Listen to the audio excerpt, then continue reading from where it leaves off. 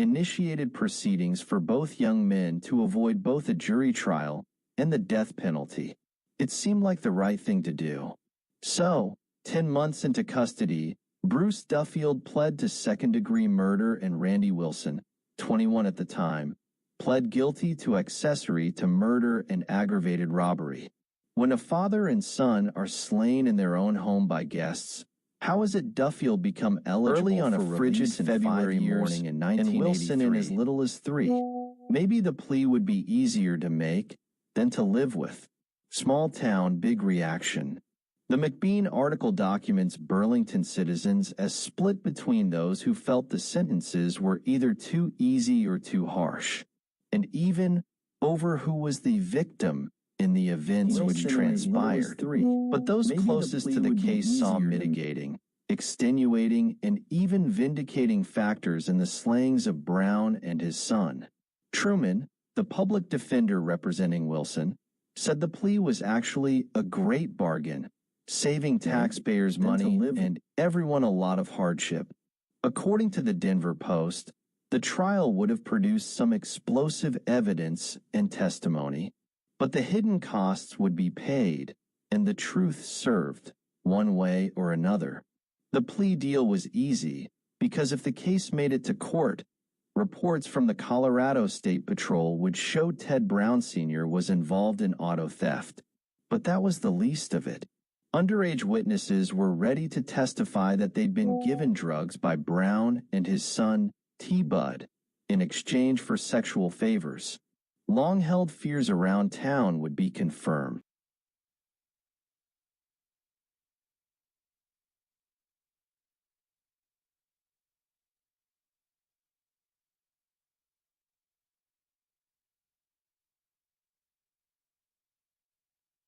Early on a frigid February morning in 1983, smoke is seen by a Colorado State patrolman billowing from a concrete underpass near the Kansas state line.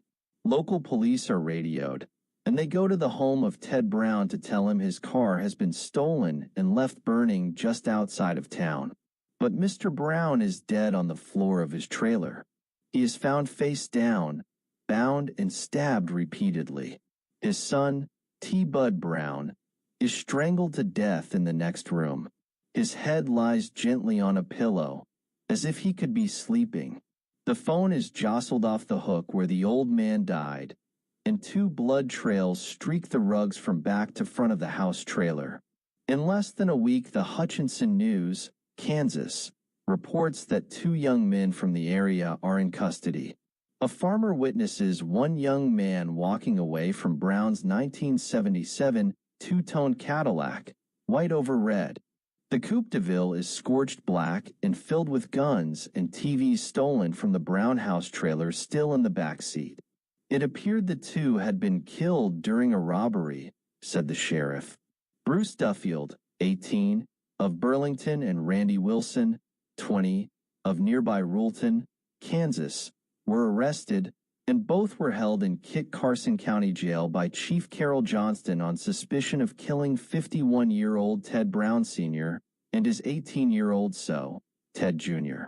The paper said Duffield and Wilson had been guests in the Browns' Burlington home before the slayings, and were now the only suspects in the killings of a local businessman and his son. And all of that is true, as far as it goes. Crime procedural. 364 days later, another article appears in the Hutchinson News with a headline saying is seen by a Colorado State patrolman bill, Justice Swift and Sure. But around the bodies of the 2 dead frigid February morning everything had changed. The 2 young suspects Colorado State patrolmen turned on one another from a concrete and faced the death penalty by lethal injection. But District Court Judge Carl Absmeyer sentences Duffield to only 12 years for his guilty plea to second-degree murder, and Wilson receives 6 years with possible parole in 3, from the death penalty to 3 years in a light security prison. The role of the press, public defenders, and the plea bargain. 5 weeks after sentencing, an in-depth article appears in the Denver Post by a young reporter, Bill McBean. It says a local jury never heard the whole story Browns. What they missed was a On story this channel, with we've the told you power guys to that if you're a scar church everyone involved forever. The newspaper outlined a litany of rumors, gossip, and black little secrets held tight by the small town of Burlington. The innuendo makes Capote's in cold blood, 25 years and 2 hours across the Kansas prairie, sound modest by comparison. When state police radioed Burlington cops to investigate the stolen car of a local businessman, nobody knew the nature of Brown's business. Duffield and Wilson weren't guests, in the traditional sense, and robbery was never their only motive. Although Ted Brown Sr. had avoided arrest, almost everyone in town knew him to be suspicious. He ran Brown's sewer business and was a turd herder by trade. But for years, school kids told stories of Brown trading alcohol and drugs for sex with underage kids. Burlington became the sort of bell-jar justice system that provides leniency for killers charged with capital murder. They made the offer and acceptance of a plea deal seem easy. Local DA, Doyle Johns, initiated proceedings for both young men to avoid both a jury trial and the death penalty. It seemed like the right thing to do. So, 10 months into custody, Bruce Duffield pled to second-degree murder, and Randy Wilson, 21 at the time, pled guilty to accessory to murder and aggravated robbery. When a father and son are slain in their own home by guests, how is it Duffield become eligible for release in 5 years and Wilson in as little as 3? Maybe the plea would be easier to make than to live with. Small town, big reaction.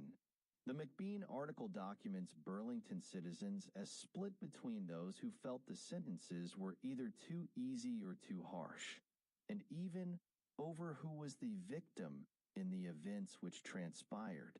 But those closest to the case saw mitigating, extenuating, and even vindicating factors in the slayings of Brown and his son. Truman, the public defender representing Wilson, said the plea was actually a great bargain, saving taxpayers money and everyone a lot of hardship. According to the Denver Post, the trial would have produced some explosive evidence and testimony, but the hidden costs would be paid and the truth served, one way or another.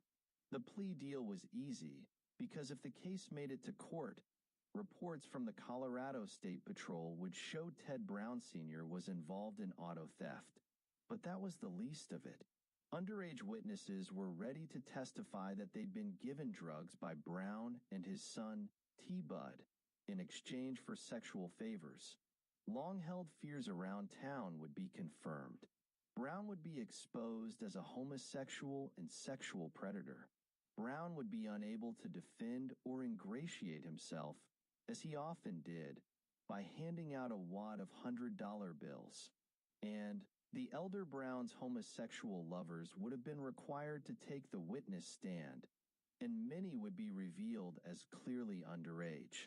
And Brown's recent sex partner, now on trial for murder, 19-year-old Duffield, was poised to tell a similar story.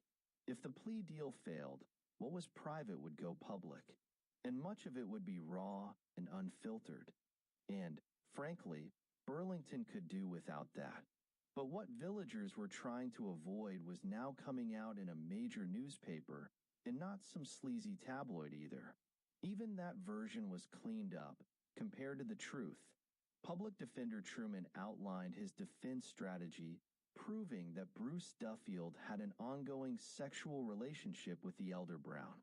Truman states the 51-year-old Brown was blackmailing Duffield by threatening to tell the entire town details about their sordid sexual affair. Anyone with change for a paper could now see all the news fit to print and imagine the rest. The plan to avoid spending taxpayer money on a more public trial was looking like less of a bargain. At least in court, there were rules of evidence, and no attorney would allow the badgering of Brown on the stand. But from the front page of the Sunday section, the article outlines parents, school officials, and leaders in positions of trust who knew what was going on at the Brown trailer house. Those with suspicions did nothing. So, The trading of sex for drugs and liquor had been going on for years, and libel laws don't protect dead perverts. Private investigators. You can watch TV all your life and never see an episode of Mayberry RFD, where Andy's office fills up with reporters and investigators uncovering the town's hottest sex crime. Maybe because TV had a code of decency, or because Andy handled everything himself. But if Mayberry was real, it had sex crimes. I do not believe they, Duffield and Wilson, were convictable of first-degree murder, Truman said. A wild and scandalous trial would have ended in a split decision or even an acquittal and served nothing. Because, by now, investigators had found other victims around Burlington, some prepared to come forward and testify that Brown was a sex offender who should have been locked up long ago. It was anyone's guess why he'd never been caught. When one young man tried to break off his relationship with Brown, the old man threatened to tell everyone in town they'd had a homosexual affair. If the young man stopped having sex with Brown, the old man was ready to expose himself and everyone else. He seemed kind and helpful, but he was really a liar. Private investigators got to the bottom of what really happened in Burlington. Their notebooks provided many of the most damning quotes. He tried to appear honest, but he was not. He was a blackmailer. He was evil. And Brown wasn't exclusively homosexual, saying anything between 16 and 60 is fine with me. What could possibly go wrong? The power of truth. According to the Denver Post, Brown may have blackmailed as many as 20 young males and females with whom he had sexual relations. Brown was obsessed with appearing as youthful as possible. The majority of the men and women he dated were under 25, and he talked often about getting a hair transplant to be more attractive. But his urges went beyond that. Hanging out at underage clubs in Colorado Springs and Denver, Brown passed out money in big bills and bragged about keeping cocaine stashed in the back of his TVs. Around party time on a cold night, Brown knew how to mix drinks and drugs with equal parts teen insecurity and jealousy, then shake the mixture till it erupted in explosive drama. Perhaps someone exceeded their dosage, because lives were ended that night. Others were broken long before. And now, Ted Jr. was dead, perhaps for reasons as simple as living with his demented dad. Ken Bishop, owner of the local building supply in Burlington, explained how Ted Brown's murder divided the town, because the old man led a deviant lifestyle. My secretary felt these boys got off scot-free. My attitude is we should have pinned a badge on them and called them champions of justice, Bishop said. Lots of people in Burlington agreed that what Brown did and what he represented was just sick thinking. Whether evil or sick, or just illegal, authorities had resisted doing anything. The one undercover investigation targeting Brown had failed to find enough evidence to bring charges against him. But that was while Brown was still alive, and while those in charge were bound by search warrants and the letter of the law. Private investigators arriving in Burlington had no such qualms, and publishers knew libel was more difficult to prove when you're dead. If this were the comic books, a new breed of superheroes would be called, dedicated to bringing sex offenders to justice where needed. A beacon would shoot across the sky near the water tower, and the call for help would echo across the train tracks. Because without it, someone might take the law into his or her own hands and be justified in doing it. Burlington's best-kept secrets had the power to bring out the worst in everyone. Some remained in denial, clinging to the notion that Brown's kid, Teddy Jr., T-Bud, was innocent.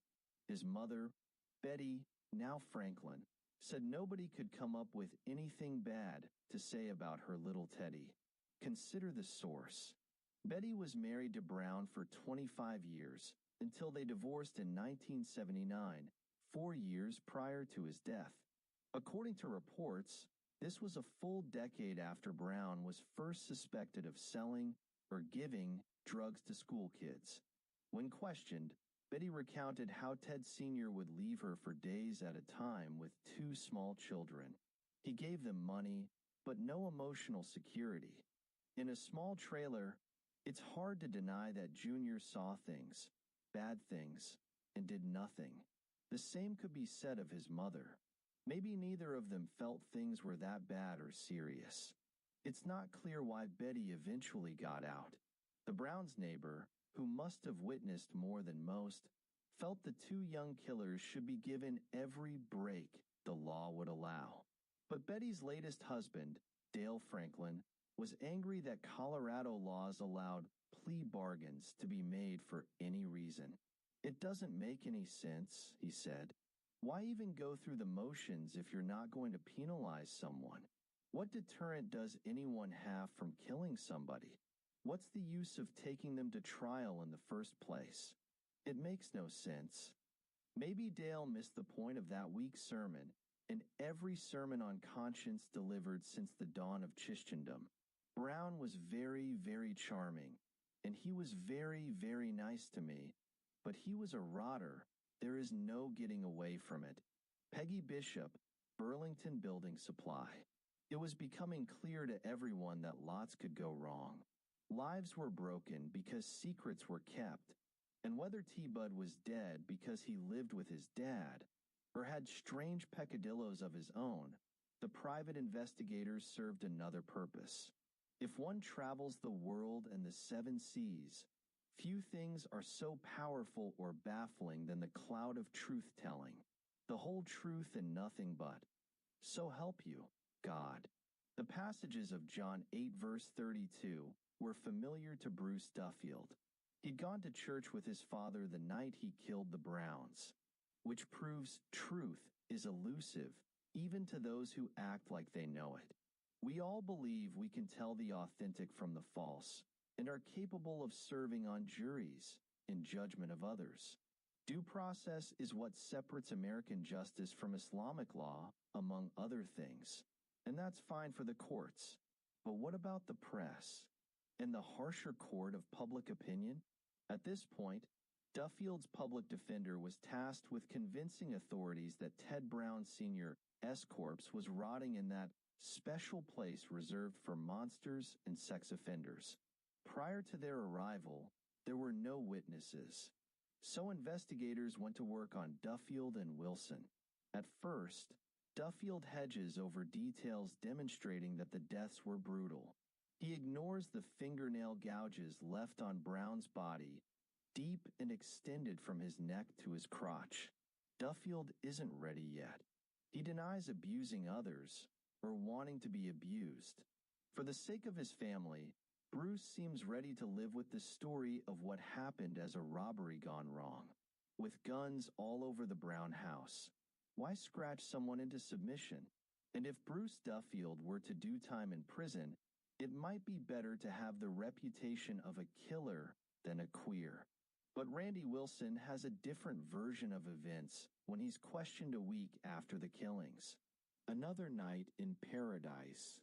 When the car is found burning beneath a bridge, a farmer witnesses a young man walking away. There is no full moon, but the farmer is also everyone. A tracker and trapper. Welcome to my channel. Follows the trail. Channel of true in crime town the night before, and let us go with teenagers are experimenting with sex and on Wednesday. February 25th have just arrived to the Great Plains. Early in the morning, some are still playing basketball. Dialed the telephone They're hanging out at the Sinclair gas station. The sun was shining. Cigarettes.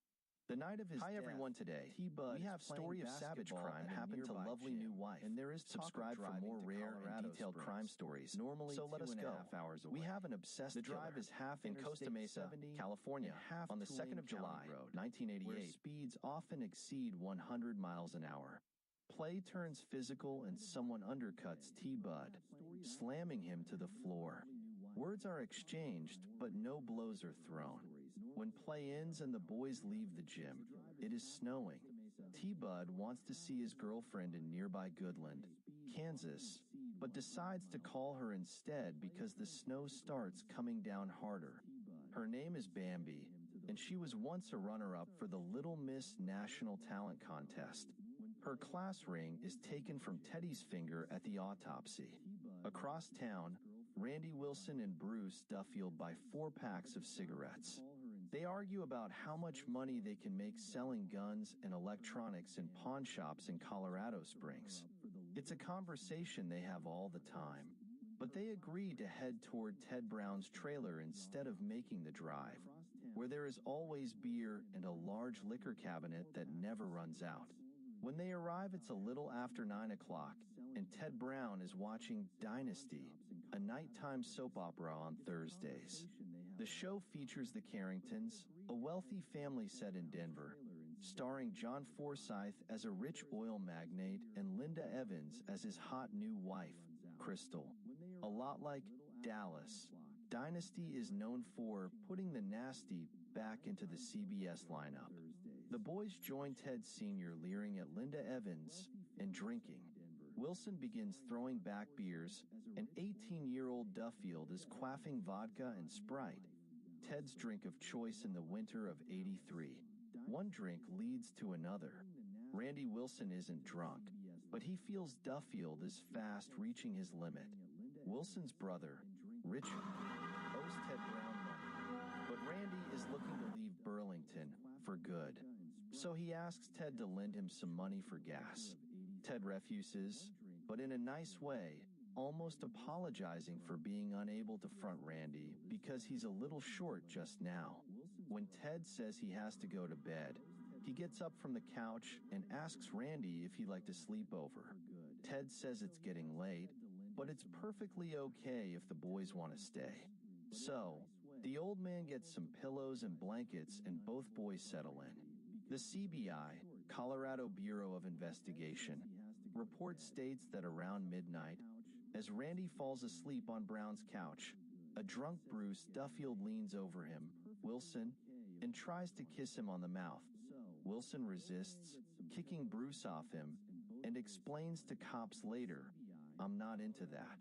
But Randy's clearly angry, and his shouting wakes the old man, who comes out and settles both boys, saying, "We'll talk this all out in the morning." They fall asleep, but Randy Wilson hears a loud thump in the night that wakes him. The noise is Duffield, binding the hands and feet of Teddy with an electrical cord. In the room right next to where Wilson is trying to sleep, Duffield is strangling T-Bud with 2 pairs of socks, one light and one dark blue. According to the coroner brought in from Denver for the autopsy, Ted Jr. was dead for hours before the old man is scratched and stabbed several times. If there is a problem with Wilson's chronology, no one seems to notice. Then, as Wilson tells it, Duffield fills the Cadillac with guns and 2 TVs, earlier containing cocaine. Bruce backs out T-Bud's pickup to clear the driveway, so that together he and Randy can head out. They end up 4 miles east of town, near the Peconic Overpass. According to Burlington police files, the Browns own nearly 50 firearms, but fewer than 5 are taken. At this point in the night, Randy and Bruce go to pick up Wilson's car, which has trouble starting in good weather, let alone a frigid February night in Colorado. Randy and Bruce then argue, and Bruce starts hiking back to town in his blue nylon moon boots. Bruce returns sometime in the night and snuggles under covers in the car, where Randy is again asleep. The next day, the farmer is able to identify the moon boots as distinctive. When Randy Wilson's affidavit is signed a week later, it is Bruce Duffield who does all the killing, all of the stealing, and is responsible for burning the Cadillac belonging to Ted Brown. Wilson's version remains fairly consistent. It's hard to know what really went on that night, or what Ted Brown wanted to talk out the next morning. Was it about being gay? About being attracted to or loving another man? Or maybe about how all young men experience natural urges? Whatever. Because this was not Ted's first sleepover, he might have been helpful in processing what was going on between these young men. No shame and no blame. But that conversation would never occur, and the score would be forever settled, sort of. Case files, 30 years later. On a Monday morning in late September of 2014, the current Burlington police chief, Barry Romans, hands over the original files for case #83CRI. No FOI, freedom of information, request is offered or needed. Chief Romans provides coffee and a conference room, and then casually asks what will be done with the information in the files. The chief explains he was only 11 at the time of the Brown murders and will be of limited help, just as a younger cop walks through and explains he was only 3 in 1983. Hours later, hundreds of files, including photos, once crammed in 2 large accordion files, will fit on a thumb drive.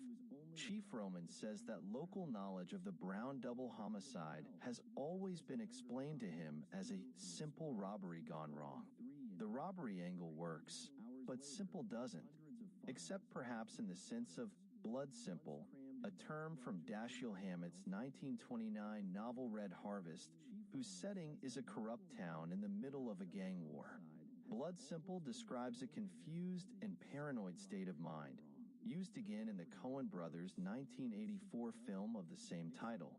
Exposed to ongoing violence, an investigator reduces chaos to simple terms: kill or be killed. In the corrupt little town, and in the neo-noir film, there is no redemption, and no moment where one of the characters realizes that he's done something wrong. This Damberg's getting to me. If I don't get away soon, I'll be going blood simple like the natives. Continental op. Maybe Bruce Duffield is surprised in that exact moment while he's stealing guns, TVs, and Ted Brown's Cadillac. He wants to run off to Mexico with Wilson, a man he's just tried to kiss. In that instant, Duffield decides he can't leave witnesses, so he kills both Browns. Standard criminal behavior. So, why kill the old man brutally and the young boy gently? Perhaps because only one of the Browns was a true sexual predator. The creepy, old, sex offender will pay the ultimate price for blackmailing Duffield. Duffield is driven simple, by reason of insanity. Burlington would like to forget any darker motive for killing the old man, one more primal than drugs or money. It's easier for the town to recall that the bad guys in this story were punished. The rotter is dead. His killers were convicted and punished. But just that quickly, Chief Romans adds another dimension. Both Bruce Duffield and Randy Wilson are now dead. Randy Wilson died in what Romans calls a straight-up murder, believed to have happened while he was still in prison. Duffield served his time, then died in a car accident that many say resulted from a conspicuous brake failure. The chief then mutters something about mob ties and possible retaliation for the death of Brown. There were rumors Brown had organized crime connects, but a Burlington Cosa Nostra sounded untrue. But hearsay like that, in towns like this, has its own life. It's not a rumor if it refuses to die in 30 years. The files reveal that Wilson could not correctly spell his own middle name and suffered from severe dyslexia. They also show a thorough crime scene investigation and a tight timeline of justice served swift and sure. Locals deserve credit for freighting the process of law and order, with one exception. The first time Bruce Duffield is interviewed, he speaks with policeman Wayne Mills, but there is no record of that exchange. More important, there is no record of Mills reading from the little card Burlington police carried at that time, containing Bruce Duffield's Miranda warnings, i.e., you have the right to remain silent, the right to an attorney, etc. It's not clear what Duffield admitted, or is later claimed to have said in that meeting. There is no record of how or when he changed his story, or what caused him to admit to killing Brown. Later, it is a legal sticking point. Within weeks, a court order finds both defendants indigent and appoints public defenders for Wilson and Duffield, David D. Wymore and Brian D. Shaha, respectively.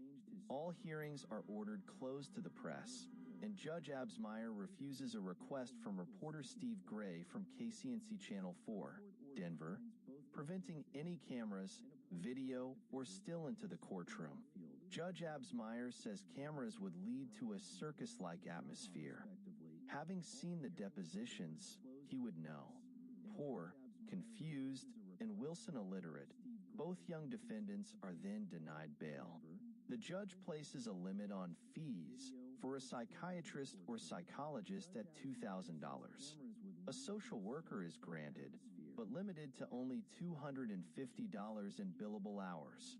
In April of 1983, Bruce Duffield files a handwritten request asking if he may remain in Kit Carson County Jail to be near his family and his minister. The judge approves. Over 20 motions are filed by Spring, including one arguing that any and all statements made by Duffield are inadmissible as evidence due to the defendant's mental and physical conditions, and because such statements were involuntarily obtained in violation of due process.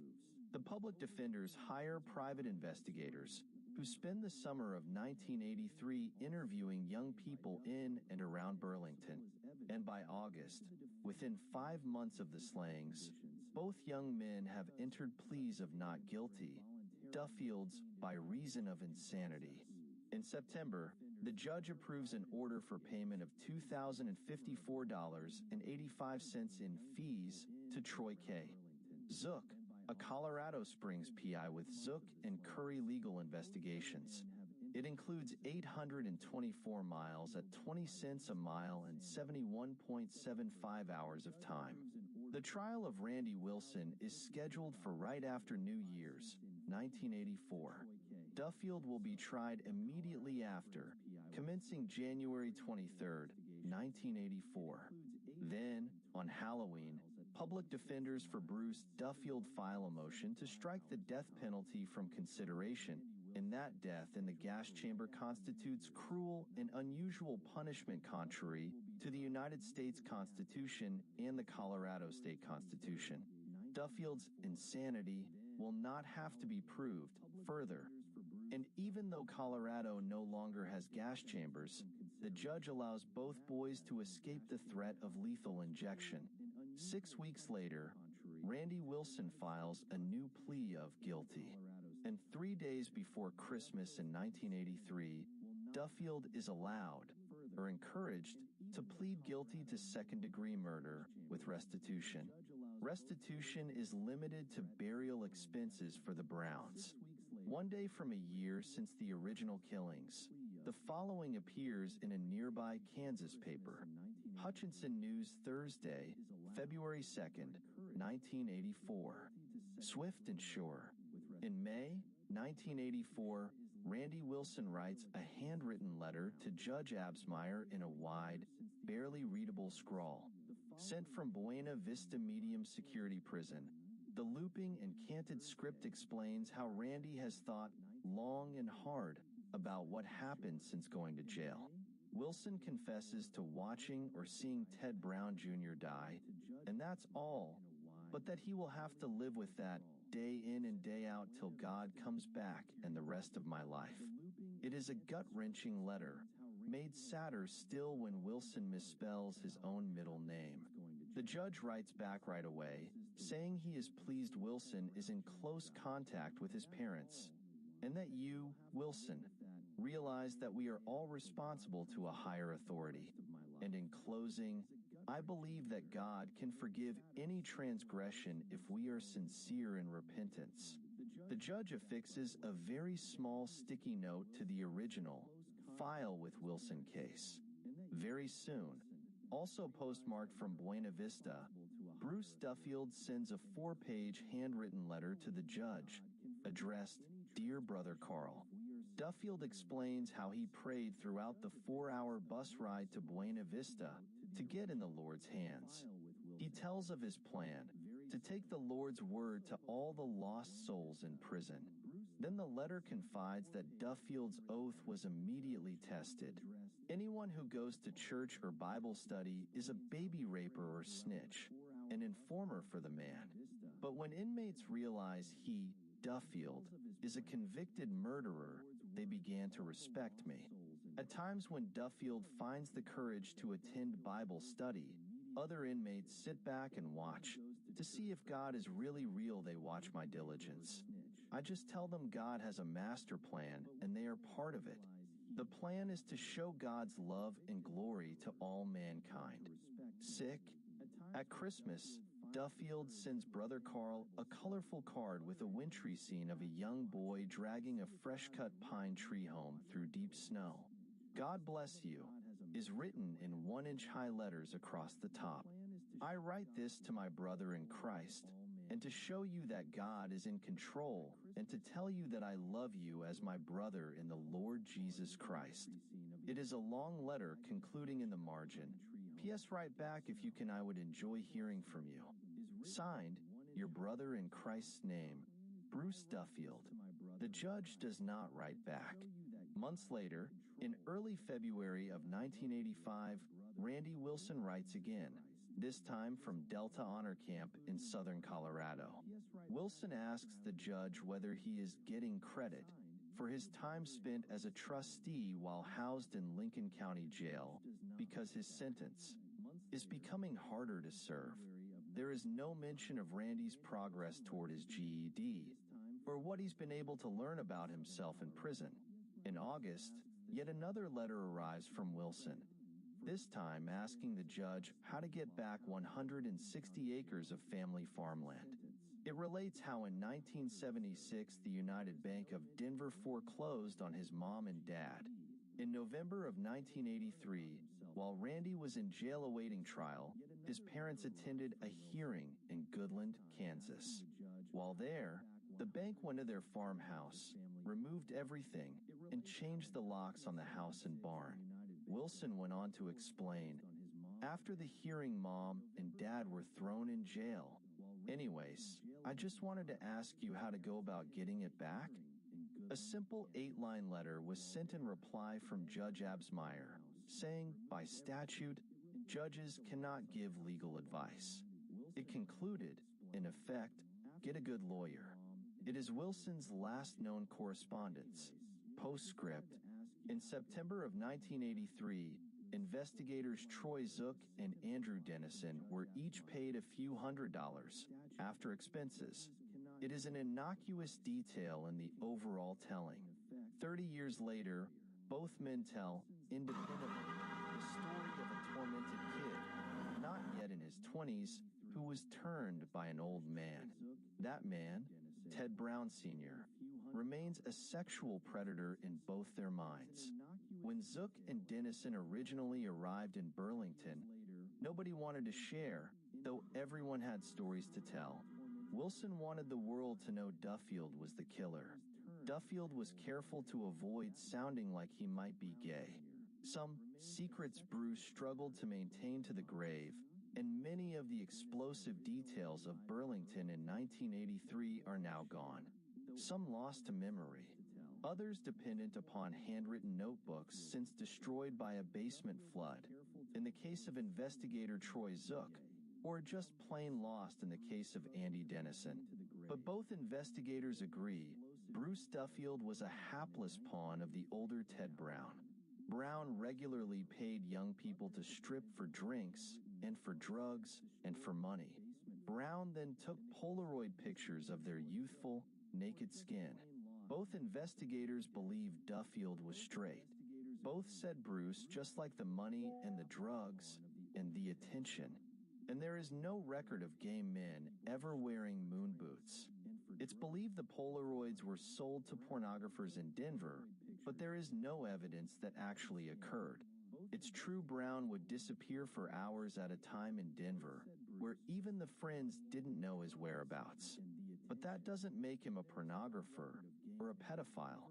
One of the missing notebooks is thought to hold a jailhouse confessional, in which Duffield describes the young people of Burlington acting like rats in a skin lab, run by an old madman with gobs of money for those willing to pose nude.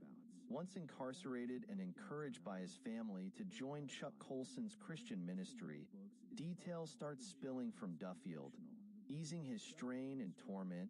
and doing a great deal to get his great deal from prosecutors. The PIs wait, they canvass neighborhoods, they network, and they build trust until the inevitable truth comes out. The stigma against homos in 1983 Burlington is as strong as a military parade, so the story requires listening without judgment. Dennison and Zook give witness to testimony, documenting the depravity leading to the deaths, reported in depth in the Denver Post. No video recording equipment is recovered from Brown's house trailer and Pleasure Dome, but at this time, the field was only being invented. Authorities in positions of trust didn't see it happening in Burlington because they weren't looking for it. If the old man was gay, as many in town suspected, he didn't deserve to die for it. But with shame as a catalyst, blackmail explains the anger and raging evident in Brown's slaying. When the old man threatens to make public a private part of him, outing and implicating him in a relationship with a 50-year-old pervert, it may be been too much for Bruce to bear. Perhaps Duffield wanted to spare his God-fearing parents the pain of it all. Blood simple. Troy Zook says, to this day, he uses the case as a good example of how people can be driven to kill. Ted Brown was originally driven out of Denver for what Zook believes were sex offenses. Burlington was the perfect place for him to prey on kids who were less worldly. Zook calls Brown a very bad man and a devil who did heinous things to kids in that town. No doubt, it's not hard to imagine the carcass of Ted Brown covered in flies when police arrive. The police files contain a single Polaroid found in Brown's drawer. It may be one who got away. Bruce Duffield was at the nexus of a sex crime and a hate crime. Brown was the evil linchpin tying it all together. And maybe that evil died with Brown, but that's hard to know. What is known is that, within only a few years, homosexuality would become much more accepted and commonplace. And it is known that Duffield's parents and sister still live in Burlington. Ted Brown's first wife and Junior's mother, Betty Franklin, still lives in town with her husband, Dale. The first cop on the scene and the first to interview Bruce Duffield, sans Miranda, Mr. Wayne Mills, still resides in Burlington with his wife, Charlene, who was the first to supply files for this story, case hashtag 83CRI, from the Kit Carson Combined Courthouse. A search for Randy Garfield Wilson from Rulton, Kansas, produces 0 results on Google, while a search for Bruce Carey Duffield produces only this. The first to supply files for this story, case hashtag 83CRI, from the Kit Carson Combined Courthouse. Hi, hello everyone. Welcome to my channel of true crime documentary, and let us go with this horrible and strange case. On Wednesday, February 25th, 2004, early in the morning, Florence Bourgade dialed the telephone number of her sister. The sun was shining, but it was bitterly cold, just 42 degrees Fahrenheit in Moigny-sur-École in the department of Essonne, 36 miles south of Paris, and the 42-year-old's news was as chilling.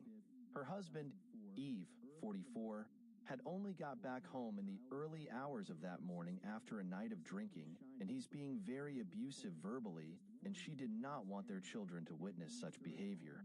Could she therefore send them over for a couple of days? The next-door neighbor would be dropping them off on her way to work. It was the February school vacation. That call was not the first that Florence made that morning. Her first call had been at 6:45 a.m. She had called her husband's employee to say that he would not be in that day. Her husband was a self-employed mason. Yves has blown a fuse. He has left, she told the man. What she had said in French was Yves a petit les plombs, for which blowing a fuse is a polite translation. At 7 a.m., she had made a second call. She had called her neighbor to ask if she could bring over the children for her to look after for that day. She wanted me to take the children, But I had to go to work, which I told her, the neighbor would later testify to the police. 15 minutes later, Florence had made yet again another call. She had again called her neighbor to ask if she could, on her way to work, drop the children off at her sister's house. The neighbor had replied that she could do that. Yes? Florence's sister lived 10 miles away in the town of Barbizon. So, as the neighbor had to go in that direction, dropping the children off would not make her late for work, but all the same, within 15 minutes she was at the Bourgade house. The three children, 2 boys and a girl, aged respectively 12, 10 and 5, were still in bed and were told to get dressed immediately and quickly. I understood that Eve was not well, the neighbor would also later say in her testimony. I thought of the alcohol. She knew that Eve Bourgade drank. In 2004, there were only about 500 houses in Moigny-sur-École, and not even 1,500 people lived there. So it was not easy to hide that a spouse habitually returned home in the early hours of the morning and in an inebriated state. Florence's family and friends, although they did not live in the village, were also aware of the drinking. They also knew that Eve was a womanizer, and it had not been necessary to stick their noses into the couple's life to have known about the women because Eve bragged about his exploits. He even made it his dinner conversation. He did not appear to care that his wife was at the table tending to their guests, for whom she had prepared a splendid meal. The two had been married since 1997, but they had been partners for more than 14 years, and Eve had not ever been faithful, turning a blind eye to adultery. In France, wives, spouses for that matter, because women cheat on their husbands too, are open-minded when it comes to adultery. It is a tradition that goes back to when France was still a monarchy and the king's favorite, his mistress, enjoyed a high regard in the country and had her own court in the royal household. In more recent times, there have been many cases of well-publicized adultery. The former socialist President Francois Mitterrand, 1916 to 1996, had a long-standing adulterous relationship with a French woman who bore him a daughter. His wife, Danielle, 1924 to 2011, whom he had married in 1944 and who had brought 3 sons into the world for him, knew of the mistress and daughter and, as far as we know, accepted it. She even allowed the mistress and daughter to attend his funeral and sit with her and her 2 sons. The couple's eldest son died in infancy. Mitterrand did keep the mistress and the daughter a secret from the French, but in 1995, when the weekly magazine Paris Match informed the nation with a cover story that their president has a mistress and love child, he told a journalist, "Yes, it's true. And so what? It's none of the public's business."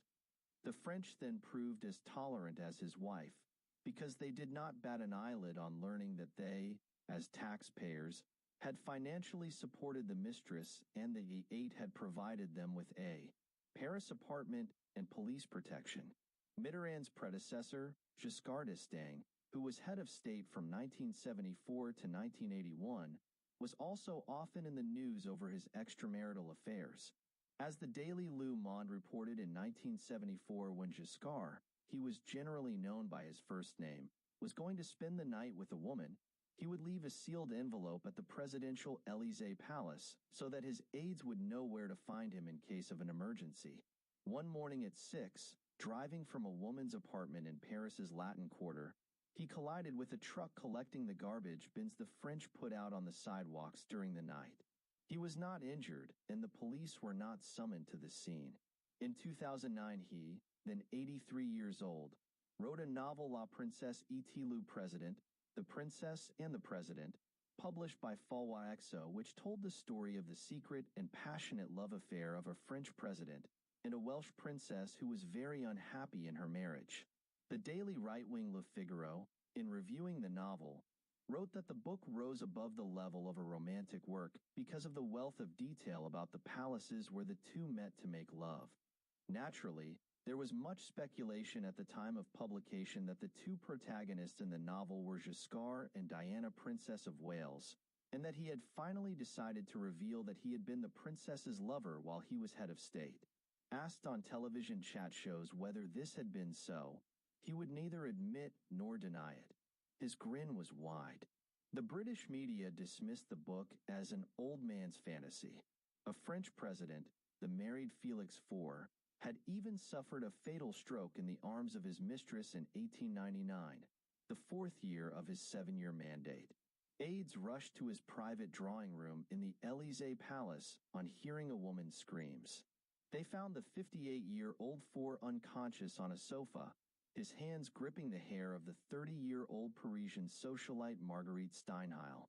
He had suffered a stroke while Steinheil was performing oral sex on him.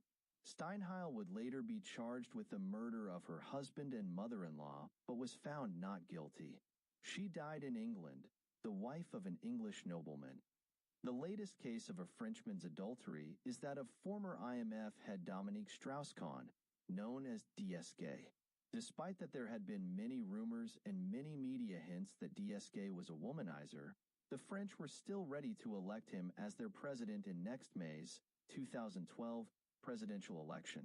Therefore, Florence, sitting calmly at the dinner table while Yves recounted his sexual exploits to their guests, was not all that extraordinary. Charming and attractive couple. Yves and Florence Bourgade were both attractive. In 2004, Yves, his hair still black, looked like a man in his early 30s. Florence, having had 3 pregnancies, was a little broad around the waist and had a shadow of a double chin. But she had lost none of the vivaciousness of her youth when, as Miss Florence Federal, she had caught Yves's eye.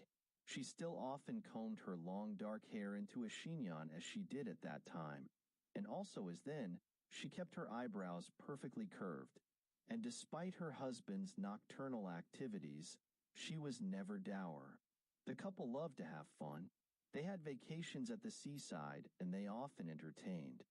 Florence made sure that there was an abundance of food and drink at their parties. There would be much laughter, and everyone had something to say, and being French, several would even speak at the same time. Then Yves would start off about his newest conquest, and Florence would listen but not comment. Often Yves' stories were embarrassing the guests, but they knew him as a feedered, a reveler. And he was charming, and one forgives a charming man for a lot of wrongdoings. He, cheating on his wife, did not therefore make him an unlikable man. The guests, or some of them, also knew that Yves and Florence were experiencing serious financial problems. The house they were living in they rented. It was a fairly large 2-story house of gray brick and a gray-tiled roof, and there was a swimming pool in the garden. Yet, the house they had moved from 2 years previously was much larger and smarter, and they were the proprietors of that one. They had to sell the house, though, because of debt which Florence believed they had run up because of Yves' drinking and womanizing.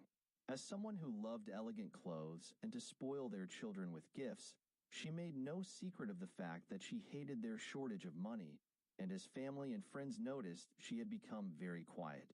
It was not the morose silence of depression, but rather as if she no longer cared about life, her life. Whereas she used to be talkative, she would sit in a corner and take no part in the conversation. What the family and friends might not have known was that she had asked the family physician for something to help her sleep. He had prescribed the non-benzodiazepine Zopiclone.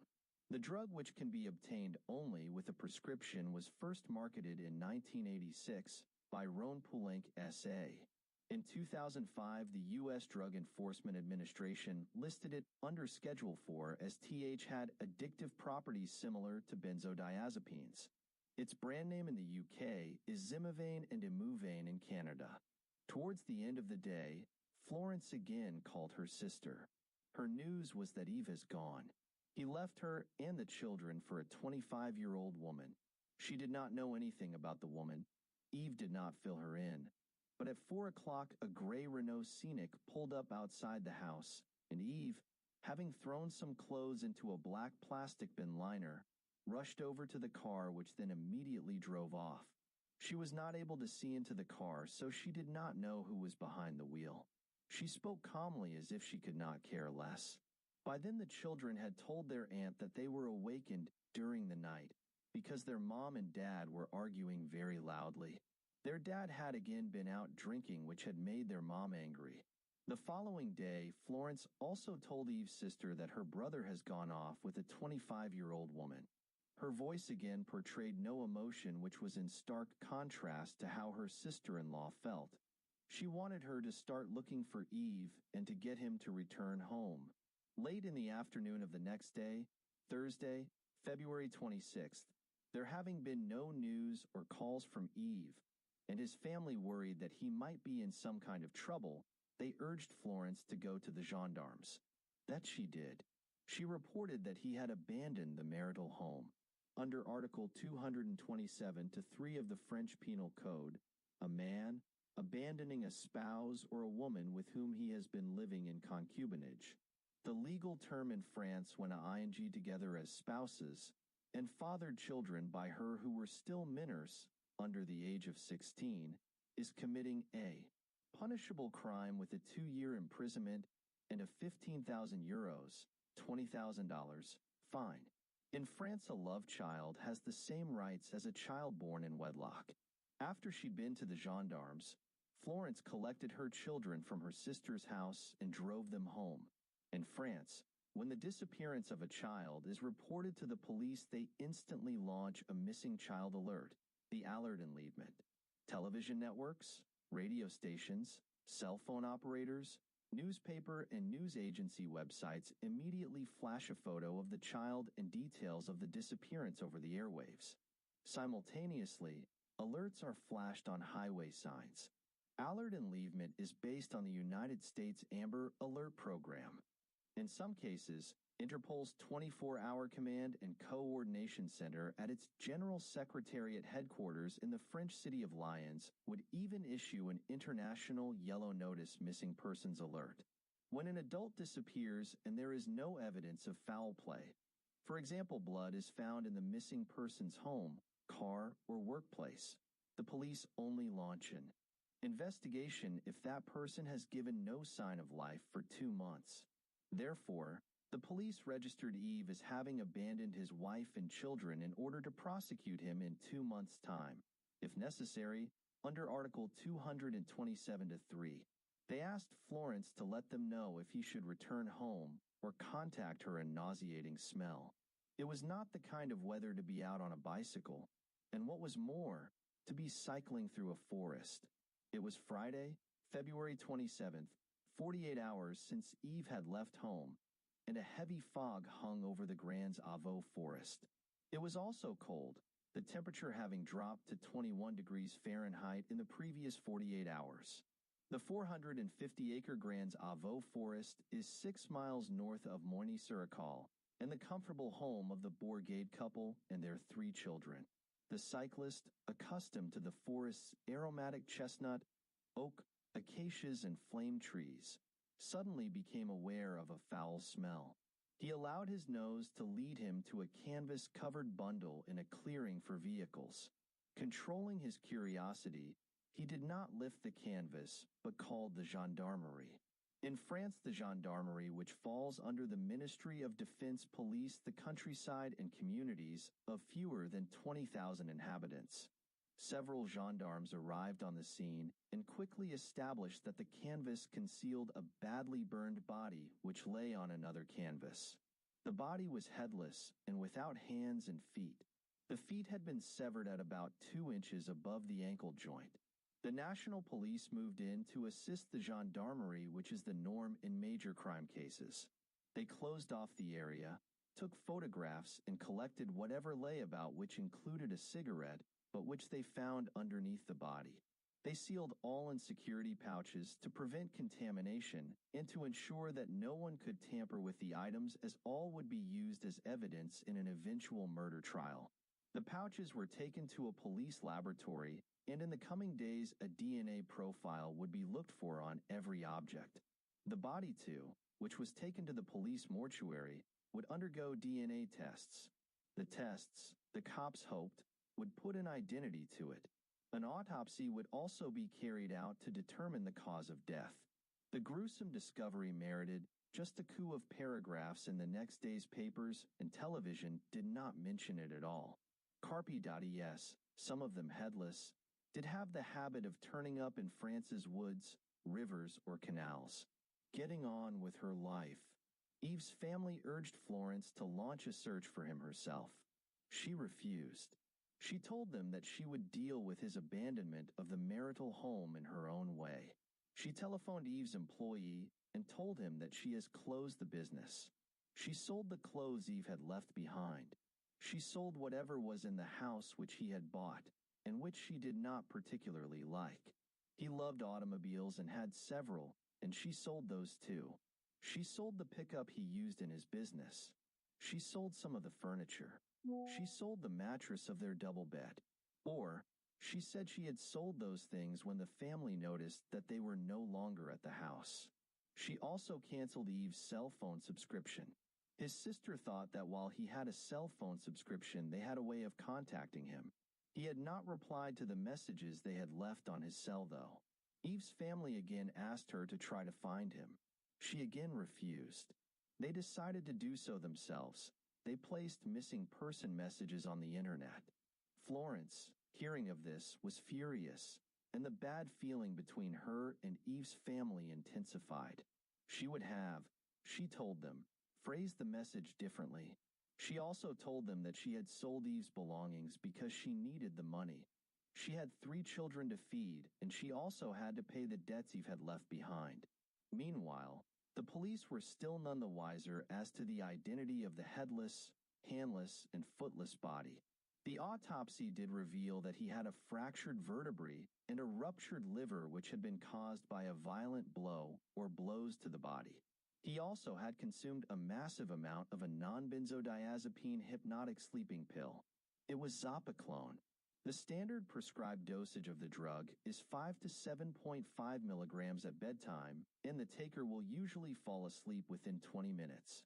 The drug's fatal dosage has not been made public, but according to the World Health Organization, the lowest recorded fatal dose in a suicide was 9 OMG. There was no alcohol in the remains. The stomach, however, contained a cereal. The damage caused by the burning of the body made it impossible to determine the cause or date of death. The investigation. In May, almost 3 months having passed since the body was found, the police received the DNA results. It did not match DNA profiles they had on record. DNA had also been found on the cigarette, but it was that of a woman. Checking missing person reports for the region, they decided to have a word with Florence. They went around to the house, and after having asked her a few questions, they asked her to accompany them to their station house for further questioning. "Did you murder your husband?" they asked her outright. "No," she replied. "I have neither the physical or emotional strength to murder." The police needed her DNA profile and got it by taking a buccal swab from inside her mouth. With no legal reason to keep her, they allowed her to go home. Eve's DNA profile was also needed, and his family stepped in to assist and allowed the police to take buccal swabs from them. In replying to questions from the police, they did not hide their displeasure at how Florence had been getting rid of Eve's possessions. What if he returned home? They wanted to know. Will he where? He had even closed his business, and they to ing to move from the house and from the region. She had already removed the floor-to-floor carpeting in the bedroom. Her reason, as she had explained to them, was that the house's proprietor was going to put down a new carpet for when new tenants moved in, and she had washed down the floors and the walls, and the kitchen, bathroom, and the toilet. The DNA profile of the Grand's Avaux body matched the DNA profiles of Eve's family. The results for the DNA which was found on the cigarette matched that of Florence. The police, wanting to get to Florence before she moved, arrested her on Tuesday, June 1. They informed her that they were holding her on suspicion of having murdered her husband, and after having informed her of her right to remain silent, and that anything that she might say could be used as evidence against her in an eventual trial, they incarcerated her in the women's section of Fraynes prison, halfway between Moigny-sur-École and Paris. She hired a lawyer, Maître Joseph Cohen-Sabin from Paris. In France, a lawyer is addressed as master.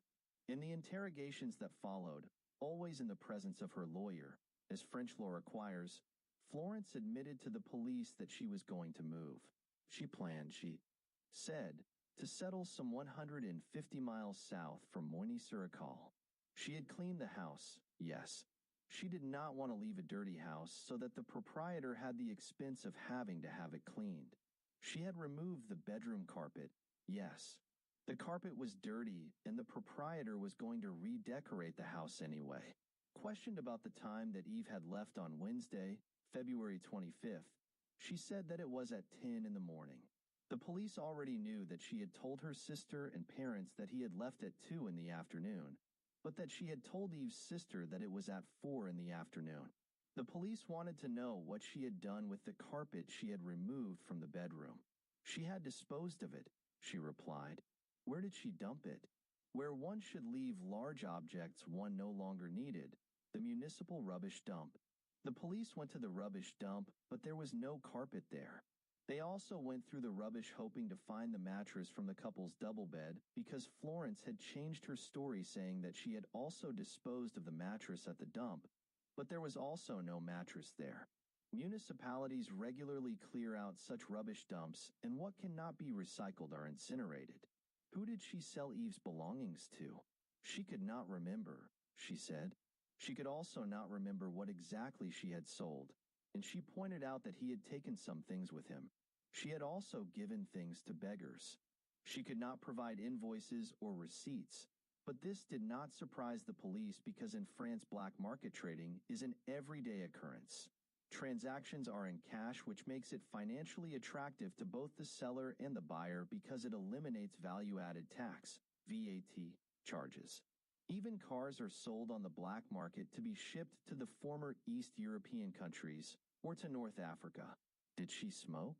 Yes, she said. She smoked. Was she taking any kind of medication? Occasionally, like everybody else, she did. Yes, she said. By then the police knew that Zopiclone had been prescribed for her, and that she had collected the drug from the pharmacy on the day before Eve had left. A police officer trained in dealing with children, meanwhile, questioned the 3 Bourgade children who had gone to live with their mother's sister. The girl spoke of how her father had once smashed a door during an argument with her mom. The eldest child, a boy, told the police that his father's masonry tools were not at the house on their return from their aunt's place. What were those tools? He said that they were a handheld drill, an electric chainsaw, and a buff wheel. He had not seen the tools since. Florence, questioned about the tools, said that she did not know what had happened to them. Yes, they were not at the house, but X must have taken the tools with him. Asked to explain the discrepancy about the time that Eve had left the house, she said with the same calm as during all of the previous interrogations, I was under shock. He had just told me that he was leaving me for a 25-year-old woman. The police had looked for the 25-year-old, but found no evidence that Eve was having an affair at the time of his murder. His cell phone was missing, but from the list of calls, text messages, and voicemails the number had made or received according to a record supplied by the cell provider. Not one pointed to him having been in an affair and planning to go off with the lover. Looking for evidence of murder in the house. The police, not having found evidence of a lover and unable to link Eve with a crime gang or with an enemy or enemies who would have wanted him dead, had no other suspect than Florence. They believed that she had killed him in the family home on that February morning, the children out of the way. Their scenario of the murder was that Florence had drugged Eve by putting the Zopiclone prescribed for her in a bowl of cereal she gave him to eat, and when he was asleep, perhaps even unconscious from an overdose of the drug, she beat him to death and then cut him up with his own electric chainsaw. She had obviously severed the head and hands to make identification impossible.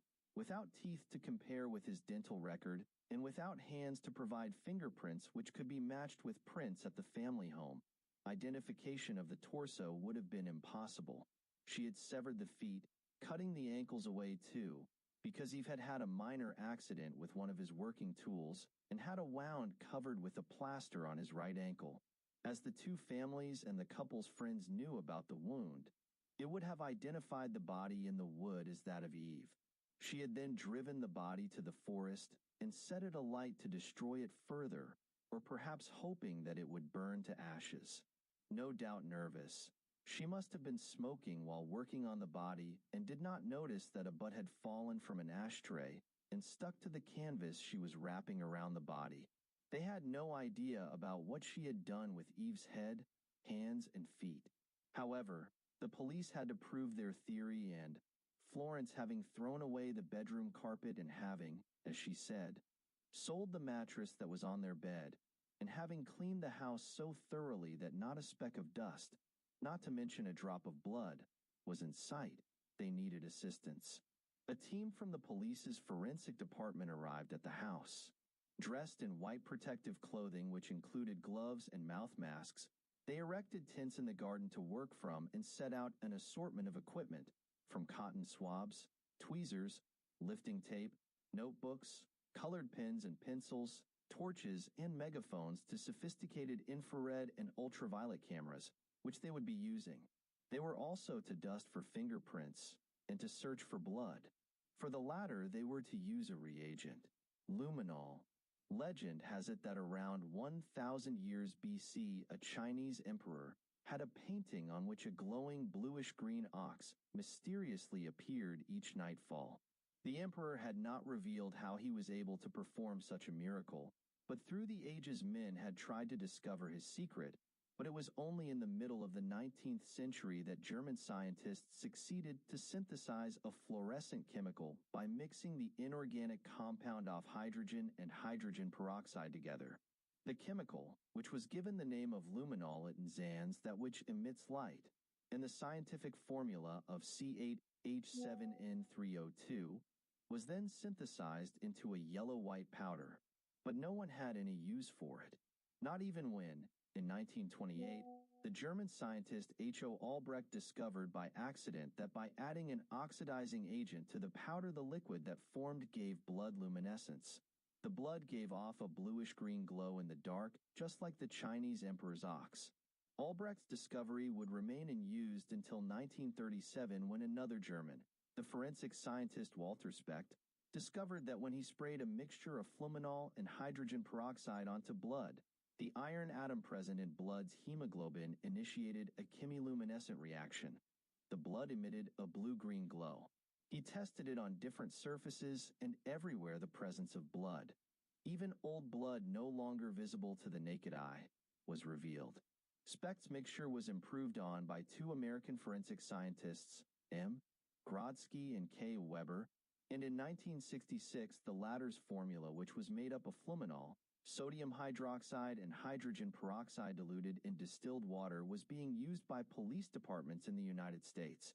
The formula or reagent was, however, not perfect as its lifespan was brief, and its luminous reaction had to be photographed in total darkness and with a night vision camera. The reagent also initiated a chemiluminescent reaction when applied to surfaces which had been washed with a cleaning product that contained bleach. Luminol could therefore not be used as evidence in a murder case. It could only establish that blood or bleach had been spilled at the murder scene. Agent Blue Star shows blood on broom. In 2000, the Monaco-based company Blue Star Forensic began to market a new improved reagent also based on luminol. Their product, Blue Star, devised by Professor Loic Blum of the University of Lyon, did not require total darkness to be visible and could be photographed with an ordinary camera, yet it was more sensitive than other reagents on the market in that it could detect blood in a quantity smaller than the minimum required for a DNA profile. Could also detect very old. Used torque cleaning up blood at a murder scene blood as it did the blood spilled by two Confederate soldiers in 1863 at the Battle of Gettysburg. The house in which the two soldiers died is today a museum, the Shriver House Museum. Furthermore, the sensitivity of Blue Star made it react differently to blood than to bleach, which eliminated any confusion between blood and the bleach component of a cleaning product. For example, the luminescence of blood sprayed with this reagent was blue-green, whereas the luminescence of bleach sprayed with it was grayish-brown, and the reaction was of a much shorter duration on bleach than on blood. The difference between blood and bleach under this particular reagent was, in fact, so marked that the technician spraying with the reagent could tell, just by looking at the luminescence, what he had in front of him. However, as 100% confirmation would be needed in a murder case that the blood was indeed from a human, the company also began to market a test, hexagon OBTI, to establish that the blood's hemoglobin was that of a human and not of another vertebrate. The test was to be done in a laboratory when a DNA profile would also be sought. If Eve had spilled blood in the family home, then despite Florence's cleaning, Blue Star forensics tests would illuminate and identify even the tiniest drop of it. Police sprayed the product across the house, and it revealed blood on the walls of the couple's bedroom, on the frame of their double bed, in the tub in the couple's bathroom, as well as on the tiled wall behind NTB, on a fire extinguisher, and on the floor of the house's entrance. The luminescent areas were then scraped for residue, and Agent Blue Star shows up blood in a bath. The residue was tested in a laboratory, and despite that Florence had used Javel water, eau de Javel, containing sodium hypochlorite and sodium chloride, which made it a bleach and disinfectant, the test showed that a large quantity of human blood had been spilled in the house. The Javel water, however, made it impossible to establish the blood's DNA profile. The police also matched the canvas in which Eve's body was wrapped with canvas found in the house's garage, in which Eve used for his work, and with which the couple also covered their swimming pool in the winter. Based on this accumulation of circumstantial and forensic evidence, the police charged Florence with the assassination of Eve. In France, first-degree murder is called an assassination, whereas voluntary manslaughter is called murder. She did not react. Judgment. On Monday, January 15, 2007, after 31 months of incarceration in Fleury-Mérogis jail, the trial of Florence Federal, in France a woman retains her maiden name for official purposes, opened at the Court of Justice in Évry, the judicial capital of the Department of Essonne. Thin and pale, but composed as always, Florence listened to the reading of the indictment. Asked by the judge whether she had anything to say, she said, "I loved my husband deeply. I did not kill him." Lawrence in court. She would remain composed even when her eldest son, called as a defense witness, desperately tried not to condemn his mother with his replies. Even when a statement was read which her late father had made when he knew he was dying, Florence did not show any emotion. "I think that my daughter has blown a fuse. She became obnoxious, aggressive. He pushed her to the edge with his multitude of women. She became mad, like my mother. In the first 3 months after Eve's departure, my wife and I already suspected Florence of having killed her husband. She must have panicked, wanted to hide what she had done to protect the children. She would never have confessed. She became impervious to what was going on around her. But she is my favorite daughter. She knows that I know what's going on in her mind." On cross-examination by the prosecutor, Florence did not always reply, or rather her reply was, "I have no answer to give." When the prosecutor referred to the DNA on the cigarette, but which the police had found under Eve's body, she called out, "Frame up?" In France, the accused is allowed to intervene at any time during the hearing. About the blood in the house, she said that the inebriated Eve had often been in fights and had come home bleeding. Looking her distraught mother-in-law in the eye, she said, "I am accused of a horrible crime, but I did not kill my husband. It's barbarians, sadists, who did that." For days later, on Thursday, January 18th, all the witnesses having been on the stand, the prosecutor asked the jury to give a verdict of guilty of assassination. He said that the many coincidences, the blood in the house, the canvas, the missing tools, the missing carpet, the presence of Zapaclon, and the many inconsistencies in Florence's version of her husband's disappearance condemned her. He asked the judge that should the jury find her guilty, that he should sentence her to 16 years incarceration. Florence's lawyer all the same emphasized in his plea for a not guilty verdict that the prosecution had no proof against his client. He pointed out that, as she had explained in her evidence, Eve had often got into drunken fights in bars and his injuries had bled.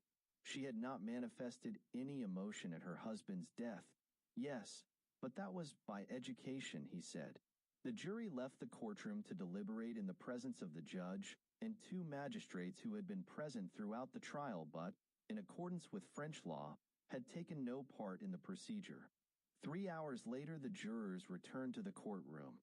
Florence was guilty of assassination. The judge sentenced her to 20 years in prison, 4 years more than the period the prosecutor requested.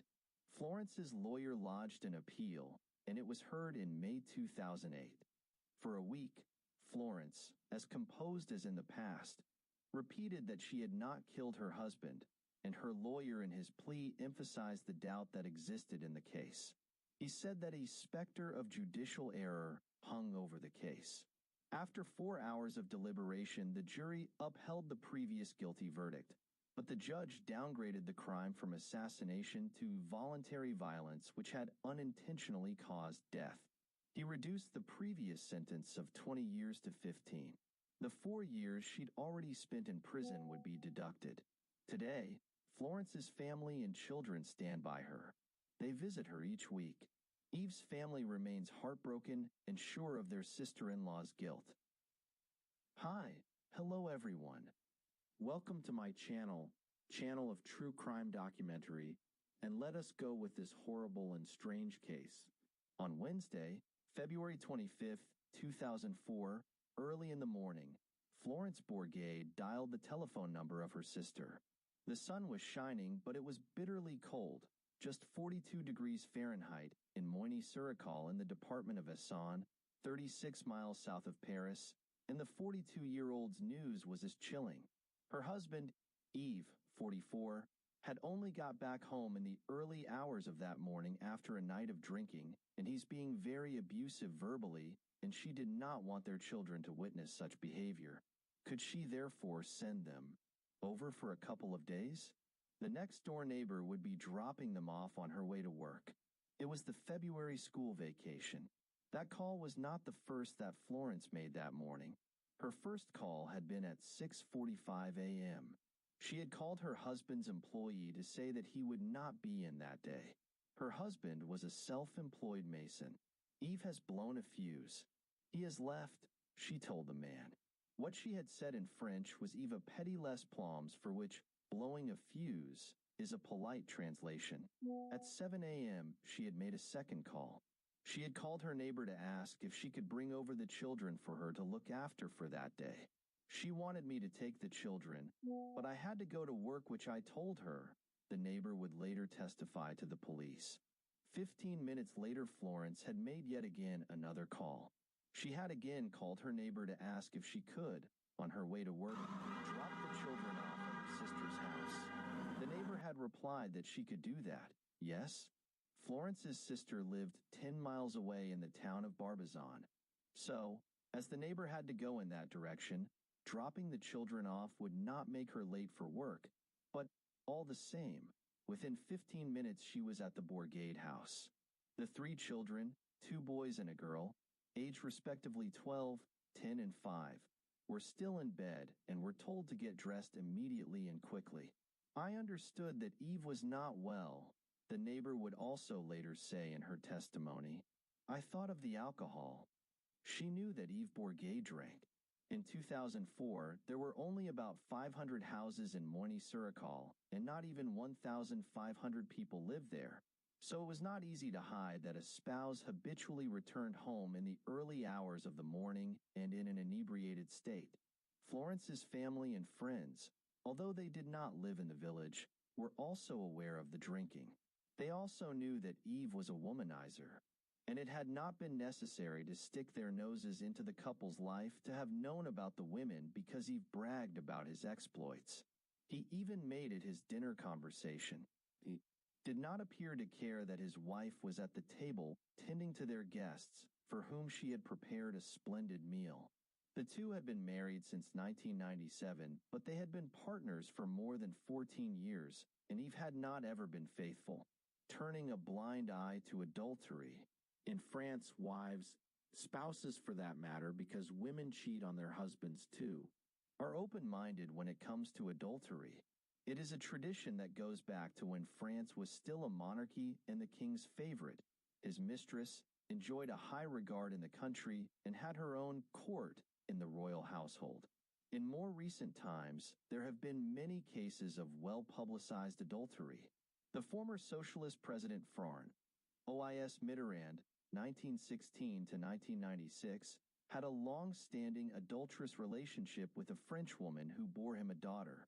His wife, Danielle, 1924 to 2011, whom he had married in 1944 and who had brought 3 sons into the world for him, knew of the mistress and daughter and, as far as we know, accepted it. She even allowed the mistress and daughter to attend his funeral and sit with her and her 2 sons. The couple's eldest son died in infancy. Mitterrand did keep the mistress and the daughter a secret from the French, but in 1995, when the weekly magazine Paris Match informed the nation with a cover story that their president has a mistress and love child, he told a journalist, "Yes, it's true. And so what? It's none of the public's business." The French then proved as tolerant as his wife, because they did not bat an eyelid on learning that they, as taxpayers, had financially supported the mistress and the 8 had provided them with a Paris apartment and police protection. Mitterrand's predecessor, Giscard d'Estaing, who was head of state from 1974 to 1981, was also often in the news over his extramarital affairs. As the Daily Le Monde reported in 1974, when Giscard, he was generally known by his first name, was going to spend the night with a woman, he would leave a sealed envelope at the presidential Élysée Palace so that his aides would know where to find him in case of an emergency. One morning at 6, driving from a woman's apartment in Paris's Latin Quarter, he collided with a truck collecting the garbage bins the French put out on the sidewalks during the night. He was not injured, and the police were not summoned to the scene. In 2009 he, then 83 years old, wrote a novel La Princesse et le Président, The Princess and the President, published by Falwa Exo, which told the story of the secret and passionate love affair of a French president and a Welsh princess who was very unhappy in her marriage. The daily right-wing Le Figaro, in reviewing the novel, wrote that the book rose above the level of a romantic work because of the wealth of detail about the palaces where the two met to make love. Naturally, there was much speculation at the time of publication that the 2 protagonists in the novel were Giscard and Diana, Princess of Wales, and that he had finally decided to reveal that he had been the princess's lover while he was head of state. Asked on television chat shows whether this had been so, he would neither admit nor deny it. His grin was wide. The British media dismissed the book as an old man's fantasy. A French president, the married Felix IV, had even suffered a fatal stroke in the arms of his mistress in 1899, the 4th year of his 7-year mandate. Aides rushed to his private drawing room in the Élysée Palace on hearing a woman's screams. They found the 58-year-old IV unconscious on a sofa, his hands gripping the hair of the 30-year-old Parisian socialite Marguerite Steinheil. He had suffered a stroke while Steinheil was performing oral sex on him. Steinheil would later be charged with the murder of her husband and mother-in-law, but was found not guilty. She died in England, the wife of an English nobleman. The latest case of a Frenchman's adultery is that of former IMF head Dominique Strauss-Kahn, known as DSK. Despite that there had been many rumors and many media hints that DSK was a womanizer, the French were still ready to elect him as their president in next May's 2012 presidential election. Therefore, Florence, sitting calmly at the dinner table while Eve recounted his sexual exploits to their guests, was not all that extraordinary. Charming and attractive couple. Eve and Florence Bourgade were both attractive. In 2004, Eve, his hair still black, looked like a man in his early 30s. Florence, having had 3 pregnancies, was a little broad around the waist and had a shadow of a double chin, but she had lost none of the vivaciousness of her youth when, as Miss Florence Federal, she had caught Eve's eye. She still often combed her long dark hair into a chignon as she did at that time, and also as then, she kept her eyebrows perfectly curved, and despite her husband's nocturnal activities, she was never dour. The couple loved to have fun. They had vacations at the seaside, and they often entertained. Florence made sure that there was an abundance of food and drink at their parties. There would be much laughter, and everyone had something to say, and being French, several would even speak at the same time. Then Eve would start off about his newest conquest, and Florence would listen but not comment. Often Eve's stories were embarrassing the guests, but they knew him as a feedered, a reveler. And he was charming, and one forgives a charming man for a lot of wrongdoings. He, cheating on his wife, did not therefore make him an unlikable man. The guests, or some of them, also knew that Eve and Florence were experiencing serious financial problems. The house they were living in they rented. It was a fairly large two-story house of gray brick and a gray-tiled roof, and there was a swimming pool in the garden. Yet, the house they had moved from 2 years previously was much larger and smarter. And they were the proprietors of that one. They had to sell the house, though, because of debt which Florence believed they had run up because of Eve's drinking and womanizing. As someone who loved elegant clothes and to spoil their children with gifts, she made no secret of the fact that she hated their shortage of money, and as family and friends noticed, she had become very quiet. It was not the morose silence of depression, but rather as if she no longer cared about life, her life. Whereas she used to be talkative, she would sit in a corner and take no part in the conversation. What the family and friends might not have known was that she had asked the family physician for something to help her sleep. He had prescribed the non-benzodiazepine Zopiclone. The drug, which can be obtained only with a prescription, was first marketed in 1986 by Ron Poulenc S.A. In 2005, the U.S. Drug Enforcement Administration listed it under Schedule 4 as TH had addictive properties similar to benzodiazepines. Its brand name in the UK is Zimivane and Imuvane in Canada. Towards the end of the day, Florence again called her sister. Her news was that Eve has gone. He left her and the children for a 25-year-old woman. She did not know anything about the woman. Eve did not fill her in. But at 4 o'clock, a gray Renault Scenic pulled up outside the house, and Eve, having thrown some clothes into a black plastic bin liner, rushed over to the car, which then immediately drove off. She was not able to see into the car, so she did not know who was behind the wheel. She spoke calmly as if she could not care less. By then the children had told their aunt that they were awakened during the night because their mom and dad were arguing very loudly. Their dad had again been out drinking, which had made their mom angry. The following day, Florence also told Eve's sister that her brother has gone off with a 25-year-old woman. Her voice again portrayed no emotion, which was in stark contrast to how her sister-in-law felt. She wanted her to start looking for Eve and to get him to return home. Late in the afternoon of the next day, Thursday, February 26th, there having been no news or calls from Eve, and his family worried that he might be in some kind of trouble, they urged Florence to go to the gendarmes. That she did. She reported that he had abandoned the marital home.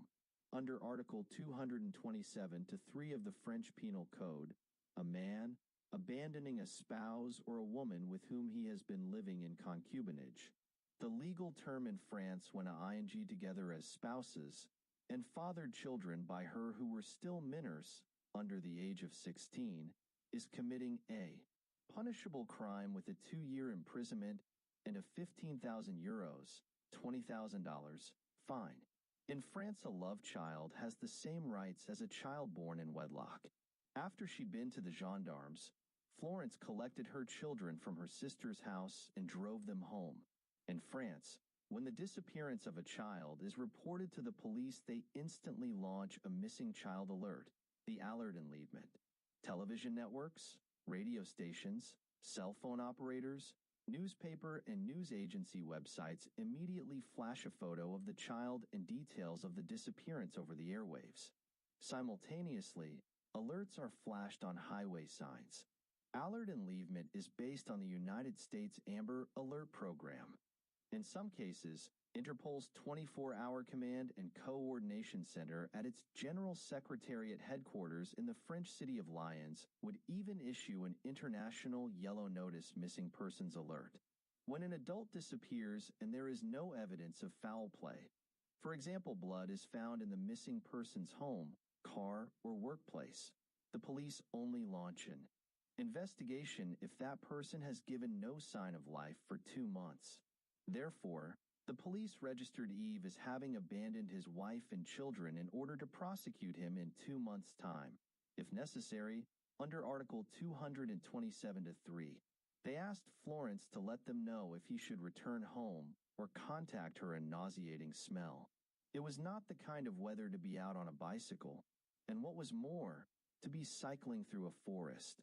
It was Friday, February 27th, 48 hours since Eve had left home, and a heavy fog hung over the Grands Avaux forest.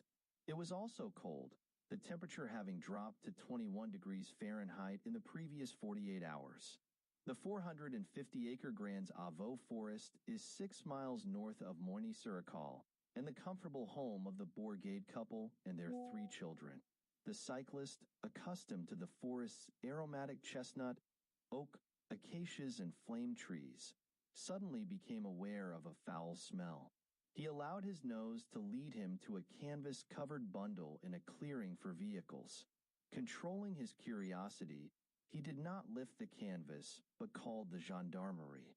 In France, the gendarmerie, which falls under the Ministry of Defense, policed the countryside and communities of fewer than 20,000 inhabitants. Several gendarmes arrived on the scene and quickly established that the canvas concealed a badly burned body which lay on another canvas. The body was headless and without hands and feet. The feet had been severed at about 2 inches above the ankle joint. The National Police moved in to assist the gendarmerie, which is the norm in major crime cases.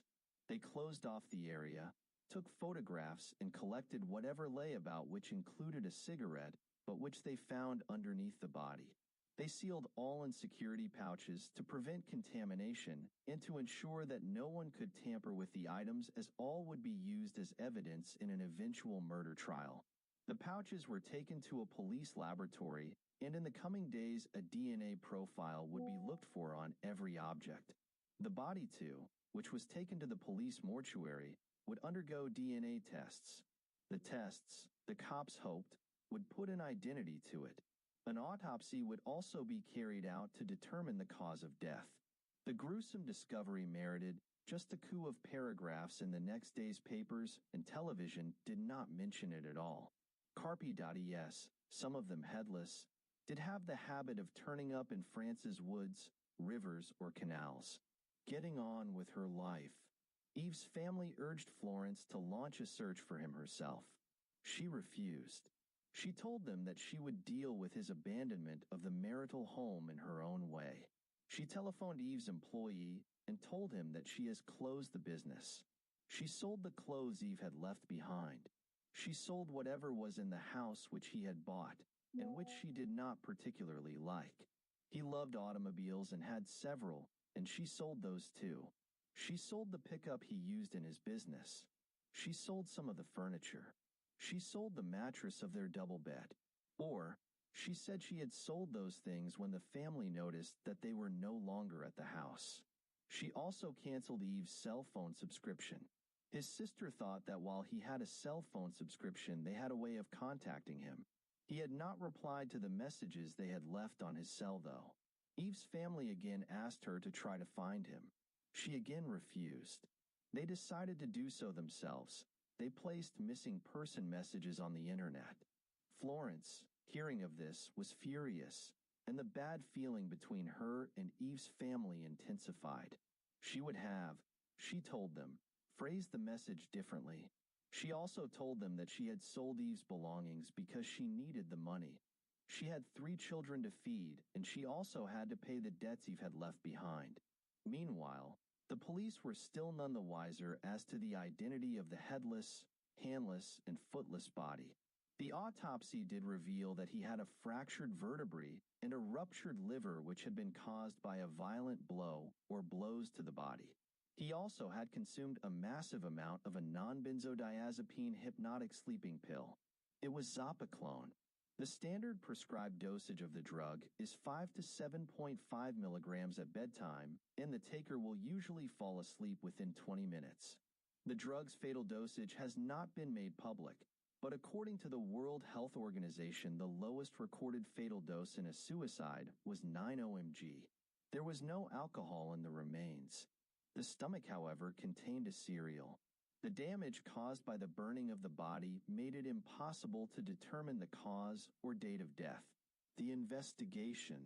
In May, almost 3 months having passed since the body was found, the police received the DNA results. It did not match DNA profiles they had on record. DNA had also been found on the cigarette, but it was that of a woman. Checking missing person reports for the region, they decided to have a word with Florence. They went around to the house, and after having asked her a few questions, they asked her to accompany them to their station house for further questioning. "Did you murder your husband?" they asked her outright.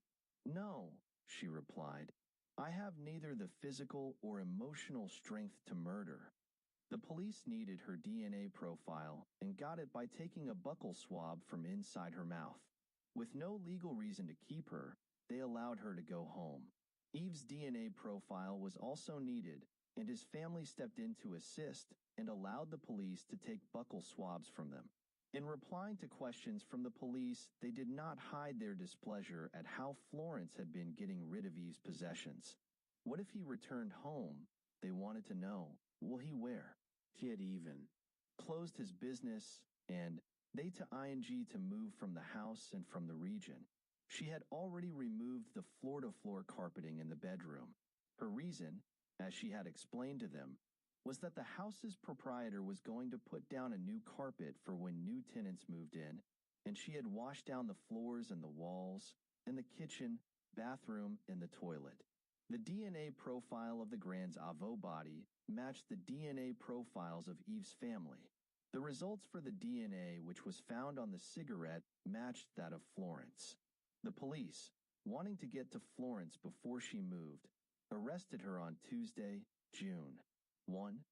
They informed her that they were holding her on suspicion of having murdered her husband, and after having informed her of her right to remain silent, and that anything that she might say could be used as evidence against her in an eventual trial, they incarcerated her in the women's section of Fraines prison, halfway between Moigny-sur-École and Paris. She hired a lawyer, Maître Joseph Cohen-Sabin from Paris. In France, a lawyer is addressed as master. In the interrogations that followed, always in the presence of her lawyer, as French law requires, Florence admitted to the police that she was going to move. She planned, she said, to settle some 150 miles south from Moigny-sur-École. She had cleaned the house, yes. She did not want to leave a dirty house so that the proprietor had the expense of having to have it cleaned. She had removed the bedroom carpet, yes. The carpet was dirty, and the proprietor was going to redecorate the house anyway. Questioned about the time that Eve had left on Wednesday, February 25th, she said that it was at 10 in the morning. The police already knew that she had told her sister and parents that he had left at 2 in the afternoon, but that she had told Eve's sister that it was at 4 in the afternoon. The police wanted to know what she had done with the carpet she had removed from the bedroom. She had disposed of it, she replied. Where did she dump it? Where one should leave large objects one no longer needed, the municipal rubbish dump. The police went to the rubbish dump, but there was no carpet there. They also went through the rubbish hoping to find the mattress from the couple's double bed because Florence had changed her story saying that she had also disposed of the mattress at the dump, but there was also no mattress there. Municipalities regularly clear out such rubbish dumps, and what cannot be recycled are incinerated. Who did she sell Eve's belongings to? She could not remember, she said. She could also not remember what exactly she had sold, and she pointed out that he had taken some things with him. She had also given things to beggars. She could not provide invoices or receipts, but this did not surprise the police because in France black market trading is an everyday occurrence.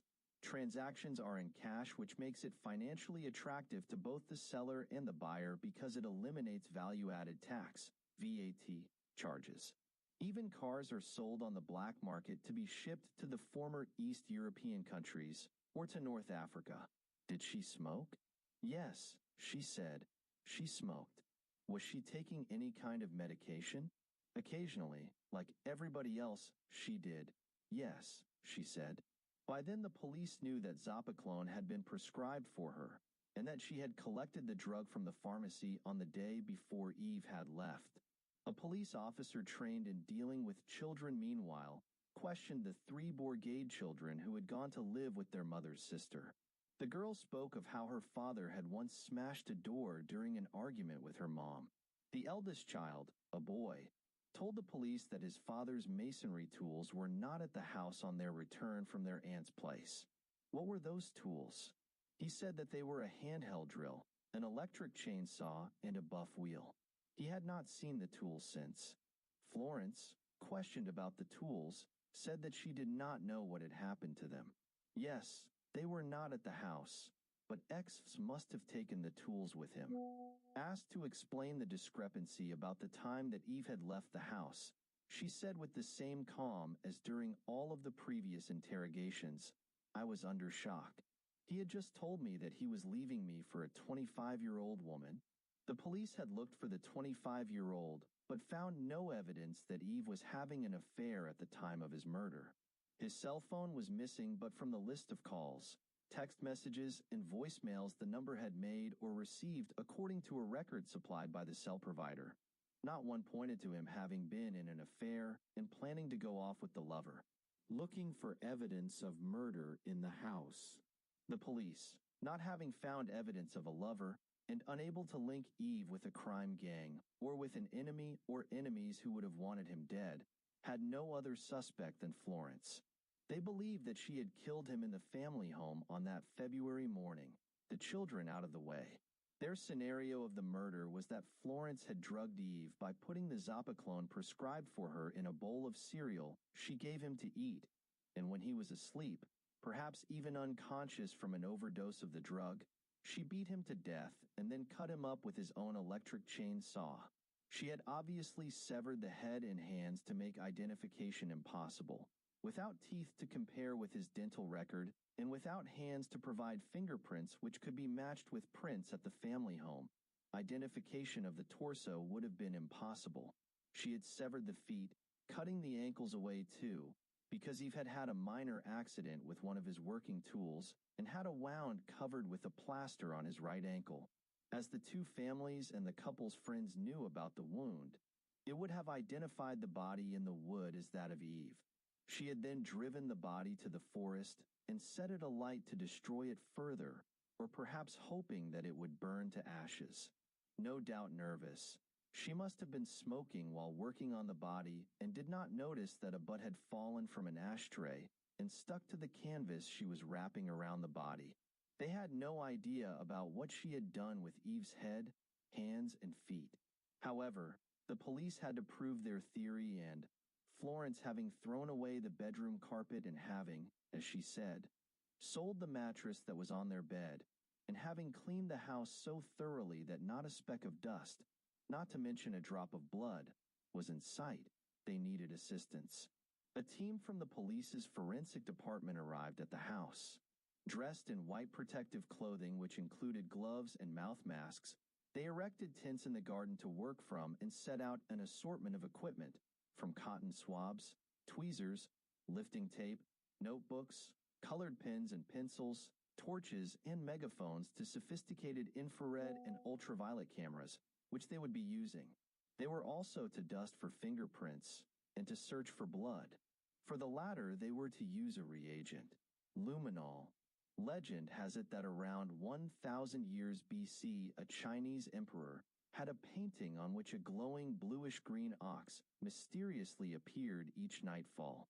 The emperor had not revealed how he was able to perform such a miracle, But through the ages men had tried to discover his secret, but it was only in the middle of the 19th century that German scientists succeeded to synthesize a fluorescent chemical by mixing the inorganic compound of hydrogen and hydrogen peroxide together. The chemical, which was given the name of luminol in Zanz, that which emits light, and the scientific formula of C8H7N3O2, was then synthesized into a yellow-white powder. But no one had any use for it, not even when, in 1928, the German scientist H.O. Albrecht discovered by accident that by adding an oxidizing agent to the powder, the liquid that formed gave blood luminescence. The blood gave off a bluish-green glow in the dark, just like the Chinese emperor's ox. Albrecht's discovery would remain unused until 1937, when another German, the forensic scientist Walter Specht, discovered that when he sprayed a mixture of fluminol and hydrogen peroxide onto blood, the iron atom present in blood's hemoglobin initiated a chemiluminescent reaction. The blood emitted a blue-green glow. He tested it on different surfaces and everywhere the presence of blood, even old blood no longer visible to the naked eye, was revealed. Specht's mixture was improved on by two American forensic scientists, M. Grodsky and K. Weber, and in 1966 the latter's formula, which was made up of fluminol, sodium hydroxide and hydrogen peroxide diluted in distilled water, was being used by police departments in the United States. The formula or reagent was, however, not perfect, as its lifespan was brief and its luminous reaction had to be photographed in total darkness and with a night vision camera. The reagent also initiated a chemiluminescent reaction when applied to surfaces which had been washed with a cleaning product that contained bleach. Luminol could therefore not be used as evidence in a murder case. It could only establish that blood or bleach had been spilled at the murder scene. Agent Blue Star shows blood on broom. In 2000, the Monaco-based company Blue Star Forensic began to market a new improved reagent also based on luminol. Their product, Blue Star, devised by Professor Loic Blum of the University of Lyon, did not require total darkness to be visible and could be photographed with an ordinary camera. Yet it was more sensitive than other reagents on the market in that it could detect blood in a quantity smaller than the minimum required for a DNA profile. Could also detect very old. Used torque cleaning up blood at a murder scene blood as it did the blood spilled by two Confederate soldiers in 1863 at the Battle of Gettysburg. The house in which the two soldiers died is today a museum, the Shriver House Museum. Furthermore, the sensitivity of Blue Star made it react differently to blood than to bleach, which eliminated any confusion between blood and the bleach component of a cleaning product. For example, the luminescence of blood sprayed with this reagent was blue-green, whereas the luminescence of bleach sprayed with it was grayish-brown, and the reaction was of a much shorter duration on bleach than on blood. The difference between blood and bleach under this particular reagent was, in fact, so marked that the technician spraying with the reagent could tell, just by looking at the luminescence, what he had in front of him. However, as 100% confirmation would be needed in a murder case that the blood was indeed from a human, the company also began to market a test, Hexagon OBTI, to establish that the blood's hemoglobin was that of a human and not of another vertebrate. The test was to be done in a laboratory when a DNA profile would also be sought. If Eve had spilled blood in the family home, then despite Florence's cleaning, Blue Star Forensics tests would illuminate and identify even the tiniest drop of it. Police sprayed the product across the house, and it revealed blood on the walls of the couple's bedroom, on the frame of their double bed, in the tub in the couple's bathroom, as well as on the tiled wall behind NTB, on a fire extinguisher, and on the floor of the house's entrance. The luminescent areas were then scraped for residue, and Agent Blue Star shows up blood in a bath. The residue was tested in a laboratory, and despite that Florence had used Javel water, eau de Javel, containing sodium hypochlorite and sodium chloride, which made it a bleach and disinfectant, the test showed that a large quantity of human blood had been spilled in the house. The Javel water, however, made it impossible to establish the blood's DNA profile. The police also matched the canvas in which Eve's body was wrapped with canvas found in the house's garage, in which Eve used for his work, and with which the couple also covered their swimming pool in the winter. Based on this accumulation of circumstantial and forensic evidence, the police charged Florence with the assassination of Eve. In France, first-degree murder is called an assassination, whereas voluntary manslaughter is called murder. She did not react. Judgment. On Monday, January 15, 2007, after 31 months of incarceration in Fleury-Mérogis jail, the trial of Florence Federal, in France a woman retains her maiden name for official purposes, opened at the Court of Justice in Évry, the judicial capital of the Department of Essonne. Thin and pale, but composed as always, Florence listened to the reading of the indictment. Asked by the judge whether she had anything to say, she said, "I loved my husband deeply. I did not kill him." Lawrence in court. She would remain composed even when her eldest son, called as a defense witness, desperately tried not to condemn his mother with his replies. Even when a statement was read which her late father had made when he knew he was dying, Florence did not show any emotion. "I think that my daughter has blown a fuse. She became obnoxious, aggressive. He pushed her to the edge with his multitude of women. She became mad, like my mother. In the first 3 months after Eve's departure, my wife and I already suspected Florence of having killed her husband. She must have panicked, wanted to hide what she had done to protect the children. She would never have confessed. She became impervious to what was going on around her. But she is my favorite daughter. She knows that I know what's going on in her mind." On cross-examination by the prosecutor, Florence did not always reply, or rather her reply was, "I have no answer to give."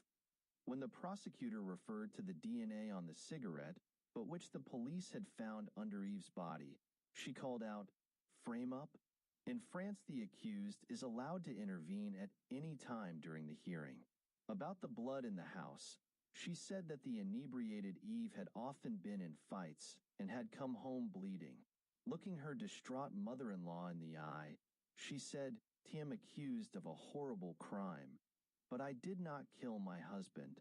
It's barbarians, sadists. Who did that?" For days later, on Thursday, January 18th, all the witnesses having been on the stand, the prosecutor asked the jury to give a verdict of guilty of assassination. He said that the many coincidences, the blood in the house, the canvas, the missing tools, the missing carpet, the presence of Zapaclan, and the many inconsistencies in Florence's version of her husband's disappearance condemned her.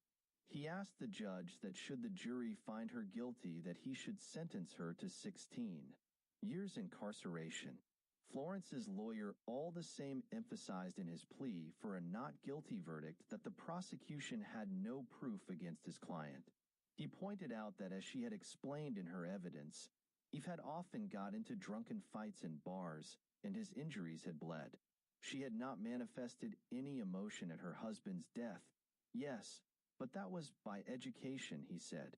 The jury left the courtroom to deliberate in the presence of the judge and 2 magistrates who had been present throughout the trial but, in accordance with French law, had taken no part in the procedure.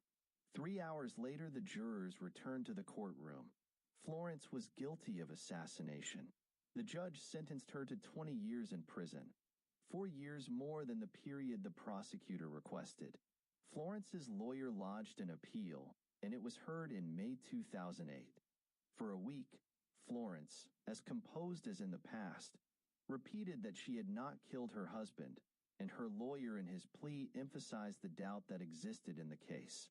He said that a specter of judicial error hung over the case. After 4 hours of deliberation, the jury upheld the previous guilty verdict, but the judge downgraded the crime from assassination to voluntary violence which had unintentionally caused death. He reduced the previous sentence of 20 years to 15. The 4 years she'd already spent in prison would be deducted. Today, Florence's family and children stand by her. They visit her each week. Eve's family remains heartbroken and sure of their sister-in-law's guilt. Not long after a jogger discovered a bullet-ridden corpse in an industrial park in North Attleboro, Massachusetts at about 5:30 p.m. on June 17, 2013, the often troubled life of New England Patriots tight end Aaron Hernandez, a handsome and athletically gifted young man who only a year before had been given a $40 million contract extension, began tumbling down. The murder victim was 27-year-old Odin Lloyd, a semi-pro football player and a friend of Hernandez who had been dating the sister of Hernandez's fiancée, Shayana Jenkins. The secluded industrial park, where the gangland-style execution took place in the early morning hours, was a half-mile from Hernandez's luxurious home. Inside one of Lloyd's pockets were the keys to a Nissan Altima rental car that turned out to be registered to Hernandez. Lloyd's sister, Olivia Tebu, told detectives she had been visiting her brother on June 16th and had seen him get into a Nissan. 5 hours after Lloyd's body had been found, police arrived at Hernandez's house to notify him of Lloyd's death and to ask about the Nissan he had apparently rented for his friend. According to court documents released on July 9th by the Attleboro District Court at the request of various media organizations, Hernandez immediately became defensive and asked, "What's with all the questions?" When asked when he had last seen Lloyd, Hernandez said he had been up this way the night before, and if they had other questions, they would need to speak with his attorney. According to court records, Hernandez then went back inside, slamming and locking the door only to emerge minutes later to hand police his lawyer's business card. Police then informed Hernandez that this is a death investigation, information that did not cause Hernandez to inquire who had died, only to retreat back into his house and slam and lock the door again. In a written statement of the encounter with Hernandez at his house, the police report stated, Mr. Hernandez's demeanor did not indicate any concern for the death of any person. A Massachusetts medical examiner ruled Lloyd's death a homicide on June 19th. He had been shot 5 times with a .45 caliber pistol. The murder weapon has not been recovered.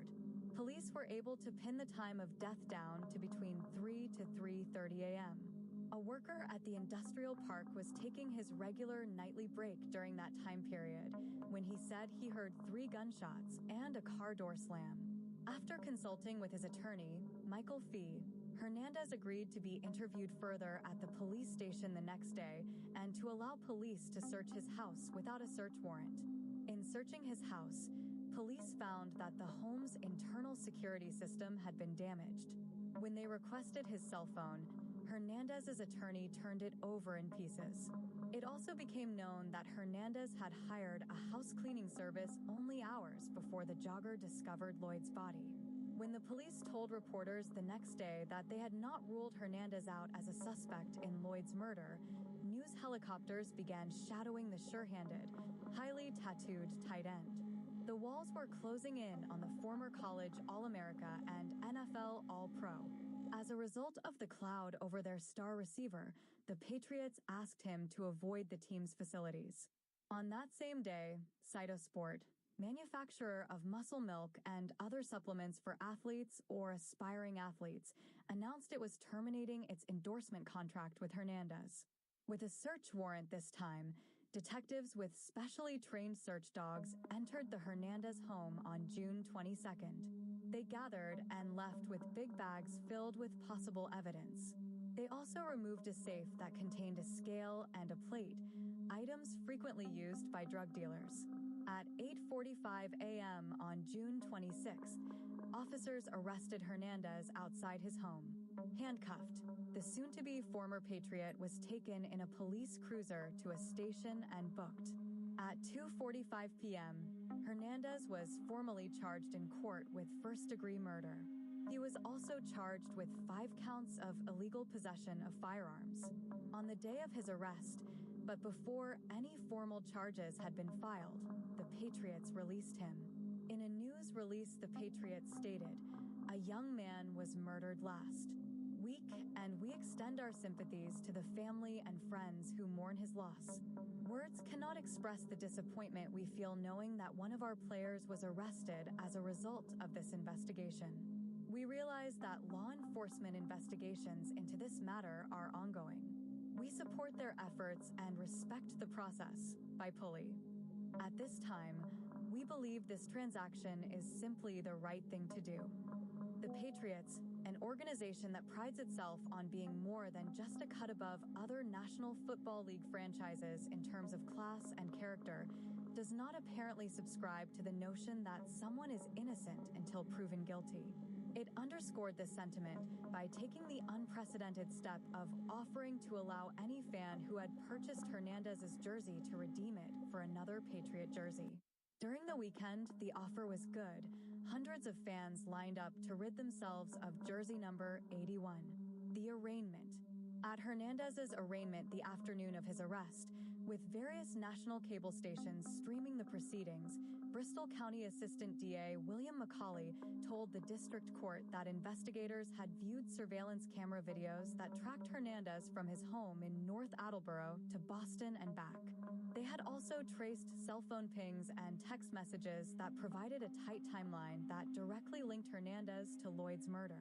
In addition, McCauley said there was evidence left in the Nissan rental car and collected in 2 searches of Hernandez's house and surrounding areas that placed Hernandez with Lloyd for roughly an hour the morning he was killed, right up to the minute Lloyd was executed. As McCauley presented the evidence against him in a packed courtroom, Hernandez, handcuffed, stood expressionless in a white t-shirt, his heavily tattooed arms visible. McCauley told District Court Judge Daniel J. O'Shea that Hernandez drove the victim to that remote spot, and then he orchestrated the murder. McCauley said that Hernandez had texted 2 other men that night who were also involved in the murder. McCauley said their names had not yet been released. The prosecutor's office had protected them from public identification by persuading a judge to impound records, and McCauley did not say whether or not they would be charged. McCauley did not specify who actually pulled the trigger. However, the criminal complaint alleges that Hernandez did assault and beat Lloyd with intent to murder such person, and by assault and beating did kill and murder such person. The prosecutor stated that the plot to murder might have started on June 14th when Lloyd and Hernandez visited a Boston nightclub. McCauley said Hernandez decided to murder his friend when he saw Lloyd talking with people Hernandez had troubles with. McCauley did not elaborate about what those troubles were and why merely conversing with those people would lead Hernandez to decide to kill Lloyd. McCauley asserted that on June 16th, Hernandez texted the other 2 men who met up with Hernandez. The 3 drove to Lloyd's home and picked him up in front of his visiting sister, Olivia Tibu. McCauley suggested Lloyd might have feared something ominous was in store judging from texts he sent his sister just before he got into the car with the trio. Lloyd messaged his sister, "Did you see who I left with?" Tibu asked, "Who?" Lloyd texted, "NFL. Just so you know." According to McCauley, detectives tracked the rental car's movements to a gas station, to Lloyd's house, and then to the empty lot in the industrial park where Lloyd was slain. At the gas station, Hernandez purchased gum, and that gum was found in the car. 45 caliber shell casings were also discovered in that vehicle. The prosecutor claimed that surveillance videos in the industrial park show the 4 men arriving in the rented Nissan. McCauley said night workers in the vicinity recall hearing gunshots between 3:23 a.m. and 3:27 a.m. McCauley said surveillance video at Hernandez's home shows him going through the house with a gun in his hand. When McCauley related this, Lloyd's mother started weeping. Someone helped her out of the courtroom. Hernandez's fiancée, with whom he has a 7-month-old daughter, also started crying and exited the courtroom. McCauley continued that surveillance footage from the 6 to 8 hours after the murder was missing from Hernandez's home security system, and that the 2 weapons seen on the video have not been recovered. Hernandez pled not guilty to all charges. Massachusetts has no death penalty. The maximum penalty for first-degree murder is life without possibility of parole. Judge Daniel J. O'Shea ordered Hernandez held without bail. It could be months, perhaps more than a year, before Hernandez comes to trial. As of this writing, Hernandez's next court date in connection with the Lloyd murder is a probable cause hearing scheduled for August 22nd, 2013. Following the arraignment, Michael Fee, Hernandez's attorney, described the prosecution case as circumstantial and not strong. Reporting for USA Today, Lindsay H. Jones wrote, Hernandez is also represented by James Sultan and his partner Charles Rankin, who have a long track record of serving as defense attorneys in high-profile cases and for famous clients. Rankin said Hernandez would be exonerated on the murder charge when he finally gets a chance to answer the accusations, and that a jury of his peers will find that he's not guilty and had no part in the killing of Odin Lloyd. On June 27, 2013, a new hearing was held for Hernandez on the bail issue. Attorney James Sultan argued that Hernandez is a professional with a stable home life and should not be regarded as a flight risk. Sultan asserted, Mr. Hernandez is not just a football player, but is one of the best football players in the United States of America. Sultan suggested house arrest and an electronic monitoring bracelet as possibilities. Superior Court Judge Renee Dupuy denied bail. She observed, he also has the means to flee, and a bracelet just wouldn't keep him here, nor would $250,000. The arrest of Ortiz and Wallace. From two sets of court documents obtained, one set by the Associated Press and the other by USA Today, in early July, the two men Hernandez summoned by text to accompany him to Lloyd's house in Boston the night of June 16th were Carlos Ortiz, 27, and Ernest Wallace, 41, friends of his from his hometown of Bristol, Connecticut. The documents reveal that surveillance video shows three men, who appear to be Hernandez, Wallace, and Ortiz, leaving Hernandez's home in a silver Nissan Altima at about 1:09 a.m. on June 17th. The car is seen returning to Hernandez's home at 3:26 a.m. with Hernandez at the wheel. Surveillance video from a camera at a home across the street from Lloyd's house on Fayston Street in Boston show Lloyd getting into a silver Nissan at 2:33 a.m. On June 26, 2013, Carlos Ortiz was arrested as a fugitive from justice. He was extradited from Connecticut to Massachusetts, and he agreed to be held without bail on a gun charge. Wallace, of Miramar, Florida, was arraigned in North Attleboro District Court on July 8th and charged with being an accessory to murder after the fact in Lloyd's case. His bond was set at $500,000. In the court documents obtained by the AP, Ortiz told police that after the three of them picked up Lloyd at his home, they drove toward Hernandez's home in North Attleboro, stopping at an industrial park not far from Hernandez's home where Lloyd, Wallace, and Hernandez got out of the car to urinate. As he sat in the car, Ortiz said he heard gunshots. Not long after that, Wallace and Hernandez got back in the car and sped away. Ortiz also informed police that it was too dark for him to see who fired the shots, but that Wallace later told him Hernandez fired the shots that killed Lloyd. He said that when they returned to Hernandez's home, Wallace asked him to get a gun from under the driver's seat. Ortiz said he handed the gun to Hernandez once they were inside the house. After spending the night at Hernandez's house, Ortiz said he and Wallace accompanied Hernandez to return the Nissan. Hernandez rented a Chrysler to replace it. Ortiz and Wallace then went to the apartment that Hernandez and other football players used as a flop house. On their way back to Bristol later that day is when Wallace told him Hernandez had been the one to shoot Lloyd. Ortiz told the police. It was Ortiz's trip to the apartment in Franklin that led police to his door. While there, his cell phone slipped between sofa cushions and was found while police were executing a warrant to search the apartment. While searching the Franklin apartment, police also found several boxes of ammunition. Out in the parking lot, In a Hummer registered to Hernandez, police said they found a loaded .45 caliber Glock magazine in the console. In addition, the court documents state that Massachusetts State Police ballistic experts determined that the 5.45 caliber casings found near Lloyd's body and the casings found in the Nissan rented by Hernandez were fired from the same handgun.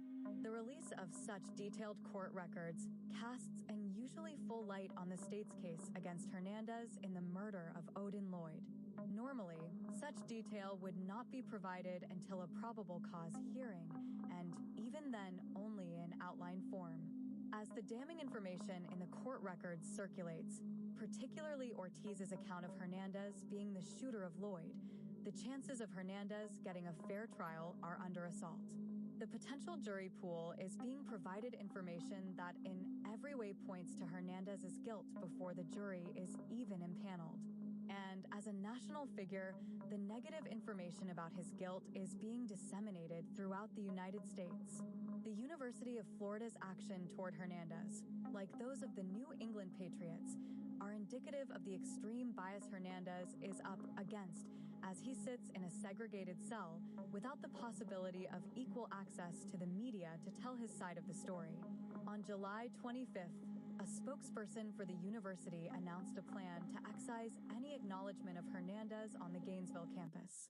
A statement issued by the university read, "We put together an immediate plan after the initial news broke to remove his, Hernandez's, likeness and name in various private and public areas in the facility, such as the South End Zone team area, locker room, football offices, Heavener Complex Cornblow lobby, and the brick display entrance to the football facility."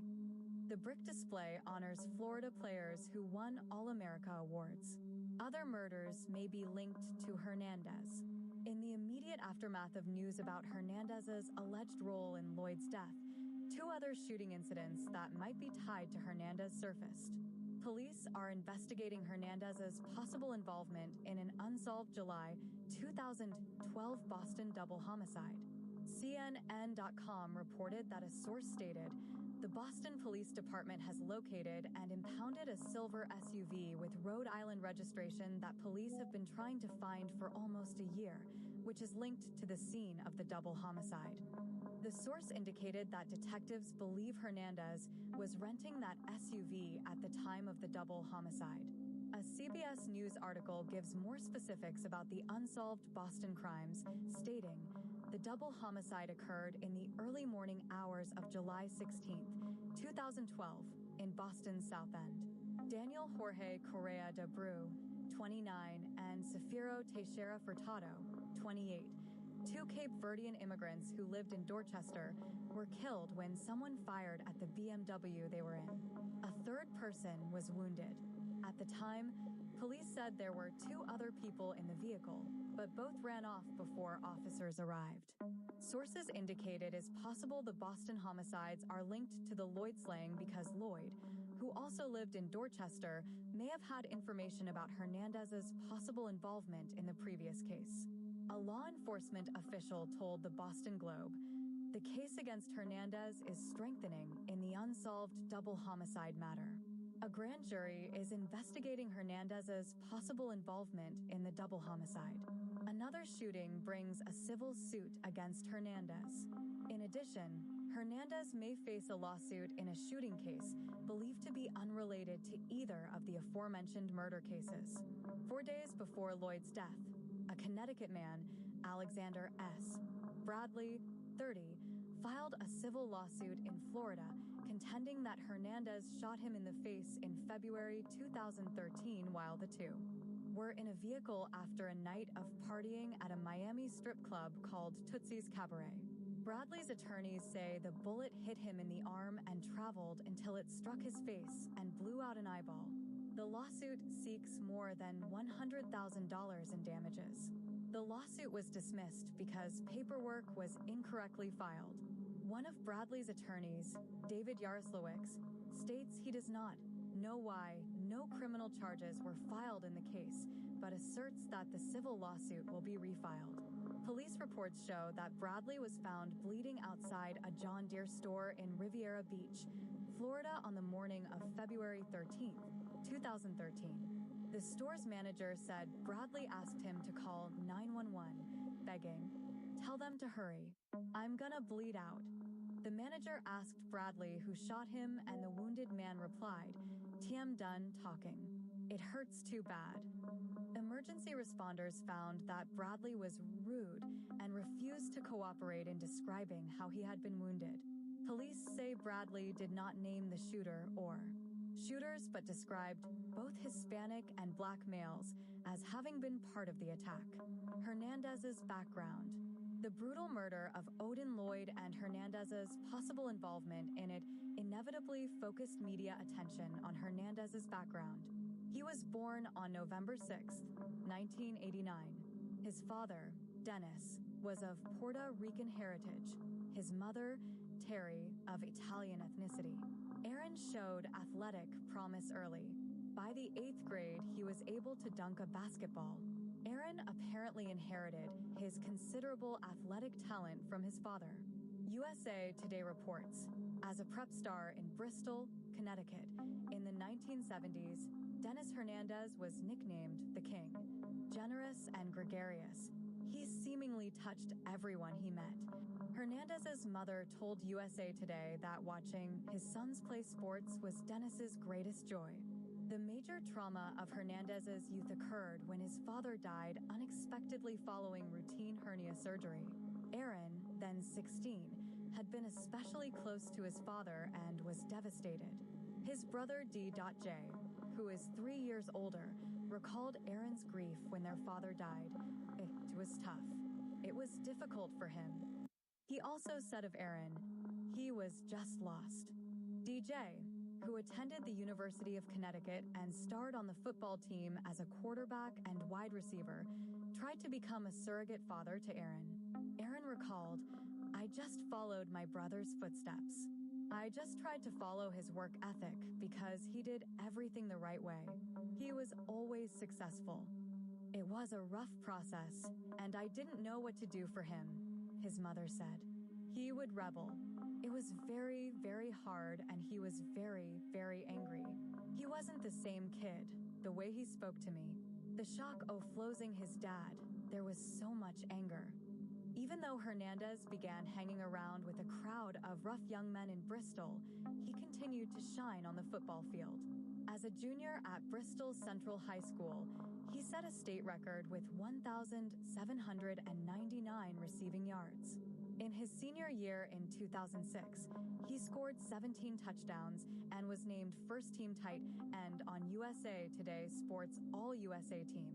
Prior to his father's death, Hernandez planned to attend the University of Connecticut, the alma mater of both his father and brother. After his father's death, he decided to attend the University of Florida in Gainesville. He was still 17 and in his freshman year when he was arrested for a fistfight with a bar bouncer. Charged as a juvenile, he received deferred prosecution, which allowed the charges to be dropped. Hernandez kept up the athletic achievement in college. He was a star tight end for the Florida Gators. Coach Urban Meyer sensed that the gifted athlete was troubled, so Meyer took Hernandez under his wing. Early each morning, Hernandez would visit Meyer's office. The two read the Bible together. They met once at noon in February when Hernandez was especially upset. Meyer remembered how haunted Hernandez was by the irreplaceable loss of the father to whom he had been so close. When your guy, your idol, your soul is taken from you, how do you deal with that? Meyer asks. I think there's a part of his life that was not there. He needed discipline. He needed someone to talk to. Nevertheless, Hernandez was suspended for the opening game of the 2008 season as punishment for testing positive for marijuana. A grateful Hernandez recalled about college coach Meyer, he helped me through a lot of that stuff. I would have horrible days, and he taught me to put things aside and work through it. His mother believed a corner had been turned when Hernandez was 20. He's my Aaron again, she said. Just now everything's getting better, and it took him 3 years. I thought I lost him for good. He wasn't the same kid. Now he's back, the same fun-loving Aaron. With Tim Tebow at quarterback, Florida won the national championship in 2008. In the title game against Oklahoma, Hernandez caught 5 passes for 57 yards in the Gators' 24-14 win. In 2009, Hernandez's junior year, he caught 68 passes and won the Mackey Award as college's football's top tight end. He then declared for the 2010 NFL Draft. In 2010, Hernandez was selected in the 4th round of NFL Draft, rather than the 1st, due to concerns about his marijuana use and character. The Boston Globe reported that Hernandez had failed multiple drug tests, maybe as many as 6, while at the University of Florida. In a July 3rd, 2013 article for WSJ.com, Jonathan Clegg reports, shortly before the 2012 NFL Draft, a scouting service that prepares confidential psychological profiles of players for NFL teams found that Aaron Hernandez enjoyed living on the edge of acceptable behavior and cautioned that he could become a problem for his team. Clegg elaborates that, on a personality test, Hernandez received the lowest possible score, 1 out of 10, in the category of social maturity. The official NFL profile page praised Hernandez as a savvy pass catcher with outstanding athleticism. It elaborated, he has natural hand-eye coordination and consistently reaches out to pluck the ball. It also remarked, Hernandez has impressive speed and athleticism, and that he possesses very natural ball skills, catches away from his body, can bring in off-target throws, and can go up for the jump ball. In his first year as a pro with the Patriots, Hernandez started out as the youngest active player in the NFL. He became Rookie of the Week during the season's 15th week. DJ Hernandez commented, he would have made his father proud. Aaron Hernandez's love and respect for his dead father was reflected in the tattoos on both of his muscular arms. One of his father's favorite sayings is on his left forearm, if it is to be, it is up to me. Another fatherly quote on the tight end's arm is, the difference between the impossible and the possible lies on a person's determination. In 2012, the Patriots offered Hernandez a long-term contract extension that would pay him an additional $40 million through 2018. It included a $12.5 million signing bonus, the highest ever for a tight end.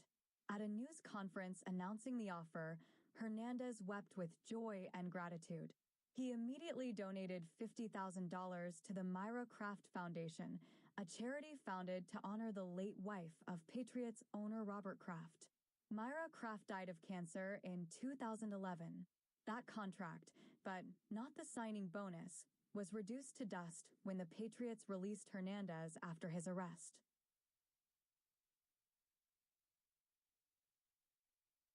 Welcome to my channel. Please subscribe to let me upload to you more unique videos. This whole episode about how expert detective bring this criminal to justice, let us go. Colonel Russell Williams arrived at the Ottawa Police Headquarters at 3 p.m. and reported for his scheduled interview. He was introduced to Detective Sergeant Jim Smith, a 40-something, slightly bookish, unassuming officer in a dark suit and tie. Mild-mannered in his approach and soft-spoken by nature, Smith was not the type of fellow one would suspect of being a police officer. In fact, much like TV's Columbo, he probably owed much of his success to people's innate tendencies to underestimate his talents and resolve. At 6'2", Williams's tall and lean build dominated the smaller-framed officer. Smith, who had started his policing career in 1988, was one of only a half-dozen certified criminal profilers in Canada. His success as a profiler and polygraph operator for the OPP's Behavioral Sciences and Analysis Services Unit had been well documented. As far as cops went, he seemed to have the proverbial Midas touch, the kind of cop most case investigators would want holding their ladder. That day, the reserve detective would lead a commanding officer of Canada's military to room 216, a small second-floor unit just as nondescript as the interviewer. More aptly described as an enclosed cubicle, the video room, as police call it, was probably not much bigger than the walk-in bedroom closet at the colonel's Ottawa home. Hidden behind the scenes, for officers were discreetly observing the video feed from an adjacent room. Unlike the interrogation tactics of yesteryear, there'd be no swinging lampshades with hot lights, no tired good cop, bad cop acts with testosterone-fueled shouting matches, and no pounding fists with rolled-up sleeves. Instead, the interviewer would strive to appear confident yet relaxed, and at least as calm as the suspect. As he swaggered into the room, chewing confidently on a wad of gum, Williams was directed to take a seat across from the small tabletop workstation. Unlike his interviewer's seat, his chair was without Wheels' standard police protocol. The off-duty colonel removed his bright yellow jacket, draped it over the back of the chair, and placed his black leather gloves on the desktop before sitting down. "TM, just going to move your gloves," Smith said, motioning to a tabletop recorder that they were blocking. "That's a little microphone." Williams seemed friendly and very agreeable, despite a touch of arrogance. His relaxed demeanor was reflected in his casual dress, blue jeans and a short-sleeved, blue and white striped polo shirt. "I was feeling at all stressed or concerned from having been called in to speak with the police. It wasn't showing. As you can see here, everything in this room is videotaped and audiotaped," Smith said, drawing the colonel's attention to 3 mounted cameras that were recording their meeting from different angles. "Check," Williams replied, in the macho tone of a pilot readying for takeoff. "Ever been interviewed by the police in a room like this before?" Smith asked. Williams smiled broadly, still chewing his gum, and looked up at one of the ceiling-mounted cameras. "I have never been interviewed by the police," he said with a smug grin. Both his voice and demeanor were remarkably reminiscent of the calm charisma of legendary screen actor Clint Eastwood.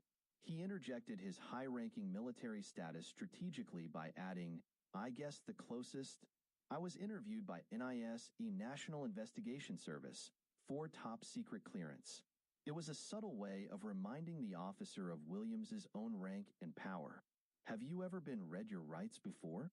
The colonel said he hadn't. "Basically in Canada, as you know, I'm sure, we all have our rights guaranteed under the Charter of Rights and Freedoms," Smith said, before he told the colonel that he was not under arrest and was free to leave the building at any time. "If there's anything that comes up in our interview today, Russell, that you feel you want to talk to a lawyer about, you just let me know." "Sure," the colonel replied. Smith talked briefly about the 4 crimes that had by now obviously been linked: the 2 sexual assaults in Tweed, the sex murder of Murray Franscomo, and the suspicious disappearance of Jessica Lloyd. He told Williams that whoever was responsible for the crimes would be facing a number of serious charges. "I hope so," Williams mumbled, his face projecting an unspoken arrogance, as though he was trying to keep from smiling. "When we find out who's responsible for one or all of those crimes, they could be charged, whether it's you or whether it's anybody else, all right?" The colonel nodded and continued to chew his gum. "That's why it's important that we make sure the people understand what they have to do and what they don't have to do when they're talking to us," said Smith. "So as I said before, any point today you feel the need to speak to a lawyer, you just let me know and we can take you to a room where you can do that in private, okay?" "Okay," Williams responded with a firm nod. "Do you have your own lawyer?" "I had a realty lawyer," Williams chuckled, "but no, I don't have a lawyer." Smith advised him that the police had a list of attorneys that could be made available to him to provide free advice over the phone, and asked whether he'd like to call one now. Williams showed no interest and declined his offer. There were a couple more fairly simple and straightforward things that Smith said he had to discuss to make sure everybody was clear. First, Williams was told that he was not under any obligation to talk to the officer. "That's because the law considers me to be what we refer to as a person in authority, probably similar to what you may be considered to be on the base," Smith said, a statement that served to stroke the colonel's ego, but also remind him that he was now a fish out of his own safe waters. Smith told the colonel that while he may have been called upon to speak with officers at the base regarding Comeau's murder, or may have spoken with other law enforcement officials about the crimes, he should not feel restricted by any previous comments that he had made to them. Williams listened to the officer intently, with furrowed brows and a tightly clenched jaw. "I don't want what they may have said to you to make you feel influenced or compelled to say anything to me today." "Okay, whatever you might have felt influenced or compelled to say to them earlier." And with that, Smith had delivered what is known within policing circles as a soft rights caution. By avoiding the tersely worded and scripted format that officers must read an accused upon arrest, this soft form can be presented in a more casual and less intimidating manner in order to avoid spooking a suspect into clamming up. Smith then explained the reasons that police had focused their attention on him. The obvious geographical connections with three of the women and his military relationship with Como. When he asked the colonel what he had done on Friday, January 29, 2010, the day following Jessica Lloyd's disappearance, Williams explained that he had stayed home for most of the day. I had sort of a stomach flu, he said. He had left home later that night, around 8 or 9 p.m., to sleep at the base before flying a crew to California the next morning. Upon returning to the base later that night, he had driven straight back to his home in Ottawa to spend a couple of days with his wife. Smith then began focusing his questions on Marie-France Como and asked Williams how they had met. I only met her once. She was on a crew I was on just after I got to the base, he said. I think it was a one-day trip, transporting, our troops for the first leg out of Edmonton to Afghanistan. We tend to hopscotch them across, Williams explained, using a chopping motion with his hand. Smith asked him the circumstances of how he learned of Comeau's death and what his schedule and routine was around that time. During this line of questioning, Williams folded his formerly relaxed arms in front of him, a pose that he'd maintained for much of the rest of the interview. The detective's conversational style questioning flip-flopped around with little apparent focus, often seeming to lack any specific direction or structure. He asked the colonel what they would find should they conduct an investigation into his background. Is there anything you can think of that anybody may have misinterpreted, or anything in your history that somebody might say, Russell Williams did this? Absolutely not. No, Williams responded, shaking his head vehemently. It'd be very boring. Smith chuckled and changed the subject again, asking the colonel whether he ever watched the television show CSI, as he segued into a discussion about DNA evidence and modern advances in forensic testing procedures. I prefer Law and Order, but I do watch CSI occasionally, Williams said. Well, what would you be willing to give me today to help me move past you in this investigation? He asked. Williams looked bemused. What do you need? Well, do you want to supply things like fingerprints, blood samples, that? Sure, the colonel responded, rather foolishly. Okay, Fotoimpressions. Smith continued. Williams cast his eyes downward. Yeah, he muttered.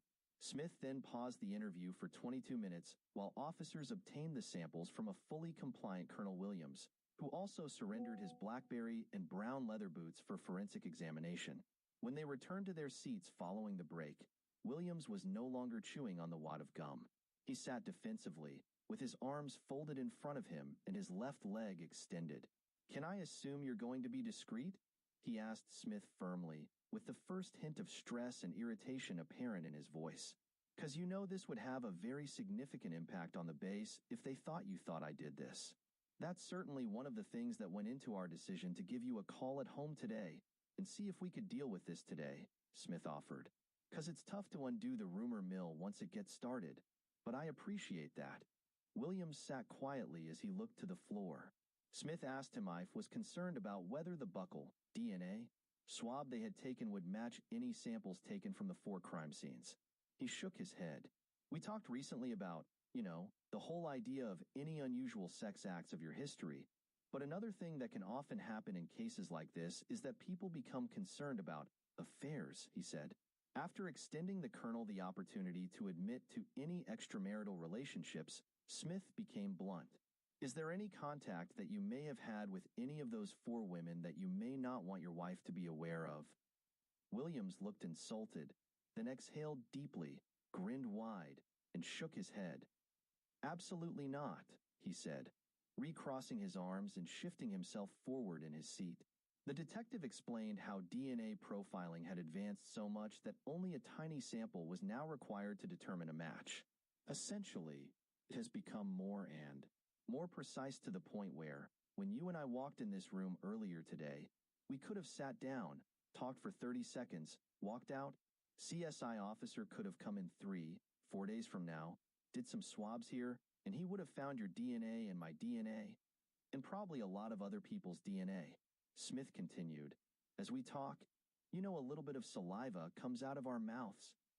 Yeah, no, I understand, Williams interrupted. That contains our DNA, our blood, or our skin cells contain our DNA. He offered Williams another chance to explain how or why his DNA could have gotten inside any of the victims' homes. Had he been there at any time? The officer asked. No, Williams insisted, shaking his head slightly, his arms still folded tightly in front of his chest. The conversation soon took another dramatic shift. What kind of tires do you have on your Pathfinder? Smith asked. Suddenly, the unshakable colonel looked very uncomfortable. He shifted in his seat, leaned his head forward, pursed his lips, and rubbed the back of his neck. I think, they're Toyo? The detective asked if he remembered the model, but Williams said he didn't. Okay, I'll read this off to you. See if it rings a bell. You ever heard of Does Toyo Open Country H/TS? That sounds right, Williams reluctantly admitted, then struggled to make the revelation seem less damning.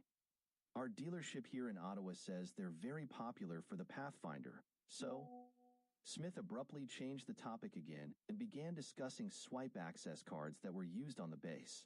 He challenged the colonel as to why he did not use his swipe card on Tuesday, November 24, 2009, the day following Como's murder, despite the fact that it was used every other day that week at the base. Williams politely reminded the detective that he had already told him that he had been attending a high-level aircraft acquisition meeting in Ottawa that day and did not return to his duties at the base until Wednesday. Do you remember where in Ottawa you were? Yeah, I was in Gatineau, as I said, meeting about the C-17. Okay, now if that is the day you had a meeting in Ottawa, do you remember being at the base on the Monday the 23rd and swiping your card in and out? Do you remember what you would have done that evening to go to Ottawa for that meeting?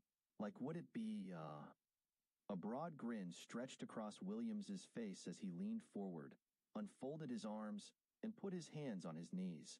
He looked at the floor dismissively, as though growing increasingly annoyed with repeating answers to questions that he had already answered. I drove to Ottawa in the morning, he said as he sat up and folded his arms again.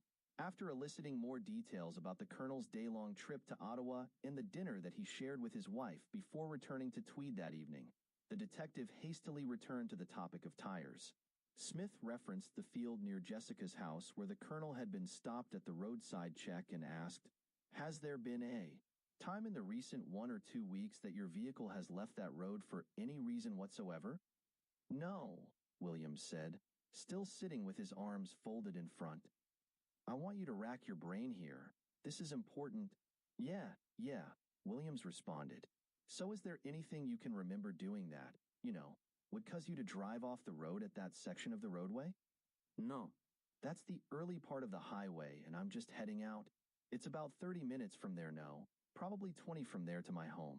The detective's relaxed posture and gentle hand gestures deceptively concealed the fact that he was about to drop a bomb on the colonel's head.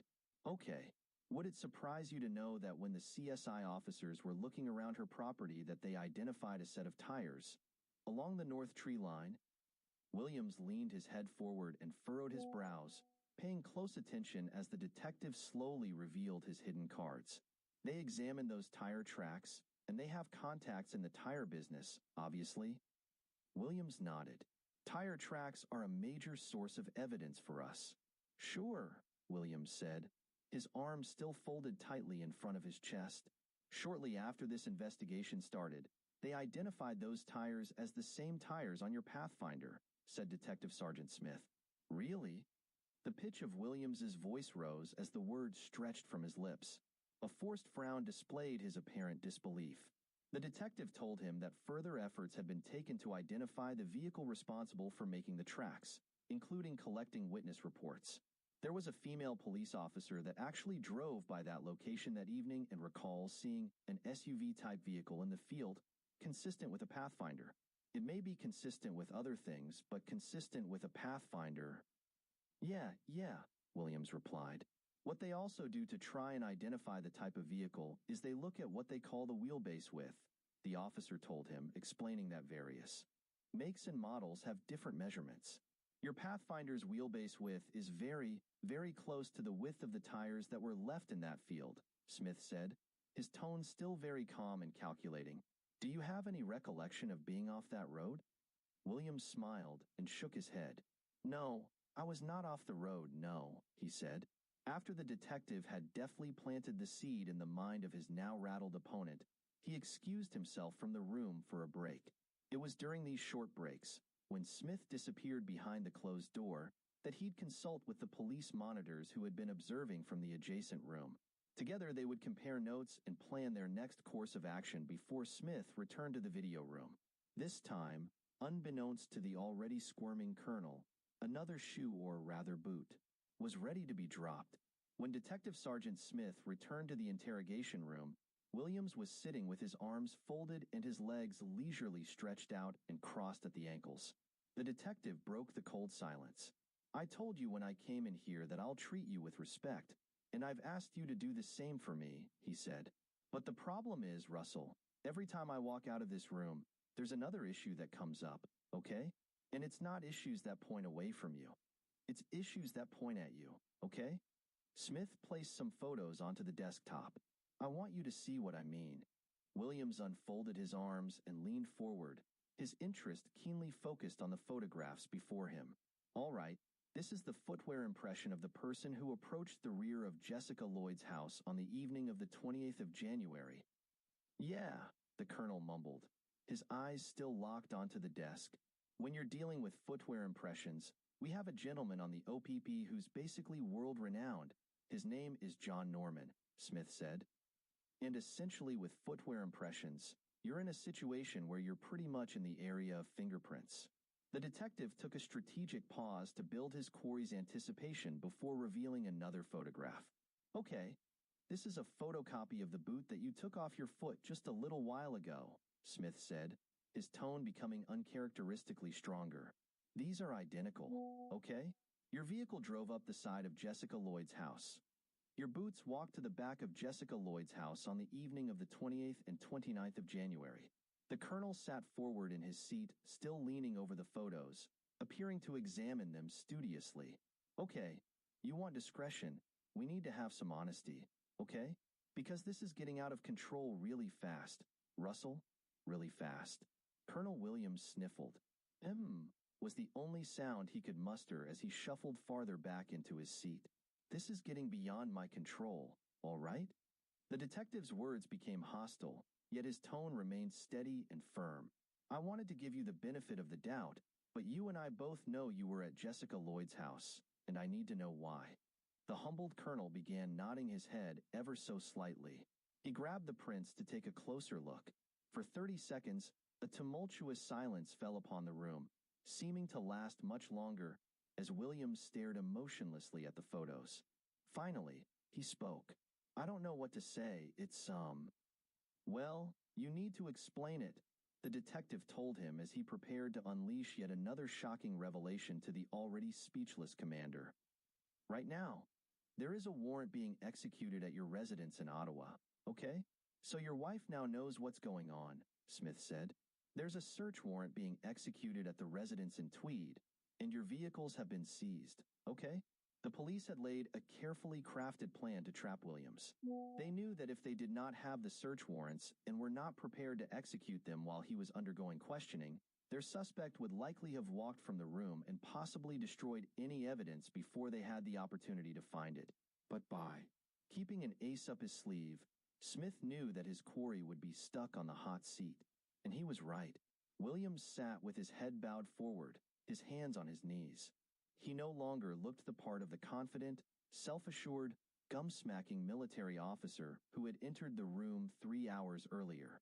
You and I both know they're going to find evidence that links you to these situations, okay? The tone of the formerly mild-mannered detective's voice grew noticeably more combative as the colonel's bowed head began to nod very subtly, perhaps unconsciously, in response. You and I both know that the unknown offender male DNA on Marie France's body is going to be matched to you, quite possibly before the evening's over. The detective's words fought gallantly for the women who no longer had a voice. But sensing that relinquishing control would be a difficult step for the career military man who had been trained to remain tough and withstand intense interrogation tactics by enemy forces, he offered the colonel a concession.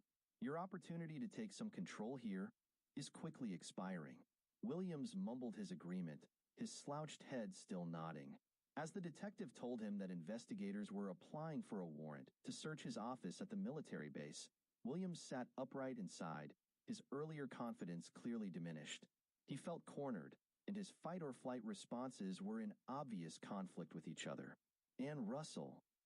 Smith waited 20 seconds for a response, but the colonel was lost in thought and didn't hear him. "Russell," he repeated. The colonel looked up. "Him? Listen to me for a second, okay?" the detective demanded. "When that evidence comes in and that DNA matches, when that phone rings and somebody knocks on this door, your credibility is gone, okay?" Smith leaned forward and looked down at his cowering adversary, whose mind was clearly swirling as he assessed his options. Recognizing that the colonel was in a vulnerable state and close to breaking, Smith continued to push. "I know you're an intelligent person, and you probably don't need to hear this explanation," the detective said, stroking the colonel's ego to win his favor. "But I also know your mind's racing right now, okay? 'Cause I've sat across from a lot of people in your position over the years." Williams showed no emotion as his inner debate continued. He stared blankly ahead with his arms folded defensively as the officer's words fell upon deaf ears. "What are we going to do, Russell? You know there's only one option." The word caught his attention. "What's the option?" the colonel replied, anxious to develop his strategy. "Well, I don't think you want the cold-blooded psychopath option.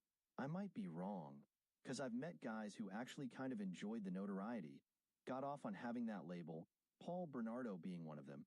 I don't see that in you. But maybe I'm wrong." Smith had chosen to use logic as his primary weapon of choice against the colonel's cognitive military mind, but was now targeting something else he held in high regard: his personal and professional reputation. His wife, family, and the armed forces were poised to become collateral damage on his personal battlefield. The proud military man would be certain to want to save face, contain the damage, and minimize the impact. "Russell," the officer prodded. "What are we going to do?" The colonel raised his head, rubbed his neck, and looked his interrogator straight in the eyes. "Call me Russ, please." His congenial tone finally indicated a readiness to move forward. Smith had not only managed to establish a rapport with the commander of the country's largest military base, but in a very short time had also earned his respect and admiration. "Okay, what are we going to do, Russ?" Williams sniffed and held his open hand against the side of his bowed face, resting his chin on the heel of his palm. As he sensed an imminent confession, the detective shuffled his chair closer and purposefully mirrored the colonel's pose. "Is Jessica somewhere we can find her easily?" he asked calmly. "Like, is it something where I can make a call and tell somebody to go to a location? Or is this something where we have to go and take a walk?" Williams sighed. He sat up and crossed his arms as he quietly contemplated his next step. He realized that there would be significant consequences for his actions, so his decision had to be a calculated and informed one. And, like many decisions that military airmen must make, it had to be quick and certain. "Which direction are we heading in here?" Smith prompted. Close to a minute of stark silence passed as Williams sat stock still. "Russ, maybe this would help. Can you tell me what the issue is you're struggling with?" There was no response. "What's the use of you struggling now?" After another long pause, Williams sighed. As he sat quietly with his head slumped forward, holding his face in his hand, his body language spoke clearly. "It's hard to believe this is happening," the colonel said, exhaling deeply as he sat up and folded his arms. "Why is it hard to believe?" Williams leaned forward and ran his tongue along his teeth. It's just hard to believe." Despite being on the verge of a confession, the detective inexplicably veered off course, beginning yet another line of questioning. He asked the colonel about an order that had allegedly been given at the base advising subordinates that they did not have to speak to the police and to seek legal counsel before they did so. Williams vehemently denied being aware of such an order and became defensive at the suggestion that it had been given by someone under his command.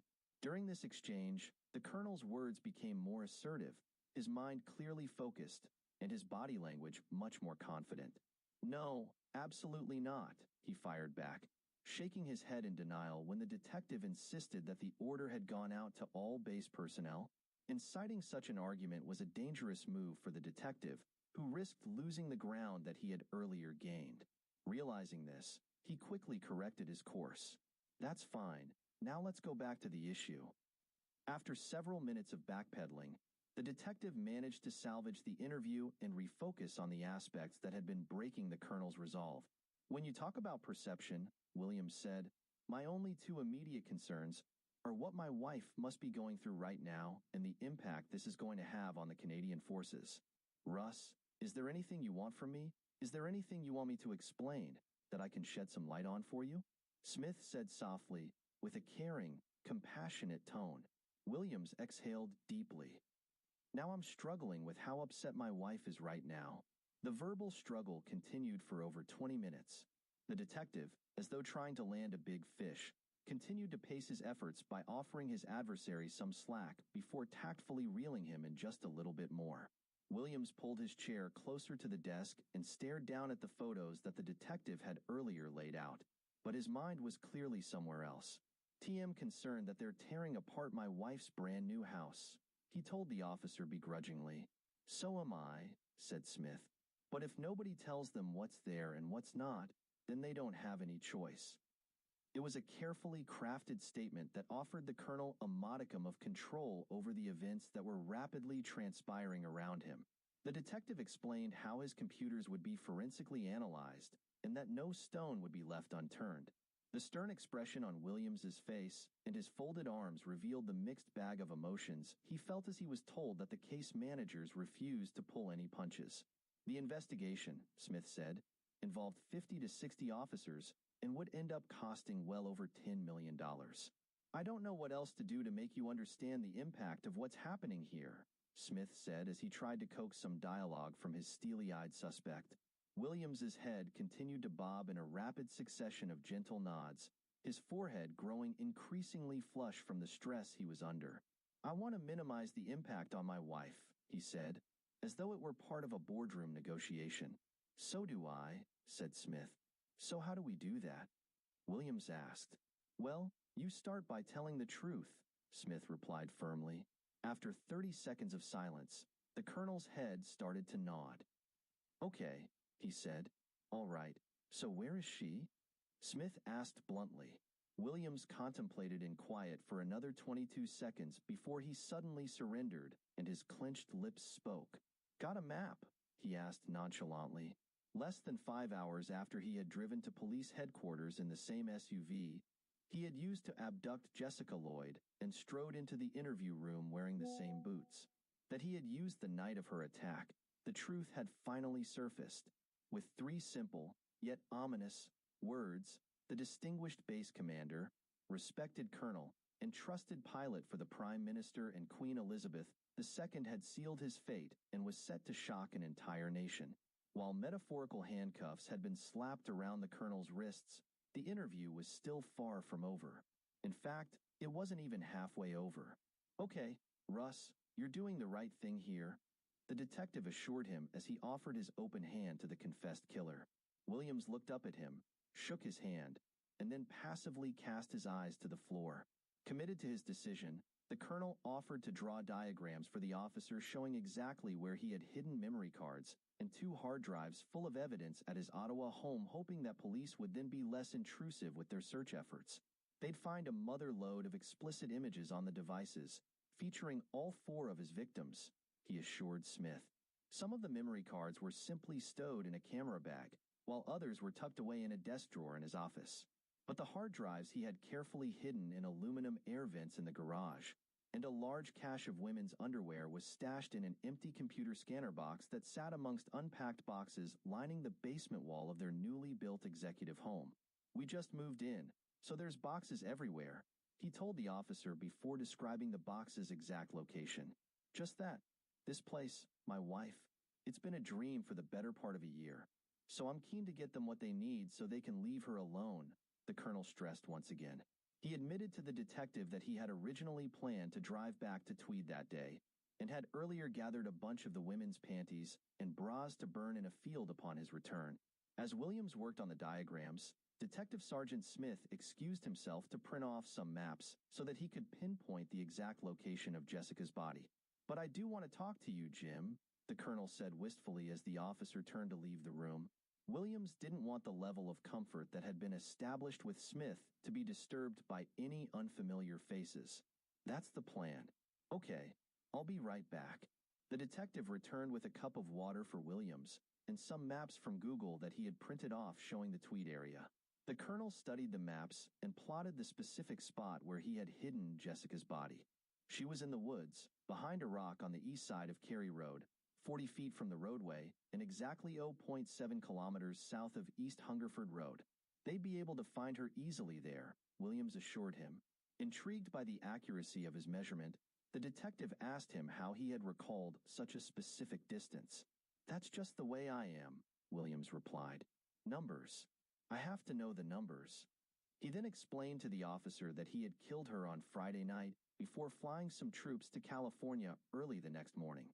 When he returned later that same evening, he drove straight back to Ottawa to help his wife with some unpacking, since he had the Monday off work. On Tuesday evening, Williams returned to his Tweed cottage after visiting with a military unit earlier in the day and promptly disposed of Jessica's body sometime between midnight and 1 a.m.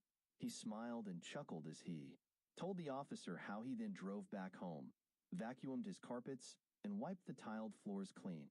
It would then be only 2 days before he'd be stopped and questioned by police at the fateful roadside canvas. Jessica's body, meanwhile, had remained lying in the woods for close to a week, her bleeding head wrapped in towels, amongst scavenging coyotes, brush wolves, and foxes. Williams had chosen to place her body off to the side of a rarely used, unpaved access road about 6 miles east of Tweed. Used primarily by hunters, there were no homes or other buildings anywhere along the road. Coincidentally, perhaps, Cary Road was often used by the colonel's next-door neighbor to reach his secluded hunting camp, a neighbor by the name of Larry Jones, the mayor of Cozy Cove. Smith then elicited more details of the 4 attacks, despite fumbling over the names of the 2 sexual assault victims and having to be reminded by their attacker. He then stumbled over the pronunciation of their names and forgot the order in which the crimes occurred. But he plugged along relentlessly, without losing his footing. Williams spoke frankly and matter-of-factly, showing no emotion as he described how he had planned and carried out the rapes and murders. The graphic details were disclosed as though he were describing scenes from a grisly movie. Wisely, Smith was careful not to overreact to the horrors he heard. He concealed his true feelings by relaxing the pitch and tone of his voice while maintaining his calm and easygoing demeanor. At times, Williams became agitated when Smith would circle between the attacks and end up repeating the same questions several times. His efforts to keep the conversation alive sometimes seemed strained and contrived. As he pushed the colonel for details about his abduction of Jessica, the detective's questioning sank to the depths of absurdity when he asked Williams to explain what he meant when he said that Lloyd had been cooperative. Cooperative can mean a number of different things. Was she excited about leaving with you? Williams clarified that she had simply not put up much of a fuss upon being taken from her house and led to his truck. Smith later made attempts to gain an understanding of the psychology behind his quickly escalating attacks. "Why do you think these things happened?" he asked. Williams didn't know. "Have you spent much time thinking about it?" "Yeah, but I don't know the answers." Williams took a long pause, his eyes glazed. "And I'm pretty sure the answers don't matter." Smith could have disagreed, but instead kept the momentum going. "Did you like or dislike these women?" The colonel raised his head and looked passively at the police officer. "I didn't know any of them," he said. Smith asked him about what kind of feelings he experienced with Jessica, having spent almost 24 hours together. "I thought she was a very nice girl," Williams said. "Do you know why you killed her?" "Well, I think I killed her because I knew her story would be recognized." He feared that the ritualistic behavior of having his victims pose for explicit photographs would have caused the crimes to be linked together. "So if you didn't take pictures, what would you have done with her?" the investigator probed. But once again, the man who had commanded over 3,000 Air Force personnel had no easy answer for him. He really didn't understand himself any better than the detective did. Then he was asked about Como and the circumstances of his first murder. TM just trying to understand, like, why her versus, the dozens of other women you've probably come across on a daily basis. Again, Williams shook his head and shrugged. He did not know why he had targeted Marie France from amongst all of her colleagues on the base and purposefully used his status as base commander to specifically access her personal information. Over the hours that passed, Williams succumbed to both mental and physical distress. His body language had slowly shifted from a cocky confidence to distress, defeat, and, ultimately, resignation. As he had progressed through the stages, his restlessness and discomfort caused him to frequently shift position in his chair, squirming and shuffling around and rolling his shoulders. Eventually, he began to take breaks from his seat, leaning against the wall for long periods of time. He stood staring at the floor as the detective asked two questions that would soon be on the minds of many people. How do you feel about what you've done? Disappointed, Williams replied quietly. Let me ask you this, Smith continued. If this didn't come to the point it's at right now, if, for whatever reason, you didn't end up on our radar so to speak, do you think it would have happened again? To most people, the answer was quite obvious. One does not escalate to such a level and then suddenly stop. It was likely even he knew that. I was hoping not, said the man who was once called a shining bright star of the Canadian military. But I can't answer that question. The interview continued for several hours, but Williams did not balk.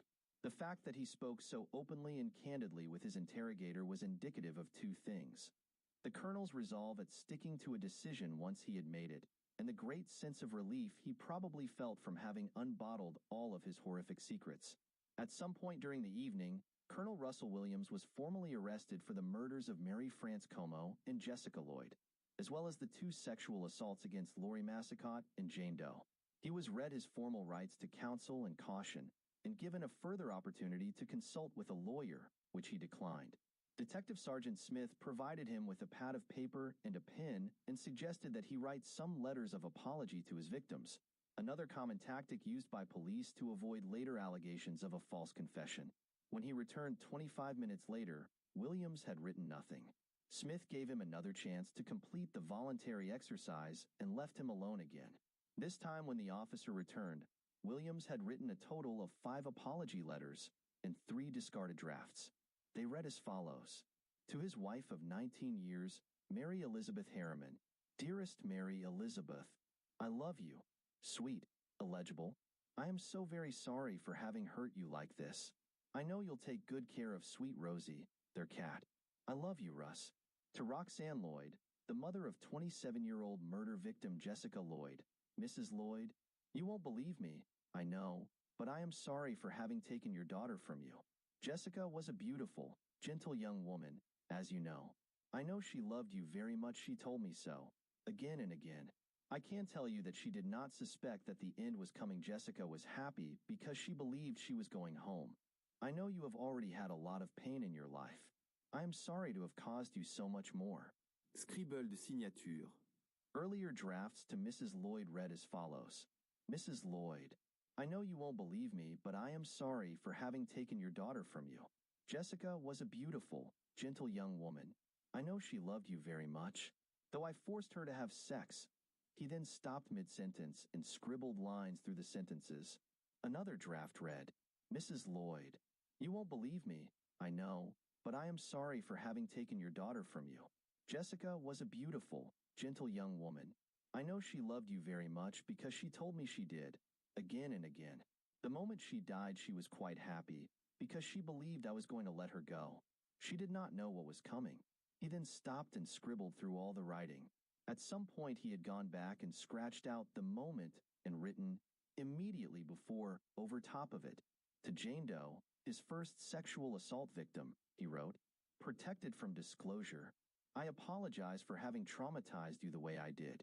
No doubt you'll sleep a bit easier now that I've been caught. Scribble de signature. To Lori Massicott, his second sexual assault victim, he wrote, Lori, I am sorry for having hurt you the way I did. I really hope that the discussion we had has helped you turn your life around a bit. You seem like a bright woman who could do much better for herself. I do hope that you find a way to succeed. Scribble de signature. And finally, to Ernie Como, the father of 38-year-old murder victim Marie France Como. Mr. Como, I am sorry for having taken your daughter, Marie France, from you. I know you won't be able to believe me, but it is true. Marie France has been deeply missed by all that knew her. Scribble de signature. A slightly different earlier draft read, Mr. Como, I am sorry for having taken your daughter from you. I know you won't be able to believe me, but it is the case.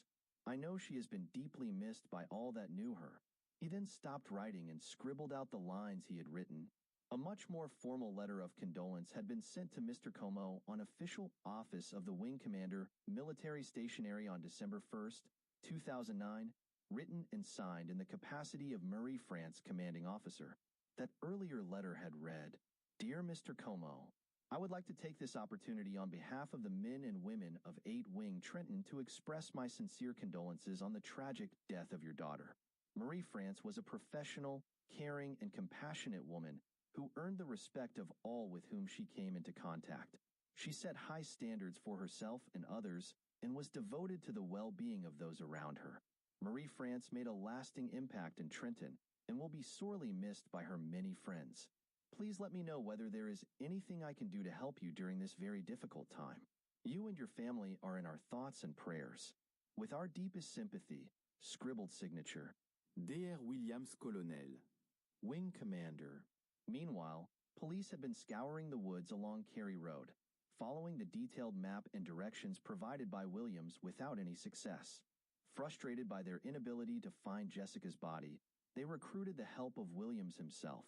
Smith and another officer escorted him from the police building at 1:33 a.m. and arrived on the scene on the outskirts of Tweed at 3:07 a.m. Williams led them straight to her body, her head still wrapped in towels, exactly where he had told them it could be found, behind a large rock, 40 feet from the road, and exactly 0.7 kilometers from the intersection of East Hungerford Road. The isolated stretch of road would soon be flooded with police. It would remain an active crime scene for the next 24 hours, as forensics officers descended on the cold and frigid brush that had been Jessica's resting place for almost a week. But karma and society would soon punish Williams for his crude and horrifying actions. He'd not be returning to his warm Posturepedic mattress or snuggling up to his wife anytime soon. Instead, the colonel would find himself sleeping in a cold concrete bunker in the much-maligned segregation unit at Kent Detention Center, located in Napanee, Ontario. It was just a few steps from the building where Jessica had once worked, but a huge leap from the life that her killer had abandoned just hours earlier. Williams had thought that he could outsmart us all, but he was wrong. And now, just like his 4 bound and helpless victims, there was nothing the Air Force colonel could do to escape his fate. His hands were tied. Hi all my friends, today we have story of devil in the uniform. So subscribe to new true crime stories every day. Drew Peterson seemed to be unlucky with women. His first 3 marriages failed and ended in divorce, with his 3rd wife dying in a tragic accident. And now his 4th wife had run away with another man. Not too surprising given their 30-year age difference. Drew Walter Peterson was born in 1954, and all his life he wanted to be a cop. After graduating from Willowbrook High School in Chicago, in 1972, he joined the U.S. Army where he was trained to be a military police officer. At high school, he met Carol Hamilton and the two started dating. She described him as a person who was very outgoing and told lots of jokes. He was very confident. Carol fell in love with Peterson, and in 1974, the couple married. In 177, Rue Peterson got his wish when he joined the police department in. But did that really happen? Things were not all they seemed in the Peterson household. An abusive control freak. But there was a side to Drew Peterson that was not immediately apparent. He was a man who needed to be in control, a man who was manipulative and would not hesitate to be physically and mentally abusive to get what he wanted. As part of his work, Peterson would be out almost every night, but he wouldn't allow Carol to go out with friends. The marriage eventually failed as the couple began to grow apart. Its final death knell tolled when Carol, pregnant with their second child, discovered that Drew was having an affair. The couple separated and finally divorced in 1980. Carol was not working at the time, and so Peterson's own lawyer, in what may be a bizarre bending of ethics, acted for both parties, something that certainly would appeal to Peterson's controlling personality. Within a short while, Peterson met another young woman, Kyle Peary, who, at just 20 years old, was 7 years younger than he was. She was working for a gas station at the time, and he was there to investigate a crime. Peterson flirted with her, and she thought that he was attractive and funny, and that he was certainly charming. They began to go out, and soon, Peterson asked Kyle to marry him. She accepted, and they got engaged. But something worried Kyle, something she had seen in the man she was engaged to. It was nothing dramatic, nothing overt, but a lot of little things. For example, if she wanted to go out with her friends, Peterson's jealousy would emerge, and he would become angry. His jealousy made him question her about where she had been and who she had seen, and he would even follow her when she went out. As the time went on, Peterson gradually got worse, becoming angry and verbally abusive toward her. Eventually, Kyle had enough. Uncomfortable and growing increasingly scared of the man she once thought of as charming, she decided to break off the engagement and handed him back the ring. Peterson was infuriated. Kyle went to Peterson's house to collect some of her belongings, and Peterson was there. Peterson was so angry that he attacked Kyle, pushing her over a table and onto the floor, where he straddled her, his legs pinning her arms to the floor. Kyle filed a domestic abuse charge with the police, but the Bolingbrook police closed ranks to protect one of their own and persuaded her to drop the charge. Peterson, seemingly untouchable, began a campaign of harassing Kyle. When she went out, Peterson was there following her. He would pull her over and issue traffic tickets for violations such as bald tires. Peterson, with a smirk on his face, even arrested her for non-payment of parking tickets which she said she never received. It was clear to Kyle that Peterson was writing tickets himself and then throwing them away. Nobody goes against Drew Peterson. TL, second wife. Despite Kyle filing complaints with the police, nothing was done. It was swept under the carpet. And verbally. On more than one occasion, Peterson pulled a gun on his wife and told her that if he wanted to, he could kill her and make it look like an accident. He would make the same claim to another woman a few years later. Lisa didn't like her new stepfather right from the start. She would later describe him as a military type, very strict, who would hand out physical punishment to her, including a beating with a belt with her pants pulled down when she was in her early teens. Interviewed on television, Lisa said, "He grabbed me by the back of head pushed and said whether I liked it or not he was going to marry my mother and he was going to be my father and I would respect him." After her mother was hospitalized following a car crash when Liza was 14, Peterson continued the abuse. He had told me that he missed my mother so much that he didn't want to be without her. She told reporters, "He asked me to come lay down with him. He had tried to touch me in an inappropriate way. I went in my room, locked my door, and I thought to myself that can't be happening." Peterson also had a grudge against Lisa's biological father, who Peterson didn't want coming around. Peterson considered Lisa his child, and no one else could have her. When her real father was due for a visit, Peterson would hang out on the route he would have to take, and when he saw the car, he would pull it over and delay the visit as long as he could. Later, he would tell Lisa that her real father obviously didn't care for her as much as she thought otherwise he would be there on time. And all the while, Peterson was continuing to have affairs with other women, normal behavior for him. But although he was free to do what he wanted, that was not the case with his family. Peterson bugged the house, so he could find out what they were doing. As Victoria later told the Chicago Tribune, "He put a microphone in our kitchen and taped our conversations. He was cheating so much he wanted to make sure I wasn't." In spite of the problems, Victoria was a loyal wife who stood by her husband when, in 1985, the Bolingbrook Police Department found him guilty and fired him for disobedience and the failure to report a bribe of an undisclosed amount while he was working on a narcotics investigation. The legal battle lasted a year and ended when the judge overruled the police commission, when a judge ruled that the police lacked sufficient evidence to find Peterson guilty. The police department was forced to reinstate him. The marriage continued, as did the womanizing and the abuse. Peterson's violence was never enough to cause Victoria to need medical help, but finally, in 1991, enough was enough.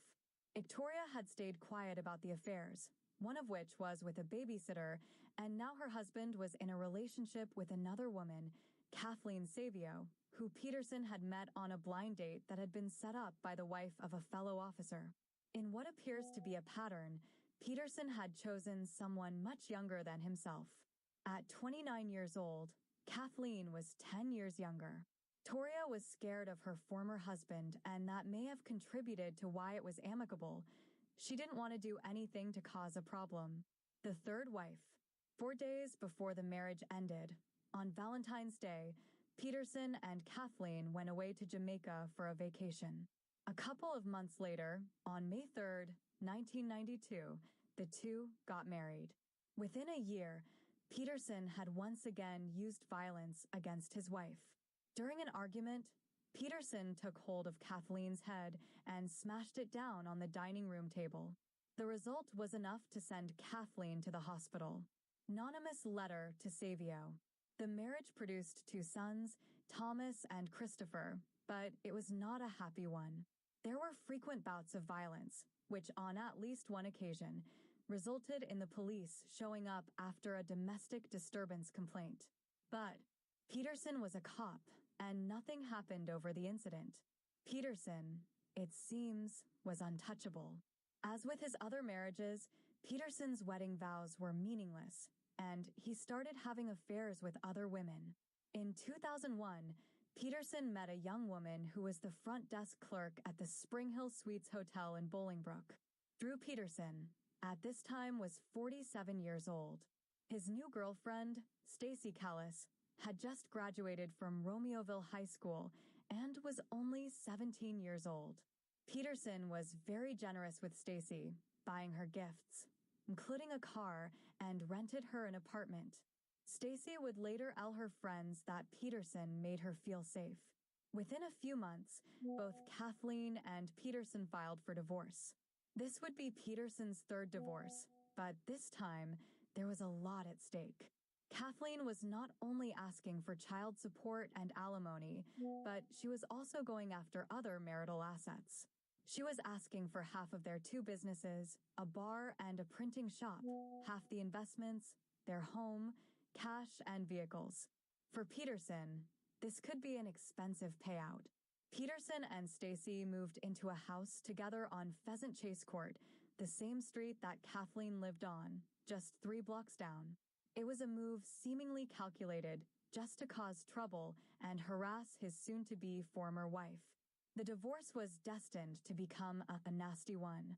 Between the time Peterson and Stacy moved in, spring of 2002 and February of 2004, the police had been called for domestic disturbances at Kathleen's home almost 20 times, and Peterson had twice had Kathleen arrested for domestic violence. In both cases, she was found to be not guilty. It seemed that Stacy was just as guilty as Peterson in the harassment of Kathleen, as there were frequent reports of both of them loitering in front of Kathleen's house.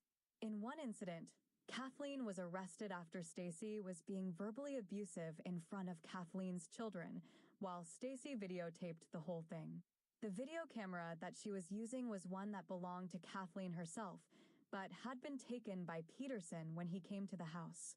As Kathleen tried to get the camera from Stacy, Peterson grabbed Kathleen and slammed her to the ground, holding her there until the police arrived. On July 5th, 2002, according to Kathleen, Peterson got into their house, using a garage door opener that he himself had programmed. At 10:30 a.m., as Kathleen came down the stairs carrying a basket of laundry, Peterson stepped out from the living room.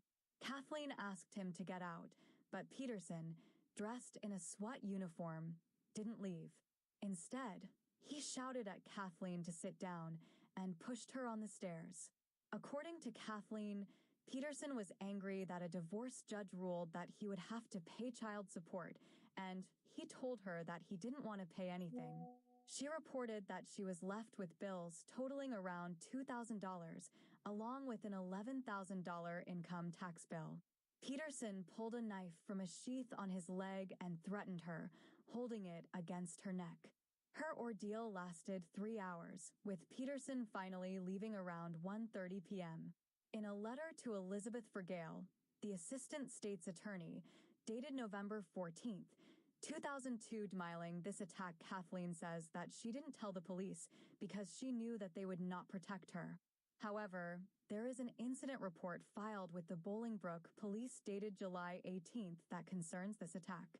In the investigating officer's report, he says that Kathleen did not want Peterson to lose his job. She did, however, express her fear of Peterson, believing that he was unstable.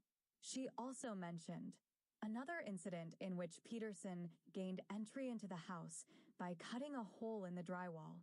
The officer also interviewed Peterson, who told a whole different story. In his version, they both sat on the stairs and talked about the divorce, both crying and hugging.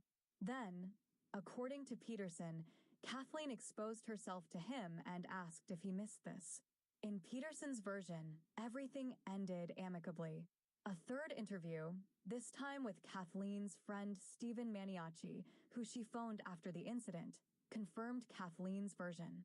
In the letter to Vergale, Kathleen writes, "He knows how to manipulate the system, and his next step is to take my children away, or kill me instead." The last wife. The divorce between Peterson and Kathleen was finalized on October 10th, 2003, and now that the marriage was over, Peterson was able to marry Stacy, which he did just 8 days later on October 18th. Peterson was 49 years old and Stacy, pregnant with their first child, was just 19. Although the marriage with Kathleen was now officially over, there was still the property settlement to be sorted out, and that would not be done until a civil trial that was scheduled for April 6th, 2004. Along with everything else that Kathleen was asking for, which was a loan more than $300,000, she was also going for half of his pension, which would be $72,000 a year. Peterson didn't want that. In late 2003, Peterson talked to a friend named Jeff Pachter, a fellow worker at a cable company where Peterson moonlighted as a cable installer. Late one night, Pachter and Peterson were driving around in Peterson's squad car when Peterson asked for a favor. He asked if I could find someone to take care of his third wife. Pachter would later tell the court. He indicated that he would give me the $25,000, and if I could find someone to do it for less, I could keep the remaining balance. Peterson came up with a code word that Pachter could use when he had killed Kathleen, but Pachter couldn't remember what the word was, other than it was something to do with cookies. Peterson wanted to know exactly when the hit would take place, so he could arrange an alibi. One of Peterson's suggestions was that he go to Six Flags Great America Amusement Park on the day the murder was to take place. There, Peterson would start a fight. It would prove that he was there at the time of her death. Because Peterson often joked around, Pachter thought that he was just fooling around now. Several months later, Pachter called Peterson to ask how Stacy and the newborn were doing. Peterson said that everything was well and then added, "The favor that I asked you, I don't need it anymore." In February 2004, Peterson bumped into a fellow police officer, Lieutenant James Coughlin, in the Will County Courthouse. The two talked about Peterson's problems. Peterson said to Coughlin, "My life would be easier if she were just dead." On Thursday, February 26th, Kathleen called her sister, Sue Doman, and told her that she had a strong feeling that Peterson was going to kill her and was going to make it look like an accident, something he had told her that he could easily do. She asked her sister to take care of the children. According to Peterson, he had their children on the last weekend in February, and on Sunday afternoon, February 29th, he had come over to drop them off. Unable to get an answer when he rang the doorbell, he took the children back home with him for the night. He said that she was also not answering her telephone. The next night, Monday, March 1st, he cruised by in the police car and saw a neighbor, Steve Carcerano. He asked Carcerano to come with him and try Kathleen's house again. With Carcerano standing there, Peterson knocked on the door, and once again, there was no answer. Peterson called a locksmith to the house, and by the time he got there and opened the door, it was almost 11 p.m. By now, the two men had been joined by Kathleen's neighbors, Mary and Thomas Pontarelli, and their son, Nick. Peterson asked the neighbors to go in and look around while he stayed at the front door, an unusual thing for him to do. Mary Pontarelli and Steve Carcerano headed upstairs, while Thomas and Nick Pontarelli looked around downstairs. Moments later, there was a scream as Mary Pontarelli discovered Kathleen Savio. Her bloated body was naked and lying in the bathtub, a 1-inch gash on the back of her head. It appeared that she had slipped and fallen in the tub, hitting her head on the way, and then drowned. An accidental death. The police were called and immediately concluded that death was accidental. The coroner, Dr. Brian Mitchell, came to the same conclusion, and in May 2004, a coroner's jury made it official. With Kathleen's death official ruled as an accident, Peterson was allowed to get on with his life. Kathleen's funeral was paid for by Peterson, and although he attended the funeral, he didn't go to the reception afterward. He had something else to do. The something else was to take a truck to Kathleen's house and drive away with all of her possessions. Peterson also produced a handwritten will, which Kathleen had signed, leaving everything to him. The will was written by Peterson on March 2nd, 1997, and witnessed. Kathleen's estate was valued at almost $300,000. Over the next several months, Peterson sold the bar that they had owned, getting $325,000 for it, and sold Kathleen's house for $287,000. Kathleen also had a life insurance policy for $1 million, naming their two sons as beneficiaries. With Kathleen dead, Peterson got custody of the boys, aged 10 and 11, and so controlled their money. With Kathleen now gone, there was no threat to Peterson's assets or his pension in the divorce settlement. Kathleen's family did not believe the accident story. They believed that, true to what Kathleen had predicted, Peterson would murder her and make it look like an accident. Back at Peterson's house, things between him and Stacy were not great. They had had a second child, but Stacy was feeling like a prisoner. Peterson would call her all the time to check up on her, and she wasn't allowed to go anywhere. By the middle of 2007, Stacy wanted to get out of the marriage. In August 2007, there was an incident with a gun. According to Stacy's sister, Cassandra Callis, Peterson had asked Stacy to get him a soda from the refrigerator in the garage. While Stacy was there was a shot from the bedroom above the garage. A bullet came through the ceiling and hit the floor near where Stacy was standing. According to Peterson, the incident was not like that at all. He bought Stacy the gun. Later, that Peterson's explanation was idiotic. Neil Scorey was an assistant pastor at the church that Stacy attended. On August 31st, 2007, Stacy called him and asked to meet somewhere. She wanted to discuss something important.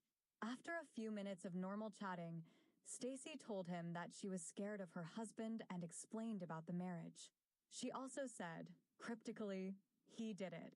Although it was clear that Stacy was talking about Ev, Neil Scorey Peterson, the assistant pastor, wasn't sure what it was that Peterson had done. He asked, he did what? The answer must have shocked the assistant pastor. He killed Kathleen. She went on to detail everything that happened on the day that Kathleen died. On February 28th, 2004, Stacy awoke in the middle of the night and found that her husband was not there. She looked around the house for him, but he was not home. The next morning, She found Peterson standing by the washing machine. He was dressed in black, and he was holding a bag. Stacy said that Peterson removed his clothes and put them in the washing machine, and then put the contents of the bag, which she said was women's clothing, into the machine as well.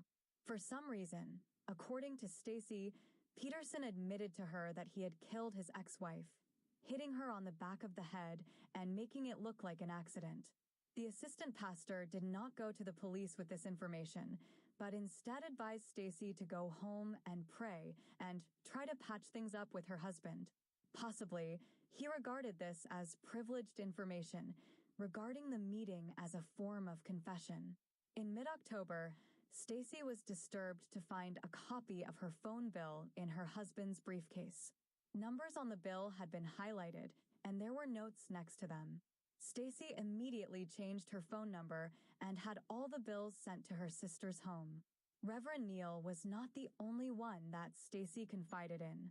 In 2001, long before she met Peterson, Stacy was dating a young man named Keith Rosetta. Now she needed someone to talk to, and she contacted Keith's twin brother, Scott.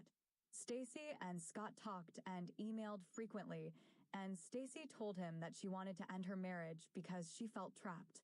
In an email to her sister's former boyfriend, Steve Cesare, on October 17th, Stacy wrote, "I have been arguing quite a bit with my husband. As I mature some W/age, I am finding that the relationship I am in is controlling, manipulative, and somewhat abusive. As I try to help make changes to this, he has become argumentative. Tomorrow is our 4-year anniversary, and I am not as excited as the years that have passed. I dunno. We'll see what happens, I guess. If you could keep me in your prayers, I could use some wisdom, protection, and strength." On October 19th, 2007, Stacy met up with Scott and some friends at a local Denny's. Within a short while, Drew Peterson, in police uniform, walked into the Denny's and came and sat at their table. Immediately, everyone at the table became uncomfortable. It was clear that Peterson had followed Stacy in his squad car. His attention was firmly fixed on Stacy and Scott. Scott told the Chicago Tribune that Peterson asked me how I W/one eel if my wife went off with another guy. I told him, honestly, I would trust her. Said, I have to get out of here, you know. I'm not feeling very safe. I'm afraid he's going to hurt me. Unfortunately, Pamela's rental property was already occupied, and Pamela told Stacy to seek legal advice. By this time, many members of Stacy's family knew she wanted to divorce Drew Peterson, and Peterson knew it as well. Stacy, if anything happens to me, he killed me. It wasn't an accident. On the night of Saturday, October 27th, Stacy's sister Cassandra came round for dinner with the couple. According to Cassandra, Peterson looked angry. Finally, when both sisters were alone, Stacy gave Cassandra a hug and told her, I love you. If anything happens to me, he killed me. It wasn't an accident. They said goodnight. They talked on the telephone the next morning at 10 a.m., and that was the last time Cassandra had any contact with her sister. According to Peterson, he arrived home between 5:30 and 6 a.m. that Sunday morning, October 28th, after finishing a night shift. He talked to Stacy, who, Peterson said, told him she was going to see her grandfather in the morning. Somewhere between 10 and 11 that morning, Peterson was woken up by the kids, and he noticed that Stacy wasn't around. Peterson spent the day doing errands and playing with the kids before going out to eat at McDonald's. By mid-afternoon, both Cassandra Callis and Stacy's neighbor, Sharon Byczowski, had tried calling Stacy, but all the calls are going straight to voicemail, which Byczowski said was unusual as Stacy always had her phone turned on. At 9 p.m., Peterson said he received a phone call from Stacy. She, according to Peterson, told him that she was running away with another man. The car would be at the airport. Peterson left to look for Stacy and returned at around 11 p.m., just as Cassandra called looking for her sister, who never turned up that morning to help do some painting. Peterson told her that Stacy had left him for someone else, that she had taken money, clothing, and her passport. At 11:45 p.m., Peterson walked to the airport, found Stacy's car, and drove it back home, then went to bed. He was awakened by the telephone at 2:30 a.m. when the Bolingbrook police told him that Cassandra had filed a missing persons report. Although it sounded plausible, Stacy's family believed something very different. Friends and family knew that Stacy would not have abandoned her children. They were sure that Peterson had killed Stacy and had somehow disposed. On October 27th, Peterson came to Morphy's home and picked him up. They were supposed to be going to a local Myers store where Peterson had set up a job interview for his stepbrother. Instead, Peterson drove to Remington Lakes Park, just off Remington Boulevard. There, Peterson told Morphy that Stacy has been cheating on him with 2 other men and that he has to. Another person who was certain that Peterson had killed Stacy was Thomas Morphy. Morphy is Drew Peterson's stepbrother, and his recollection of that weekend is more sinister. Peterson then drove Morphy to a storage facility in Romeoville and asked him to rent a locker in his name. Peterson said he would give Morphy $200 to pay for the rental and give him more money when that ran out. Morphy, convinced that Peterson was going to kill Stacy's boyfriend and that he intended to put the body in the locker, asked, "What about the smell?" Peterson told him not to worry. It would be in a sealed container and was airtight. He told Morphy he could check it every once in a while to make sure that there was no smell of decomposition. Peterson's plan, according to Morphy, was to leave the body there for 6 months until the dust settled and then dispose of it. But the rental of the locker was rejected as Morphy had no ID on him, and rather than arouse suspicion by leaving to get the ID and returning, the plan was abandoned and Peterson dropped Morphy off at his home. Some hours later, Morphy telephoned Peterson and told him that he couldn't get involved in this, and Peterson said he understood. Morphy was scared that Peterson was going to kill someone, but he himself was also scared. He now had a family, a long-term girlfriend and her children, who he had been with him for 9 years, and didn't want anything to happen to them. In addition, Peterson was a cop, and Morphy didn't know where to turn for help. The next day, Peterson came over again, and he and Morphy went to a Starbucks, got coffee at the drive-thru, and then headed off to a park by Weber Road. This would be around the time that Peterson said he was out looking for Stacy, just after 9 p.m. At the park, Peterson handed Morphy a cell phone, told him not to answer it if it rings, and then he left. Morphy hung around in the dark, waiting for Peterson to return, wondering what Peterson was doing. The phone rang a couple of times, and as instructed, Morphy did not answer it, but did notice that the phone displayed Stacy as the caller. Peterson returned to the park and picked up Morphy. Peterson asked Morphy for a favor. He needed help moving something. They drove to the Peterson house, and Peterson led Morphy upstairs to the bedroom. Peterson told his stepbrother to be quiet as the children were asleep, and Morphy saw that the kids' bedroom doors were closed. Peterson pushed a blue container out from the bedroom and asked Morphy to help him get it down the stairs and out to Peterson's GMC Yukon Denali. Morphy helped, later describing the container as quite warm and weighing somewhere between 122, 150 pounds. Peterson then drove Morphy home, gave him some money, and said, "This never happened."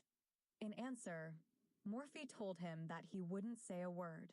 Peterson dropped him off just before 10 p.m., but Morphy had no intention of keeping this to himself and didn't stay inside his house for long. He headed to the house of his friend, Walter Martinek, and there, he told Martinek that he thought he has just helped Peterson dispose of Stacy's body. Morphy was clearly frantic and distressed. He stayed with Martinek until Morphy's girlfriend, Cheryl Alcox, called and asked him to come home.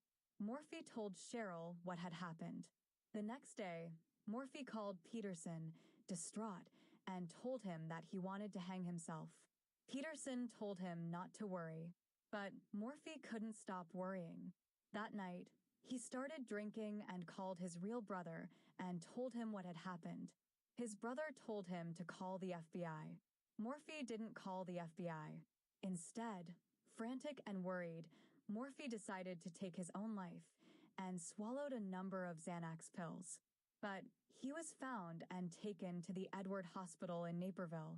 On October 30th, Peterson came over to Morphy's house and was told by Cheryl that Morphy was in the hospital after attempting to commit suicide.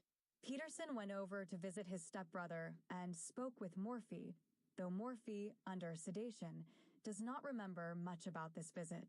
While Peterson was at the hospital, Walter Martinek came over to Morphy's house, and he and Cheryl drove to Crest Hill and talked to the state police.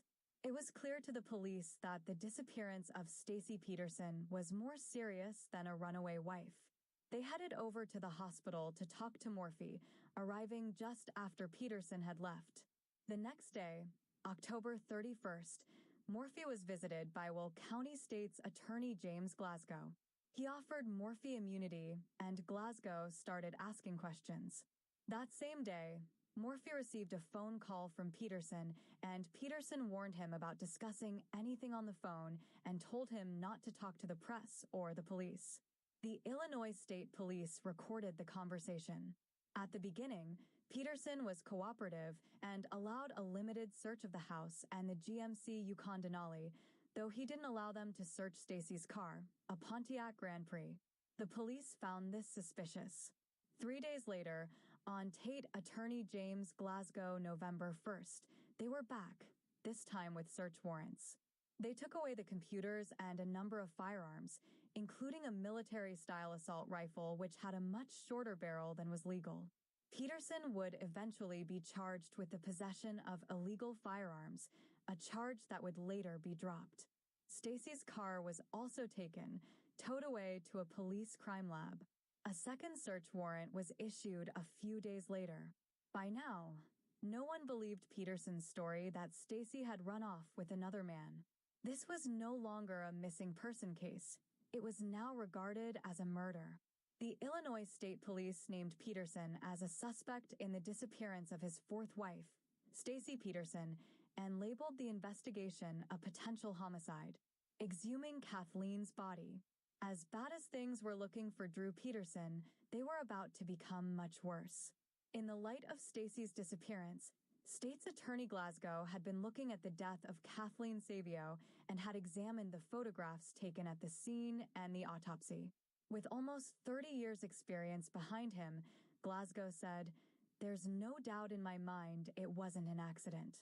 On November 9th, Glasgow announced that the body of Kathleen Savio was going to be exhumed, as the circumstances surrounding that death were suspicious. There would be a second, independent autopsy, M/UE, where, on November 13th, a new autopsy was carried out by Dr. Larry Blum. The next day, the body of Kathleen Savio was removed and taken to the Will County. A renowned pathologist and former chief medical examiner for the state of New York. He told Fox's Greta Van Susteren, "To a reasonable degree of medical certainty is the standard we usually use.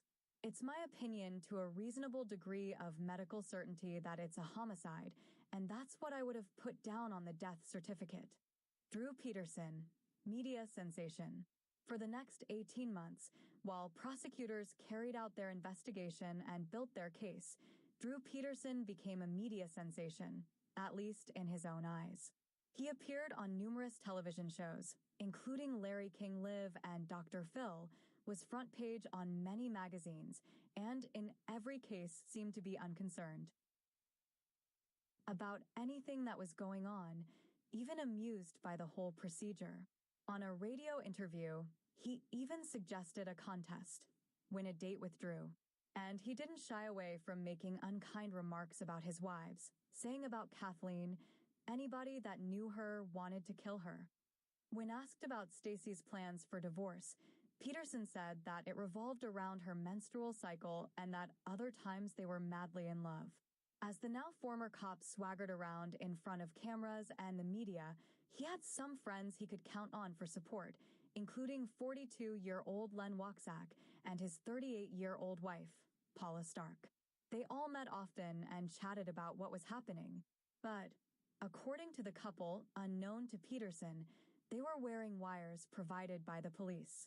Allegedly, on one tape, Peterson said, "I should have had that bitch cremated.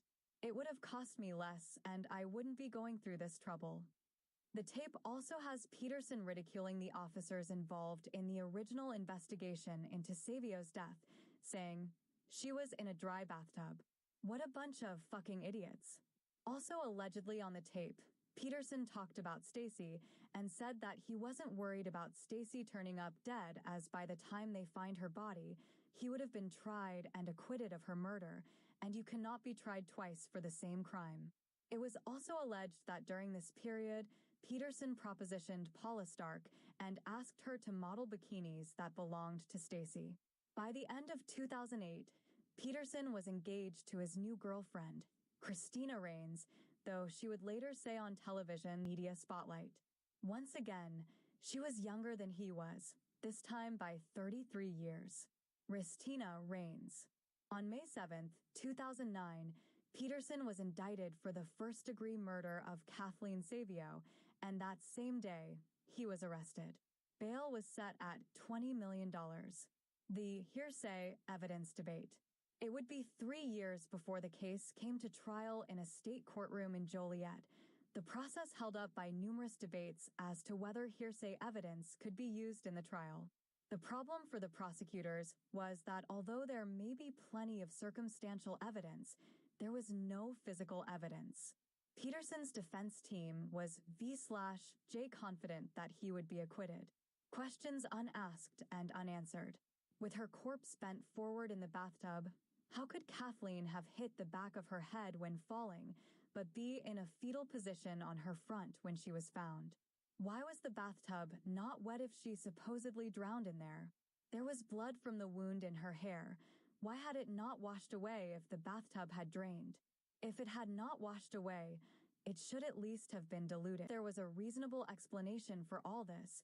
It should still have made the investigating officer question whether it was accident or something else. Sergeant Collins also didn't seal the scene of the death, which allowed anyone to go in afterward and possibly change something or remove evidence that may have been crucial. Even more disturbing was that when Collins interviewed Stacy Peterson, he allowed Drew Peterson. She answered questions, with Peterson even reminding Stacy of what had happened at one point, essentially coaching her. The prosecutors wanted to present Peterson as a man who would threaten anyone who got in his way. On the second day of the trial, they presented Thomas Pontarelli, who had been one of the people in the house the day Kathleen Savio's body was discovered. Pontarelli told the court that on one occasion, Peterson told Pontarelli not to install a deadbolt on Kathleen's bedroom door, which she had requested. According to Pontarelli, Peterson added, "Any friend of hers is an enemy of mine." Pontarelli changed the locks anyway and later found a .38 caliber bullet on his driveway. Peterson's defense team immediately protested. The mention of the bullet had not been discussed in pretrial sessions and would taint the perception of Peterson. The jury was cleared from the courtroom. Judge Edward Bermilia admonished the prosecution, asking if the prosecution could show evidence that the bullet was placed there by Peterson. They admitted that they couldn't. The judge considered whether to call a mistrial, but eventually decided on striking Pontarelli's testimony instead. The trial continued. Drew's Law, testimony from the grave. But it was hearsay evidence that would cause the controversy that surrounded this trial. In the case of Crawford versus Washington in 2004, the U.S. Supreme Court ruled that hearsay evidence violated a defendant's right under the Sixth Amendment to confront any witnesses that were against him. However, over the years, this ruling has been relaxed in cases where the witness may have been silenced to prevent them giving testimony. And in 2008, Illinois passed a law that would allow hearsay evidence if it is believed that the witness was murdered to prevent testimony being heard in court. It was soon nicknamed Drew's Law. Peterson's defense said that the law unfairly targeted their client because the law was passed after the investigation into Kathleen's death was launched. James Glasgow responded by saying the defense claim was a thinly veiled effort to sway the court into believing that this statute pertains exclusively to this prosecution. In the end, the judge allowed some hearsay evidence to be heard, allowing testimony, as some put it, from beyond the grave. Women had told them. Among the defense witnesses was Harry Smith, a divorce attorney who handled Kathleen Savio's divorce and was also approached by Stacy to discuss what she wanted to do. It would be Harry Smith who inadvertently caused more drama. It was a blow for the defense team. Now, witnesses came forward to tell what the two. Divorce lawyer Harry Smith. Greenberg had been overheard in a hallway telling the lead defense attorney, Joel Brodsky, that they should not call Smith to the stand. Brodsky, however, was determined to do just that, knowing that Smith's testimony, namely that Stacy wanted to use her knowledge that Peterson murdered Kathleen as leverage to get more money in the divorce, would show the jury what a calculating and greedy person Stacy was. It went against an unwritten rule that one should never use a witness who makes the dead, or in this case the missing, presumed dead, look bad. Brodsky not only ignored Greenberg, but also fired him from the team. Smith was called and he testified about the contacts he had with Stacy, how she hoped that her knowledge of the murder would help her in her divorce. But Brodsky should have listened to Greenberg's advice. The testimony of Harry Smith blew up in the defense team's face. Although its plan was to discredit Stacy, what they had brought into evidence was testimony that said Peterson killed Kathleen. Once Brodsky realized that Smith's testimony was damaging his client's case, he began shouting at Smith and calling him a liar. But the damage had been done. Peterson did not take the stand. His brash and cocky public persona was not something the defense team wanted on display in the court. In the end, it didn't matter. Guilty. The trial lasted just over 5 weeks, and finally, on Thursday, September 6, 2012, the jury gave its verdict. Drew Peterson was guilty of the first-degree murder of Kathleen Savio. At least one member of the jury was uncomfortable with convicting Peterson on hearsay evidence, but he was finally convinced by other members of the jury and the other circumstantial evidence against the former cop. Several members of the jury said Peterson's conviction was the fault of one man, Joel Brodsky. They said the decision to call Harry Smith as a witness for the defense tipped the scales in favor of the prosecution. It was a devastating miscalculation on his part. Former defense attorney Greenberg, in a letter released after trial, wrote that calling the divorce lawyer as a defense witness was the worst mistake by a trial lawyer since Christopher Darden asked O.J. Simpson to try on a glove. Brodsky, an immigration lawyer who had never tried a murder case, surrounded himself with good trial lawyers. But when they gave him advice, he didn't listen to them. Brodsky's dream team, as he called them, ended up being just that, a dream.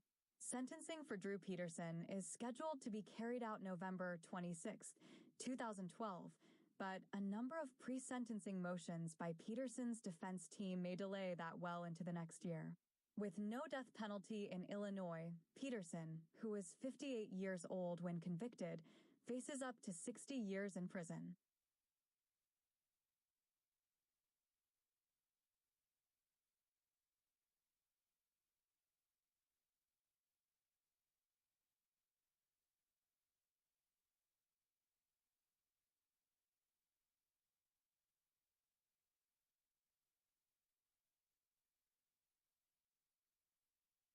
The year was 1963, and Napa County had yet to become a tourist trap of wine and congested city streets. The population, an estimated 22,000, was predominantly white, working-class families. Parents allowed their children to walk to school and play outside unsupervised, and children lived without fear of kidnapping, as the potential dangers posed by the predatory sex offender had yet to enter public awareness. In March 1963, the Heskett family lived at 2309 Main Street. Marvin Heskett, at home recovering from his second heart attack, worked as a salesperson while wife Dorothy stayed at home and cared for their 9 children ranging in age from 17 years to 5 months. Doreen disappears. Monday, March 25, 1963, was a routine day of school and play for 5-year-old Doreen Heskett. Dressed in a turquoise blue jumper with red decorative stitching on the shoulder straps, a white blouse, stockings, and blue tennis shoes, she walked with her siblings approximately 1/2 mile to Lincoln Elementary School for her morning kindergarten class. When class recessed at 11:30 a.m., the little blue-eyed blonde returned home to eat lunch with her mother and younger siblings. Fellow classmate Linda Ford arrived at the Heskett residence shortly before 2 p.m. to play with her new friend. With her husband out of town, Dorothy left her eldest son and daughter in charge of the younger children while she visited the grocery store. When Dorothy returned, Doreen immediately approached her mother with the request to walk to Linda's house. Assuming Linda Ford lived nearby, Dorothy granted Doreen permission. Unbeknownst to Dorothy, the Fords had recently moved to a new home on Sherman Avenue, approximately 1 mile to the north of the Heskett residence. The girls set off for the Ford residence. At 4 p.m., Linda rode her bicycle with the smaller Doreen seated behind her. The most likely route taken by the girls would have been north down Main Street, left at the corner of Main and Pueblo Avenue, right at Pueblo and Jefferson Street, north down Jefferson to the 1st Street on the left, Sheridan Drive, and left onto Sherman Avenue. It probably took the girls 15 minutes to reach Sherman.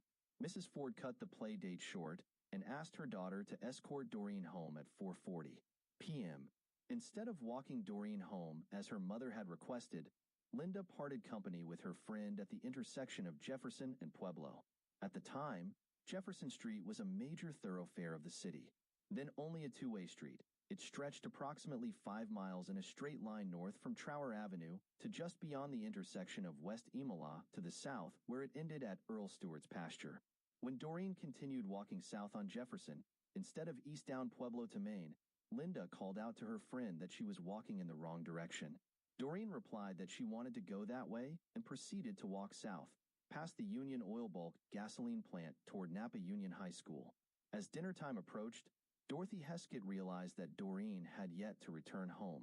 At 5 p.m., she began searching her Main Street neighborhood, expecting to see Doreen in front of a house playing with Linda. 2 hours later, unable to find Doreen, she returned home to report her daughter missing to police.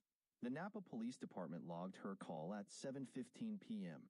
After a search of the Heskett residence, responding officers ordered a door-to-door canvass of the neighborhood.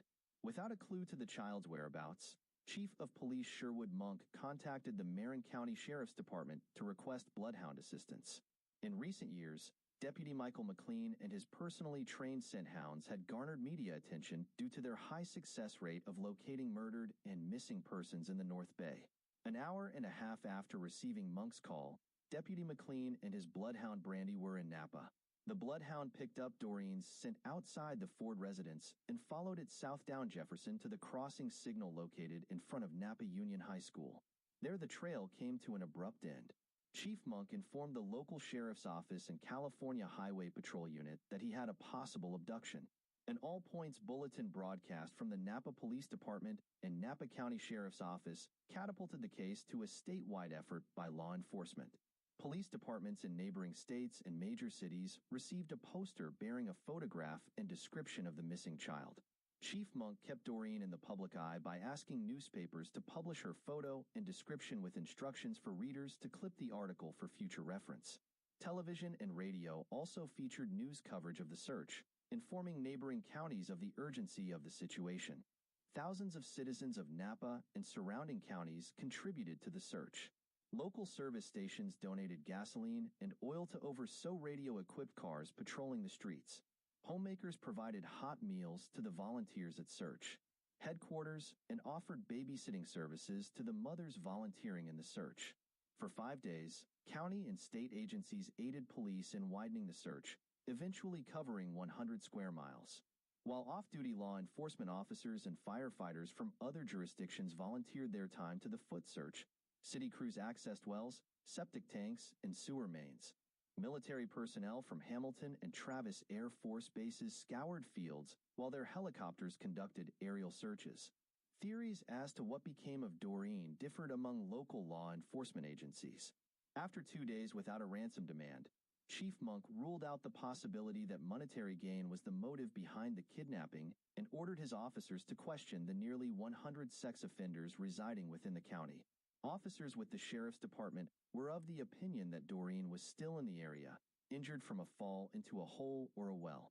While Chief Monk alerted surrounding agencies to be on the lookout for his kidnapped victim, Sheriff Clausen used the local media to direct citizens to search their properties for the missing child.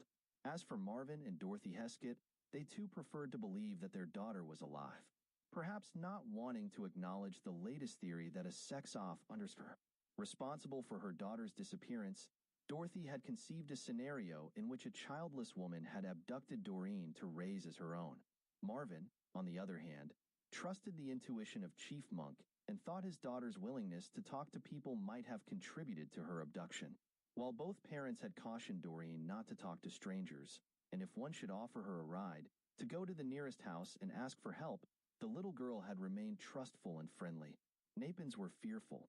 Prior to the disappearance of Doreen, the community was virtually unaware of the prevalence of child molestation by strangers. The local newspaper would occasionally print an article announcing the arrest or conviction of a man accused of child molestation, but most often than not, such persons escaped the glare of the media. That all changed when Doreen disappeared. Front-page articles in the Napa Register alerted residents to the perverts in their midst by including the name, occupation, and address of every arrestee accused of child molestation. And Napa County Sheriff's Office. While the majority proved false, 3 reports from local citizens claiming to have seen Doreen on Jefferson Street that fateful afternoon proved useful to police. The distribution manager of the Union Oil Bulk gasoline plant reported seeing a little blonde girl walking south on Jefferson. He recalled hearing another little girl yell to her friend that she was walking in the wrong direction. During the second day of the search, a woman reported seeing a girl fitting the description of Doreen standing near the traffic signal in front of the Napa Union High School campus late Monday afternoon. She saw the girl run away from the street toward the school, as if scared by the traffic. A third sighting placed Doreen 3 miles south of the high school. Several young men employed at the service stations located at the intersection of Jefferson and Imola Avenue reported seeing a young girl run across busy Imola at 5:45 p.m. The young men all described the child as blonde-haired and wearing a blue dress with matching suspenders. They lost sight of the girl after she ran toward the River Park Estates construction barricade located at the end of South Jefferson. In case Doreen had wandered into one of the fields between South Jefferson and the Napa River, Chief Monk ordered another foot search of the area. To rule out the possibility that Doreen reached the water and drowned, local scuba divers checked the river and sloughs. Days later, Undersheriff Gardner joined Hamilton AFB aviators for a low survey of the housing development and surrounding fields. Described by the Oakland Tribune as one of the most massive hunts ever staged in California, the 5-day search concluded on Saturday, March 30th, 1963. An estimated 3,000 people volunteered that day, making it the most dramatic attempt to find a child in Napa history, according to the evening edition of the Napa Register. At NIG, volunteers assembled in the grandstands behind the National Guard Armory, where Undersheriff Gardner thanked them for their tireless search efforts and donations to the KVON Reward Fund that had exceeded $5,000. Investigating a case without leads. Desperate to find that one critical clue that would break the case, Chief Monk reached out to the State Department's Bureau of Criminal Identification and Investigation, CII, in Sacramento to request the assistance of an investigator skilled in kidnap and missing person cases. In early April, Special Agent Sidney Jones came to Napa and interviewed every person questioned by police in the initial hours of the investigation. Back at his Sacramento office, he ran background checks on every name in the voluminous case file. Jones also ran criminal background checks on 290 registered sex deviates in Napa, Solano, and Sonoma counties. Chief Monk assigned 3 officers to the Heskett case full-time. Assistant Chief Blair, Detective Sherman Schultz, and Juvenile Officer Earl Randall investigated potential sightings and possible leads from around the North Bay. Several jurisdictions, including San Jose and Petaluma, extended the courtesy of allowing Napa detectives to question suspects arrested for attempted abductions and molestations of young girls. Some residents of Napa theorized that police had been unable to locate Doreen because her parents were involved in her disappearance and withholding information from investigators. However, this was not the case. Police had interviewed Marvin and Dorothy Heskett early in the investigation, and neither parent had exhibited behavior indicative of deception. In fact, both parents had openly discussed their personal lives and allowed police to search their residence on more than one occasion. In order to quash the rumors, both parents agreed to undergo polygraph examinations. Chief Monk announced in the April 18, 1963, issue of the Napa Register that the test results showed both parents were truthful and not involved in the disappearance of their daughter. At the suggestion of Marvin and Dorothy Heskett, Chief Monk asked Los Angeles-based medium Latte Vaughn Strahl to examine the case. Chief Monk and Detective Randall personally showed Vaughn Strahl the route Doreen walked before she disappeared. The self-professed psychic viewed mug shots of convicted sex offenders but failed to sense a connection to missing Doreen. Before she left Napa, Vaughn Strahl visited the Heskett home where she received a photo and lock of Doreen's hair to aid her psychic investigation. Desperate to know what became of their daughter, the Hesketts made a public plea to her abductor in the September 16, 1963, issue of the Napa Register. Written by Marvin Heskett, the statement addressed the pain that his family had endured in the past 6 months as they imagined Doreen murdered and abandoned in some remote low. The family did not wish any vengeance upon the person responsible. Their only wish was to recover the remains of their family member for a proper burial. While their public plea did not result in its intended outcome, the Hesketts did receive several letters of encouragement from concerned citizens. Remains recovered. On the morning of Thursday, November 21, 1963, Earl Stewart stumbled across the skeletal remains of a child in his South Napa cow pasture. Police were baffled by the location as they had paid particular attention to the field due to its proximity to the South Jefferson/Emola intersection, the last location of a possible sighting of Doreen. Under-Sheriff Gardner had participated in an aerial search of the field while law enforcement officers and volunteers had combed the field on 3 separate occasions. During their initial observation of the remains, investigators noticed some important details. There was a gaping hole in the skull. The missing portion lay about a foot from the body.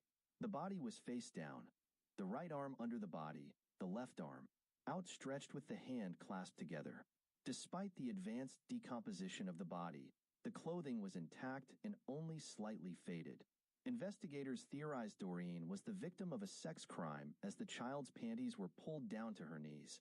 Missing were Doreen's stockings and tennis shoes. Various specialists examined the remains throughout the next 8 months.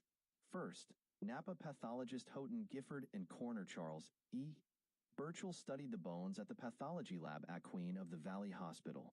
Gifford found the condition of the remains consistent with a body exposed to the elements for 8 months, the length of time Doreen was missing.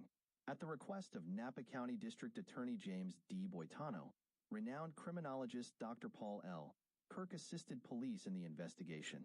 As head of the criminology department at the University of California at Berkeley, Kirk had extensive experience in forensic science and microscopy. Prime suspect. Confident that Doreen was murdered, Chief Monk focused on the likeliest of suspects, adult male sex offenders with a predilection for female children.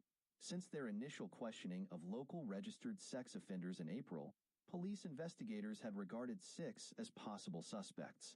One particular suspect, Claude Ray Jr., eventually became the prime suspect. Ray had a history of molesting prepubescent female children. In 1957, he served a 1-year sentence in county jail for committing a lewd and lascivious act upon a 7-year-old girl. During the course of the investigation, police discovered information that placed the convicted pedophile in close proximity to Doreen Heskett. At the time of Doreen's disappearance, Ray worked as a laborer on the Gisletta Ranch, property that adjoined that of Earl Stewart. The Ray family resided in a small house on Lincoln Avenue, within sight of Napa Union High School and 3 blocks from the Heskett family. Due to their residential location, the Ray children attended Lincoln Elementary School, the youngest daughter a classmate of Doreen. Questioned within 48 hours of the abduction, Ray provided an alibi that Assistant Chief of Police Jack Blair was unable to disprove. 8 months later, when police recovered the remains of Doreen Heskett, Ray was again brought into the police department for questioning. Repeating his earlier alibi, Ray failed to convince Detective Earl Randall of his innocence. unable to make an arrest without an eyewitness account, or PHYI-1. Evidence that tied Ray to the abduction or murder of Doreen, Detective Randall was forced to cut his suspect loose, ruled a homicide. The year 1964 brought disappointing news for investigators. In late March, a year after Doreen's disappearance, D.A. Boitano officially announced that the examinations, as conducted by criminologist Dr. Paul L. Kirk and pathologist Dr. Houghton Gifford, were inconclusive. The badly decomposed condition of the body made it impossible to determine if the fractures present in many of the bones had resulted prior to death or as a result of trampling by the cattle that grazed in the field. Kirk theorized that the discovery of the body 3 miles from the location where Doreen was last seen, coupled with the position of her underwear, were indicative of foul play. In his final assessment of the case, Kirk determined the cause of death as homicide. The final ruling in the matter of how Doreen Heskett met her death came in August. Before a panel of 9 jurors, investigators outlined the circumstances of Doreen's disappearance and the eventual recovery of her remains 8 months later. Information gleaned from the autopsy revealed a paramatum, at or near the time of death, injury to the jaw. Jurors officially ruled the death of 5-year-old Doreen Heskett a homicide. A suspect kills. On the morning of Monday, October 4, 1965, Claude Ray Jr.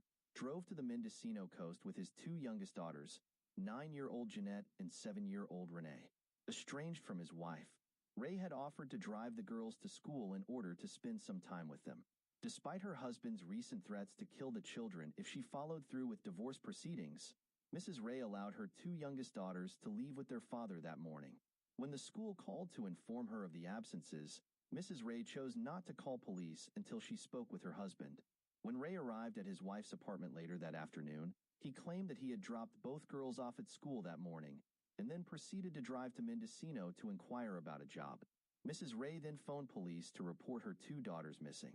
When Detective Sergeant Earl Randall responded to the call, he immediately recognized Claude Ray Jr. as the prime suspect in the Heskett case. With time of the essence, Randall grilled Ray on the route he drove to Mendocino. Ray admitted that he had not inquired about a job, but rather drove along the coast pondering his marital problems. Ray cast further suspicion upon himself when he voiced his concern that a sex fiend had kidnapped his daughters and they had met the same fate as the little girl found in the hayfield. That afternoon, 24 deputy sheriffs and volunteers aided police in a search of the area surrounding Westwood Elementary School. Napa Police Department broadcasted an all-points bulletin to police agencies throughout California. Randall informed law enforcement in Mendocino County that 2 Napa girls were missing and possibly met with foul play in their jurisdiction. Mendocino County Sheriff's Office immediately launched its own search of the area Claude Ray claimed to have driven on October 4th. On October 10th, 6 days after the girls disappeared, a man out scouting seashells with his family discovered the body of Renee Ray at Schooner Gulch, 2 miles south of Point Arena in Mendocino County. The body was clothed in a pink sweater and wool jumper. A white ankle sock and black Mary Jane shoe were missing from the left foot. Also missing were the child's white cotton underpants. The Mendocino County coroner noted a large welt over the right eye and another that stretched from the bridge of the nose to the upper lip. An autopsy revealed that the child was sexually assaulted prior to death or shortly thereafter. Observing bruises around the neck, the coroner determined cause of death as manual strangulation. The lungs, absent of water, supported the theory that Renee had been thrown into the ocean after death. Mendocino County Sheriff Reno H. Bartolome directed Sergeant Randall to arrest Claude Ray Jr. on the suspicion of murder and deliver him to the county jail in Ukiah for booking. As Randall transported his prisoner, members of the Air Force and Coast Guard searched the stretch of beach between Wallala and Point Arena for the body of Jeanette Ray. After 2 weeks of combing the beaches and county roads failed to produce a clue to the whereabouts of the missing child, Sheriff Bartolome, resigned to the fact that Jeanette had been swept out to sea, called off the search. In Napa, D.A. Boitano and Assistant Police Chief Blair informed the press that detectives planned to question Claude Ray Jr. in relation to the Heskett case, as there were similarities between the cases that warranted further investigation. However, detectives were unable to uncover any new information that might link Ray to the unsolved murder. Ray sentenced to life in prison. Mendocino County Superior Court found Claude Ray Jr. guilty of the first-degree murder of his daughter, Renee, on January 27, 1966. Authorities were unable to charge him with the murder of his daughter, Jeanette, as their search had failed to recover a body. 2 days after his murder conviction, Ray received a sentence off life imprisonment. On July 11, 1983, he committed suicide by hanging himself in his cell. Renee Ray is interred at Tulake Cemetery in Napa. The inscription on the headstone reads, "My precious daughters, Renee M. Ray, July 10, 1958 to October 4, 1965. In loving memory of Jeanette L. Ray." 3 rows to the north lay the headstone of another little girl who lost her life to a depraved murderer. Her headstone simply reads, Doreen Heskett, 1957 to 1963. A 50-year-old cold case. For 47 years, the Doreen Heskett case remained unsolved and virtually forgotten as Napa investigators focused their attentions on new, solvable cases. The case resurfaced in late 2010 when Napa County received a $500,000 federal grant for the funding of a cold case unit. Comprised of Napa Police Detective Todd Schulman and Napa County Sheriff's Office Detective Pat McMahon, the 2-man cold case unit reviewed 39 unsolved homicide and sexual assault cases, the oldest case being that of Doreen Heskett. In the hopes of locating foreign DNA, detectives submitted the tattered remnants of the clothing worn by Doreen on March 25, 1963, to the Department of Justice Criminal Lab in Sacramento. In June 2012, the federal grant expired and detectives disbanded the cold case unit. As of this writing, there has yet to be a public announcement of the DNA results. During the 18 months that the cold case unit was in operation, the Napa Register published several articles related to the Heskett case. Comments posted to the Lee edition of the newspaper reveal suspicions passed down through generations. Napans who were children during the time of Doreen's disappearance revealed an old rumor that the good old boys of Napa had concealed the crime. Other comments addressed the long-standing question of whether searchers could have failed to locate the body in the hay-covered field, or whether someone familiar with the property had placed the remains there much later. These suspicions are still evident today 50 years after Doreen Heskett tragically lost her life to a vicious child murderer who then dumped her in a cow pasture. Hello everyone to my Stories While Driving channel. Please subscribe to upload more videos for you. Let us go. In the small town of Monte Vista, Colorado, nestled at the foothills of the San Juan Mountains, known for its fertile lands and peaceful living, a horrifying discovery was made just before sunrise. In the early hours, authorities found themselves facing a terror that had just been unveiled in the year 2012. As dawn broke over the hills, the first responders arrived at a scene that seemed to be straight out of a crime drama. A truck was found clean, with no signs of struggle, but the house bore horrific red writings on the walls, visible to all. The coffee was still hot, indicating that the events had unfolded quickly. Officer Billy Garcia of the Monte Vista Patrol was among the first on the scene. He found a body lying on the ground and immediately drew his weapon, sweeping the property to ensure safety. As backup arrived, the sunlight began to reveal what appeared to be a crime scene of a brutal nature. Next door, Officer Fermin Moreno was directed to the house where Sarah Beasley's 3 children, including her eldest son James, were waiting. They had bravely crossed the street to inform the neighbors and call for emergency services after witnessing a masked intruder attack their home and fatally shoot their mother. The investigation was taken over by Sergeant Tommy Ortega, who soon realized that the double crime had begun with a sudden morning attack on Sarah Beasley's friend, John Salazar. It seemed he had been trying to return to the house when he was shot directly in the chest and from behind. The final shot, which entered his right ear and passed through his brain, was the one that ended his life. Inside the house, the level of violence escalated. Bullet casings were found on the door, in the kitchen, and beside the heater. Sarah Beasley had been shot 3 times, face down in her children's bedroom. It was clear she had been shot in the back as she tried to close the door. This scene was unusual for Monte Vista, a place unaccustomed to such crimes.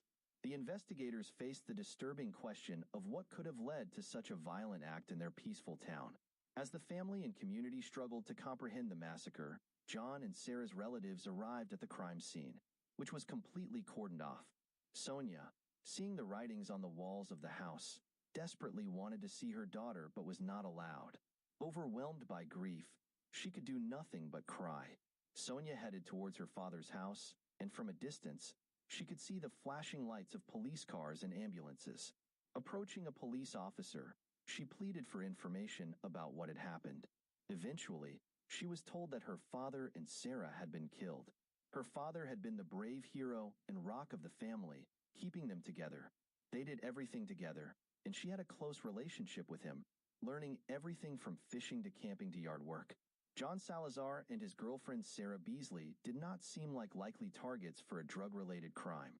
John had worked as a doorman for 30 years and was a beloved figure in the community. If anyone needed help, whether a teacher or a cafe worker, John was the man to fix things. He was well known and dearly loved, not just by family and neighbors, but by the entire valley. Sarah, a single mother, was striving to finish her studies to become a counselor. She was beautiful, fun, intelligent, and had a heart of gold. She was an amazing mother, and her friend wished to be half as wonderful as her. The father of her eldest child had died in a boating accident in 2008, and the father of her youngest child, Edward, was a truck driver living nearby. That relationship was not meant to last, and then she met John Salazar. They exchanged numbers one day, and her father came to her, smiling, saying he had met someone very special and wanted her to meet her. Their home, which was once filled with joy, had now become the stage for a horrific double murder. As investigators continued to search the crime scene, they found something they were sure would become key to solving the crime: Sarah's mobile phone. When they turned it on, they found the last message she received was from an unknown number outside the city, from someone named Leon Barry. The message arrived at 4 a.m., asking if she was awake, and this was the last person she had communicated with half an hour before John and Sarah were killed. The police of Monte Vista realized they were ill-equipped to handle such a double homicide. They had no dedicated detective unit, just a small police department with 15 members, including the chief. By 9 a.m., the Colorado Bureau of Investigation was called in for support, and soon the FBI would join to catch the killers. Was it a crime of revenge, as the red message suggested, or the random act of a mad killer threatening the area? Now, no one knew, and the historic town of Monte Vista was left in shock. Central South Colorado is named for the stunning views of the surrounding San Juan Peaks. It's an agricultural valley proud of its barley production used for brewing, with a mountainous and rocky character at an elevation of approximately 250 meters. About 5,000 residents care for each other, so when news of danger arrives, it spreads quickly. This farming community is a small town where everyone can know what's happening. But in February 2012, the sense of security that people enjoyed was violated. Two members of this community, John Salazar and his girlfriend Sarah Beasley, were shot in their home in front of their children. The community was angry and afraid, not knowing if the perpetrators would return. People were shocked and afraid to leave their homes, afraid to go to work. In a small town, rumors spread quickly, and there was just a feeling of shock, wondering how this could happen to someone amazing that everyone loved. The Monte Vista Police Department and the Colorado Bureau of Investigation were searching the neighborhood for clues, trying to find out if anyone heard or saw anything that could lead them in the right direction. Despite some reports of gunshots or barking dogs, no one witnessed the crime or a potential killer fleeing the scene. When they heard about the message written on the walls with spray paint, friends and neighbors reacted with disbelief, wondering if this was a mistake. Perhaps someone killed the wrong person. As far as everyone knew, neither had any history with prohibited substances, but at this stage, the police couldn't rule out any evidence. Everything changed when the police tracked down Leon Barsh, the man who had been messaging Sarah just before she was killed. They found him in Salt Lake City, Utah, 1,600 kilometers away, which directly ruled him out as a suspect at the time of the incident. He had a solid alibi, as he was supposed to be at work, and it would have been impossible for him to drive from Utah to Monte Vista to commit the crime and then return. Then, at 2 p.m., an interesting person appeared at the police station before the police even had a chance to visit him first. Edward's father, Sarah's 2-year-old son, a truck driver named Daniel Bessie, was urged by Sonia, Sarah's mother, to come to the police as soon as possible. Sonia told him that Sarah had been shot and killed. He wanted to offer his deepest condolences and assured that they would do everything possible. He asked to see his son and was told he would see him as soon as possible. He wanted Doc to find out what was happening, as there were clearly some questions that needed answers. He might have answers.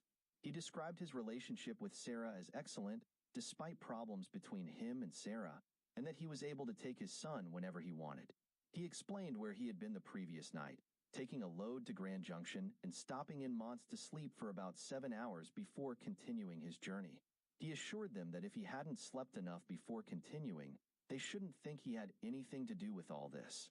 He was questioned and told that the procedure was to ask questions, which annoyed him, but he was assured that they were trying their best and that it was their duty not to exclude anyone who might be a suspect.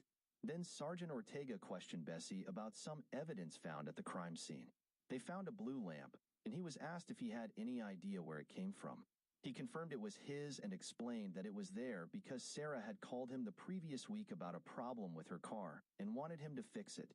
He arrived in town at night and thought he had dropped it when he was gathering his things. Bessie clarified that he received another call from Sarah the next day, telling him that he had dropped his lamp and that he was going to pick it up on Monday. Although Bessie's story seemed honest and full of concern, shortly after the interview ended, Sergeant Ortega drove for a minute to Almoza to visit an old friend and Bessie's manager in truck driving. He greeted Tommy and asked how he was doing. Mike asked what was happening there, and he was told about a double murder that was bad. Ortega requested a chance to check Bessie's truck and the road permits that every driver must keep in the truck. He found a blue cooler with 2 unopened beer cans and a bag of melted ice, which matched Bessie's statement that he had spent the night in the truck. According to the permits, Bessie's story was consistent, as the records showed that he left the truck at 5 p.m. In the serene expanse of Colorado, approximately 297 kilometers away, he spent his night. In the morning, he continued his journey towards the Grand Junction, which is about 96 kilometers away, to deliver his cargo. If the records were indeed accurate, he was not even close to the location of Sarah and John at the time of their murder. In Monte Vista, doors that were never locked are now tightly sealed. The old, dusty rifles have been cleaned, loaded, and kept within reach, especially after the beloved secondary school doorman was killed in his front yard, and where a young mother could be murdered before her children's eyes. How could anyone live here and feel safe? It's Valentine's Day, but in the beautiful shops and schools of Monte Vista, Colorado, people are preoccupied with only one thing: the murder. Just yesterday, John Salazar and his girlfriend, Sarah Beasley, were killed in the home they shared with her 3 children, a horrific crime that has the entire town trembling in fear. The men look at life pragmatically, as a problem to be solved, but there was nothing we could do about this situation. There was a void, and this word best describes the place. Everything was always on the phone, trying to find out what happened, why we hadn't heard anything. We were trying to make funeral arrangements. I needed to know when I would get my daughter back. We still don't know. It's a nightmare. I haven't been able to sleep. You leave your house for work, wondering if someone will kill you. I bring my daughter with me to work because I don't want to leave her at home, but I don't know what's happening. While the police and federal agents come to this town, all hope is that they will restore safety. All these agencies have come together to work here because we didn't have the resources or manpower to do everything this case needs. But these strangers didn't have to look any further than Sarah's 3 children for a motive for the crime. Her last thoughts were of her children. She ran to their room to protect them, and this certainly affects all the investigators. A message left at the crime scene forced the investigators to divide their efforts.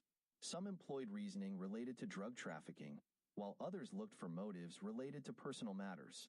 2 months have passed since the murder of John Salazar and Sarah Beasley. The majestic storks that visit the area every year and the renewed sense of spring they bring have come and gone. As the last of the birds continue their seasonal migration, the police have not come any closer to finding the killer since the day of the crime. Sarah's father, Sonia, cannot give up hope. Sometimes he feels like a dog with only a bone, constantly calling. Sonia, we will call you when we have new information, they say, and after about 2 days, he calls back to ask if there are any updates. In April, the results of John and Sarah's analyses provided a small comfort to the families who wished to preserve a pure memory of their loved ones. Neither had anything stronger than caffeine in their system at the time of the crime. The police are now certain that everything friends and relatives said about them was true. This is not John's nature. He has no connection to drugs or gang life and never interacts with strangers. If John or Sarah had no connection to drugs, then why was that writing on the wall? The police are entirely sure of the answer. The writing on the wall, "Drugs are not free," was used as a technique to inspire us to look in another direction. The design helped investigators narrow their focus. If the crime was not drug-related, it was either random or personal. The investigators delved deeper into John and Sarah's personal lives to find someone who might benefit from their deaths. We discovered that John had 3 different insurance policies, and his son is the beneficiary of all these policies. We called him in for questioning, and he was somewhat annoyed that we asked him about this. My brother and I would never do anything related to these matters. We were everything to our father, and everyone who knew him knew this. In early May, 3 months after the crime, the investigation team was running out of leads when one of the investigators arrived at Sonia's house, Sarah's mother. They were close, so the investigator hoped she could help uncover any missing evidence related to her daughter's last day. "How are you?" These were just routine visits. They would tell me it was just routine in case they forgot to ask a question or remembered something else they wanted to know from me. "Tell us, do you remember that day?" Among the new questions about the forgotten incident, new evidence emerges. When Sarah left school, she came home and then went with her sister to the store. I have no idea how long she was gone. It was just a few hours, so it was dinner time. This isn't much, but when the officers reported this information to headquarters, Commander Ortega decided to get as many details as possible and went to the store to watch the surveillance video from the afternoon Sarah went shopping. I saw in the video Sarah and her Aunt Rhonda arriving at the store around 1:30 p.m. on the 10th of the month and stayed there for about an hour and a half. There they are leaving. That's her car. Sarah and her aunt were definitely in the parking lot before 3 p.m. This raises questions for Ortega about the forgotten suspect, the father of Sarah's son, Daniel Bessie. At the time Daniel told me he was outside fixing her car, she was in Alamosa, 24 kilometers from Monte Vista. When the police checked Daniel Bessie's phone, they found other contradictions.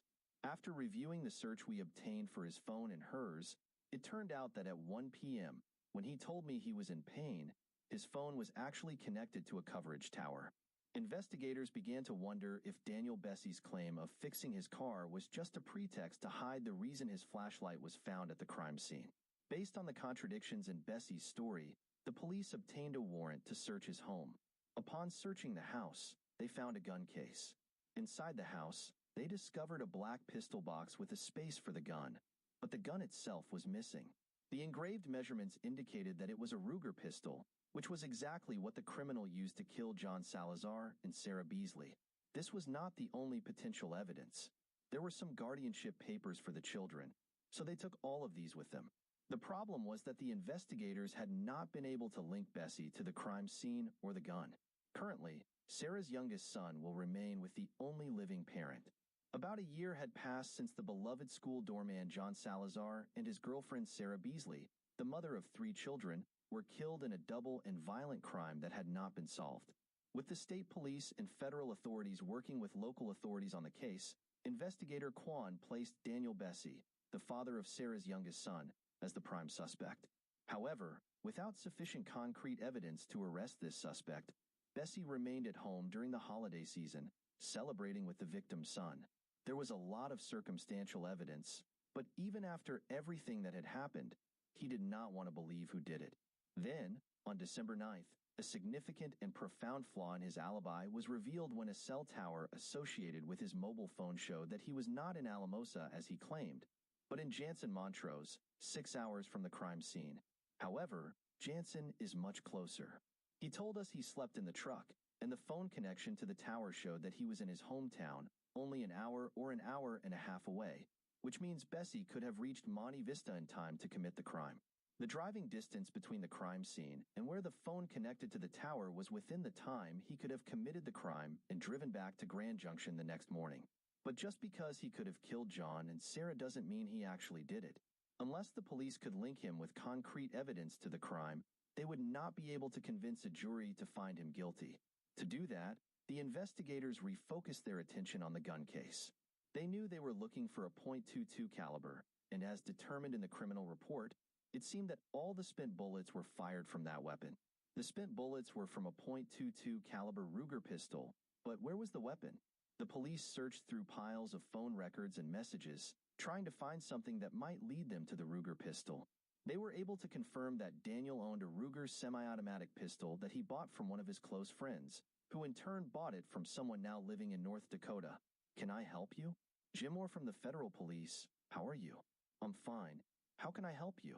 I'm looking for a gun registered in your name, or maybe it was a .22 caliber Ruger. I had one previously. Do you know what happened to it? I sold it. He said he tried the gun and fired it several times in a rural area where he used to hunt deer. Did you fire it anywhere else? Here, they fired all over this area. These are the places I use the most. In fact, I hunt deer and do not use caliber .22. We have found something here. Let's take a look. I managed to find 9 empty bullets for a caliber .22 pistol. I carefully extracted all the bullets, along with other fragments, and took them directly to the Colorado Bureau of Investigation. The casings matched exactly those found at the crime scene, which positively linked the pistol to Daniel and the crime scene. To all units, on January 1st, 2013, and after 11 months of the crime, Daniel Bessie was arrested for killing John Salazar and Sarah Beasley. Raise your hands. He refuses to speak to the police and faces several charges of child abuse due to the trauma he caused to Sarah's children the morning he killed their mother. All I could do was sit down. Police here in the valley told me they had arrested him, and my heart sank. All I could do was sit down. Almost a year after his arrest, with the 3 children under the safe guardianship of Sarah's family, Daniel was fully convicted of the crime and sentenced to 208 years in prison. There was a feeling of relief and a sigh of relief from all of us, and we all said, finally, justice for Sarah and John. Although justice has been done for this cold, brutal crime, the loss of Sarah and John will remain in the hearts of family and friends forever. When Sarah moved to heaven, she took a piece of my heart with her, a piece I will never recover.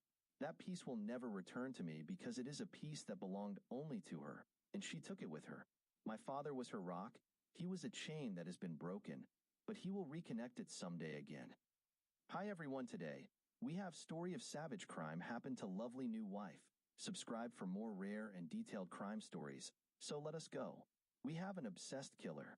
In Costa Mesa, California, on the 2nd of July, 1988, just 2 days after moving to a new home, Kent Gans returned from work to find his wife lying on the floor of the bedroom, a few weeks into her pregnancy with her first child. Melinda was stabbed to death. Costa Mesa, California, a city on the southern coast near Los Angeles, is known for being suitable for family settlement. Here, Kent and Melinda Gans plan to start their own family. The center of any murder investigation is the victim, and knowing her well is the best way to start, said her mother. Melinda was the first of 4 children. Her eyes were wide, and she smiled early. She was very attractive from the day she was born, cheerful, happy, and beautiful. My husband, Phil, was very kind to her, loved her deeply, and was attached to her, said her mother. Melinda grew up in a Mormon community. If there was an outcast or someone no one wanted to talk to or play with, she would accompany them. She was a kind child. One of the outcasts Melinda accompanied was Aaron Haley, said Haley. Our first meeting was at the church. My family had just moved from a small town. I was 16, and that beautiful blonde girl with blue eyes wrapped her arms around me. We became friends from that time. Melinda first met her husband through her work at a local bank. She worked in credit management, and Kent worked at a tire company and sometimes dealt with those who needed credit. Kent would call Melinda at the bank daily for several months. He never met Melinda. He only spoke with her on the phone, but he loved her voice. She was very comforting and kind, and sometimes he would have her talk to customers to tell him why their requests were rejected.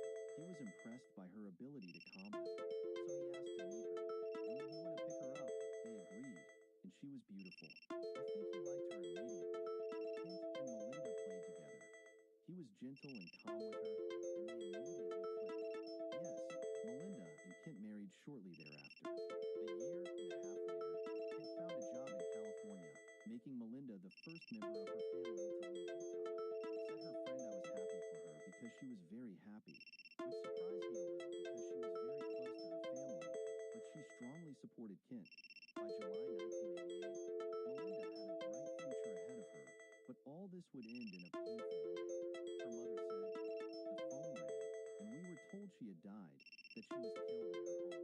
I thought, what should I do now? Then I heard a voice in my heart saying, "Be at peace, be at peace. I am a woman of faith, but I don't know how you endured it." We had never heard of such a thing in Harrisville, but what was I supposed to do? I have a family, children, and a husband who needs someone he can trust. Of course, when I was a deputy prosecutor, I went to all the crime scenes. It's the best way to know what. Investigator Jack Archer was working on a case and accompanied me to the crime scene where Kent told the police he found his wife. The complex had gates now, but when Kent and Melinda lived there, they were not present, and without a gate, entry was easily accessible. Another detail about the scene suggests that her killer may not have been a stranger from the street. There was no forced entry, no broken window, nothing like that. The investigators thought that someone Melinda knew might have roamed the crime scene with her. When you enter from the door, you would find many boxes because they were moving, and there was a baby mattress because she was pregnant in her second month at that time. What about Melinda? Where is she? As soon as you enter the bedroom, she was lying in front of the door. Melinda was tied up with belts and neck beads. In the bedroom, she was raped and stabbed and bled to death. What else did you see at the crime scene? There was a stab wound here, around her heart. It actually penetrated the jacket and, of course, entered the body then into the lung. Was anything valuable missing from the house? There was a ring and a watch. After taking Melinda's ring and watch from her body, the investigators hoped it would appear in a pawn shop to help them track the killer. This was not the only evidence to follow. Seminal fluid was found in the house, on her body, and on the carpet beside her body. You would think this would be your strongest evidence because DNA can be analyzed, but in 1988, it wasn't strong. The analysis didn't exist at that time, and there were other pieces of evidence left by the killer. In the kitchen, the dishwasher door was open, and perhaps he got the knife from there. Beside the dishwasher, they found clear footprints on the floor, in addition to a single fingerprint on the refrigerator. There were other potential pieces of evidence outside. The same footprint found in the kitchen outside this apartment, there was one footprint of a tennis shoe.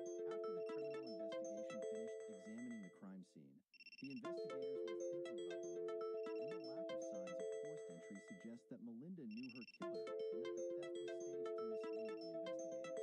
As the investigators began searching for answers, the community in her hometown was suffering and could not believe the murder. Did people think Kent had something to do with it? They were worried about such a thing. Almost half of the murdered women are killed by their partners. Was there evil lurking in their marriage? All that District Attorney Murphy knew was that they had to work quickly. The sexual offender who targeted her did this during the day, which means he is arrogant, reckless, and will likely do it again. People like him are terrifying because they are like ghosts. I mean, they will kill someone else unless we stop them. In July 1988, the investigators searched for the monster who raped and killed the pregnant girl, Melinda Gans. They began to suspect the man who reported the crime, her husband Kent. Why did the investigators think Kent was responsible? It's clear that Kent was the one who found his wife and reported the matter immediately afterward. He was very disturbed, and when asked for his alibi, he insisted he was at his new job all day.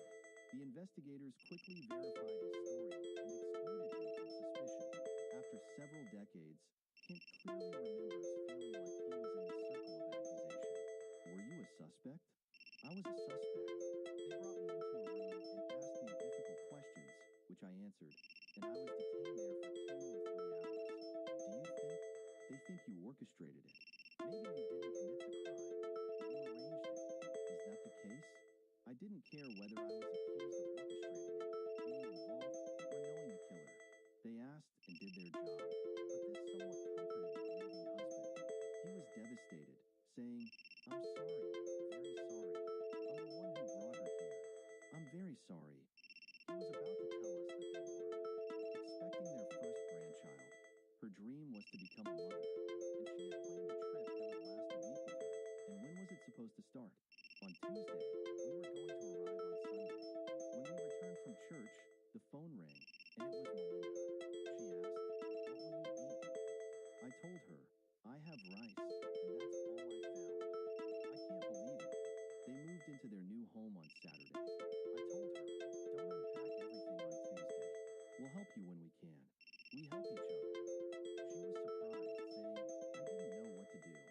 The family will place its hope not only in the great efforts of the police department to bring Melinda's killer to trial, but also in the district attorney of Orange County, Matt Murphy. So, out of all the cases you've handled, why were you affected by this case? You have this beautiful, innocent, pregnant girl who was brutally killed in broad daylight, and next to her body was a baby mattress because she was going to become a mother for the first time. Then you meet Kent, who is actually a nice man, and you think about what he went through. The idea that someone did this and got away with it makes you angry. As a deputy prosecutor, I want to catch the criminal. I want to achieve justice for the family. Today, Kent still lives in the area. He's married and has his own family, but he talks about Melinda as if she left yesterday. I want to know more about Melinda. We asked her husband about Melinda, so tell me. You married young, right? I used to go to school. I worked at a tire store. I was the man who greeted you when you wanted to fix your tires. That was in Utah. Melinda was the phone girl I talked to every day. She worked at the bank that dealt with my customers to help them with credit. When I talked to her, I was impressed by her simplicity and calmness. You hear this over the phone. Once, a man had a problem with his card and came in angry, yelling at us. I called her, and he entered very angry, then left apologizing profusely. I said, I'll always call her. It's enchanting. Yes. How did you count your meeting? 6 months. I said casually, I'd like to meet you. She said, that's fine. I want to see to whom this voice belongs. I said, why don't we go out just to get to know each other? And in the wedding ceremony, we didn't say, till death do us part, but together to the end, forever. Wonderful, because we believed we would be together forever. Until that moment, everything was like a happy story. Yes, I met a wonderful girl who wanted the same thing I wanted. I fell in love with her. We were excited to have children and created baby items, and then everything suddenly collapsed. Ken still remembers that evening from 30 years ago. Something was strange. I felt something bad was happening. When I opened the door, this feeling intensified. The TV was on, but there was no picture. I felt a terrifying sensation. Then I called for Melinda, and of course, she didn't answer. When I walked towards our bedroom, I saw her lying on the floor. She was pale, stiff, and I remember rushing towards her to find her tied up and thrown on the floor. I was terrified and called. After the emergency call, I was disoriented, providing the information they requested, but I was in shock. How did this happen? Now, Investigator Archer and the crime-fighting team are combing the area, hoping to find a clue that leads them to the killer. A manager living alone in the residential complex left her apartment at 9 in the morning, passing by Melinda's bedroom window, which had open curtains. By 2:30 in the afternoon, when she left for lunch, the curtains were closed. This allowed us to determine the timing of the crime. The investigators guessed that the killer closed the curtains of the ground floor apartment to hide the body because Melinda and Kent had just moved in and had limited knowledge of their neighbors. The investigators searched for someone living in the complex with a criminal record, but found no one. They asked me if I knew this person or that person. Kent swore they had no enemies or any disputes with their neighbors. As news of the crime spread throughout the city, fear loomed over Costa Mesa, and Kent's company offered $25,000 for information about the killer. It's unbelievable if this person is still at large. They could do this again. One of the biggest fears I face as an investigator. Days after the crime, there was potential progress in the case. We received a call from the Santa Ana police, who were working on a case where the criminal stopped the victim's car, assaulted, and raped her. This attack happened 2 days before Melinda's murder. Is there a connection between them? We thought we had a suspect. The investigators in the rape and murder case of Melinda Gans were racing against time before the killer attacked again. At the beginning of the investigation, they questioned the neighbors and came up with nothing. We have keys and some physical evidence, but it's not conclusive. There are no witnesses, nothing clear, no solid evidence in this case. So, they reached out to other agencies to find recent sexual assaults. The investigators learned about the nearby assault 2 days before the crime, and in that case, the victim survived. A month after the incident, we phone call from the Santa Ana police, who were working on a case where the criminal stopped the victim's car and assaulted and raped her in the car. She told the investigators that after leaving a bar, she stopped the car with yellow headlights because she was drunk and afraid of getting a ticket, of course. So she was cooperative and rolled down the window to find a man in a police uniform approaching. It turned out he was wearing a security guard's uniform with a patrol car, but she believed he was an officer. What happened next was that she received a punch in the face, was pulled to the back seat, and brutally raped and robbed. The woman survived, but couldn't provide a clear description of her attacker. Were there similar incidents in the area? 6 days after Melinda's murder, another rape occurred not far away. A woman enjoying a quiet night alone heard knocking on the door. She opened the door to be attacked. She was knocked down and tied up in similar, but not distinctive ways as Melinda was. She was raped, and in addition to the brutal violence, her car keys and a 35mm camera were stolen. The car was found days later parked in the same area where Melinda was raped and killed. Why did he leave the witness? Why didn't he kill her? Why did he kill one and leave the other? I think he killed Melinda for entertainment. He wanted to know what it would be like if he killed her and enjoyed it.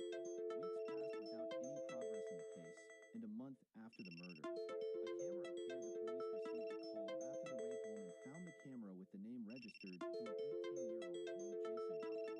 Balcom had been released from juvenile court 4 days before Melinda's murder. Had you heard of Jason Balcom before? He wasn't in the circle of suspects, so it was the first time his name came up. He had a criminal record. Balcom lived with his mother and aunt, a quarter mile from Melinda and Kent's apartment. Did they show Balcom's picture to any of the victims? They did this in Santa Ana, where they took over the case, and it ended in a withdrawal. The investigators confirmed Balcom's identity from the woman assaulted in the Santa Ana apartment. When they went to arrest him, they found no trace of him. 3 rapes, a murder scene, and the prime suspect was at large. What was the atmosphere in the community at that time? They were terrified. He was extremely violent, and remember, he's someone who will continue what he's doing until he stops. It's urgent when a day turns into a week, which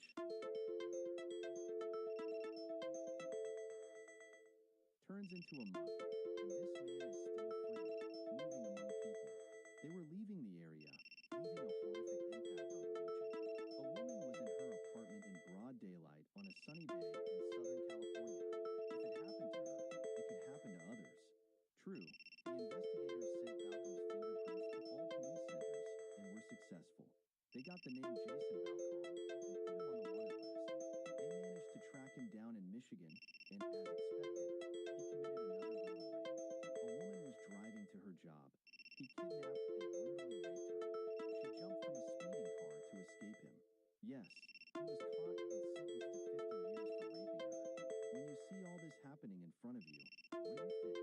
We think we have a suspect here and must follow him. In the end, Balcom was convicted of raping the Santa Ana apartment, thanks to a fingerprint on the victim's camera. Now they needed to link him to the fingerprint found on the refrigerator at Melinda's crime scene. So they compared his print to that fingerprint, and it didn't match. Jason Balcom had committed the rape and theft and pawned what he stole, the camera and Melinda's wedding ring, which never appeared. Of course, DNA analysis was not available. You return to square one. He's not the one wanted. That's what happened. Yes, the Costa Mesa police did not come close to finding Melinda's killer, and the community was still trembling, waiting for him to do it again. These men are indeed savage, and one of them could cause significant harm, and that's what we're dealing with here. The savage psychopath did it in broad daylight, in the middle of the day. This requires special characteristics to target in the middle of the day, in the morning, with people around him, and I think it's arrogance, extreme arrogance for a serial killer. 3 months after Melinda's murder, new evidence appeared from a nearby city. A man recently convicted of sexual assault in Washington moved to Orange County and was under investigation for a murder. He worked at an auto parts store at the end of the street in the Mediterranean village. The Costa Mesa police were watching him. He was a suspect in a series of sexual crimes, a series of 6 other assault crimes in a different state. He was indeed surrounded by suspicions. He moved to Orange County and got a job. So far, it seems that this man, a suspect, could be Melinda Ganz's killer. Perhaps you have a serial rapist and killer. We are facing a possibility that may link everything together. So what we do is contact the district attorney's office to get a search warrant. The investigators got the permission and started searching the man's house, looking for anything that links him to Melinda's murder, and what they found raised their suspicions. They found a toolbox with 3 knives, a promising find because they hadn't found the murder weapon. At the crime scene, they found a tennis shoe, which was also a good lead. The evidence was sent to the lab for examination. It turned out that the knives were not the murder weapon. Further investigation revealed that the tennis shoe did not match. It was not the one worn by the killer. Melinda was killed in the middle of a workday, and this person was at his job, surrounded by witnesses, with a strong alibi. This was certainly a big disappointment. The emergency was still ongoing. The killer was still at large and would strike again. A year passed, and the investigators were no closer to solving the mystery of Melinda's murder. For her loved ones, time had stopped, knowing that the killer was still free. When Melinda was lost, there was a feeling of being adrift, wondering how to find someone else who aligned with one's beliefs and goals. As time passed, the longer the investigations went on, the harder it became to solve the case because people's memories fade and they become less cooperative. There was a thought that perhaps the case would never be solved, but with the development of DNA analysis, hope increased. They continued to work for years, placing the killer's DNA in the national database. At that time, only 38 states participated. We're talking about hundreds of thousands of convicted sex offenders, thieves, killers, and others. The DNA was there, unmatched. There were still 12 states. Knowing there was a serial, savage killer at large without a DNA match, there was a thought that someone might escape punishment. With a free, obsessed killer, the family would lose faith in justice, and he would do this again to someone else. In 2002, 14 years after Melinda's murder, a match was found in the FBI's database. They lifted a fingerprint from the refrigerator, which was next to the dishwasher. That fingerprint was always assumed to belong to the killer. In '88, there was no match for that fingerprint in California's database, and no progress was made. But with advancements in technology and state cooperation regarding fingerprints, evidence promising in 2002 led to the conviction of the criminal. The investigators traced the fingerprint, which belonged to a convicted criminal in Kentucky. When it seemed the case was about to be solved, something unexpected happened. The man worked as a quality controller at a refrigerator factory, so the fingerprint was his, and he had never been to California. It turned out he was not the one. Every failure deepened the pain of Melinda's family. For years, they did not know who did this to their daughter or sister, not only because the case was unsolved, but her younger sister was terrified for years, sleeping under her bed, expecting this man to come to her room door. This is a kind of psychological breakdown for the people around them. People don't understand this about crimes. Of course, the worst thing happened to the victim, but this kills the way of life of everyone affected by what this person did. After the continued failure to solve the case, people asked me to come and speak. For years, I traveled and spoke about forgiveness. Have you truly forgiven the person who did this to Melinda? Forgiveness takes time, especially for a mother. If you can forgive, you can overcome the matter and continue with your life. That's a big faith, bigger than I think I possess. But after 16 years since Melinda's murder, a miracle occurred when Kid called, saying, "Are you still here?" They found someone. The unsolved case of Melinda Gans's murder caused emotional turmoil for the investigators and her family. Then, in 2004, the investigators received the evidence they had been waiting for, this time through the DNA database. They got a match from DNA evidence at the crime scene after 16 years. Michigan was one of the last states to join the database. They had data stored for years, and when it was entered, they found a match with Melinda's killer. Forensic confirmation identified Jason Balcom as the one who committed the 2 crimes of rape and murder of Melinda in '88. The convicted rapist was also suspected of killing Melinda, but the investigators did not have the physical evidence to charge him. He was serving a 50-year sentence in Michigan since that time, in prison all along. The investigators traveled to Michigan to interrogate Balcom, who was about to be conditionally released for the previous crime. Despite the strength of the DNA evidence, the investigators wanted to extract a confession to avoid putting Melinda's family through a painful trial. Balcom denied knowing about Melinda's murder and even refused to acknowledge knowing her at all. To chances of convicting him, the investigators tracked down Balcom's girlfriend from the past, who said she knew nothing about his dark side, but her memories of him at the time of Melinda's murder strengthened the case. She remembered seeing him in a security uniform, which she thought was black with a black hat, and he had tennis shoes. There were things he wanted her to keep at her house. She remembered that he got rid of a pair of shoes, telling us that he stopped by her house the day before he went to Michigan and disposed of the tennis shoes in the trash, which might have matched. Yes, between the DNA and his friend's testimony, Jason Balcom was charged with the murder of Melinda Gaines. He was transferred from his prison in Michigan to a California prison awaiting his trial. The night before every hearing was crucial. No matter how strong the case was, there was no guarantee of conviction. As a prosecutor, you enter the courtroom with the family present, feeling confident in the case. Yes, I was very confident because we had the DNA match and excellent officers. The prosecution sought the death penalty for killing Melinda. We seek the death penalty in Orange County in less than 4% of all eligible cases for the worst of the worst, and our most important evidence in this case was Melinda herself, because she was a beautiful and kind person. This man described what he went through after discovering his wife. They transferred the terror of this house to the courtroom. I mean, I think the jurors were still affected. As a prosecutor, to win, I must convince every member of the jury. Winning or losing depends on the choice of jurors. It depends on who is inside the box. If one of them is not rational or fair, as a prosecutor, you will have a problem. One of the jurors in Balcom's trial will never forget the matter. I was truly shocked because we knew from the beginning how bad the situation was.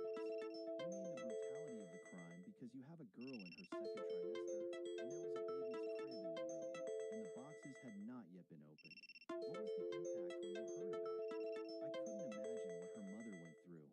Having her daughter taken from her like that, a monstrous act.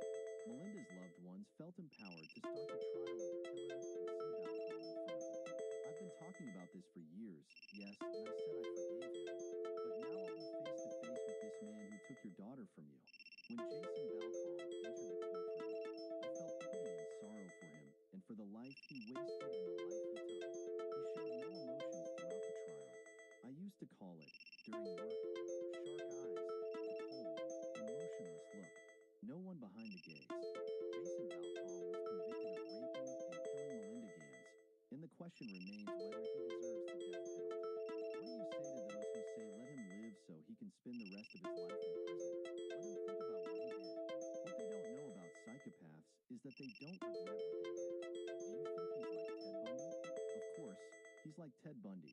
Ted Bundy was a rapist and killer. Jason Balcom was a rapist and killer, but he was arrested. The old ways of detective work succeeded and ended what would have happened. In February 2014, Balcom was sentenced to death, and we await the execution. The lesson in this case is not to lose hope. Now there are hundreds of murder cases in America where someone sits in a room examining old files and works earnestly to achieve justice for the victims' families. Don't lose hope in cases like this because we solve them and want to bring these people to justice. Over the years, Jean found an unexpected way to overcome Melinda's murder by adopting children. We've had 26 children pass through. I can't believe this has become the headquarters for my ministry. Yes, I can reach someone who needs love because I couldn't reach Melinda when she needed someone. I want to talk about Melinda and what you want people to know about her. She wanted people to reach out, wondering what they could do for others. So reach out and do what you can for others. The good of Melinda and her family in the face of such evil is what I take from a case like this. How do you forgive someone who killed your wife's son? How do you accept it and move on? I've never seen an end to a victim's family's grief, but this family is the closest example of it. Hi everyone. Welcome to New Crimes Channel. Subscribe for more. True crime stories. Today we have story of lies and deceit, challenging the very fabric of trust within a seemingly peaceful community. I remember it clearly, even though it was years ago. I was just a rookie detective when we got the call. It was a chilly December morning, the kind that bites at your skin, but there was an unusual warmth in the air, a foreboding prelude to the grim discovery we were about to make. We arrived at Oak Hill Road. The trees stood silent witnesses to the atrocity hidden within their midst. A local scavenger,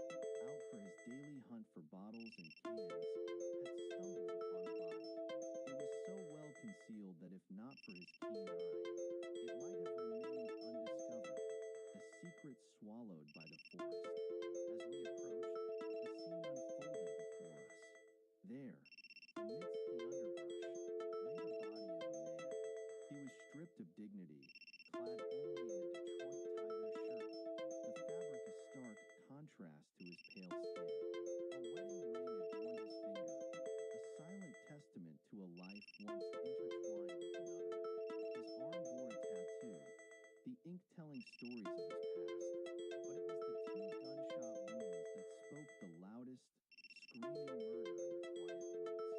This wasn't just a body. It was a man, someone's son, perhaps a father. He had no identification, no name to give him back his identity. We had to know who he was, so we turned to the media, casting a net wide in hopes of a clue. The town of Berkeley, usually a haven of safety, was shaken.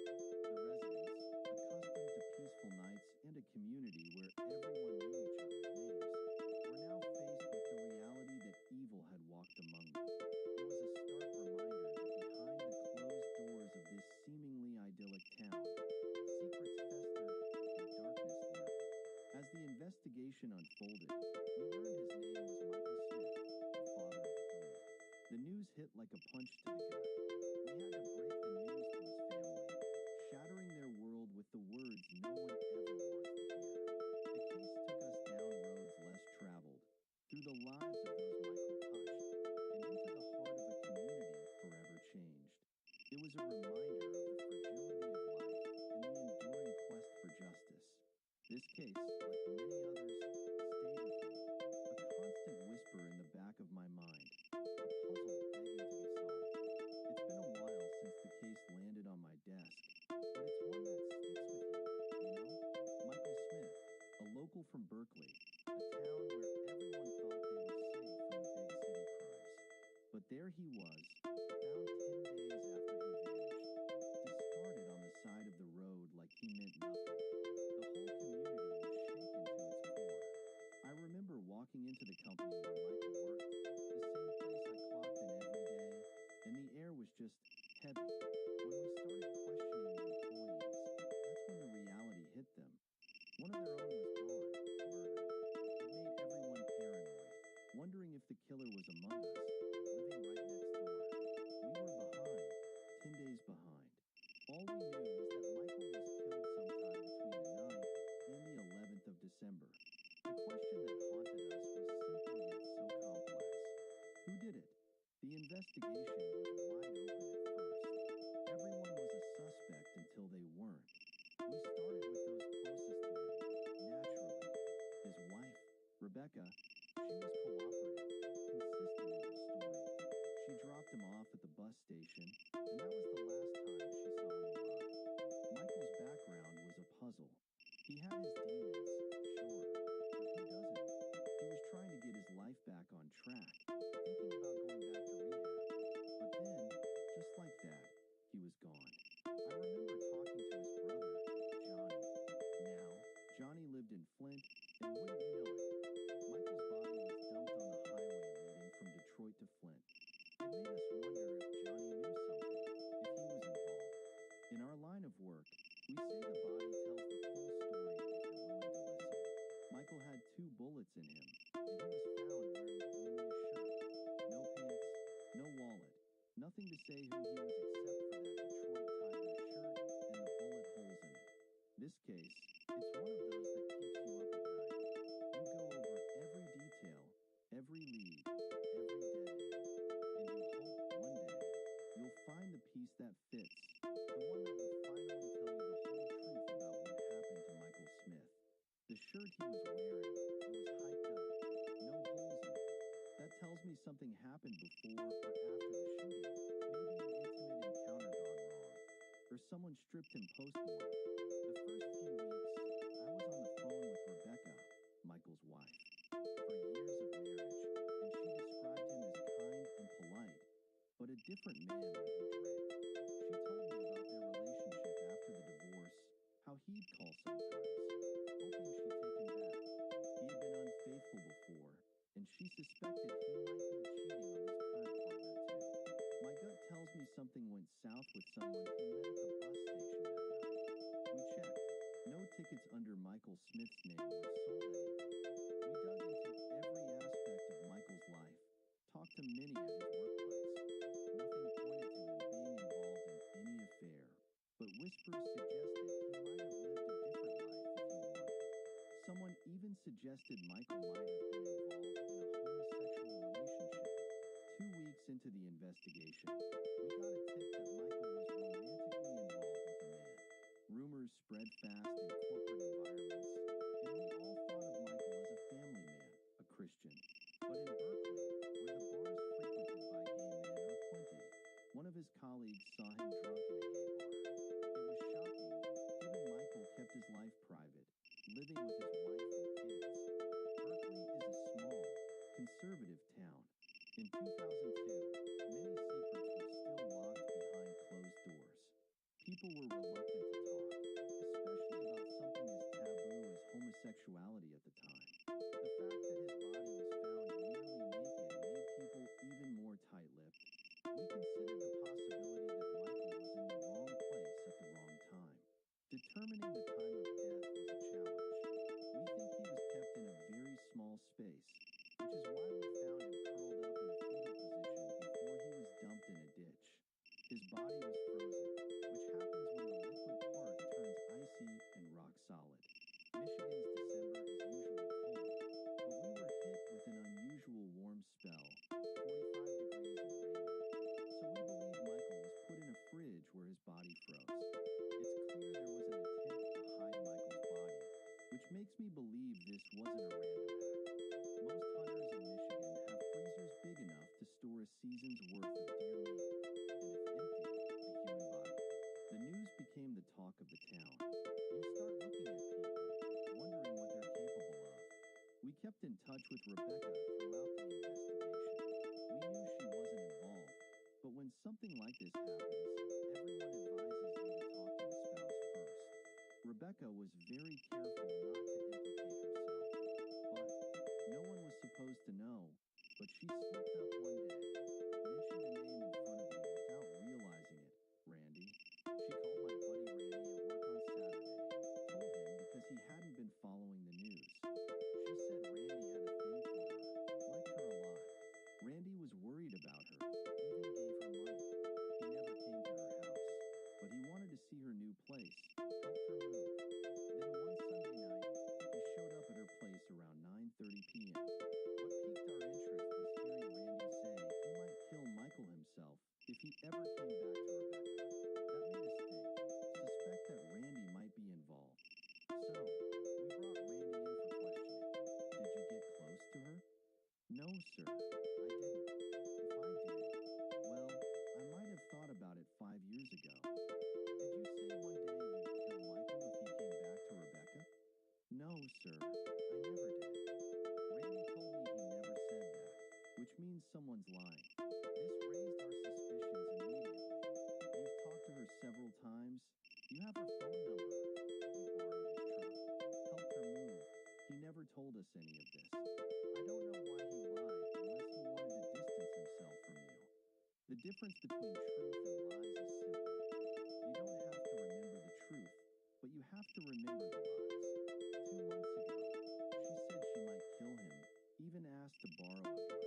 When you start lying about a lie, you have to remember all the lies you've told, and the chances of remembering them all are slim. Did you ask him to kill Michael? No, I didn't. Are you sure? Yes, I'm sure. Michael didn't deserve this. We held a funeral for Michael. His wife came down to Florida with their 2 boys and stayed for 2 weeks. I remember she attended the funeral, took me and my brother to Disney World in Florida. She seemed like a good person when I was with them. I didn't know Rebecca well, but I spent some time with her. She seemed smart and genuinely likable. I started to realize that Rebecca was a suspect, which was frustrating, sad, and painful. When Rebecca came to the funeral, I confronted her, told her I felt she was my brother's killer. She got angry, cried, and said, I don't know what I can do to make you believe I'm not the one who did it. After the funeral, we talked a bit, and she started telling me about her plans, what was happening in her life, which made me want to know more about her. I talked to her, wrote down the information, and if anything differed from what she told the police, I'd call them and let them know the story was different. Someone from the family was feeding us the information we needed. We started to discover that some things didn't make sense. For example, she took Michael's shoes to a store to sell them. If he had left temporarily, why get rid of his clothes? She talked about dropping him off at the bus station, but if she had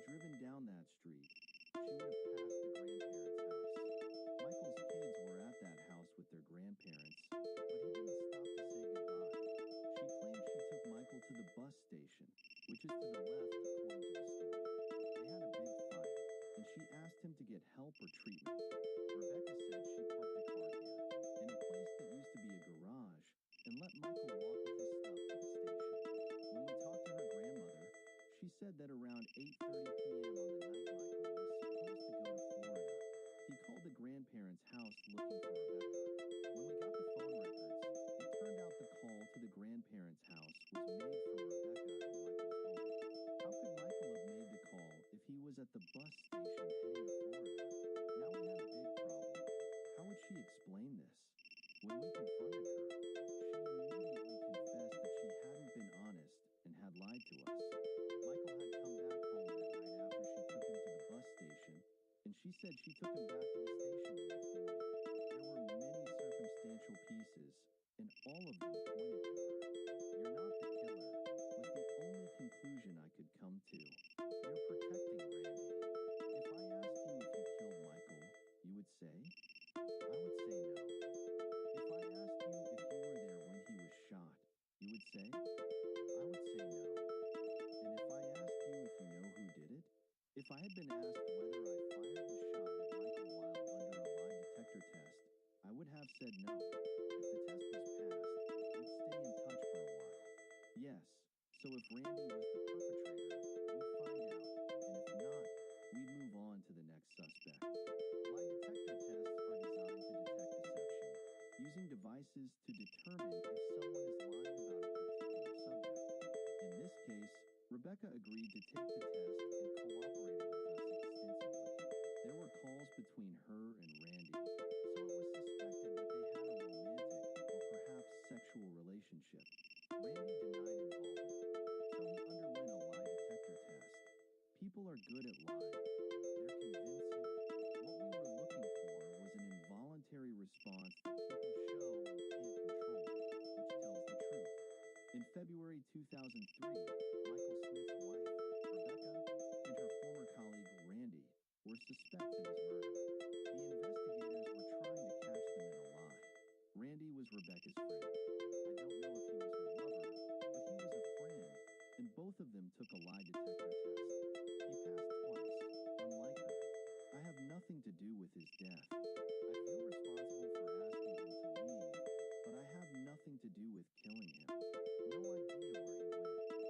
Lie detector test results are not admissible in court, but the information can be very valuable. In Rebecca's case, it's a circumstantial case. We have no witnesses, no confession, and this information could be important in another case. To track Rebecca, she used a lawyer who advised us not to talk to her. She had to keep talking. She was our source of information, good or bad news. But when she got a lawyer, it stopped everything. From the prosecutor's point of view, they need to be careful when pursuing her to have a strong case they can win. In the prosecutor's opinion, we didn't have enough to charge her, so we had to wait. In May 2007, 5 years after Michael Smith's murder, the police had not arrested anyone. To overcome the silence imposed by the lawyer, information was the answer. In this case, an informant was very helpful, keeping the investigation alive. It took years, during which I got used to a certain routine. I would call her when they asked me to. Whenever they wanted to solve a puzzle, they would call me and ask me to talk to her to verify some information. She loved to talk, wanted to tell her story, still needed an outlet. I wrote down a lot of information, made her tell me a lot of things, hoping I was doing the right thing. I had my doubts sometimes. After a while, I developed a close relationship with her, hoping she wasn't the one who killed him. I felt guilty. What if I was wrong? Was I trying to put an innocent woman in jail? It's tough mentally. Then she accidentally told me that Michael was supposed to have money from the neighbor. This was one of the things that caught our attention. We were checking Rebecca's past and her financial situation as well. I expected that if there was an insurance policy, we would have heard about it before this time. Insurance companies keep records of everything, and it turned out that in October, before Michael's murder, Rebecca called the insurance company to check on the policy. We were talking about the value of circumstantial evidence. While all the evidence was circumstantial, it painted a very convincing picture, and in the end, she was the only suspect. Where are my parents? I don't know. You're over 18. No adult needs to accompany you.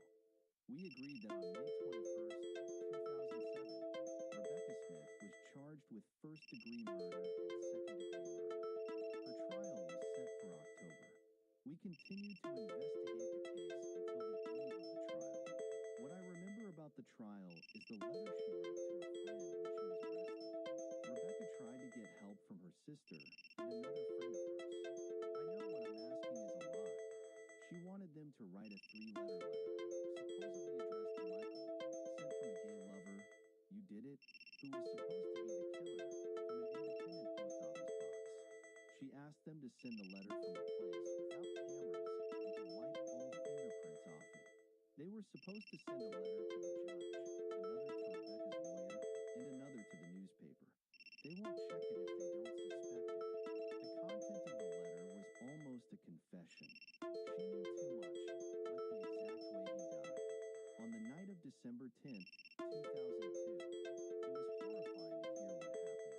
They were in the kitchen, and she told him he wouldn't leave unless it was over her dead body.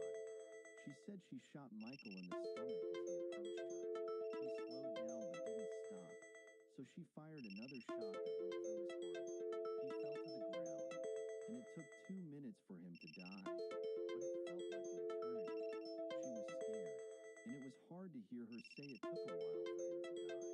She wandered around the house, looking out the windows to make sure no one was coming.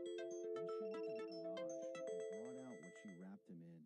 According to the medical examiner's report, Michael was wrapped in something, but it wasn't clear what it was. She found a canvas cloth, brought it home, and started wrapping him.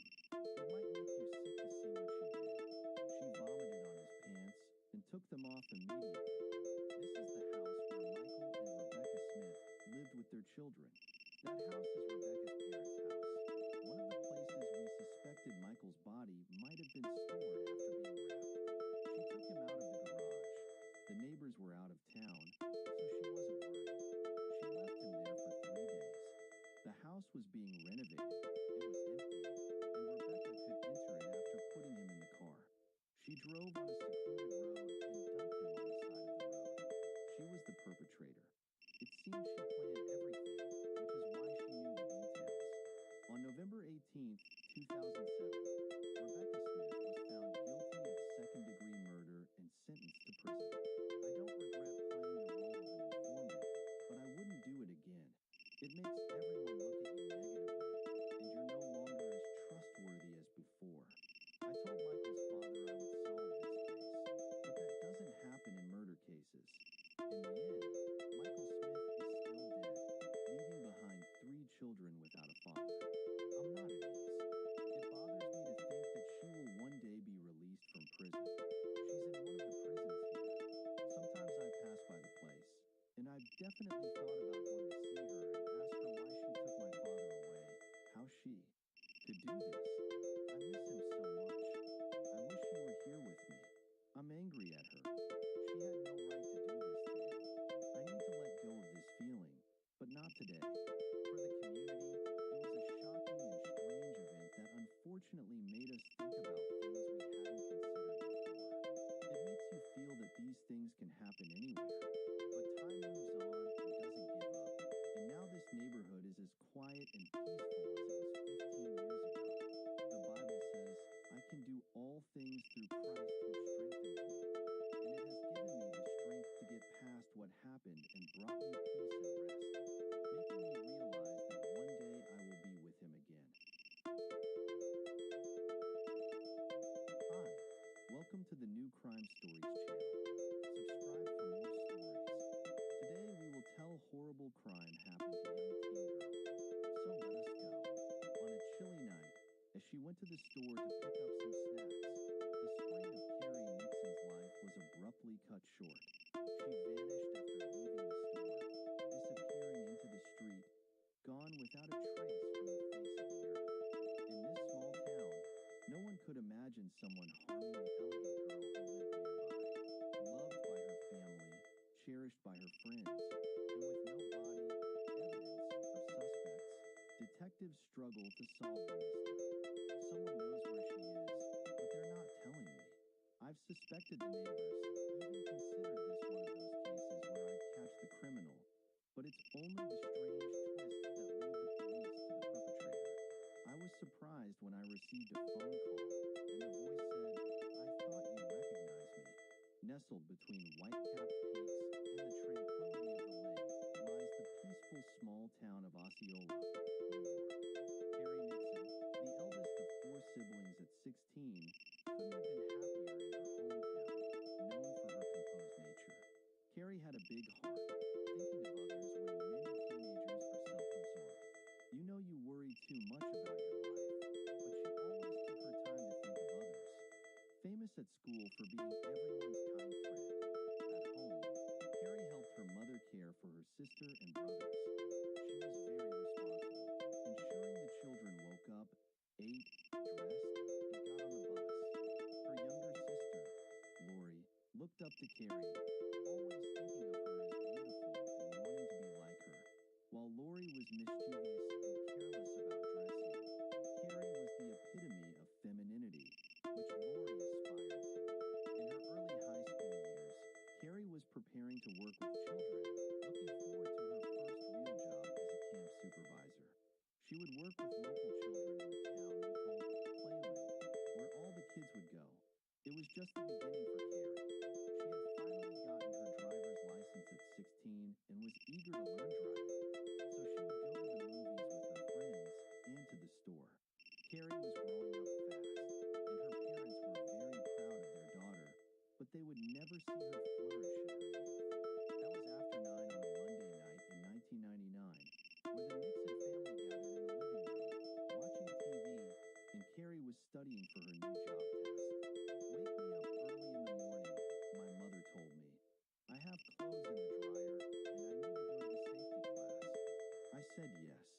Her father asked Carrie to head to a small local store to buy some snacks and soda. She wasn't thrilled to walk the mile and a half to the store, especially in the unusually biting cold, so she asked her sister Lori to go with her. Carrie insisted so much that I go with her, but I was too tired from playing after school, so she had to go alone. I never thought sending Carrie to the store that night would be dangerous, not in Osceola.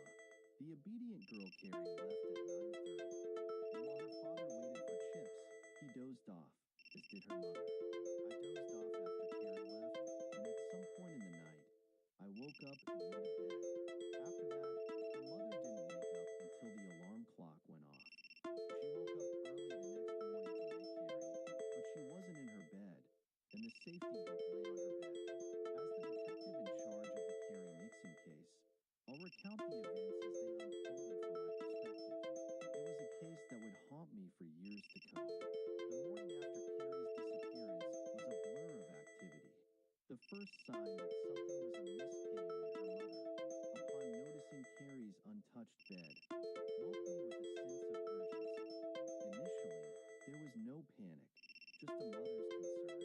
"Lori, do you know where your sister is?" she asked. Lori's response was a sleepy and confused no.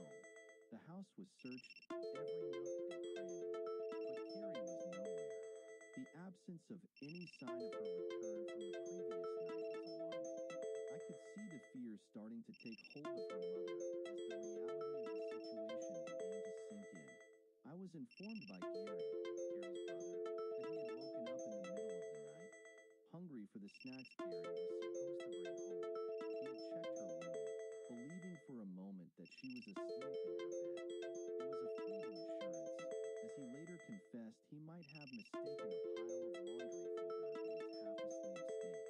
The calls began, first to family, then to friends. Each call that returned without news of Carrie added to the growing dread. Her grandmother hadn't seen her, and her friends were clueless about her whereabouts. The realization that Carrie was missing hit everyone like a ton of bricks. As the detective, I watched as her father organized search parties, calling on friends to scour the town. Lori stayed by the phone, a mix of hope and despair in her eyes. The town of Osceola, known for its safety, was shaken to its core. The idea that something sinister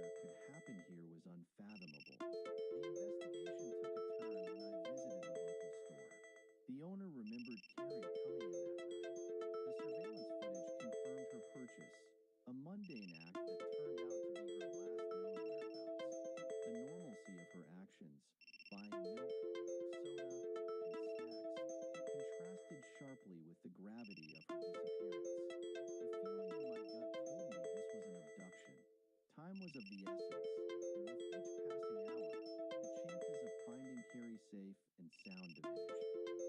State Police investigator Richard Sabeck joined the case, and together we delved into the mystery of what happened to Carrie Nixon, the 16-year-old girl sent to the store and never seen again. The town of Osceola held its breath, hoping for her safe return. As the lead detective on the Carrie Nixon case, I remember starting the investigation early in the morning. The first step was to canvass Carrie's neighborhood, asking locals if they had seen her go to the store or noticed any unfamiliar cars. In a small village like this, any unusual vehicle would stand out. Unfortunately, due to the unseasonably cold weather that night, those who might have been sitting on their porches were inside, and it seemed no one saw anything. It was as if Carrie had vanished into thin air. The police expanded their investigation and organized search teams to comb through the village for any sign of Carrie. We had plenty of police officers, forest rangers, and community volunteers searching along the riverbanks. Traffic police set up roadblocks to check cars, hoping someone might have seen a girl matching Carrie's description. The community came together quickly. In a small town like this, it didn't take long for everyone to mobilize. I recall helicopters and people sweeping the streets, but unfortunately, the search turned up nothing. Police Commissioner Bernard Malone followed the search for Carrie with great concern. As a commissioner and a parent, I felt deep sympathy for her family. The first break in the case came about 48 hours later when a young man named Justin Archer came forward with intriguing information. He claimed he was visiting a friend in Carrie's neighborhood and saw her returning home from the store on the day she disappeared. Justin had a couple of minor run-ins with the law and said he only came forward because his mother told him to. He wasn't exactly a friend of the state police, but at least he was cooperative. He came in and said he saw her. This was the first solid lead that directed investigators to trace Carrie's path after she left the store. Since Justin's friend lived between the store and the Nixons' home, the police now knew that Carrie was close to home when she disappeared. She was lost within a distance of just a few hundred feet from her house. This person saw her, and the neighbors did not, so she vanished somewhere between that spot and her home. Clearly, we needed to focus on what Justin had seen. He told the investigators he couldn't provide more details because his sighting of Carrie was very brief. He claimed he didn't speak to her when she approached. He recognized Carrie by sight as she passed by, and he simply got into his car and drove in the opposite direction she was walking. That's what happened, he said. That was the end of his story. The police weren't convinced by Justin's story. Something about his demeanor suggested he knew more than he was letting on. His claims and clever remarks didn't sit well with me. I had a bad feeling about him. As the last person to see Carrie, he was certainly an important figure, and it was clear he wanted to be excluded from suspicion. During further interrogation, Justin's story began to change. Initially, he claimed he hadn't spoken to Carrie, and he said he had greeted her, and she had responded in kind. This slight shift from his original account drew the investigators' attention. Any minor change in a story can be significant. The fact that he first said he didn't speak to her and then changed his story was a red flag. At the time Justin encountered Carrie, being the last known person to have seen her made him a key figure who could either be involved or have valuable information about Carrie's disappearance. Could this local boy have done something terrible to Carrie? It was 48 hours after Carrie's disappearance as she walked home from a nearby store in Osceola, New York, in 1999. The entire town, including her family, prayed for her safe return. Carrie was the daughter of the Nixons, and it could have been anyone else, but it was Carrie, and everyone knew who she was. The police brought in troublemaker Justin Archer for information. He was a reluctant visitor in Carrie's neighborhood, and the last person to see her on the night of her sudden disappearance. However, the investigators wondered if Justin really walked away after seeing her on the street in Osceola. Was he off the beaten path? We had to look at local suspects, especially since Justin wasn't entirely forthcoming when the investigators first asked him about what happened between him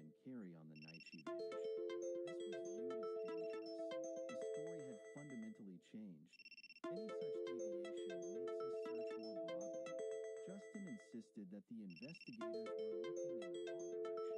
He claimed that after he coincidentally saw Carrie, he went straight home and spent the entire night with his girlfriend. Was she in the car? Was she in the trunk of the car at that time? These possibilities were in my mind. Justin passed the polygraph test with good results, but the investigators didn't believe his story. Passing a polygraph test doesn't remove suspicion or prove someone isn't a suspect due to influencing variables. There are operators of the device, like any other profession, some better than others. You have to take all these factors into account. I felt there were some errors, so I kept working on Justin. I wasn't convinced by him, and to clarify, the police decided to talk to Justin's girlfriend. I don't know, maybe his girlfriend said he came home and wasn't troubled, wasn't flustered, but she's his girlfriend, and it's possible she would cover for him. In any case, since nothing was proven to incriminate Justin, the investigators continued to search for new evidence. But it seemed that no one else was out that night. As days passed, the parents faced the possibility of not finding her alive, but for the sake of their children, they tried to maintain their optimism. We didn't talk about our fears in front of the kids.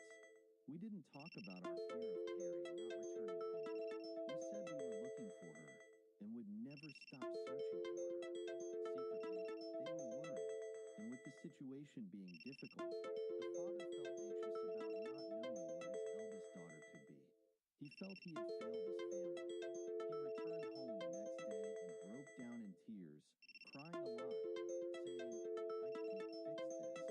The search for the missing girl expanded daily, but the mother stayed by the phone, waiting for any news.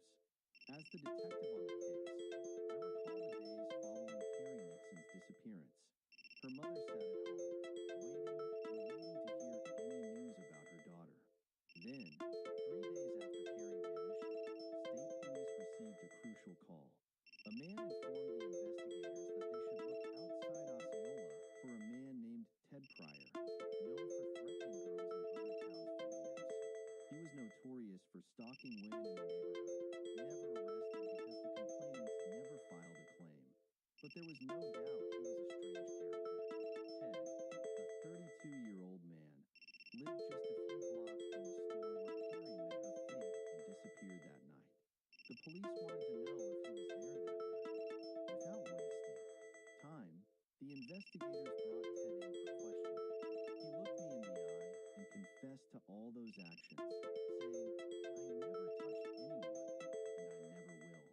Veteran investigators know that voyeurs often escalate to more serious crimes. The question was whether he had made his big move to abduction and sexual assault. However, Ted insisted he was at home watching TV with his mother on the night Carrie disappeared, which his mother confirmed. But the police weren't going to let Ted off that easily. It's clear that a mother might lie to protect her child. The police also sought to monitor Ted while continuing to search for any lead that could bring them to the missing girl, Carrie.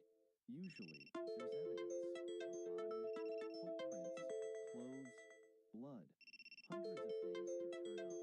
Here, the situation was different. There was a girl walking in the fog, and she vanished. The investigators believe Carrie was abducted from the street, but some had another view. Rumors suggested the teenage girl might have rebelled against an unhappy life at home and run away.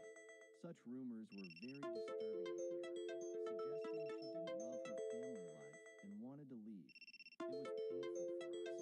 My parents were very good, so there was no reason for her to want to leave.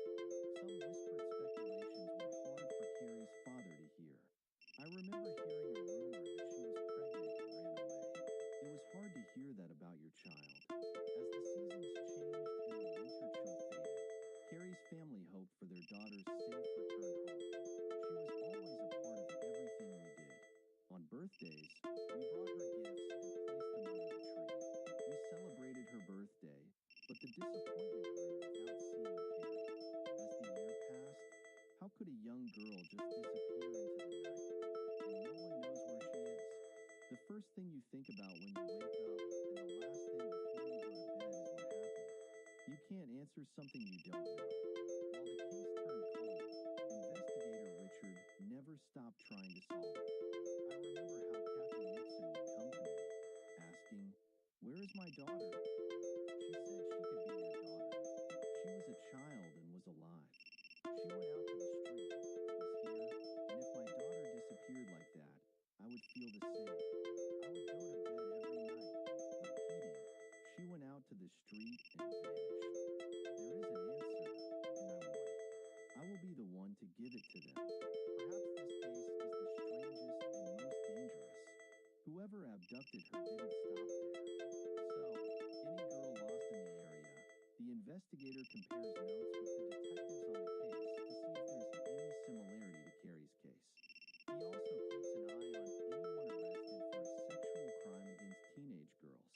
We searched every name in every place in the state for abduction cases and the like, but nothing turned up.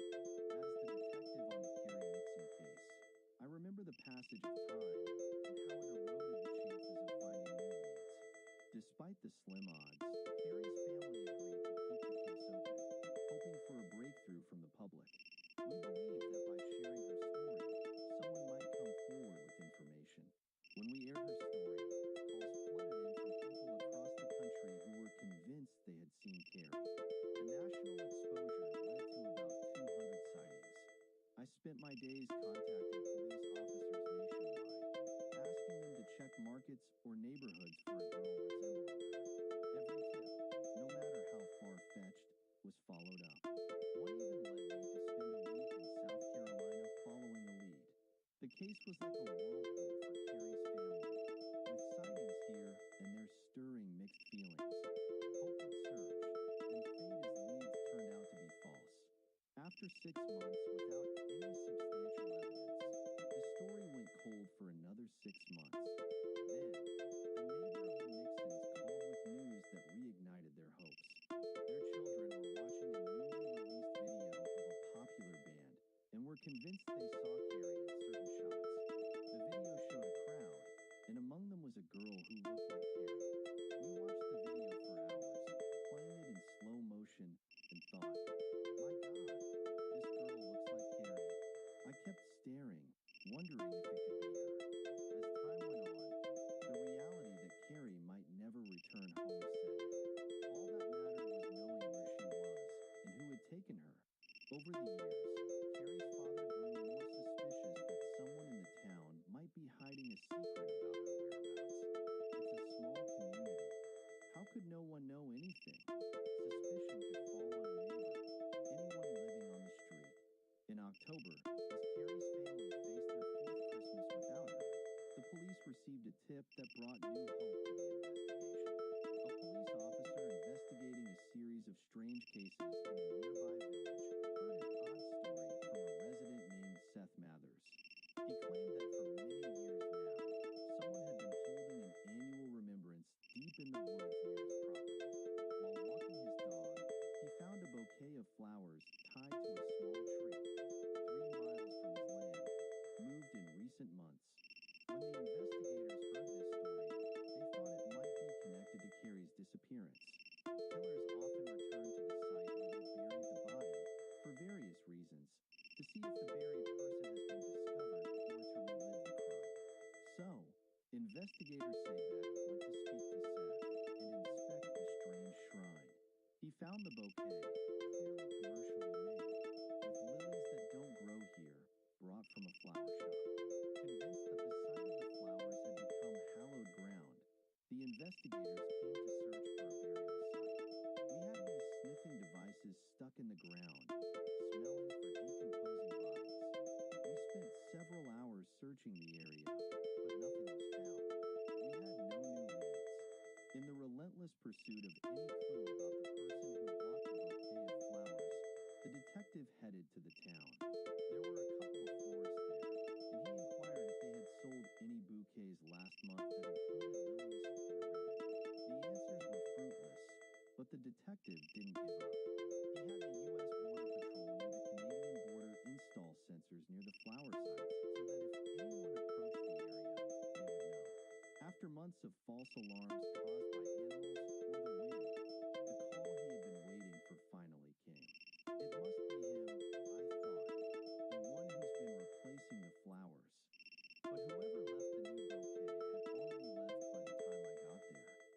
a hard blow for the detective, who knew it would be months before the flowers were replaced again. However, luck changed when he saw Seth Mathers walking his dog along the road. I asked him if he had seen a car, and he said yes. Due to recent burglaries, he had noted the car's number. I couldn't believe it. This was real. There's a cabin every half mile on that road, and this person had the number. It was an unexpected stroke of luck. Could this be the key to unlocking the mystery surrounding Carrie's disappearance? The detective tracked the car number and found it registered to Barrett Michaels in Connecticut, 200 miles away. He immediately called Barrett and asked about his regular visits to upstate New York. I bought a piece of land there with my wife and daughter, Barrett explained. We were going to build a ski lodge, but my daughter fell ill with cancer and passed away. We buried her there. Barrett and his wife had buried their daughter's remains on the land they planned to make their holiday home. They owned the land and would come regularly, bringing flowers to visit their daughter's remains. The detective verified Barrett's story and found it to be true. I was devastated. I had hoped this would be the lead we needed. Of course, it wasn't. It explained why the flowers were there, and I was deeply frustrated. Carrie's family spent the following years waiting for information that might take their minds off the page. I dealt with a daily struggle, not wanting to leave life without knowing where she had been.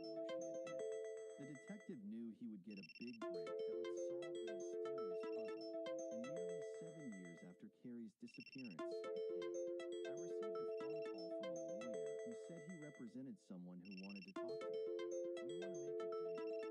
Also, 6.5 years after Carrie's disappearance from Osceola, New York, the investigators received a phone call that might contribute to solving the case. A local attorney had a client who claimed to know something about Carrie's case. The detective immediately remembered the name. It was Robert Jones, whom I had arrested with his wife for a bank robbery. As we prepared for trial, Robert faced prison time for robbing 2 banks in Maine and 2 in upstate New York. Since his wife had provided the getaway car in one of the robberies, she would also be going to jail. That's why Robert offered to help the police solve Osceola's most mysterious case. What happened to Carrie Nixon? They had 2 children, and Robert didn't want his wife to go to jail with him. He wanted her to be placed under surveillance instead of going to jail. He called his lawyer, and his lawyer contacted me.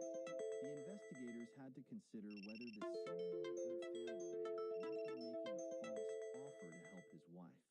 It seemed he was just a neighbor we would never arrest because he was somewhat of a deviant or a harasser, as you know. But the investigators learned from a friend who had helped him in 2 robberies that he was a very bad person. When Robert robbed the bank in Osceola, he directed foul language at the girl there, and in another robbery attempt, he tried to kidnap a woman outside the bank. When later questioned about why he kidnapped that woman, Robert said he was going to rape her and maybe kill her. Now, in the room with the detective and his lawyer, Robert revealed his secret about Carrie. In a chilling turn of events, the detective learned that Robert, who had been living in Maine the year Carrie disappeared, was actually in town visiting relatives the night Carrie left the store with snacks for her father. Within minutes of being questioned, Robert confessed to abducting Carrie from the street, raping, and killing her.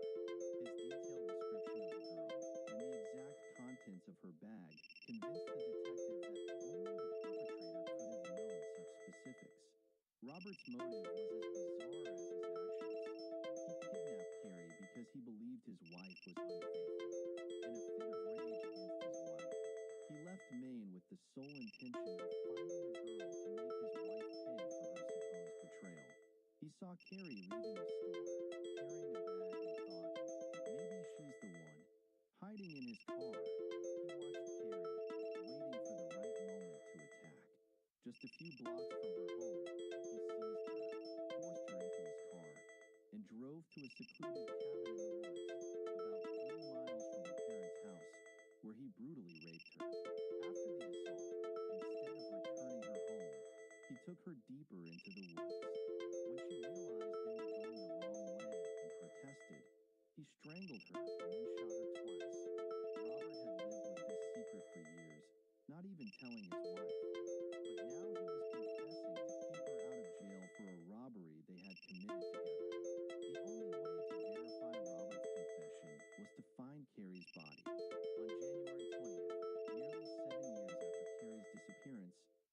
Robert led the police 3 miles from the Nixon family home into the woods where he had taken Carrie that night. In the cold, snowy forest, Robert pointed to the spot where he said Carrie lay. Digging through the snow, the detective found a pink pair of pants and knew it was her. For the detective who had spent years searching for Carrie, this moment was bittersweet. It was a relief to close the case, but it was also a tragedy because Carrie was indeed dead, and her family would now have to bury her. The detective personally delivered the news to Carrie's family, his eyes filled with tears, saying, "We found her. She's with us, and we'll bring her home." The revelation of the man responsible for Carrie's abduction was a shock to the small community.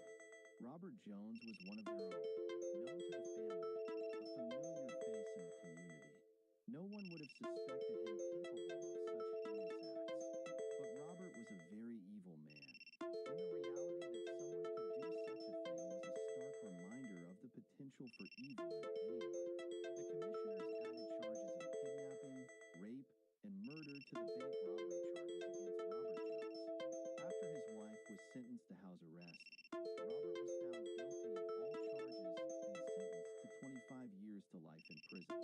This provided little solace to Carrie's family, who would always miss their beloved daughter. Their consolation now lay in knowing that she had returned and was buried near her family, where she belonged.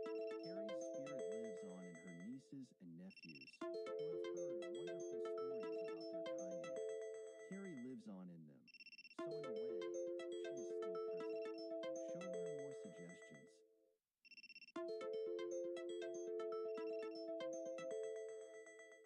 Hi everyone, welcome to my channel. Please subscribe to upload more new crimes for you. Today the story about old parents' murder. It was horrible betrayal. Thanks for detective to bring the killer to justice. So let us go.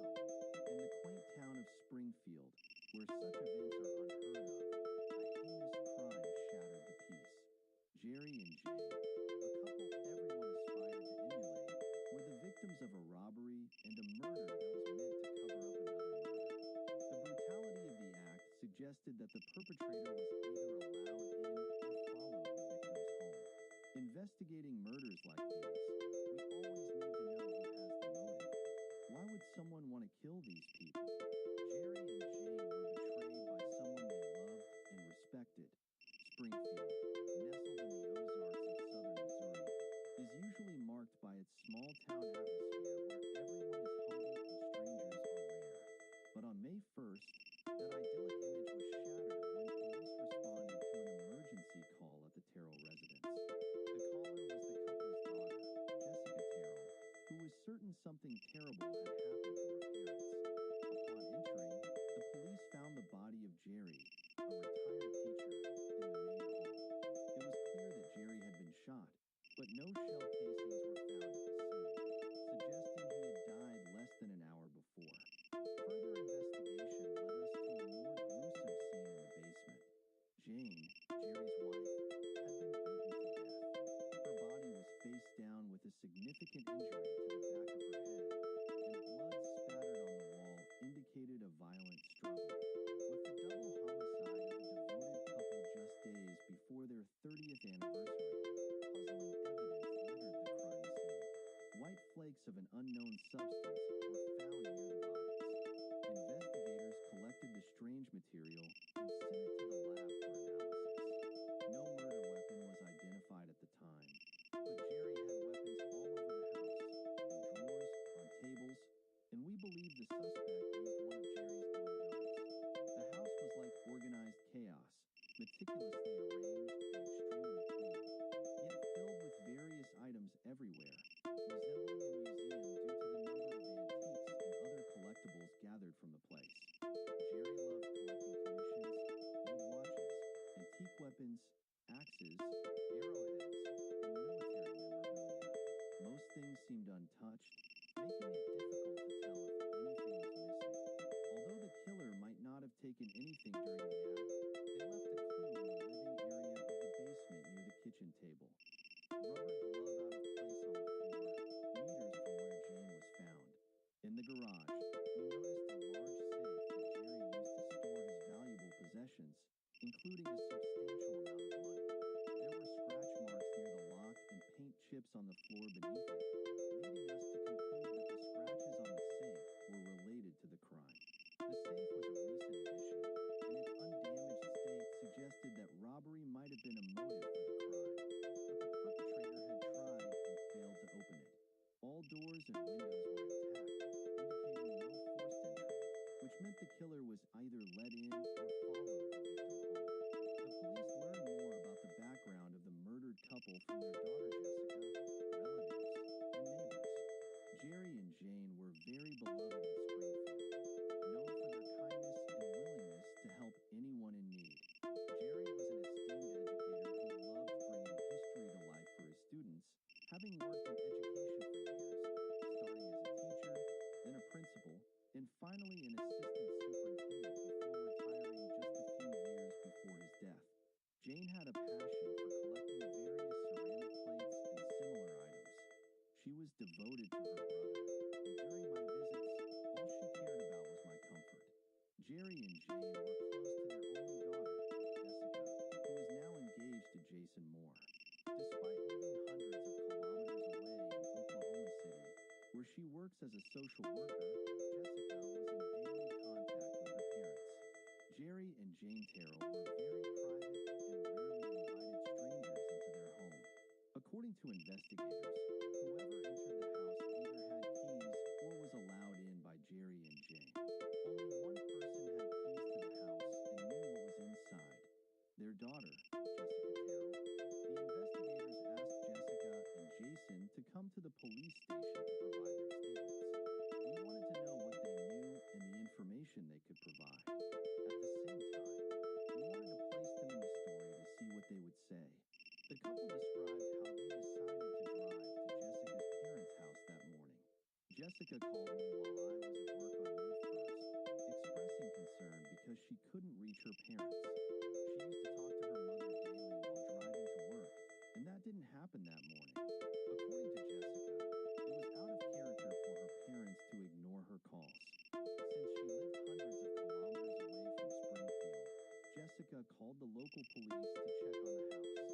When the police arrived, they knocked on the door and rang the bell, trying to get an answer, but to no avail. They searched outside the house and found nothing suspicious, no signs of vandalism, and no evidence of a break-in. I asked Jessica to forget about it, suggesting that her mother might be out in the garden or shopping and not to worry. But she insisted something was wrong and called me back minutes later, saying we really had to go there. We tried calling several times on our way, and my concern grew for their well-being. The couple arrived at Jerry and Jane's house on South Greenbrier Lane at 7 p.m. on May 1st. Jessica used her key to enter, as she was the only one, as far as I know, who could. She immediately noticed her parents' cars were inside, which shocked her greatly. She said it was impossible for their cars to be there without them trying to contact her, and she immediately feared the worst. When we were told her parents had been killed, I was very upset, as they were going to become my in-laws in a few months. When something like this happens, you don't know how to deal with it. When the police interrogated Jessica and Jason together, they wondered why they drove from Oklahoma to Springfield without entering the house. The investigators suspected that Jason and Jessica. The investigation into the brutal double homicide of retired teacher Jerry Terrell and his wife Jane in Springfield, Missouri, was intensifying. Their only daughter, 30-year-old Jessica, was the sole beneficiary of their considerable estate. In murder cases like this, it's crucial to determine who has the motive. Jessica had more motive than anyone else due to the significant inheritance she stood to gain upon her parents' death. 5 days after their initial statements, Jessica and her fiancé Jason were asked to return to the police station, but this time they were interviewed separately. The investigators needed to establish the couple's whereabouts on the night of Jerry and Jane's murder. They claimed they went to Pizza Hut around 5:30 p.m. and then returned home for the rest of the evening. Jason was questioned about his timeline and activities with Jessica on April 30th, the night of the crime in Oklahoma City, where they had gone out for pizza. The investigators probed Jason Jason about his relationship with Jerry and Jay, as well as the large inheritance his fiancée was due to receive. At the end of Jason's interview, he was directly asked if he had any involvement in the murders. He insisted he had no ill intentions towards either of them and had a good relationship with both, giving him no reason to harm them. Jessica was next and was directly questioned about her relationship with her parents. When asked if there were any issues between her and her parents, she denied any problems, calling them the love of her life. When confronted with the fact that she was the sole beneficiary of her parents' vast estate, Jessica deflected suspicion from herself, stating that if she ever needed anything, all she had to do was call and ask. After hours of interrogation, the investigators wondered if Jessica and Jason were telling the truth. Their emotions seemed genuine, and they remained very cooperative throughout the investigation.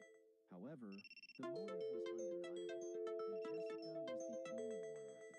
The rubber glove found at the scene was a crucial piece of evidence, and the investigators wanted DNA samples from as many people as possible to determine who had dropped or left the glove. Meanwhile, Jessica buried her parents in their hometown of Springfield, receiving support from friends and relatives. But rumors quickly spread, with some neighbors convinced that Jessica was eager to claim her large inheritance. In a small town, people talk, and there were whispers about Jessica's involvement in her parents' deaths.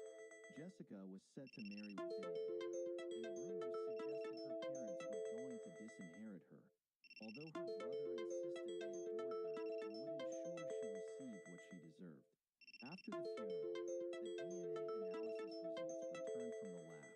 There was no match. Neither Jason nor Jessica's DNA matched the sample extracted from the glove found at the crime scene. Moreover, no evidence linked them to the crime. The crime scene was thoroughly scanned for fingerprints, but none belonging to Jason or Jessica were found, nor were there any fingerprints that could serve as evidence. Investigators also confirmed that Jason and Jessica were in Oklahoma City when the crime occurred. Jessica had made several calls to her parents to check on them, which was verified to be true. Surveillance video from the restaurant corroborated their alibi, proving they were there at the specified time. With the evidence at hand, it was clear that Jason and Jessica had no part in the murders. The day I buried my parents was incredibly difficult, filled with a mix of emotions: sorrow, anger, fear, and I felt utterly lost. I later discovered that close friends, or those who were supposed to be friends, were saying that I was the murderer because I had the motive. My relatives were saying the same, which was hard to bear. I love my parents dearly and still do. Not a day goes by without missing them, and I wish they were here. I would sacrifice anything to have them back. People say unbelievable things, but I wanted to continue searching for the real killer to bring justice for my parents. This is how these cases go. You start from the inside and work your way out until you reach the truth. Although the DNA results exonerated the engaged couple, they still provided a crucial clue. The results showed that an unknown male was the source of the DNA extracted. This information helped narrow down the search. We wanted to get more detailed information from people who were close to them, so we reached out to their closest friends and relatives. Everyone is a suspect in a case like this.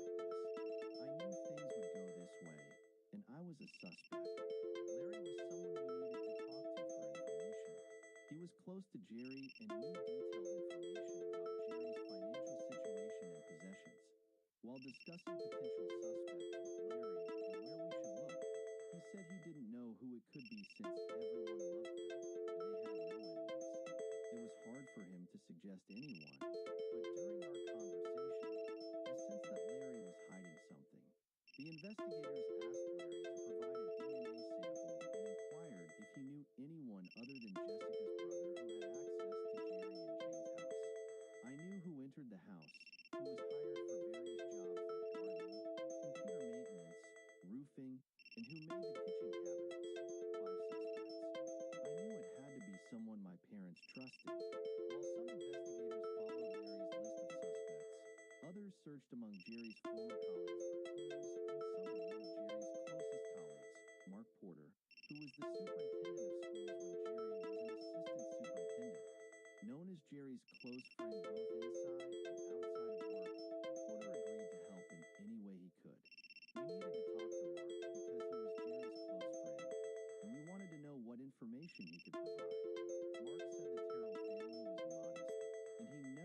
suspected they had money because of their lifestyle.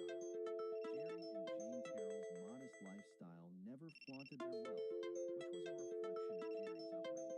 He often said, "I was poor and I won't be poor again." Mark, a friend of Jerry's, informed the police about a former student of Jerry's who had contacted him for a loan just days before the crime. This student was in trouble and had mentioned that Jerry had previously lent him money, as he was known to be generous and often lent large sums to many people. The investigators in Springfield were interviewing friends and relatives, trying to solve the brutal murder of Jerry and Jane Terrell, 2 days after allowing Jessica, their daughter, and her fiancé to enter the house. I was examining the place.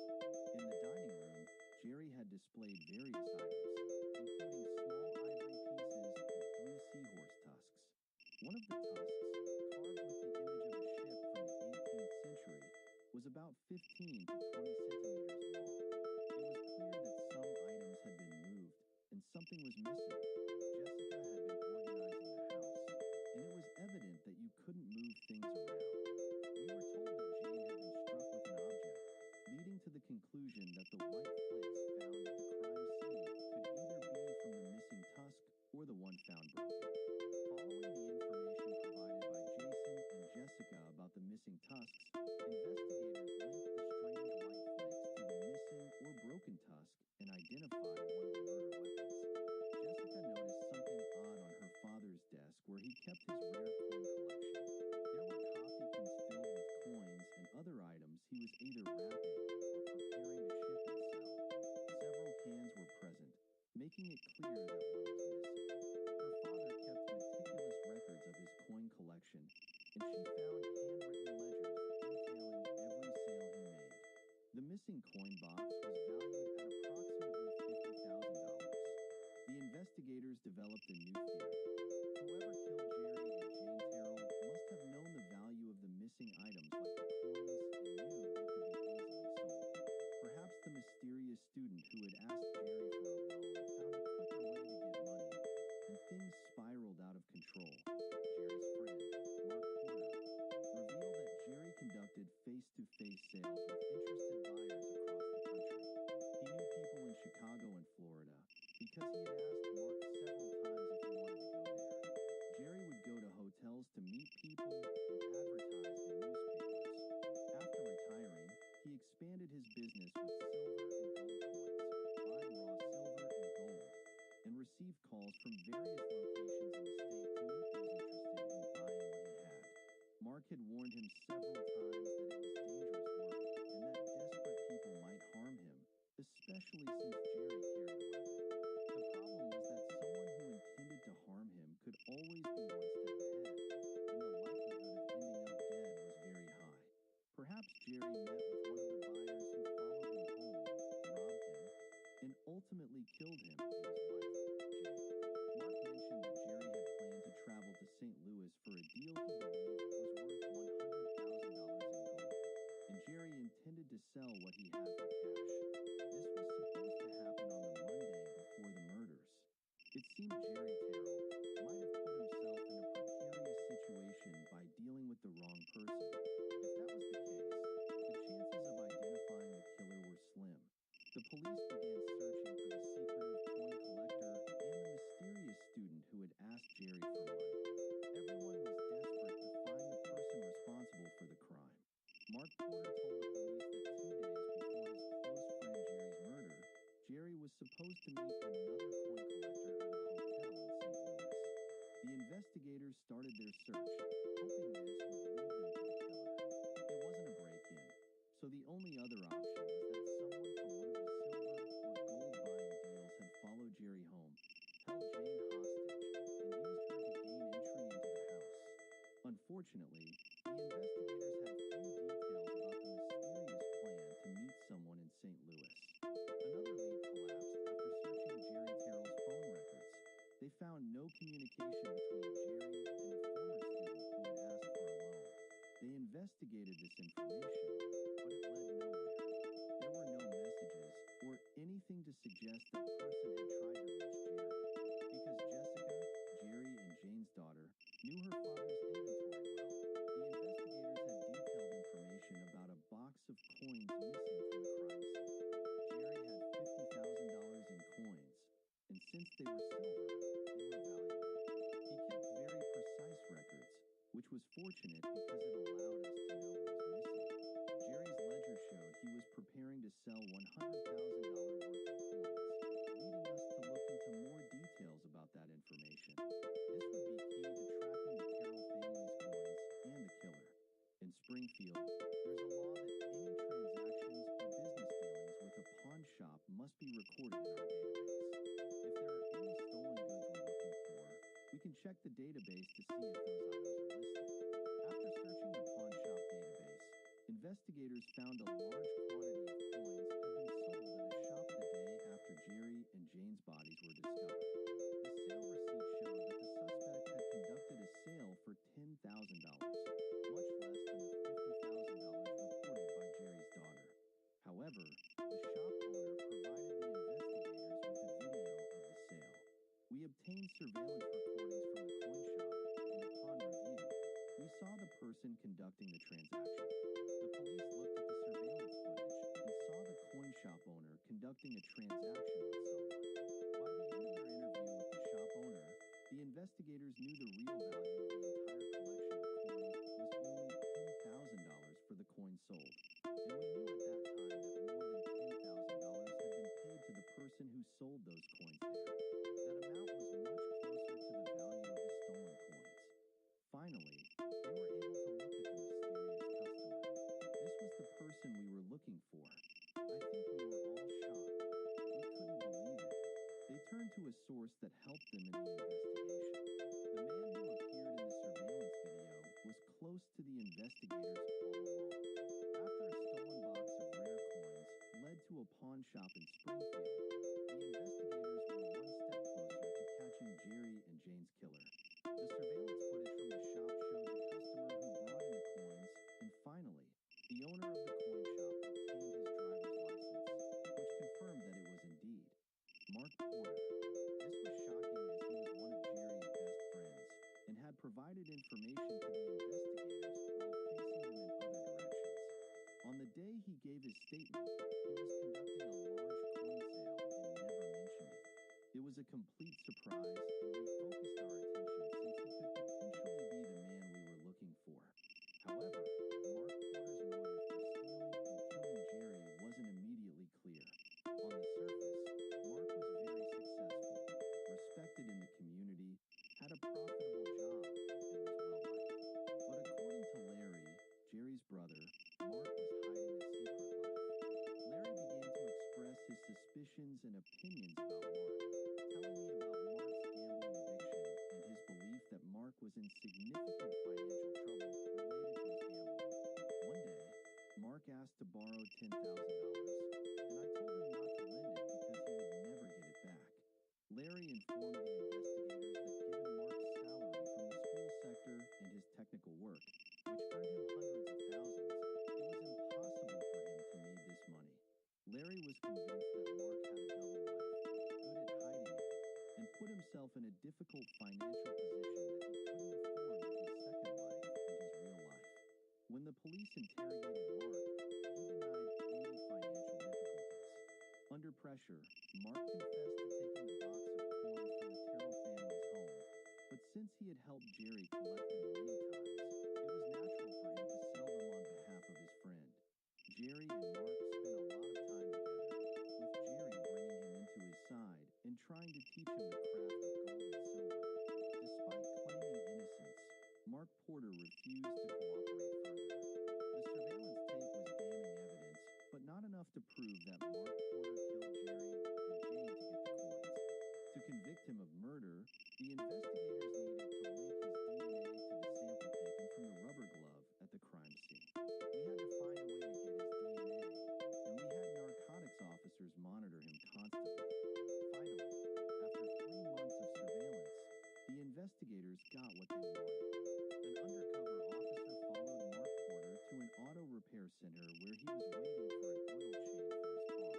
Mark was drinking from a cup, and after the oil change was completed, he left the cup behind. The investigator took the cup and immediately sent it for DNA testing. Within an hour, there was a match between the DNA extracted from the coffee cup and that from the rubber glove found in the Terrell family's home. I received a call while I was at work saying they had a match, and I was upset and wanted them to arrest him immediately by any means possible. 2 weeks later, we followed Mark Porter to the IBM office where he worked, and when, as he stepped out of his car, I approached Mark Porter and informed him that he was under arrest for the murder of the Terrell family. He showed no resistance and simply said, "Okay, Mark Porter, you are under arrest for the murder of Jane and Jerry Terrell. You have the right to remain silent, and anything you say can be used against you in court. You have the right to an attorney, and if you cannot afford one, an attorney will be appointed for you. All right, let's go, and please watch your head."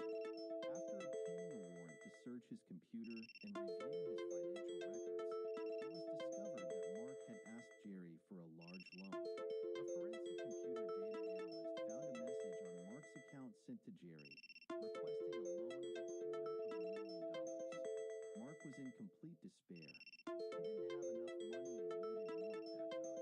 With Mark's DNA matching the rubber glove found at the crime scene, the prosecutors presented their theory of what happened on the night of the crime.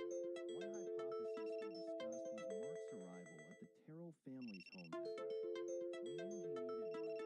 When Mark arrived at the Terrell residence, his friend Jerry wasn't home, but Jane let him in. "Sure, come in," she might have said, as he tried to convince her to give him the loan. "You'll have to wait," she refused, or perhaps she hesitated. Mark saw Jane as an obstacle between him and the money he desperately needed and decided to kill her, making it look like a robbery. He grabbed the tusk. Based on the evidence we collected from the crime scene, we believe Jerry either interrupted Jane's murder or arrived shortly after. Mark heard Jerry enter and realized he had to finish what he started. What Mark Porter did was disgraceful and monstrous.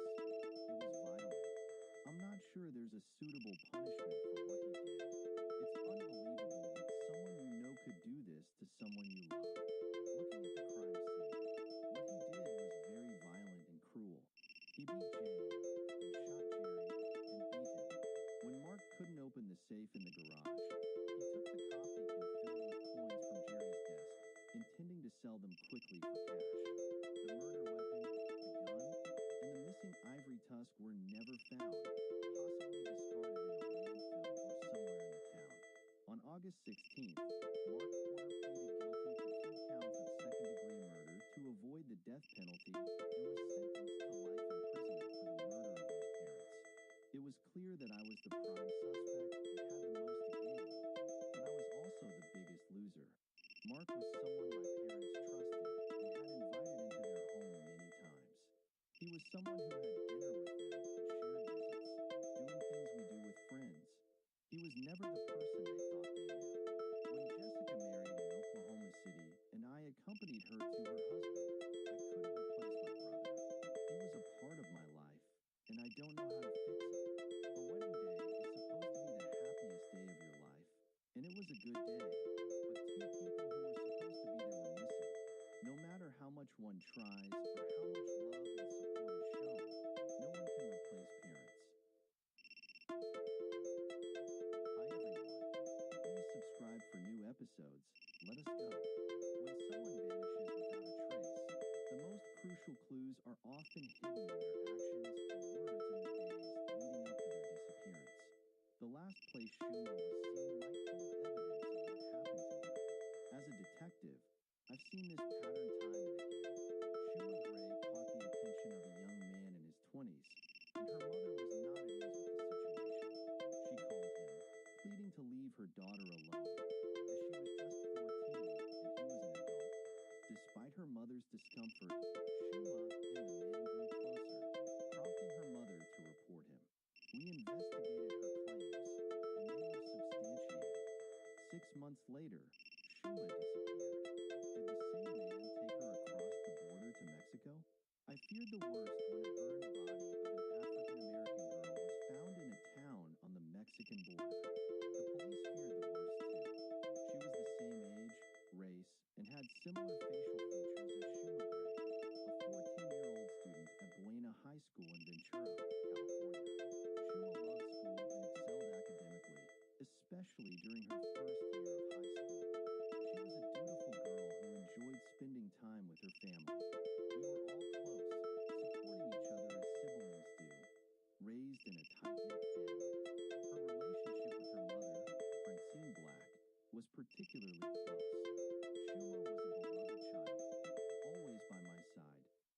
doing anything wrong. She never skipped school, drank alcohol, or used drugs. She was an overall wonderful person and a great daughter. As for boys, Shuma had no experience dealing with them, which pleased Francine. At 14, she had no boyfriend and showed no interest in boys, preferring the company of her girlfriends. However, over the first few months of the year, Francine noticed a change in her daughter. Her grades began to slip, which was out of character for Shuma. She had never received bad grades before. Francine was puzzled by Shuma's sudden academic decline, and then heard from Shuma's soccer coach about an incident involving an older boy named Andrew Joshua Tafu. It turned out that Tafu, a friend of one of Shuma's older brothers, was a classmate at St. Bonaventure High School in Ventura, California. They weren't close friends, but they played soccer together. Clearly, Tafu had recently noticed his friend's younger sister and was taken by her beauty.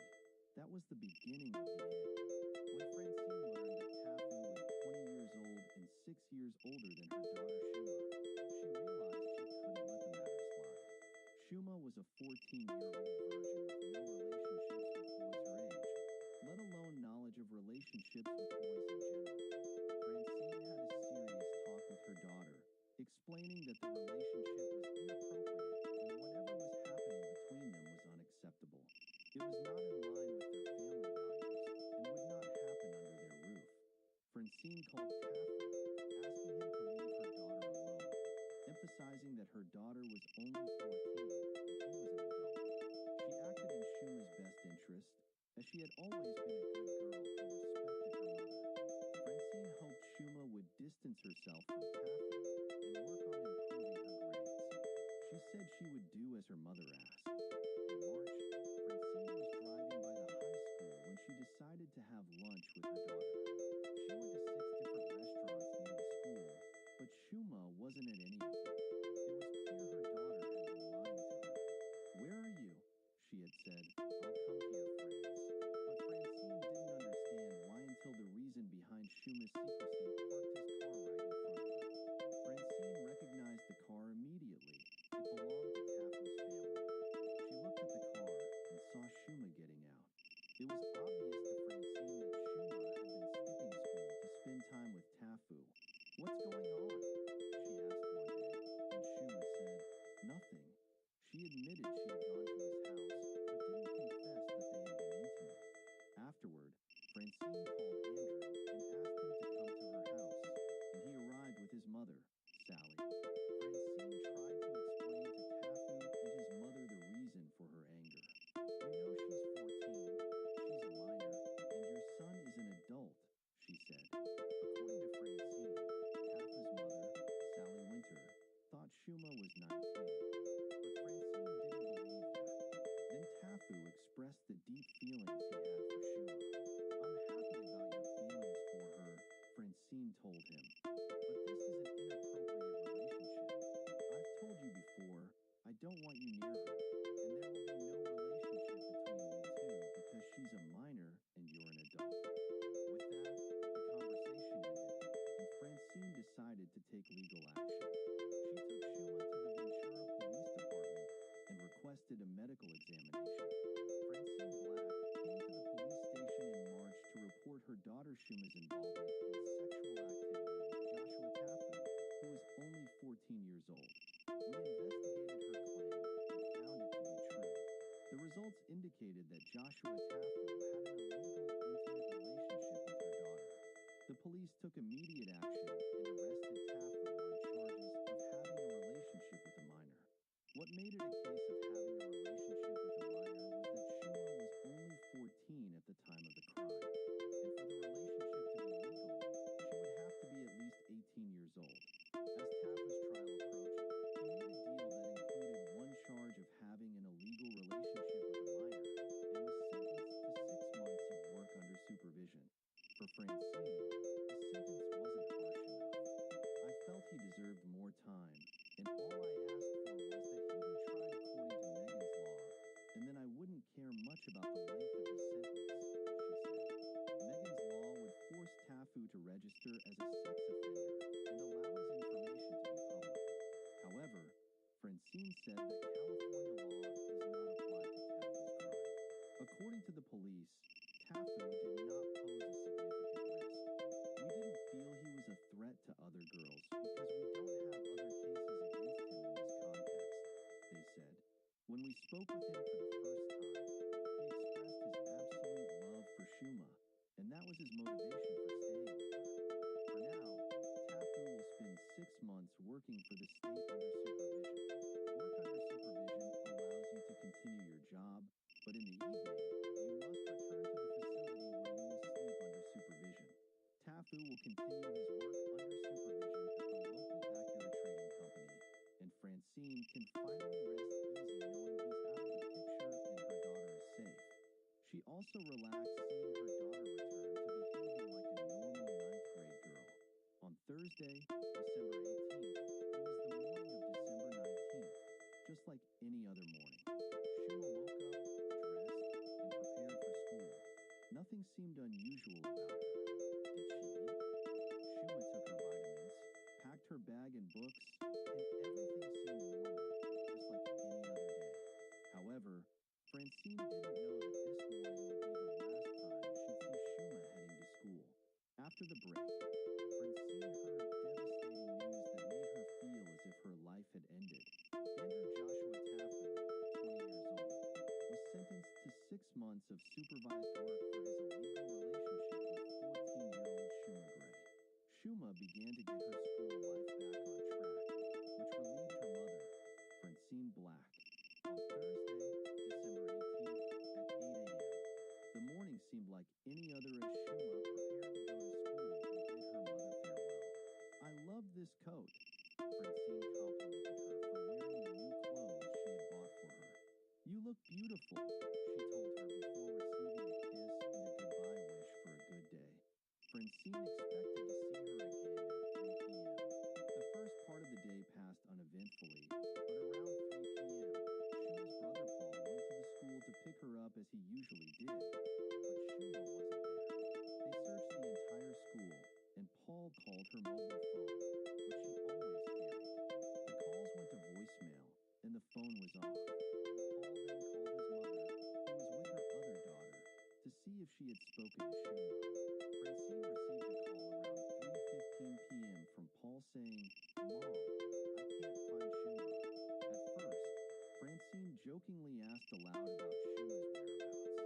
She looked at her daughter and wondered if Andrew had left his supervised work that day. "Don't overreact, I'll call her later," she reassured herself. Her daughter told her, "Mom, calm down, don't overreact. She's supposed to be at school." Suddenly, Francine realized something must be wrong. Perhaps she was with Josh. It had been months since Andrew Joshua Tafu's sentence began.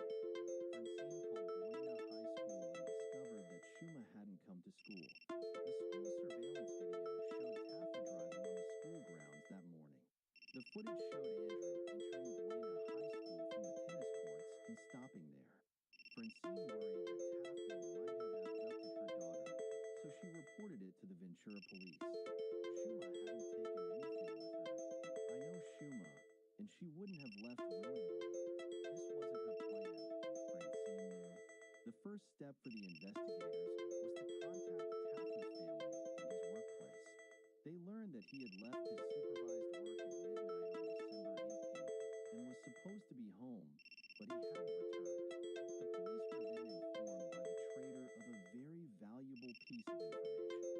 They conducted an inventory of the vehicles and discovered that an Acura car was missing. The investigators believed that Tafu might have stolen the Acura from the warehouse after his arrest.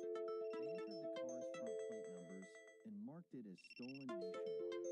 The information was sent to all security forces, including border and immigration teams at all border crossings. The immigration department had the front plate numbers, and their cameras monitored the cars entering and exiting. We're very close to the border, only 5 hours away, so it's not unusual for people to head there. If Shuma really crossed the border, it's the worst scenario she could face. The security forces would encounter at any time. When someone leaves the United States for Mexico, it becomes harder for the police to locate them for several reasons, one of which is that the police don't have the same authority in Mexico as they do in the United States. There's more corruption, and the police there are more lethal. As the investigators waited for results related to the vehicle's license plates, they scrutinized the events surrounding Shima's disappearance. No one knew how Shua entered the car, or if she did so willingly. No one knew what happened. What we knew was that she was a minor, and he was an adult without guardianship over her, so he couldn't take her from her parents. Circumstantial evidence led investigators to believe that Shua was somewhere with Tafu, and due to the age difference, the police immediately issued an arrest warrant for him. While we were tracking the stolen car, other investigators were working on arresting Josh Tafu on kidnapping charges. Then a report reached the Ventura police about the car's front license plate in the stolen car database. The U.S. Customs informed us that the car had crossed into Mexico. The car crossed the border at 1 minute past 1, which means it had been driving through Mexico for 5 hours.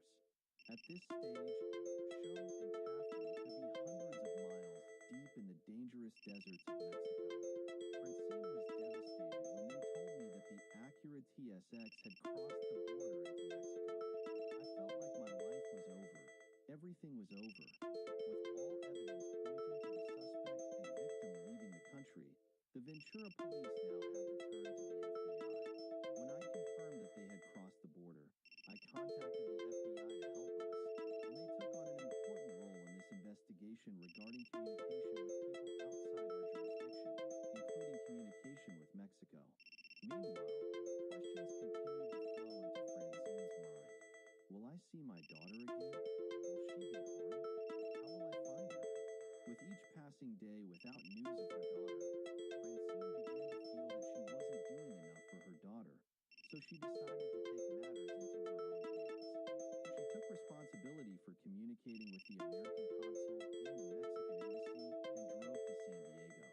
I parked my car and crossed the border, staying 2 days back and forth to file a missing person report. But in the week following Shalom's disappearance, there was no evidence of the pair on either side of the border. Sunday, January 6th, 3 weeks had passed since she disappeared. Francine heard about a death in the Tafu family. She wondered if Tafu would return home to share his family's grief. She began to monitor his mother's house. I was watching, parked my car, and continued to wait. She parked her car outside Tafu's father's house, Sally Winter, and then she thought she saw several people leaving the house, including Tafu and Shuoma. Shuoma was walking very slowly. According to Sally Winter, she hadn't seen Shuoma and Tafu since they disappeared, so it was impossible for Francine to have seen them in front of the house. I couldn't see the car's license plate. She wondered if Tafu had brought Shua back to the United States and if he and his family were holding her. After the break, the investigators found the first promising clue, but it wasn't the evidence Francine wanted. They found the body of a young girl resembling Shua's description in Mexico. She was burned and unrecognizable. The investigators had evidence that Shima G, 14 years old, had left the country to Mexico, either willingly or under pressure, with Andrew Joshua Tafu, 20 years old, in March. 3 months after Shuma's disappearance, Francine felt frustrated due to the lack of progress in the investigation. She felt as if nothing was being done, so she decided to personally visit the FBI office to hear about the case's progress. Finally, the official arrived at the office. I have all these recordings, all this evidence. We are doing everything we can, she said. But according to Francine, before she could get news about the FBI's investigation, the official made a frightening statement. I think Shima is dead. Until that moment, Francine had been able to avoid the thought of her daughter's death, but now it began to haunt her. Until I see a body, until the DNA results come out, I believe she is alive, she said. Francine was not satisfied with her conversation with the FBI official. She didn't explain why she believes my daughter is dead, so I don't know why she would tell me that, Francine said. Hearing about Shuma's death was something that had been in her mind, but she had hoped for the best. The FBI confirmed that they had not made such a statement, requested a DNA sample from Francine, which might have led her to this belief. However, the local police took the possibility of Schuma's death seriously. When a 14-year-old girl is missing in a foreign country, there is always a possibility that the person is dead, they said. In June, while Francine struggled to stay positive, the months continued to pass. Then the investigators discovered a frightening piece of information. Throughout the investigation, we never stopped looking for Shua, and part of this search was checking forensic sites for information about people who had died or were killed. In one of these searches, the body of a young girl was discovered in Mexicali, a Mexican city south of the border. The body resembled Shima, matching in age, race, and even facial structure. The investigators informed Francine about the body and the terrifying condition it was found in. They had found the body of a young girl matching Shima's description. She was burned and decomposed. Suddenly, the worst possibility, that Shima had been killed in Mexico, became more likely than ever before. Francine began to wonder if this was Shuma. In August, before the investigators could confirm or deny whether the body was Shuma, Francine heard about a potential breakthrough in the case from a source in the International Missing Persons Organization. Someone might have seen her daughter. I was very skeptical. She was seen in March, 3 months after Shuma's disappearance, in Acapulco, Mexico. It happened when a tourist sat in a local restaurant and spoke with a young waitress who seemed American. She was serving the tourist and was very kind. The lady she was serving couldn't believe she was American. It seemed they had a good and quickly established relationship. The lady asked her name, and she said it was Shua. The tourist who met Shuma became curious about the girl with the unusual name. So she searched for her on the internet and found that Shuma was a missing person from Ventura, California. She contacted the FBI and the Missing Persons Organization and reported what she saw. But as much as she hoped her daughter was alive, Francine remained skeptical. At first, I thought it might be a trick. Is that lady telling the truth? Did she really see her? FBI agents visited the island. As the investigation into Shuma's disappearance continued, Francine felt increasingly frustrated by the lack of progress. She decided to personally visit the FBI office to hear about the case's developments firsthand. The official assured her that they were doing everything possible, but Francine was unsettled by a chilling statement from the official, suggesting that Shima might be dead. Despite this, Francine clung to hope until definitive proof could be provided. A year passed with no news of Shuma or Andrew Joshua Tafu. During this time, Francine spoke with an old friend, Chuck Hoekstra, a private investigator who agreed to help her for free. Chuck's investigation led him to Acapulco, where he distributed flyers and gathered information suggesting that Shuma and Tafu had been working on Isla Roqueta and were seen as a couple. Despite the apparent relationship, Chuck was concerned about the significant age difference between them. Colleagues of Shuma and Tafu mentioned that the pair had left the area months ago, possibly because Shuma was pregnant and wanted to give birth in the United States. Chuck found the story plausible and began contacting hospitals across the country, distributing flyers with their names. However, as months passed, no new leads emerged. In a surprising turn of events, a lawyer from Montana named Chris Armana contacted Francine and Chuck, offering her assistance. She believed more could be done to find Shuma and felt compelled to help. Using information Chuck had gathered in Acapulco, which indicated that Tafu's family might be aware of the couple's activities in Mexico, Armana prepared to file a civil lawsuit against Tafu's family for aiding and abetting a custody law violation. If Tafu's family had been sending him money in Mexico, Armana intended to confirm it. In February, after more than 3 years since Shuma left Mexico, an international program aired a segment on her case, leading to new reports coming in. Well, thank you. A call came in within 30 minutes. Unfortunately, most of the reports were false leads, except for one that seemed promising. We received a call from a young man who said he saw Shua that day with Andrew T.,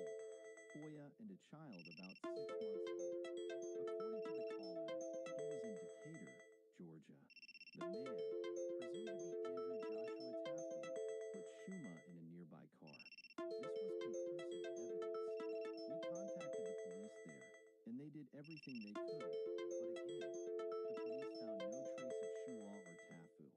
However, Francine and Chuck believe that the Georgia report may confirm what Chuck was told in Mexico, that Shuma and Tafu returned to the United States to have the child. For now, all we can do is wait for another piece of information. On Sunday, August 8th, attorney Chris Arman became able to file a civil rights case against the Tafu family. 3 days later, Francine received an unexpected call. It was 2 a.m. on September 1st. Who's calling? Francine asked. It was Josh. Josh Tafu. Where's Sheila? She's fine, really. I promise she's fine. Francine couldn't believe what she was hearing. He said I had to come to Mexico to take my daughter. After the break, they want everyone to believe it's a love story. It's music, a crime. It's September, and attorney Chris Arman has filed a civil rights case against the family of Andrew Joshua Tafu for aiding and abetting his interference with her custody rights over her daughter. Within days, Francine Black received a long-awaited call from Andrew Joshua Tafu. For the first time in almost 4 years, Francine thought she would really see her daughter again. When I got that call, I thought Shua was alive. I felt Shima was alive. Francine thinks she knows why Tafu finally decided to call. I was shocked to receive a phone call from him. I hadn't planned on it, but then I thought it made sense. They had received a report about the case, and thanks to the subpoena, they were coming out of hiding. Francine believes the lawsuit scared the Tafu family enough to convince him it was time to bring Shuma home. I felt his family say, "It's time. We're being sued. It's time to do something about it. You have to bring her back." But when Francine asked to speak with Shuma, Tafu hesitated.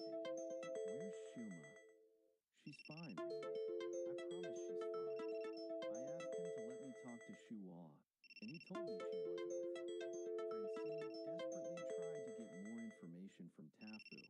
He told me he didn't have a phone number or address, but he would call me and give me a phone number and address. Josh told her he would call her the next day, but he didn't. So we immediately called the sheriff's office and informed them, and we also called the FBI. If Tafu was telling the truth, the question now is whether Shua went with him to Mexico willingly or if he forced her in some way. Their friends in Acapulco said Shima and Tafu were lovers, but for Chris Arman, the matter is out of context. I think there's a good chance the reason behind seeing Shima working in Mexico and getting close to him is because she was brainwashed. We have to remember that she left at a very young age. She was 14 years old, and her relationship with Josh started even earlier than that. Ventura police see no evidence of brainwashing, but they consider Foya's actions illegal. In the end, I think what we have is an adult man who thinks he's in love with a girl of age. After several days, despite knowing he was a wanted man, Tafu contacted the FBI and the American police, informing them of his location outside Acapulco. It's now clear that the Georgia report was mistaken. There was no child, and Shima and Tafu had been in Mexico all this time. Arrangements were made with the United States Police for their return, and finally, Shuma's return became a reality. Francine prepared herself for the emotional reunion. She had many mixed feelings, wondering how Shuma would be, how she would look, and how she would interact with them after a month of legal struggles. The American police arranged to accompany Shima and Tafu to Los Angeles International Airport on October 5th. Francine was very afraid that day. It was supposed to be a happy day in her life, but for some reason, she felt sad, even though she would finally see Shua. She felt that her daughter would not be the same person she was when she last saw her in December. Shima's family traveled to the airport to await the big moment. They couldn't guess how she would act when she came out of the gate, but she went straight to her father, then her mother, and then her grandmother. Although Tafu was arrested and charged with kidnapping a child, for Francine, it was a bittersweet meeting. She felt sad looking at Shuma, her little daughter who had been through so much and seemed to bear the marks of the sun and to have been exploited to the utmost. Now the battle escalates between different versions of the truth. Francine still that Shima was kidnapped. She was completely different. She was not her daughter. Her brain had been washed. According to her family, they were shocked by Shuma's explanation for her disappearance. She said she loved Tafu and left with him voluntarily. I don't want to discuss anything. I think will is a very big word when you're 14 years old. I think when we grow up, we see things that have passed and that we wanted to do when we were 14 years old. They are not necessarily decisions we make with any kind of maturity. And I know that Shua has the legal capacity to consent in this country. So whether she thought she went voluntarily or not, according to the law, she did not. They want everyone to believe it's a love story. It's a crime with no love in it. Shima's family is convinced that Shima is a victim of what is called Stockholm Syndrome. Stockholm Syndrome is what happens when you want to please your kidnapper and do everything you can to protect him. And that's exactly what Shima is doing. As for the Tafu family, they still deny the allegations from Armin's case, including the claim that they were supporting Tafu during the 4 years the couple spent in Mexico. But Tafu still faces charges for his actions, whether she consented or not. It doesn't matter to me because she was a minor. The law doesn't differentiate between taking a 14-year-old girl and assaulting her violently or kidnapping a 4-year-old child because she agreed. The law states that you cannot cross the border with a minor for the purpose of having sex with her. 2 days after her return to the United States, Shima moved from living in her parents' house to living in her father Tafa's house. I think this matter will take time to end with a fairy tale, and as for this case, they still have a lot to do. But I think they will succeed. They have strong faith and a lot of love for each other, and I think they will overcome all this. Tafu pleaded guilty to a child smuggling case and was sentenced on January 2nd to 2 years in prison. No charges were raised regarding the Acura car, and in the meantime, he may serve a 9-month period. Both Shuma and Tafu refused to participate in this program at this time. Francine Black's only hope is that her daughter will change her mind about what happened. I think Shuma will mature with the right psychological help, and when that light is lit and she sees life for what it is, not as beautiful as the picture painted in front of her, I think she will think differently, and I think she will make radical changes in her life. I think this. Alafwan hello, and welcome to May Channel. Subscribe for new episodes. In the quiet neighborhood of Bridgewater, Tennessee, a sense of fear and suspicion has taken hold among the residents upon learning of the murder of Veronica Boza, aged 30, in her own home.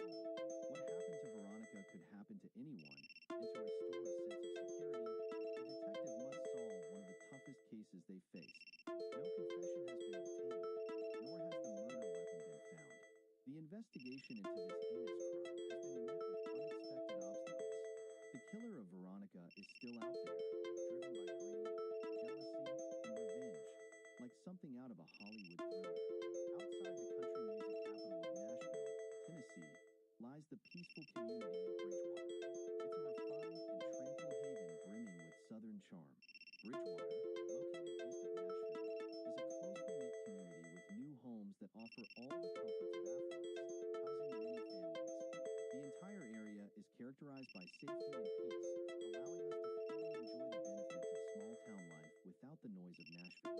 For music producer Veronica Boza, Bridgewater was the perfect place to start anew after her separation from her husband, Timothy, following a marriage of 10 years. It was a wonderful neighborhood. As Veronica proceeded with finalizing her divorce, a sense of relief became apparent. Everything in her life was fine. Veronica found Bridgewater to be the ideal area to raise her 9-year-old son, Jordan. The mother and son were regulars at the community swimming pool, where Veronica would lounge and sunbathe while Jordan and his friends played in the water. Veronica was beautiful and intelligent, with a bright future ahead of her. Born in Italy, she came to Nashville, Tennessee, in the United States to fulfill her dream. She belonged to the Italian nobility and always captivated me with her beauty. She was friendly, kind, and well-educated. This charming Italian moved to America and fell in love with American country music, quickly making her mark in the industry. Veronica was a music producer at CMT and had a promising future ahead. She worked on many projects great hopes, achieved successes, but despite her success, Veronica remained humble. She was a religious woman who regularly attended temple and considered her good fortune a blessing. She was very genuine and devoted in her love for her son, never showing any arrogance. Veronica's first love story did not work out, but it seemed that this was about to change when she met the busy mother and seasoned divorcee, Chris Orlando. Veronica and Chris met on a television show called King and Widow. And since Chris was also a producer, they had much in common, and their relationship flourished. It was a connection destined for them in the paradise of country music. However, Veronica was extremely happy on Sunday, August 10th. During the year when people were returning from the temple, Chris was on his way to Veronica's house, intending to go for a car ride with her that afternoon. But shortly after Chris arrived at the house, he was met with a big surprise. Their plans and lives changed forever. Around 2:30 in the afternoon, patrol officers arrived at the house. The crime scene was quickly secured, and within minutes, seasoned criminal investigator Andrew Angichuk was summoned. The call he received that Sunday was anything but ordinary, directly impacting his colleague, Detective Johnny Crampy. The neighborhood, located about 3 kilometers from my home, is a quiet and distinctive area where crimes rarely occur. At Now in Minutes, the once peaceful neighborhood became the site of a major criminal investigation. The crime scene area was cordoned off with tape to prevent entry, and the streets were filled with police cars and undercover detectives. Neighbors were already standing outside their homes. There's something in the garage I want to show you. One look inside the garage, and Detective Crampy formed a strong mental image of how he anticipated the crime occurred. The garage door was open, as was her car door, and her personal belongings were scattered on the garage floor as if there had been a struggle until she managed to get inside the house. The investigators followed the path of destruction through the entrance and into the kitchen. No, we found additional signs of a struggle. Items were thrown off the kitchen table, and the window curtain was knocked down beside the side door. I saw the victim lying on the ground amidst a pool of blood in the living room. I noticed that the sofa was moved, as were some chairs and cushions out of place. A fierce struggle took place inside this room of the house. We succeeded in determining that she had been shot several times in the head and body. Her watch was pulled from her wrist, as you can see here. It was a kind of violent crime that always affects you personally and professionally, but it also motivates me because I have a job to do. The investigators immediately got to work. The first thing that came to my mind was whether someone had followed her home and tried to kidnap her. It didn't seem like anything was stolen from the house. There was a safe with several $100s and some checks, all left in place. However, one item's absence raised suspicion. We discovered that Veronica's mobile phone was not at the crime scene or in her car.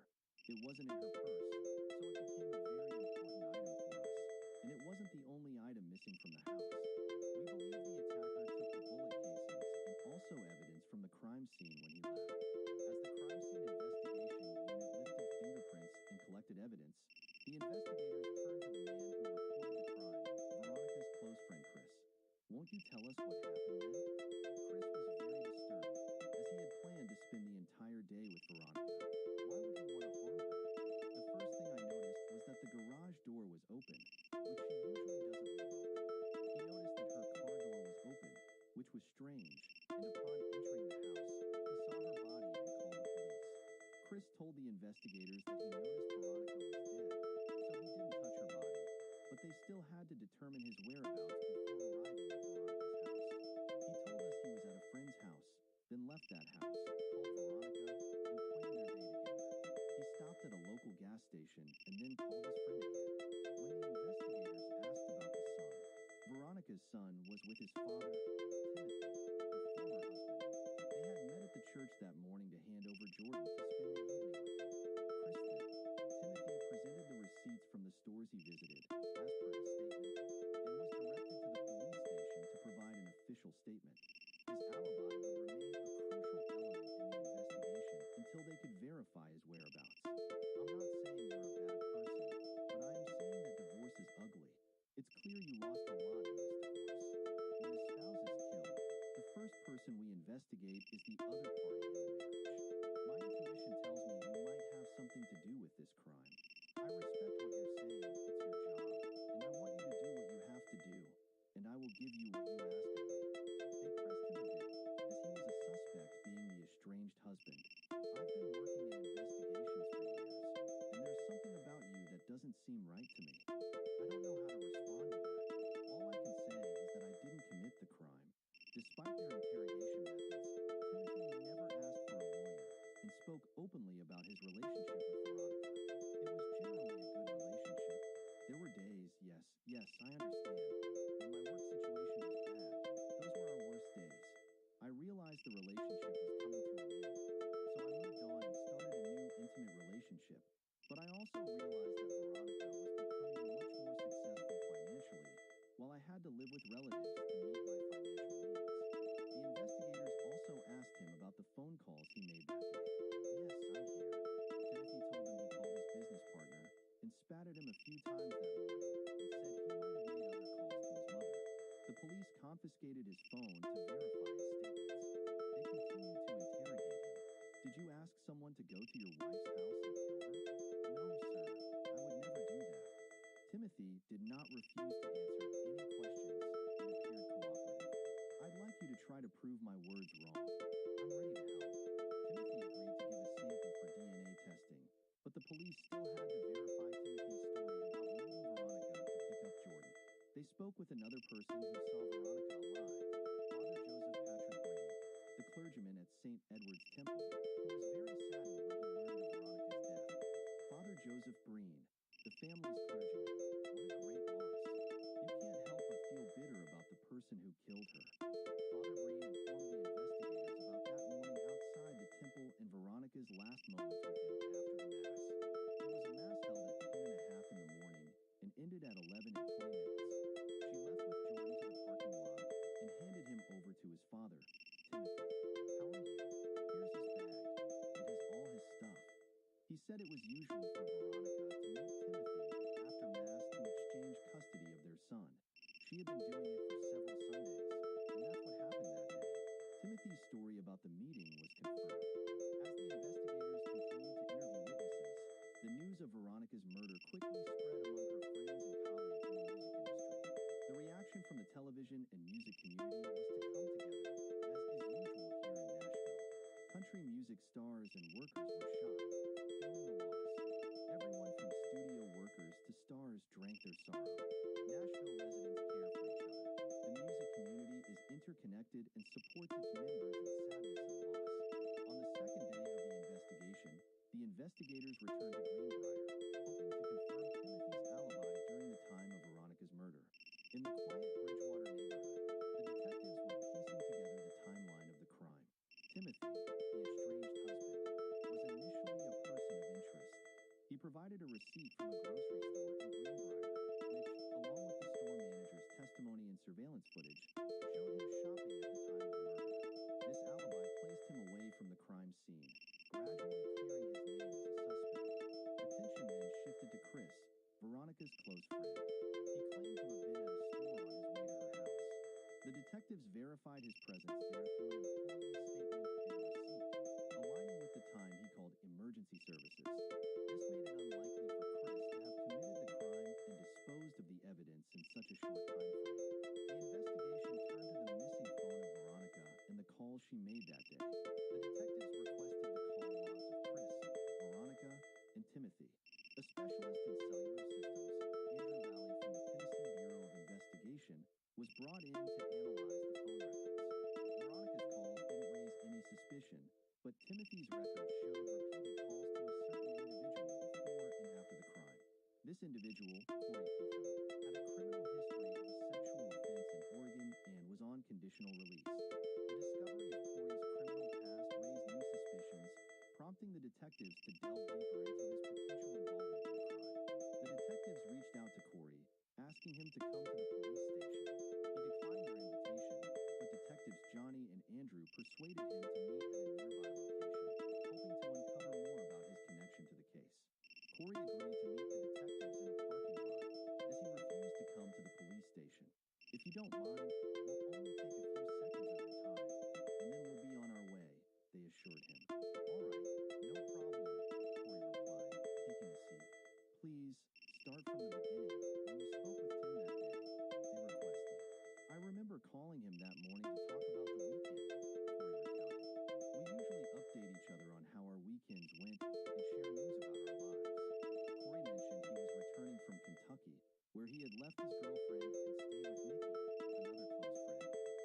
insisted he was with her the entire time, but the detectives pressed on, questioning the validity of his alibi.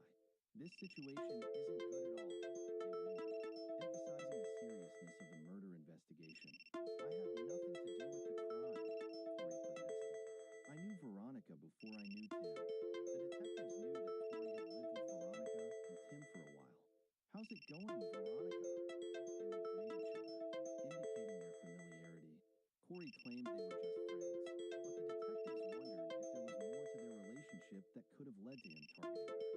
They tried a bold strategy, asserting they were sure of his guilt to see if he would take the bait. Listen to what I'm telling you, man. There's a lot of physical evidence at the crime scene.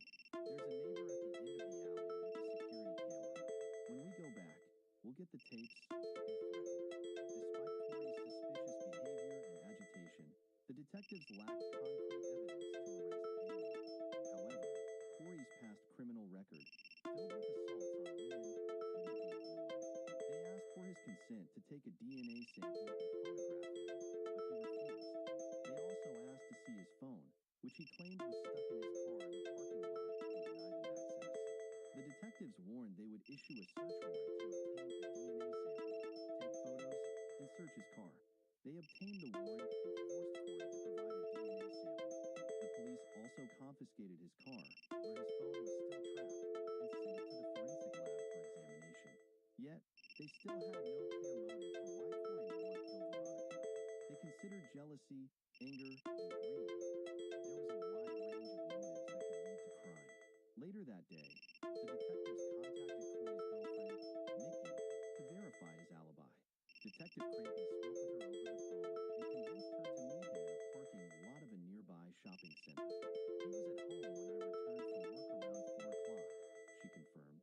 Nikki provided a solid alibi for Corey, stating they stayed at home all Sunday, and she even made him a sandwich while the murder took place. A week after Veronica's death, mourners gathered at St. Edward's Temple in Bridgewater. Thank you for being here this morning to remember Veronica, they said.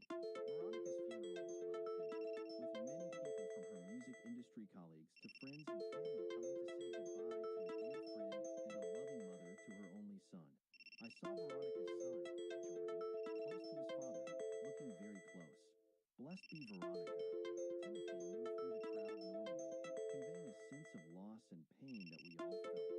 Timothy's friend Corey was not present, but among the mourners was Chris, Veronica's close friend. Everyone silently wondered who could have committed such a heinous crime.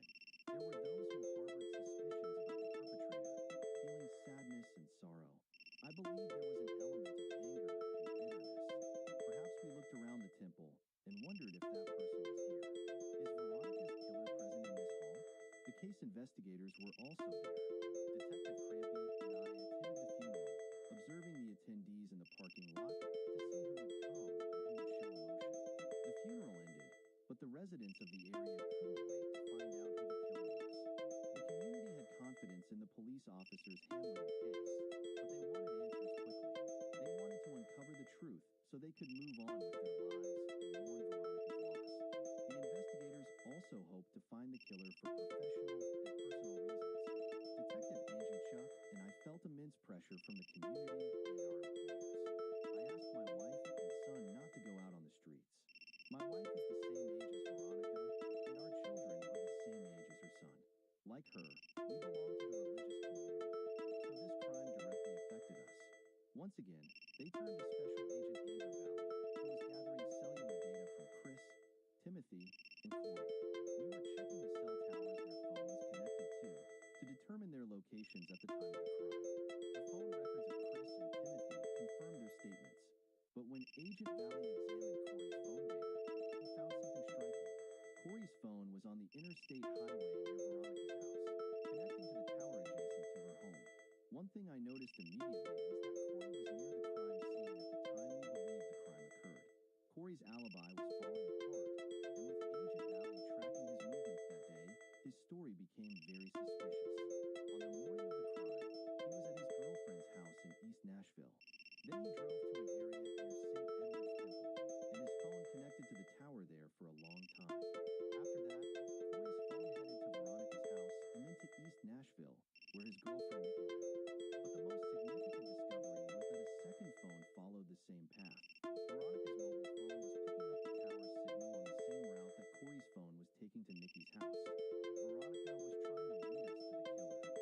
information could ruin Corey, but it wasn't enough to make an arrest. Mobile phone data has a margin of error of about 3 kilometers. Moreover, Nikki stuck to her statement about Corey being with her at the time of the crime. Detectives Crampy and Angie Chuck needed to solve the puzzle of the conflicting data. Well, when we're in a situation where the technical data and witness statements don't match, the investigator has to work harder to try to figure out why, they decided. Before they concluded that they had to re-interview Nikki, she preempted them with a confession. On September 11th, Nikki contacted the investigators. Nikki, on her own accord, reached out to the detectives. "Yes, it's me. I was hoping we could meet. I need to talk to you both urgently," she said, wanting to confess and tell the truth, no longer wanting to be entangled in the murder case. "I can come to you at the police station," she offered. Nikki changed her story about what happened on the day of the crime. She admitted that she lied in her initial interview and that Corey was not with her the entire time she had claimed. "I don't know where he was," she revealed. The new story suggested that Corey could have committed the crime. Nikki told us that she had worked all night and was exhausted. She went home and fell asleep. When she woke up, she noticed that the key to her bus was missing, and so was Corey. She went back to sleep and later woke up to start her day when Corey arrived. She seemed relieved but a little scared of Corey and wanted to offer her help when she learned that Veronica had a son and wanted to assist in the investigation. The police confirmed that Corey had been lying, and now they needed evidence to link him to the crime scene. It turned out that Nikki could help provide the murder weapon. It was reported that a gun had been stolen from Weston Price, Nikki's husband. Nikki confessed that she took the gun and placed it in a red food cooler, which she put in her bus. She said she took the gun for self-defense, and it was the same caliber as the one used in the crime. She thought the gun was still hers, but now the gun was missing. The detectives released Nikki on the condition that she would help them again when needed. They immediately contacted Weston Price, Nikki's ex-husband. "This is the place," they said, asking Weston if he had used the gun, to which he replied affirmatively. He owned a farm in South Tennessee where he had used the gun, and there was a possibility that the bullet casings were still there. "We shoot here every time," he said. Crampy and Angie Chuck searched the farm, hoping to find bullet casings that matched those found at the crime scene. It was the conclusive evidence they needed to link the gun to Veronica's murder. After half a day of searching, they were fortunate to find the bullet casings, which they took to the forensic lab in Nashville. At the Tennessee Bureau of Investigation lab, the police found the evidence they needed when the bullet casings matched the casing found at the crime scene. It felt like a moment of truth. They still needed evidence to link the gun to Corey, which they obtained from 2 sources. First, they found a picture of the gun on Corey's phone. Then they spoke with Corey's neighbor, Eric Pollan, who said Corey had brought him a gun similar to the one in the pictures on Corey's phone. He said he had cleaned the gun, which was inside a red food cooler, the same cooler Nikki had described to the police. They succeeded in proving Corey's possession of a gun of the same type and caliber as the one used to kill Veronica. They now had enough evidence to arrest Corey for Veronica's murder, but he had gone into hiding. The detectives turned to Nikki to help lure him out of hiding. They have a bullet of some kind that matches those found at the crime scene. "When are you supposed to leave town?" "I have to go with you. I have to do something, Corey. They're coming to arrest you." The phone call allowed the police to locate Corey and arrest him, but the puzzle was not yet solved. "Stop Corey," they said, about to unravel a mystery that seemed straight out of a Hollywood movie and would surprise the entire town. 3 weeks after Veronica Bose's murder, the police were close to proving the charges against the suspect. Corey Keitham, the primary suspect, convinced his girlfriend Nikki to call him so they could pinpoint his location. "I'm scared for you. You need to help me right now. Listen, all you have to do is go somewhere and hide. If they're looking for you, go somewhere they're not looking," he instructed her. When Corey spotted the police closing in on his hideout, he said something no one expected to hear. "The police have arrived, my dear. Listen carefully to what I'm going to tell you. Call Tim and inform him of what's happening." Corey tried to warn Veronica's estranged husband, but he didn't realize that he had just pointed the finger of suspicion at his friend. The police now had a reason to direct their attention to the man few people thought was connected to Veronica's murder, Timothy Boza, the father of her son. The investigation began to interrogate those who had a working relationship with Tim and knew he was struggling financially. When they questioned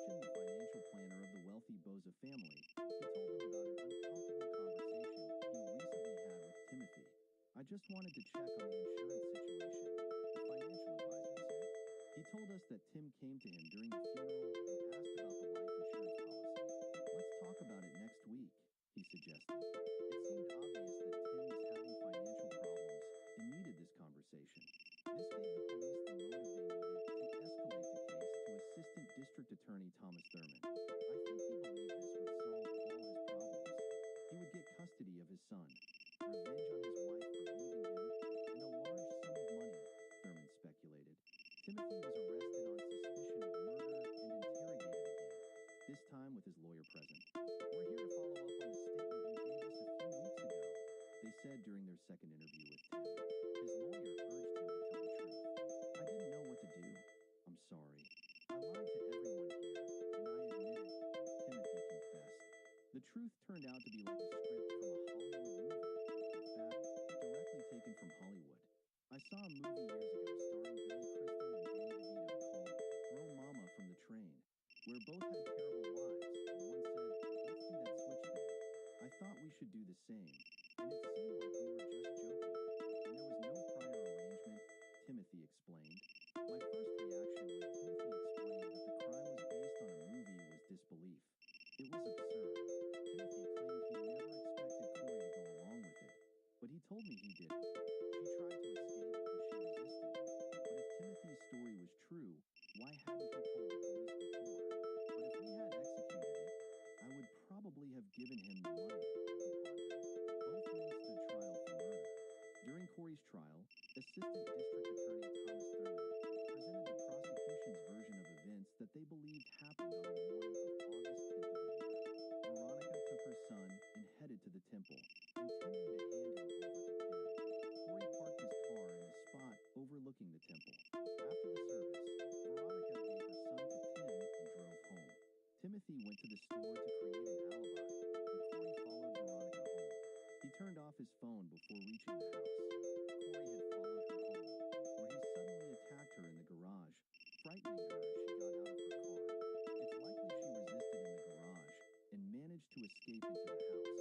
Oh my God, she left her bag and tried to run for safety, the narrative concluded. As soon as Veronica entered her home, Corey overpowered her in the living room and fired several shots to cover his tracks. Corey took the bullet casings from the crime scene, but overlooked one, which turned out to be a crucial piece of evidence. The most significant oversight was taking Veronica's phone, which allowed his movements to be tracked to the apartment of his girlfriend, Nikki. It was discovered that Corey stopped at the temple and threw her phone in a dumpster. However, what was surprising is that Corey did not dispose of other evidence. When the police confiscated his car, they found a large black burlap sack containing gloves, a food storage box, a black hat, a piece of military-grade cloth, and a blue tarp.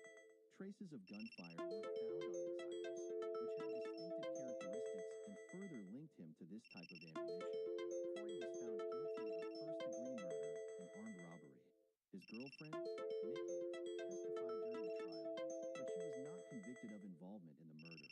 Corey was sentenced to life imprisonment without the possibility of parole, plus an additional 25 years. 8 months later, Timothy was also found guilty of premeditated first-degree murder. Timothy was sentenced to 25 years in prison for his involvement in Veronica's murder. Veronica's close friend, Chris Orlando, was completely exonerated of any involvement in the crime. The motives behind this crime were many: revenge, hatred, greed, and jealousy, akin to a Hollywood movie. The town's reaction to this news was mixed. Some residents were relieved that the charges were proven against them and that they would be imprisoned for the rest of their lives. However, another part of the population was shocked and deeply saddened by Timothy's involvement in his wife's death.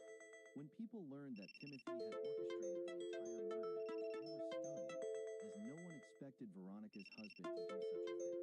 Perhaps the greatest tragedy is that the life of a young boy has been marginalized. There are many tragedies, but I believe the greatest tragedy is that Veronica can no longer be a mother to a child she loved so much. The neighbors in Bridgewater resumed their daily routines, but their comfortable, peaceful lives will never be the same again.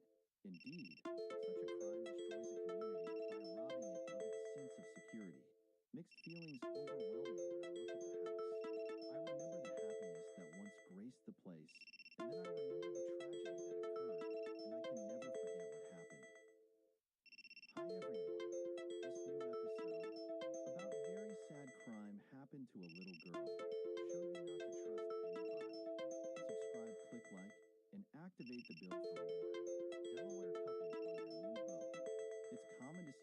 objects in the water, maybe trash or dead fish.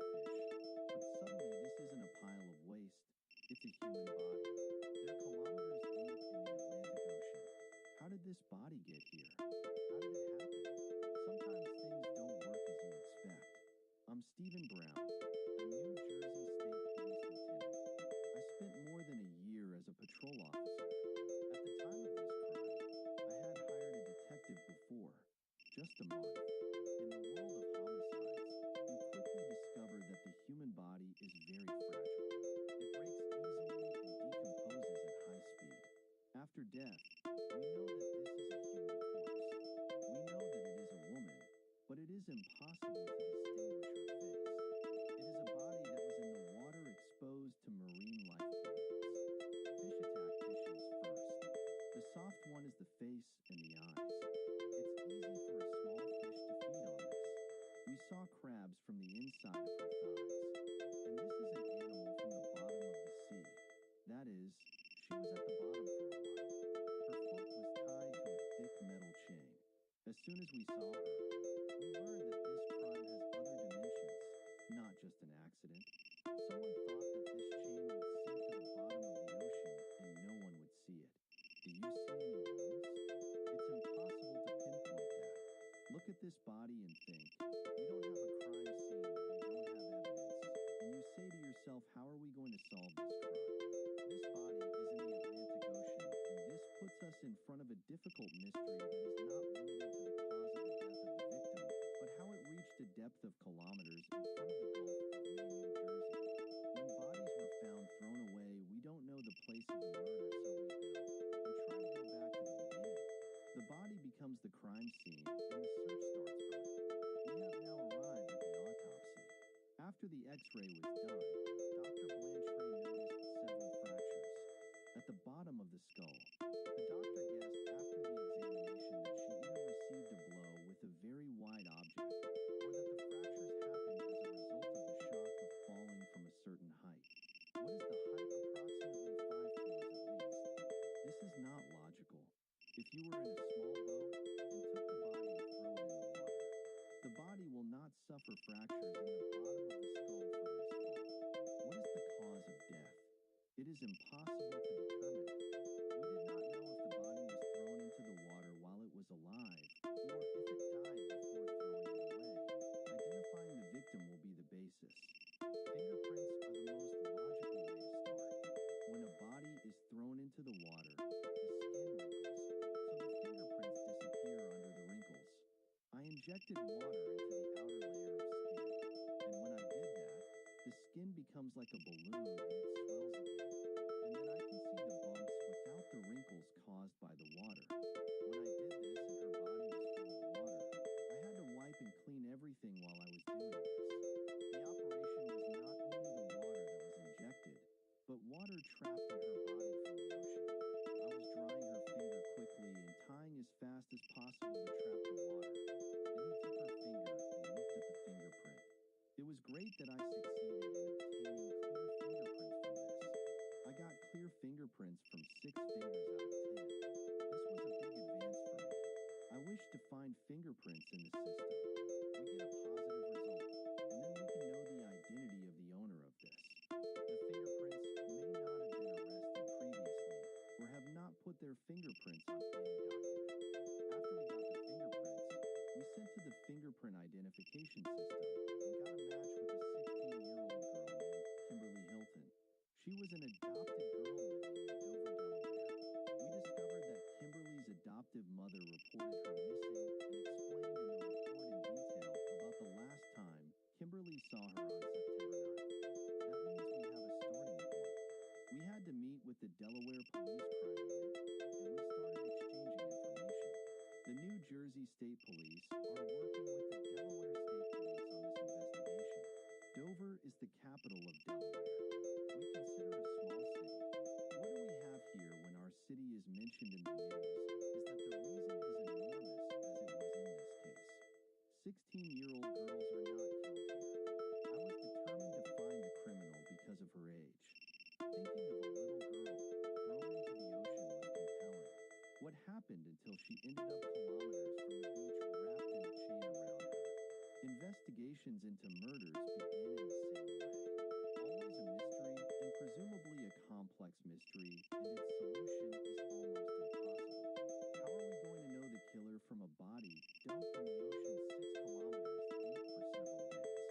How are we going to solve this case, and what can we do? We do this carefully and rely on experience and training.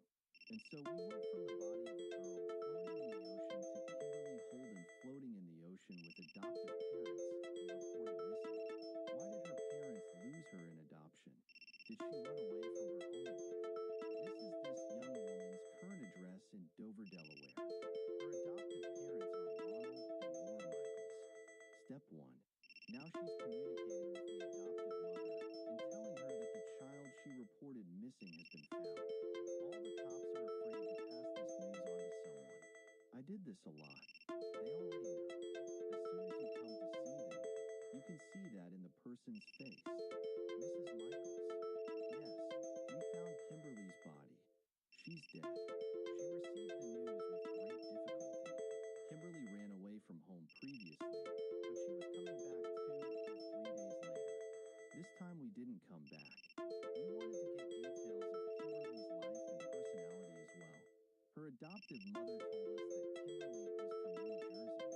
Her life was difficult, full of conflicts, and full of sorrows. Her father was a criminal, serving his sentence in prison when all this happened. Her real mother suffers from several problems, such as relationships and drug abuse. Kimberly was traveling to Delaware to visit her grandfather in the Macarat area of Dover. Her grandfather tried to put some responsibility on her by giving her tasks and housework. This did not appeal to you, Burley, and Kimberly did not want to stay with Grandpa. Do you want a sandwich? Come in and join us. Well, thank you both. Laura Michael had another baby girl named Heather, and because Heather and Campbell got along a lot, Laura decided to become the legal guardian of Kimberly Holden. I had a strong relationship with Laura quickly. We were friends. It was easy to be a big brother, and we did what any two sisters do and give us the same clothes. She was always happy and loved to socialize with others. I think Kimberly was looking for stability. I understand she was very happy. Being there after the news of death was reported, she immediately asked who did this. In your opinion, we wanted to get some details from her adoptive mother. Tell me about the night and when you spoke to Kimber. The last time I went to check on Kim in the evening, it was 9 in the evening, or 10 in the evening, and I was sleeping. It was the last time I saw her. What prompted Kabirli to get up from her bed and disappear? Their question to Laura Michaels was, do you know anything? Worry or scare her? Do you know anything? Laura Michaels then bombed in the middle of the conversation.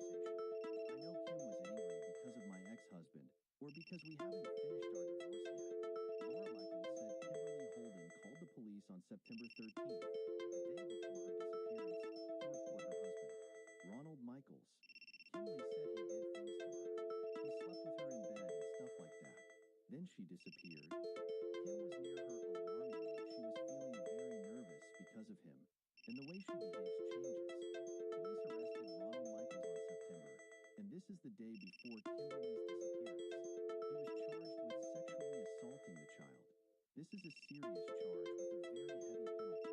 The main suspect at that stage will have a great motivation to kill Kimberly so that she does not testify against him in court or in retaliation for his complaint against him as well. We suddenly wanted to ask. This question starts with a lot of murder cases with a mystery of the same level, but the mystery of this crime is more complicated than the body of Caperley Holt. His 16-6-year-old daughter was found in the Atlantic Ocean, not in her bed.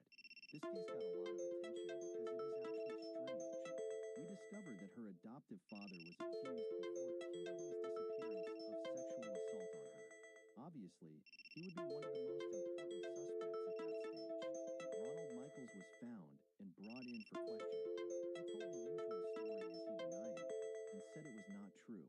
This is all because Laura's wife, who I will soon divorce, is conspiring against me to follow the literature. He claimed that her adoptive mother persuaded Kimberly to make these untrue allegations. He said that he spent my day with his real daughter. She assured us that he was with her during this period of time that Kimberly disappeared. He has an That means he didn't have a chance to commit the crime. Part of the murder investigation is moving from confidence to lack of trust from a suspect to the absence of any suspect retreats and advances throughout the operation. This is the nature of our work. In many cases, relatives testify to the excuse of absence and trust the testimony of relatives because they care about the suspect, and it is also possible that he lies for it. That's why we continue to suspect that he might be the killer. We did not have any conclusive evidence that this man was involved in the crime. So we have to continue working. We cannot focus on anything. One and lose sight of the rest, and so on. If we follow up our work, what about the press report? This is what we have so far at the end of every day. We were developing a plan of action for the next day. The police are looking for any as the information provided to the media increases. The chance of obtaining Porter's evidence increases. At this point, Detective Porter receives a phone call from a woman who identifies herself as his Uncle Caberly Holden, and that she has information that benefits the police. She disclosed some concerns related to a former close friend who said in front of each other, "People, he's going to kill Kimberly if you think about breaking up with him." That's a direct threat. Matt White said he'd hurt Kimberly if I broke up with him, and I broke up with him. We had to check all the possibilities. We went looking for him and talking to, you understand what we're saying, right, Matt? They found this ex-boyfriend. He works at a restaurant downtown Dover. He threatened to kill the girl, and now she's dead. But I didn't mean what I said. I confess what he said, and the reason was his anger and sadness at that time. Matt told us, "Where were you on the morning of September the September, yes?" He told us he was getting his Delaware learner license. Luckily for him, he had a stamped and dated document proving that he was there at that time. Nothing came up after this excuse of absence, and he's not part of the crime, even if he appears to be the criminal. But he's not a criminal. Rejoicing then depression after some time Detective Brown received a call from the criminal detective stating that they had important information they got from the chains that were wrapping the body. The chains were in a very good condition despite their presence in the water. Salty to work on. We cleaned it a little. We took close-up pictures and saw a sign on it. The factory was found and contacted the factory. The factory said that it sold this batch of chains to the Louise equipment store. We looked into it, and kilometers away in the area where Kimberly lives, we found a construction equipment store. This is the receipt I found. There is a receipt for the purchase of chains on which the length of the chain and the number of clamps wrapped on the ankle of Cabrali itself are recorded. In addition to 2 cement figs, one of them bought all. This piece of equipment was on the afternoon of the same day that Miss Holton went missing. We immediately started checking surveillance recordings. Wait. The tape matches the date and time of the sale. You can see the chain wrapped and placed on the sales table, and the clips are placed on the sales table in addition to 2 big cement bricks. This is it. We felt so excited because we saw 2 young men buying the chain we were looking for. Because of the fractures in Kimberly's skull, we know it was lifted and thrown from a high place. Maybe it was a bridge or a boat. It's easy for 2 people to do this work. That makes sense. Now we have to find out the identity of these 2 people. The body of Caberly Holden, a year-old girl, was found to be floating in the Atlantic Ocean on Thursday. Police are looking for any information that would identify these 2 men. The police have published pictures of these 2 people on television and in newspapers asking for help from the public. Do you know these 2 men? The surveillance tape wasn't very clear, but she says to the public, "If you see something and feel it's familiar to you, call us." A few hours later, a call came in and the detectives came in saying the voice of the young man on the phone that he is one of these 2 men. This is an evolution that makes you excited. Come visit us, son. You're the new participant in this investigation.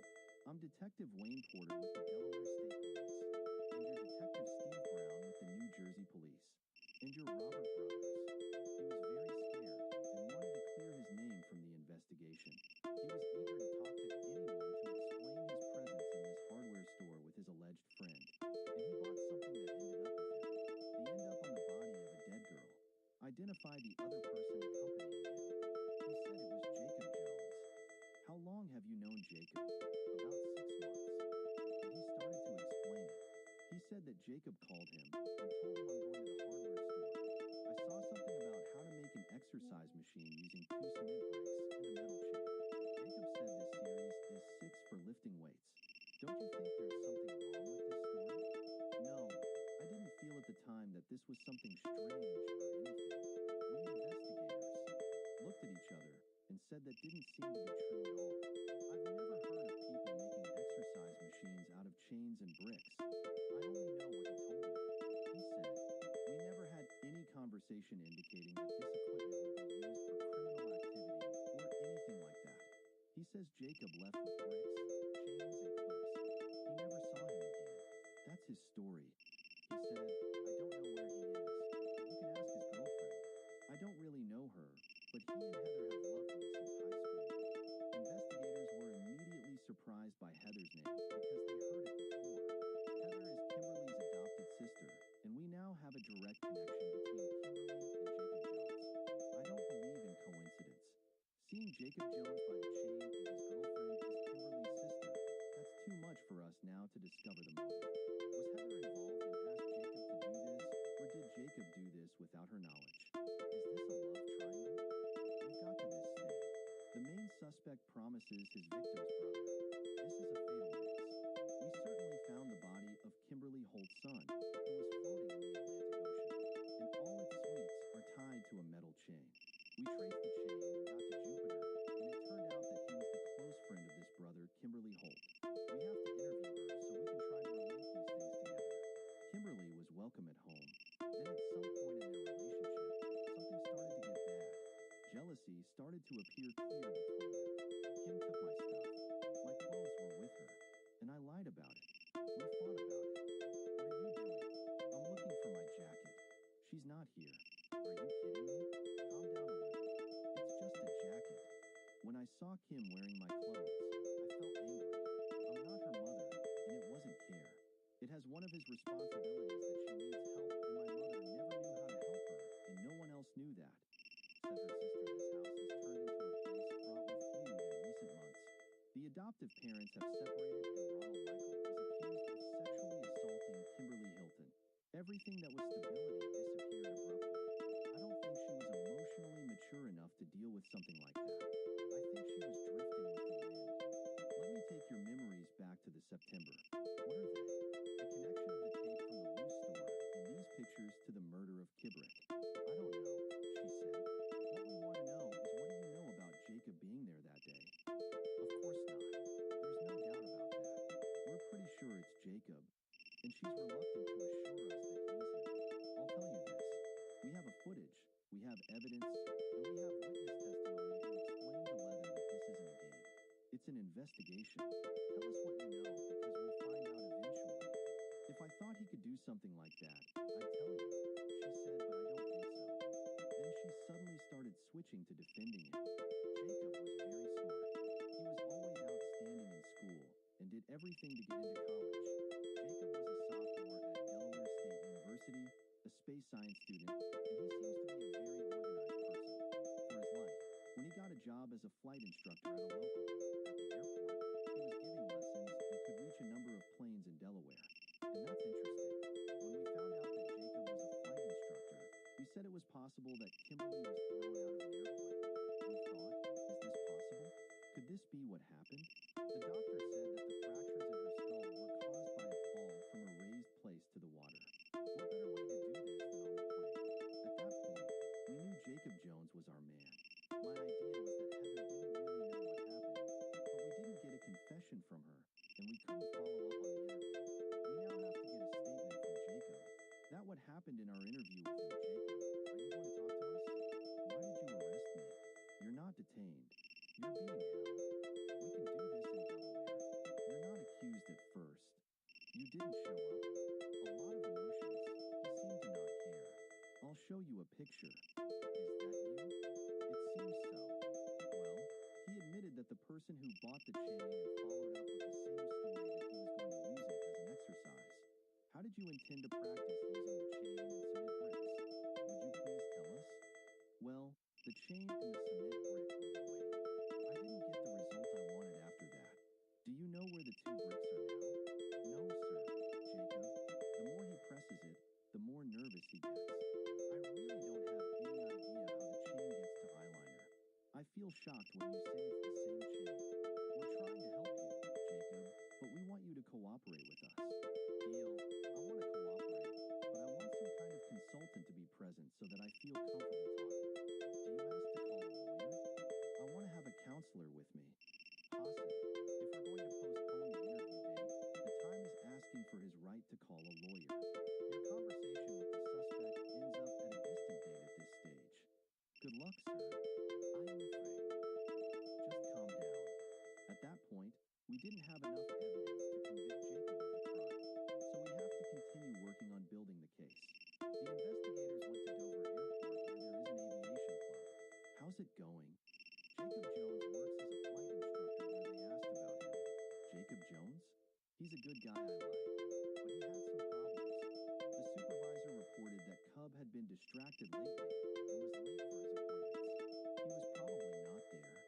The facts indicated that he had problems controlling his anger and suffered from problems with discipline. We learned that Jacob had different qualities than what Heather said to us, and we started to see her. Do you have a record of his flights? He read his flight history and discovered these records that on the evening of September, he flew one of the planes from the club at 1 hour and 1 minute at night and returned at 1 hour, 1 in the morning on the same night as he was flying in complete darkness with his plane. The flight path shows that the plane took off from Delaware and shows its exact path into any place I got over the ocean and how she turned back to Delaware. And that's what we saw. Our theory is that he went to Dover Airport after he killed Kimberly. He put her body in the plane and threw the body over the bay. After getting this information, they started preparing to arrest Jacob Jones for murder in the first degree. They have enough evidence. We got an arrest warrant and went to Delaware. Police went on the way to arrest Jacob Jones for his crime. They received a call. At that time, we were shocked when this happened. Sometimes not. Things are going as usual. The warrant has been signed and a force from the Delaware and New Jersey police are on their way to arrest Jacob Jones for the murder of Kimberly Hilton. The house is not locked and it doesn't matter. They got into the house. Oh my God. What really happened here? Jacob committed suicide and killed himself.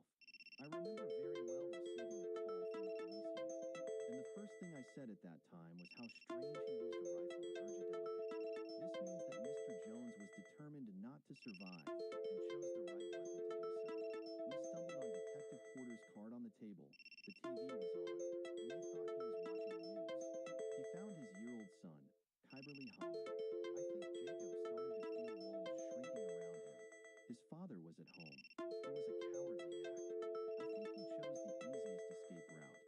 We now have to deal with the father and mother who were shocked by what just happened. Tell me what he did. Jacob Jones confessed to his parents that he had committed this crime because they saw him on TV buying the chain from Louise's fitness store. About the suicide message about the suicide bombing in Calm, Mr. Jones said that the murder of Kimberly Holt with the help and participation of his friend Michael Kaiser and the parents had never heard of his name before. Jacob and Kaiser knew each other 6 years ago. They met at school. The theory was that Jones got help. It's no longer a theory. We knew the identity of an assistant. We located Michael and brought us for questioning. Today's date is Friday, the 4th of October. Listen to me. You did everything looking. Jake shot himself last night. Do you understand? He killed himself. And Jake told his father that you helped him kill this girl. Is that true? Still confessed to his existence at the time of killing Kyberly Holland. Michael Caseley said that Jacob James called him and asked Michael to go with him to the house of Kyberly Hilton to get her. Jacob Jones is fully aware of the dramatic events in Heather Wimley's life. Jones called her one night. He told her we have to talk and solve these problems between you and Heather. Kimberly probably wanted to do this too, so she went with him. I'm sure she didn't think they were going to kill her. Where did she go after leaving the trailer area to Wawa to drink something? If at what time did you go to Wawa? I don't know. I didn't check the clock. It was you and Kim and Jake? No, it was just me and Kim, and then we went to Badger. She sat down, and she was talking and laughing. Everything on it's fine. I went to the bathroom, and Jake told me he wanted to kill her. He asked me to help kill her and dispose of the body. We'll do it as soon as she gets out.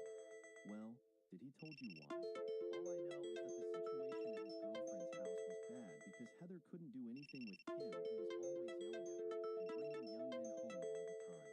No one will miss her and know she's gone. Jacob Jones sees her as someone worth growing. Everybody gets rid of her, and I will do the same thing, but I will get rid of her once and for told him this was crazy. I didn't want to participate in it, and I wanted to leave. He told me he would kill me if I didn't help him. Michael, no one in that room believes this. Even Kaiser himself. We know he played a role in the crime, and will try to do anything to ease his role. She's back from the bathroom. Jake grabbed her.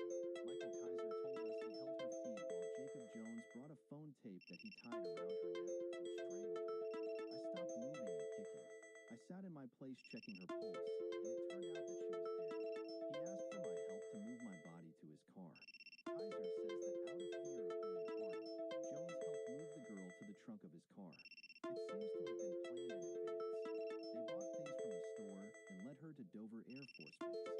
Jacob rented a season plane. He put the body in the plane. The plane took off and threw the body from the plane into the ocean when it was in front of it in ocean waters. We think the shock broke the two bricks, and that left the chain tied to it only. Jacob Jones thought the chain would be pulled to the bottom of the ocean and that it would stay there forever. But that didn't happen. I swear I didn't go to base and I didn't fly that plane as soon as I could. I left him. It's hard to believe that Michael Kaiser was even involved in this stage. And suddenly he decided that he didn't want to continue helping him and participating in the plan. At this point, he will charge Michael Kaiser of first-degree murder, whether he helped push the body off the plane or not. We offered him a guilty confession, but he refused and wanted to go to court. Kaiser's lawyer summoned only 2 witnesses to testify with him. In a sudden move, the defense did not ask for Kaiser's testimony because he refused to do so. Attorney General B.B.Y. Oni said he was shocked that Kaiser did not testify, but said that this would never affect the case. We have put a case that we believe is the strongest and the evidence is conclusive at the end of our conviction Delaware and sentenced to life in prison. We don't think Kaiser was the killer, but we think she knows more than she disclosed. I'm going to ask you a straight question, Heather. Did you know anything? Did you know he wanted to kill or harm you? Did you help him dispose of the body? No. Did he talk to you about anything after that? No. It's hard for me to believe that Heather didn't know anything about the crime. Maybe she didn't previously, but I knew after it happened. After Gecko shot himself, his father exploded in anger at me. He said that somehow I was involved. I told him that I didn't know anything and that I was shocked like everyone else. She said that everything happened without my knowledge, and I don't know why he decided to do this. If you want to say something, I don't want to say anything. I didn't participate in this in any way. Oh no, that's too much for me. I think Kaiser thought that the family separation was because of Kimberly the basis of all her problems in life. It seemed to revolve around Kimberly. She told her boyfriend Jacob about the problems that Kimberly was causing within the family. Jacob wanted to help Kaiser and put this plan, and at some point it was over, and waste her life and his life in terrible crime. Thanks for watching. Hi everyone, welcome to my channel. Subscribe and click like and activate the bell for more. Let us go. In the vast and snowy expanses of Alaska, Sonia Ivanov harbored a dream that shone brighter than the northern lights. Yearning for independence and a life beyond the confines of her family's expectations.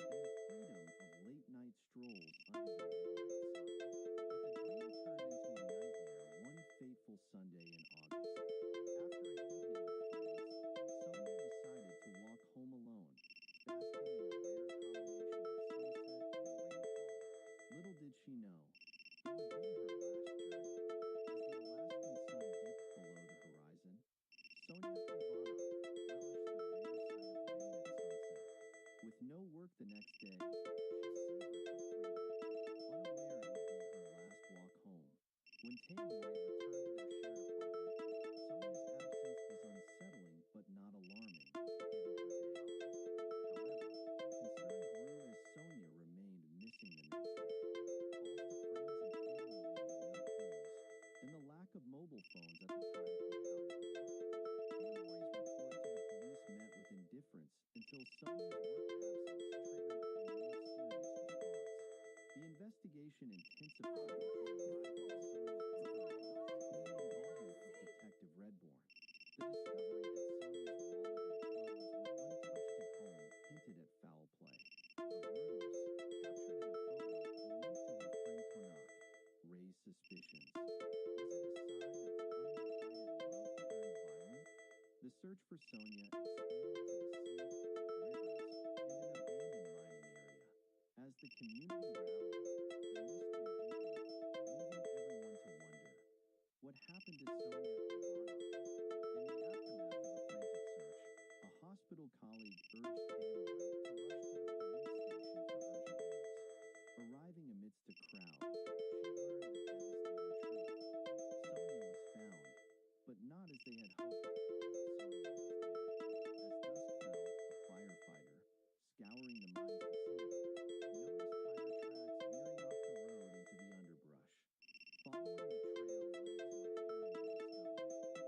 Sonia's lifeless body lay concealed among the foliage, her dignity stripped away, save for a single sock on her left foot. Investigators arrived, preserving the scene with meticulous care. Yet Sonia's identity was obscured by the earth that cradled her and the hair that veiled her face. The surrounding blood hinted at violence, but the cause of death remained a mystery. Detective Redbourne surmised an assault, given the state of undress. The local police, inexperienced with such grave crimes, awaited the state police's expertise.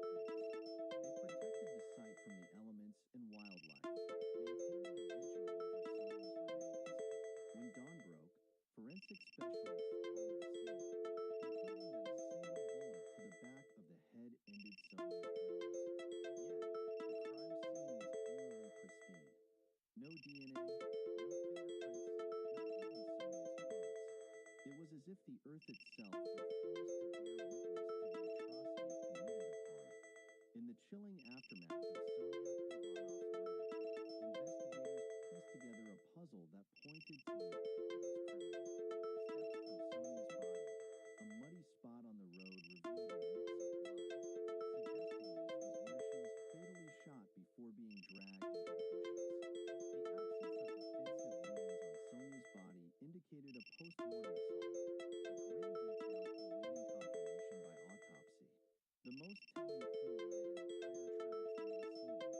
3 identical tires and 1 outlier, reminiscent of the Yosemite Park case, hinting at a unique vehicle profile. Amidst the foliage, a streak of blue paint on a branch scratched by a vehicle-led detectives to surmise the killer's escape route. The height of the paint mark suggested a truck or 4x4, narrowing down the search. Konak, a friend of Sonia's, became the prime suspect. His alibi of hunting with friends did little to dispel suspicion, especially when a search warrant revealed incriminating evidence in his home. Bloody sneakers, a blue truck matching the paint on the branch, mismatched tires, and bloodstains throughout the vehicle. Forensic tests with a chemical akin to luminol turned the bloodstains green, confirming their origin. Despite the mounting evidence, detectives withheld accusations, waiting for conclusive test results before making an arrest. Under scrutiny, Konak's story crumbled. He claimed his last encounter with Sonia was innocuous, and a scratch on his back was from a different altercation. But the tire tracks, the paint, and the blood told a different story, one that would soon close the net around him. Konak, the prime suspect in Sonia Ivanov's murder, offered a peculiar defense for the blood found in his car and on his belongings. He claimed a tragic encounter with a wild rabbit was to blame for the mess, not a violent crime. His hunting trip, he argued, explained the rest. The investigators, however, remained skeptical. As the week progressed, the community buzzed with tips and sightings. Among the voices was Florence, who recalled seeing Sonia walking alone on the night of her disappearance. From her balcony, Florence witnessed the police car approach Sonia, and after a brief exchange, Sonia got in. This was the last time Florence saw her alive. Fearful of reporting her account, worried the officer might be the perpetrator, Florence hesitated. But with encouragement from a friend, she mustered the courage to call the police. The chief took her statement, yet weeks passed with no follow-up, leaving Florence in a state of dread, fearing she might share Sonia's fate. Meanwhile, Sonia's brother-in-law, Tom, frustrated with the police's lack of urgency, plastered missing posters at the station, only to be rebuked by Officer Maceo Owens for damaging the walls. Undeterred, Tom persisted, demanding justice for Sonia. 2 weeks later, autopsy results revealed Sonia was executed with a rare caliber bullet, and bruises on her body suggested a struggle. Yet, no DNA or fingerprints were found on her or her clothing, indicating the killer's careful planning. In a twist, forensic tests on Connacht's truck tires did not match those at the crime scene, casting doubt on his guilt. As the investigation continued, Sonia's family laid her to rest, and the search for the truth pressed on. The case of Sonia Ivanov's murder took a dramatic turn when the evidence that once pointed to Connacht as the culprit began to unravel. The dark blue paint from his car didn't match the light blue on the bridge.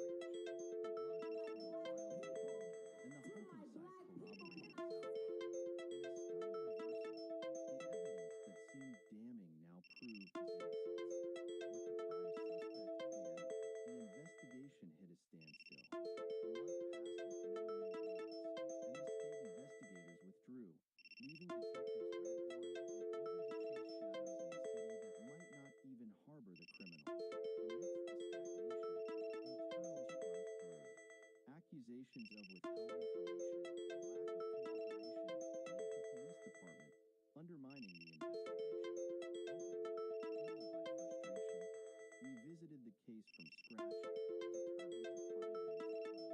His breakthrough came from Florence's overlooked testimony. She had seen Sonia enter a police car on the night of her disappearance. Yet, skepticism clouded Owen's judgment.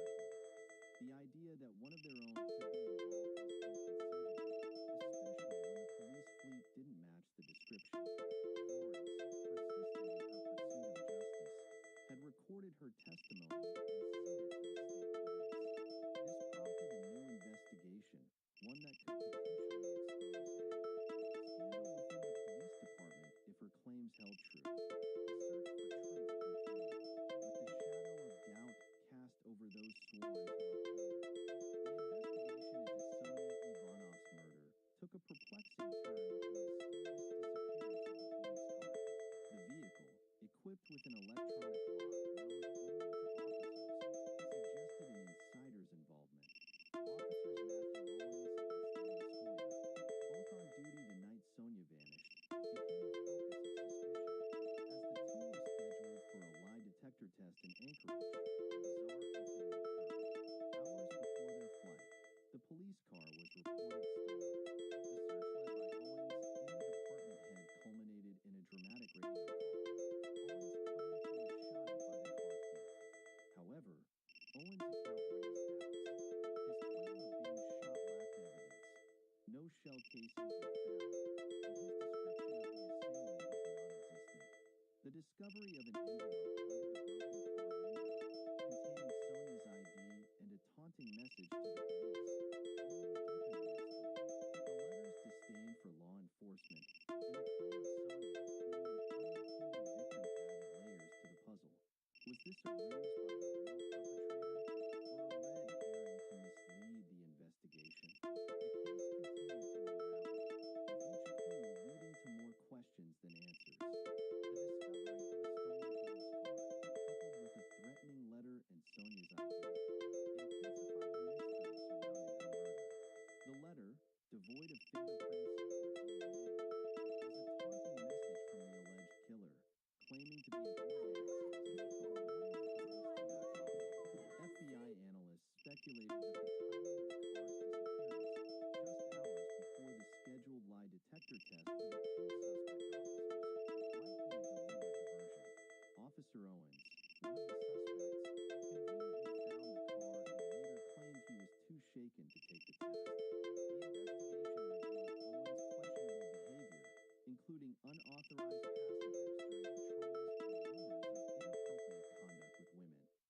inconsistent account of the night Sonia disappeared raised further suspicions, especially when his timeline conflicted with witness Florence's statement.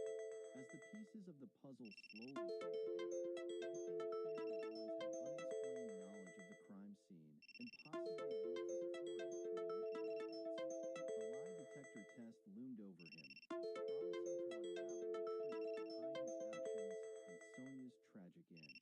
Officer Owens' involvement in Sonia Ivanov's case grew increasingly suspicious as inconsistencies emerged. Despite his claims of not knowing Sonia personally, his failed lie detector test suggested otherwise. His ex-wife's testimony revealed he knew of Sonia's disappearance before it was officially reported, raising questions about his foreknowledge of the events. Owen's behavior on the day of the police car theft further complicated matters. His premature declaration of innocence, before any DNA or fingerprint tests were conducted on the letter found in the stolen car, implied he had inside information. Witnesses from the church also recounted Owen's detailed narrative of Sonia's last moments, which he couldn't have known at the time. As the investigation deepened, many women came forward with allegations against Owens, accusing him of using his police authority to coerce and assault them. This pattern of behavior led to suspicions that Sonia may have resisted such advances, prompting Owens to silence her permanently. However, the evidence was not conclusive. The color of Owens' car didn't match the one described, and the tire marks at the crime scene didn't align with his vehicle. A search for the murder weapon turned up a gun in the evidence room, but it lacked DNA evidence and didn't match the shell casing found at the scene. With doubts creeping in, the investigators wondered if they had apprehended the wrong man, echoing the earlier confusion with Conrad, Sonia's friend. The case remained a labyrinth of clues and conjectures, with the truth still shrouded in mystery. In a twist of fate, Benjamin Niles found himself entangled in Sonia Ivanov's case due to a series of unfortunate coincidences. His truck matched the description of the vehicle at the crime scene, and his presence on the same road where Sonia's body was found raised suspicions. However, the rain patterns on Sonia's body indicated she was placed there before Benjamin's visit to the scene, exonerating him from the crime. The focus shifted back to Officer Owens when a woman came forward with a chilling account. She had been camping with Owens shortly after Sonia's murder and witnessed him burning clothes in a fire pit. The police's discovery of metal rings from Skechers shoes, similar to what Sonia wore, and other clothing remnants in the fire pit pointed towards Owens, attempting to destroy evidence. The charred keys found among the ashes, one resembling Sonia's apartment key, added to the mounting evidence against Owens. Despite the circumstantial nature of the evidence, the woman's testimony and the discovery of the campsite painted a damning picture of Owens' potential involvement in Sonia's tragic end. In a dramatic conclusion to the case, the key found among the burned evidence was linked to a safety deposit box at the post office, owned by Michael Owens, Matthew Owens' uncle. This discovery suggested that Matthew Owens may have used his authority or stealth to obtain a copy of the key, implicating him further in the disposal of evidence related to Sonia Ivanov's murder. Despite the circumstantial evidence and the support he received from church members, Matthew Owens was formally charged and convicted of first-degree murder and tampering with evidence. His attempts to appeal the conviction were unsuccessful, and a new law was enacted in Sonia's memory, ensuring stricter consequences for officers who abuse their power. The case, filled with twists and gaps due to the lack of concrete evidence, leaves many questions unanswered. Yet, the story of Sonia Ivanov's tragic end and the subsequent investigation serves as a somber reminder of the complexities of the justice system and the importance of due diligence in the pursuit of truth. Hello. Please subscribe and activate the bell. The events of this unusual story took place during the spring of the year in one of the quiet suburbs of New Jersey. A traditional family of four had recently completed the paperwork to acquire their ideal home when it seemed that the head of the household had disappeared without a trace. However, the reality that came to light was much more terrifying. On October 8th of the year, Melanie Lynn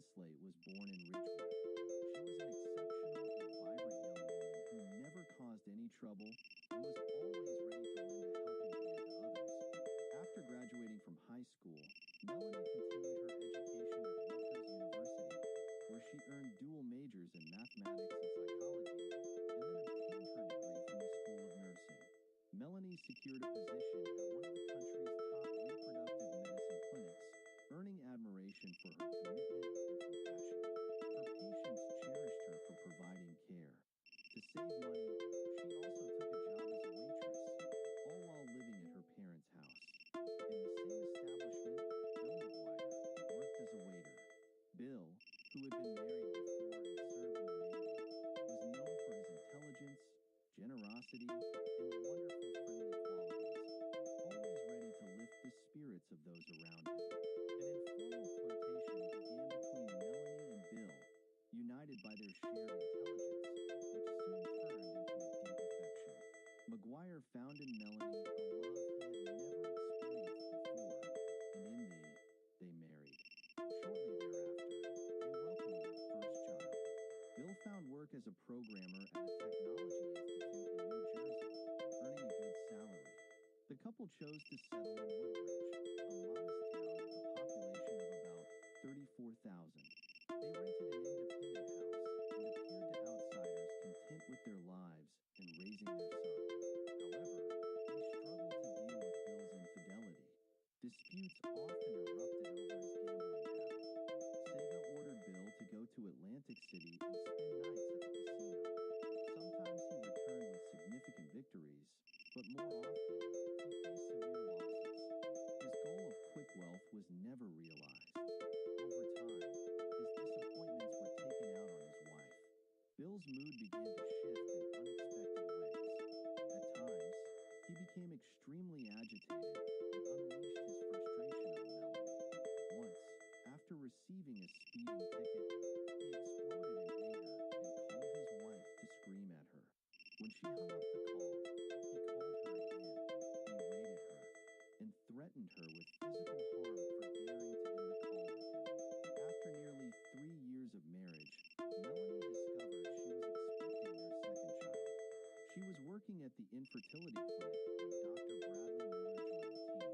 Brad had a family and young children. As Melanie and Bill's relationship, filled with fights over cheating, financial disputes, and gambling issues, deteriorated, Melanie sought comfort elsewhere. She began a love affair with the new doctor during the final stages of her pregnancy. Miller was tender compared to her husband. Despite her efforts to resist, given Bill's indifference towards their family, she also eventually gave in. Melanie maintained her relationship with Bradley while Bill pursued his own interests. However, they continued in their marriage, ignoring each other's actions.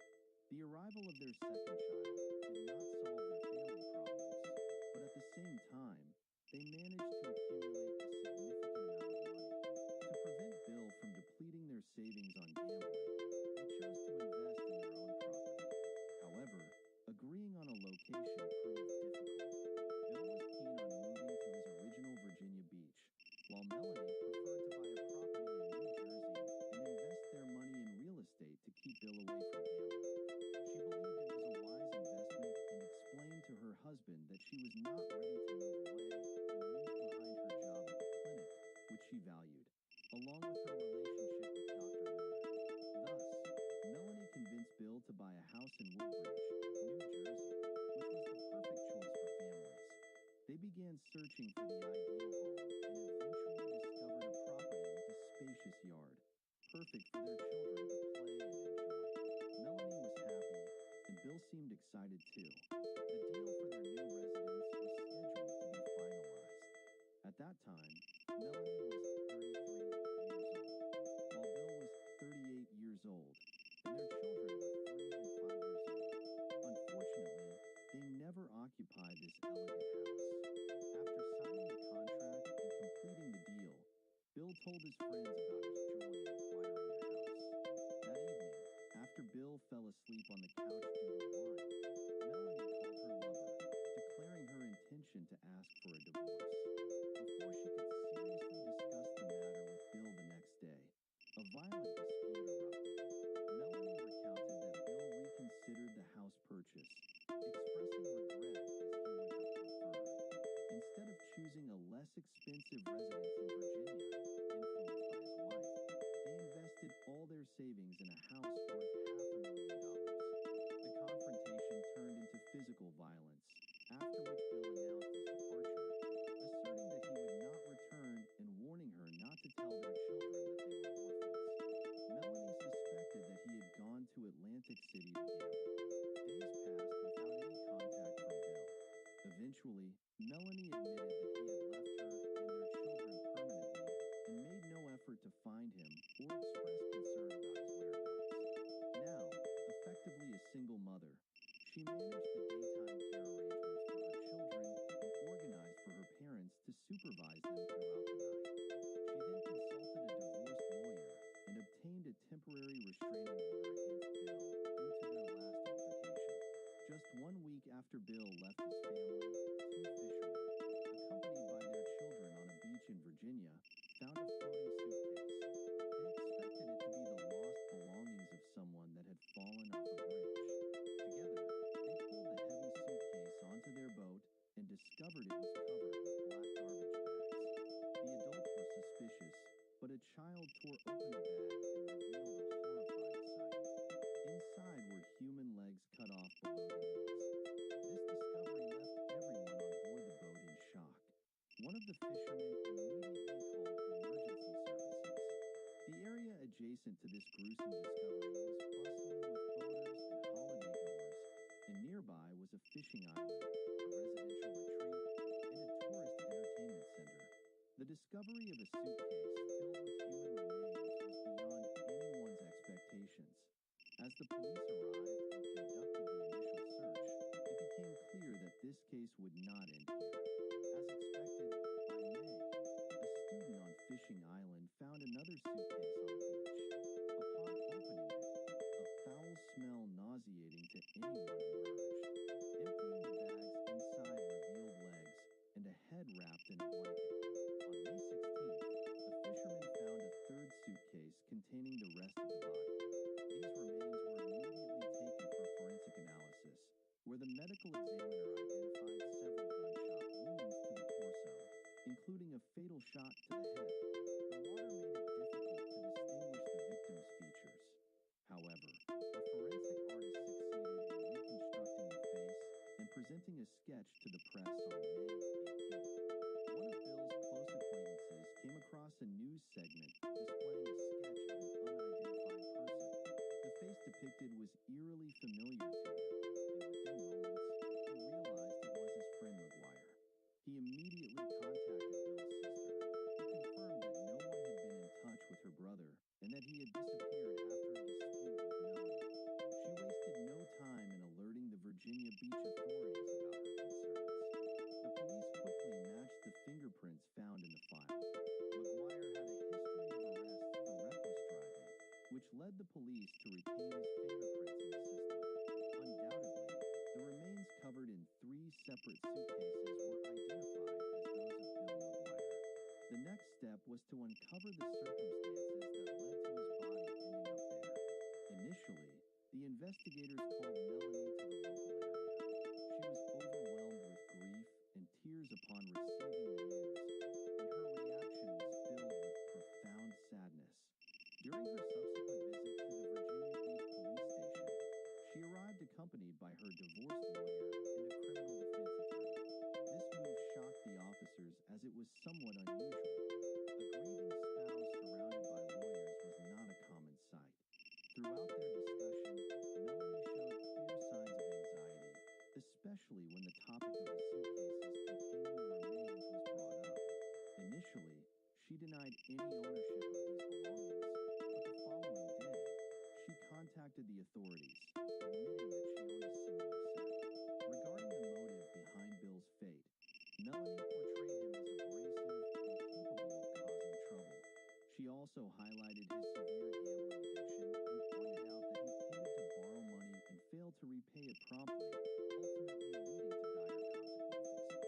Following this, the police conducted a thorough search of the couple's home to gather more evidence and possibly exclude Melanie as a suspect. The interior was cleanly maintained. By this time, the widow McGuire had moved with her children, and the been handed over to friends. Interestingly, Bill's items were packed in large black garbage bags similar to those discovered inside the travel suitcases. Additionally, a blanket matching the one wrapping Bill's head was found. Justified by Melanie's nursing profession, Bill's car was located in the parking area. In the Flamingo Hotel in Atlantic City, it was revealed that Melanie had placed it there as revenge for his betrayal, claiming that she had moved it as a joke after releasing his remains for burial. Melanie quickly arranged the cremation of the body and the funeral, leaving the attendees in shock due to her haste. Observers noted that the service was brief, lasting only 8 or 10 minutes, and was characterized by a clear sense of detachment and coldness. Melanie justified her actions by saying that her new reality as a single parent necessitated moving forward in her life. The discovery of remains in Virginia, far from his home in New Jersey, puzzled law enforcement authorities. However, investigators were convinced of Melanie's involvement in his tragic end. The investigation into Bill McGuire's death was escalated to the highest priority. Given the gunshot wounds, the police investigated Melanie's recent acquisition of a firearm and discovered that she had purchased a pistol from a neighboring state just 2 days before the uproar. Melanie denied the presence of any firearm in their home, but in a subsequent interrogation, she admitted to purchasing the gun on behalf of Bill, citing his concerns about failing a background check due to previous traffic violations. She claimed he needed the gun for self-defense. The case became more suspicious with each coincidental discovery. Law enforcement authorities tapped into Melanie's phone calls, hoping to inadvertently uncover her guilt. This intense surveillance resulted in more than 100 hours of recorded conversations. Through these recordings, the police uncovered Melanie's extramarital relationship with Dr. Miller, an element that emerged after Bill's death as a potential motive for murder. The investigation then shifted to explore any possible involvement of Dr. Miller in McGuire's killing. The logistics of how a petite nurse could dismember a body and distribute it across 3 suitcases raised questions. When investigators confronted Miller with these suspicions, he said he was a married man with young children. To prove his innocence, he agreed to wear a wire during a meeting with Melanie, a measure that ultimately cleared him of any suspicion in the case. However, the police confirmed through traffic records that Melanie had made a trip to Delaware on May 4th. This trip was significant because it took her across the Chesapeake Bay Bridge. Here, on May 5th, fishermen and youths found the first suitcase containing parts of Bill's body. Melanie confirmed that her trip to Delaware was driven by the lower prices of furniture available there. To date, stopping on the bridge to throw 3 suitcases through an open window might seem strange, especially in an area usually busy with traffic. The bulk of the evidence leaned towards Melanie, but it remains circumstantial. The prosecutor's office needed more details to determine the exact location and timing of the murder, and to confirm how Bill ended up in Chesapeake Bay. The initial examination of their residence revealed nothing decisive, leading to the decision to conduct several comprehensive searches for any overlooked evidence. A second, more detailed examination was conducted. They performed various chemical analyses and even extracted parts of the pipes for a thorough examination. But so far, no direct evidence of a crime committed within those walls has appeared. Subsequently, a meticulous examination of Bill's car revealed evidence that could open up the case wide. Investigators found 2 syringes and a bottle of Miller, and notably, traces of the same chlorine solution appeared in the service records of Bill's taxi. But the discoveries did not stop there. After examining the minute debris in McGuire's car, investigators identified small pieces of human tissue, which the press described as human sawdust, strongly linked to McGuire, along with bullet shrapnel intertwined with small pieces of dark green fabric. The couch of the same color was a staple in the McGuire residence. When Bradley was asked about the formula for the chlorine mixture, he glanced at the document and denied that the signature was his, suggesting instead that it was Melanie's doing. The investigation team then assumed that Melanie had obtained a firearm 2 days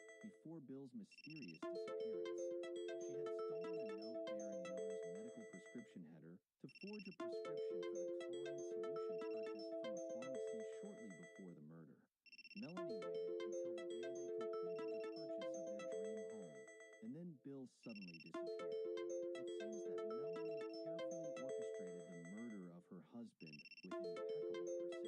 She poured the chlorine solution into her husband's drink to render him unconscious, then shot him using a pillow as a silencer. Responses. Melanie then transferred his remains to another location. The next morning, she dropped her children off at a daycare center to arrange for her parents to pick them up. With the children out of the way, she used an electric saw to cut his body into 3 parts and placed them in suitcases. She meticulously removed any blood traces at the scene, making it appear as if an undesirable event had not occurred. The couch, which had now become an uncomfortable piece of evidence, was disposed of along with other household tools.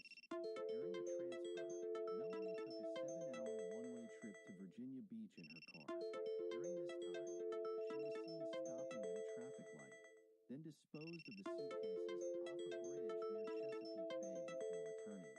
She used Bill's car to go to Atlantic City, where she left it in the parking lot of the Flamingo Hotel and took a taxi, paying the fare in cash. Despite her thorough efforts to clean the crime scene, she overlooked the shoes she wore while dismembering her husband's body. While transferring his car to Atlantic City, she transferred small particles of human remains to the car's floor mat, attached to her second shoe. On June 2nd, Melanie faced charges and was arrested, but she was released on bail set at $100,000 pending her trial. Her children were taken and placed in the care of Bill's sister, who allowed Melanie to meet them under supervision after her release on bail. Melanie faced additional allegations on October 11th, which led to an increase in bail to $2 million. However, she was released again. While free, Melanie assembled a renowned defense team, and her lawyers asserted that the coincidences that seemed incriminating could be explained, and that there was no direct evidence linking her to the crime. The prosecution built a strong case with new damning evidence sourced from the family's home computer. Forensic analysis of the hard drive revealed search queries such as ways to obtain weapons illegally, untraceable poisons, and methods of committing murder. The prosecution claimed that Melanie conducted these searches, indicating long-term planning for the crime. Melanie's legal team confirmed that the computer was accessible to all family members, making it difficult to determine exactly who conducted these searches. The plastic bags found with human remains and the clothing bags Melanie received were produced by the same manufacturer. The discovery of animal fur on the bags, despite the family not owning pets, added to the evidence. Nearly 3 years after the crime, Melanie McGuire's trial began on March 5th. The prosecution stated that her motive behind committing the crime was to start anew with her lover.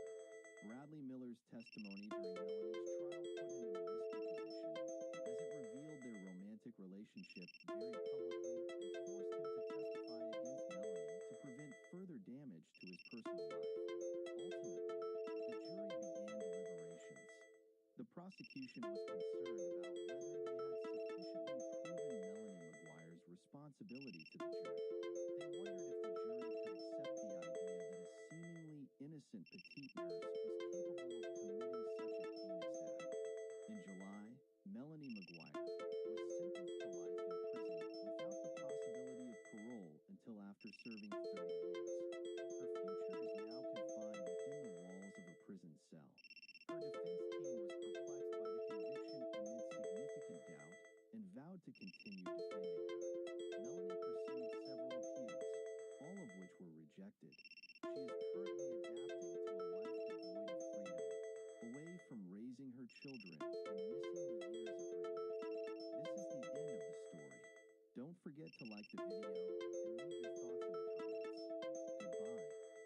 Welcome to my channel. Human in life have choices, and as long as one has chosen and decided, they must bear the responsibility of their decision and be up to the responsibility, because those who are not will have their necks broken. Today's puzzle was shocking to everyone who heard about it.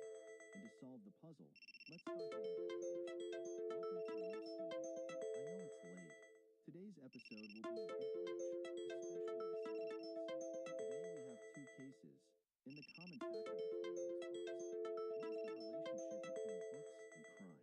We will find out now together. The second common factor is that the victims were literally in front of the investigators and people all the time, but no one was paying attention to them at all. Of course, before we start, if you like the episode, don't forget to like it. It appears in the statistics that a percentage of viewers are not subscribed. So if you watch without subscribing, please honor me by subscribing and activating the notification button for all options. Enough talk, and let's get straight into the details of our episode. Our first story begins in January, stopping traffic on the highway in northern Utah, USA. A car on the road with a group of people found another broken down car on the road. When they asked the owner why it was broken down, he told them that his car had run out of gas. They called the police to come and help him, and indeed, the nearest police patrol received the report and went to the broken down car. As soon as they arrived, and as a routine check, they took the license plate information and sent it for inspection.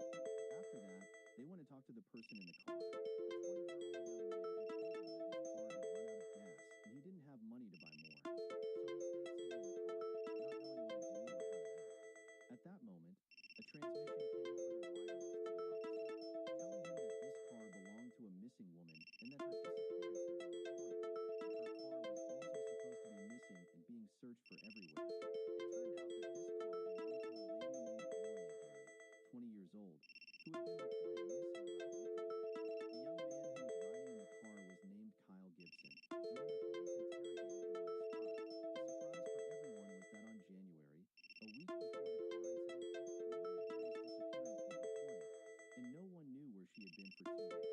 No family, no friends, no neighbors, nor even going to work. The last time she was seen was when she finished her work on January and went to buy pizza, and then she disappeared and didn't go to work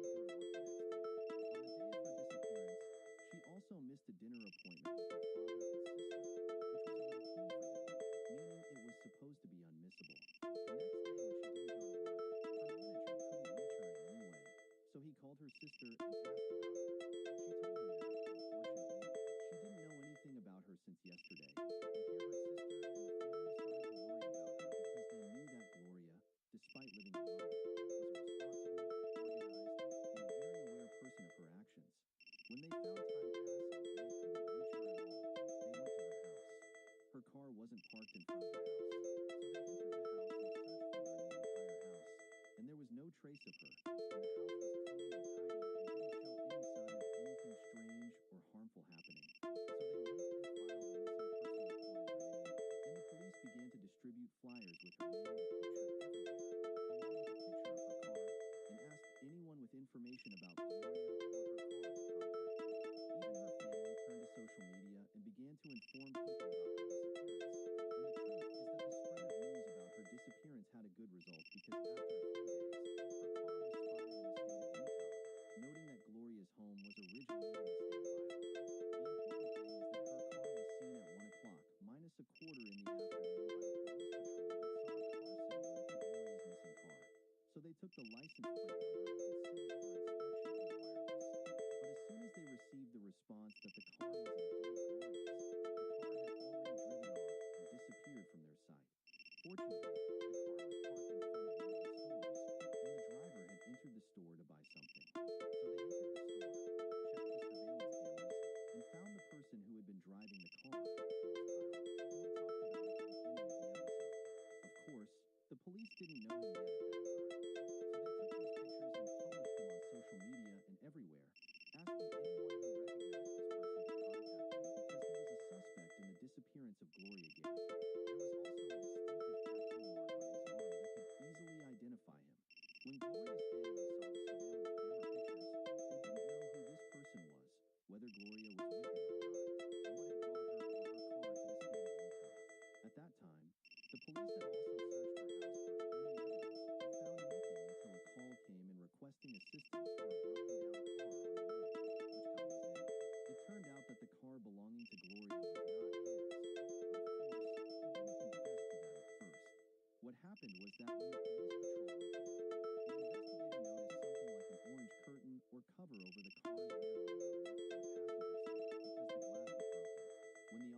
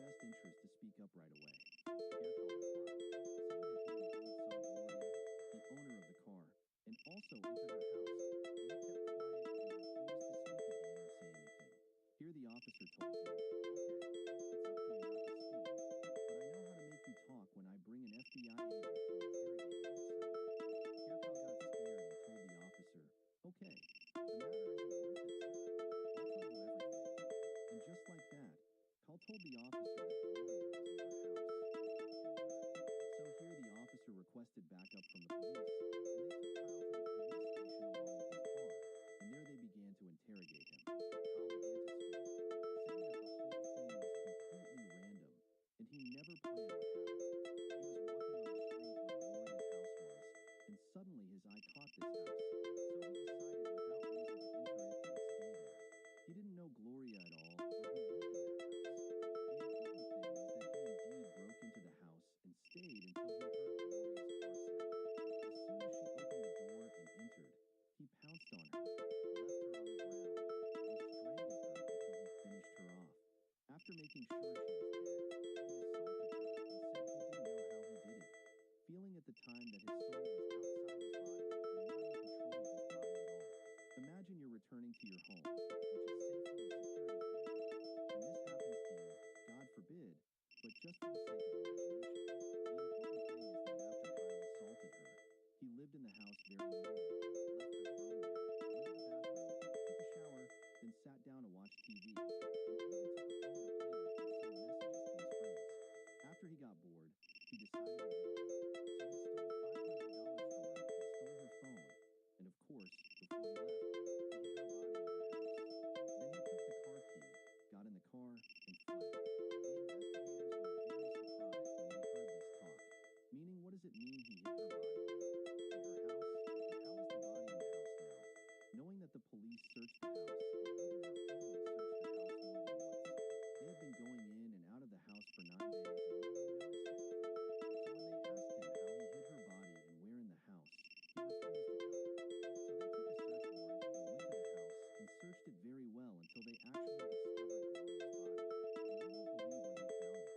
Gloria was a collector of books and novels, especially romantic and mystery books, so she had a huge number of books in the house. Kyle said he buried her among these books. Unfortunately, the police didn't go into the exact method and description, but it was information on the fly. So maybe, and this is just my guess, he dragged her in the house to any corner and then took her books and stacked them on top of her so that he buried her in the middle of the books. There's no other explanation because he buried her in the middle of the books other than this one, honestly. But I'm still very surprised how her family didn't notice this. I mean, if it's about the police, they are excused. The truth is that their first search wasn't with an official search warrant, so the search was just a cursory one, flipping and turning, and they weren't familiar with the house key, suspect the place of the books, or their strange arrangement. So for them, the books were normal. Maybe Gloria was the one who arranged them like that. But what I'm surprised about is how her family didn't notice something like this or the smell.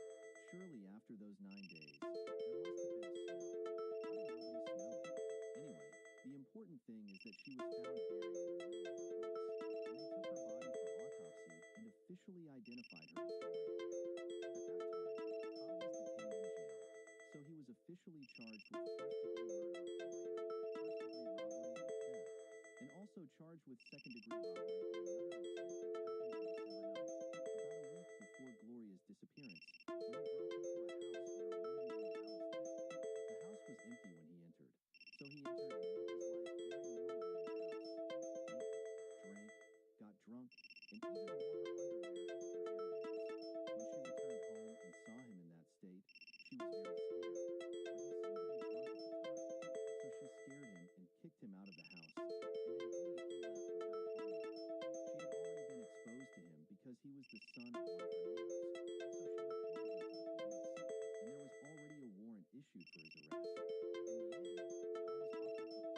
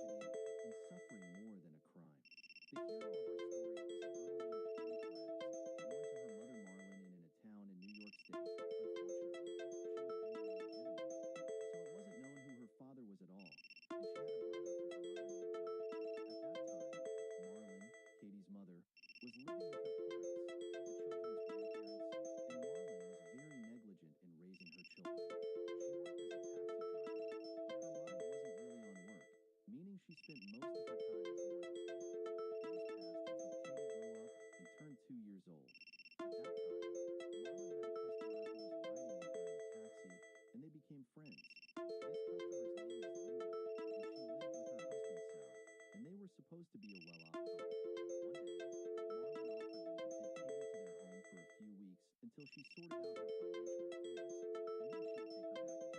Indeed, Linda and Sal welcomed the idea very much and took Katie. Days passed, and Katie was 3 years old and still in Linda and Sal's house, and her mother Marlon didn't care about her at all. After a full year, Marlon went to Linda and Sal's house to take her daughter Katie back, but Linda had already become very attached to the girl, and also Katie became attached to her because she found in her the love and care she didn't find in her mother. At that time, there was a very serious fight on that day, and Linda and Sal beat Marlon severely and kicked her out without taking Katie. So Marlon brought the police and forcibly took Katie from her because she was her mother by law. However, after a while, Marlon felt that she was not up to the responsibility and that she couldn't take care of Katie, so she returned her again to Linda and Sal. Katie lived with them for a while, but they had already taken her out of guilt for her mother, so they didn't care for her as much as before.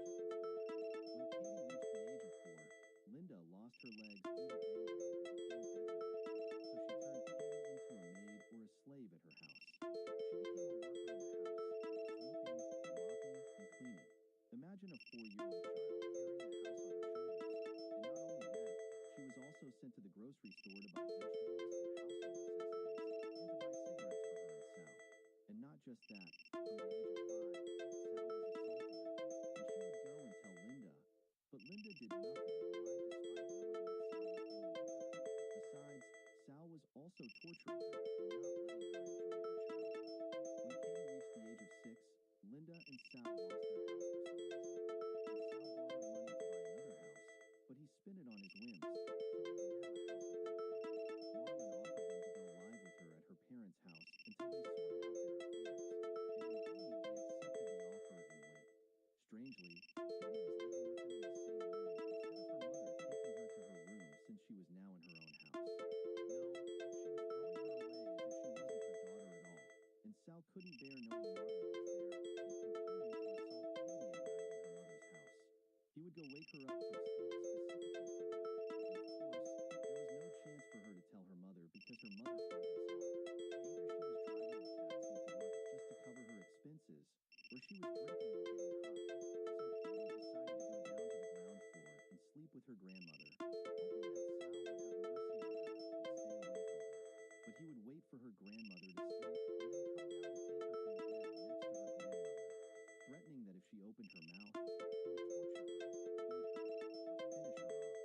or finish her off. So Katie was very afraid to speak. At that time, Katie had entered school and, unfortunately, was subjected to terrible bullying by her classmates at school because she was not clean at all and was in a very bad state due to the lack of care for her. Nevertheless, for Katie, the fire of school was much less than the fire of Linda and Sal at home, and most of the time, they didn't even send her to school so she would stay at home to do housework. At that time, Katie had grown a little and was about 9 years old. Linda and Sal bought a new house and moved there with Katie. After a while, Marlon bought a small apartment for herself and took Katie from them again to live with her. There, she learned about the assault on Katie, so she reported Sal and took a restraining order against him. And Sal was arrested after the investigation, but he pleaded not guilty and was released on bail until his trial date. At that time, Marlon saw posts for a group that was famous at the time called Big Brother and Little Brother, which was a group that cared for children and fostered them.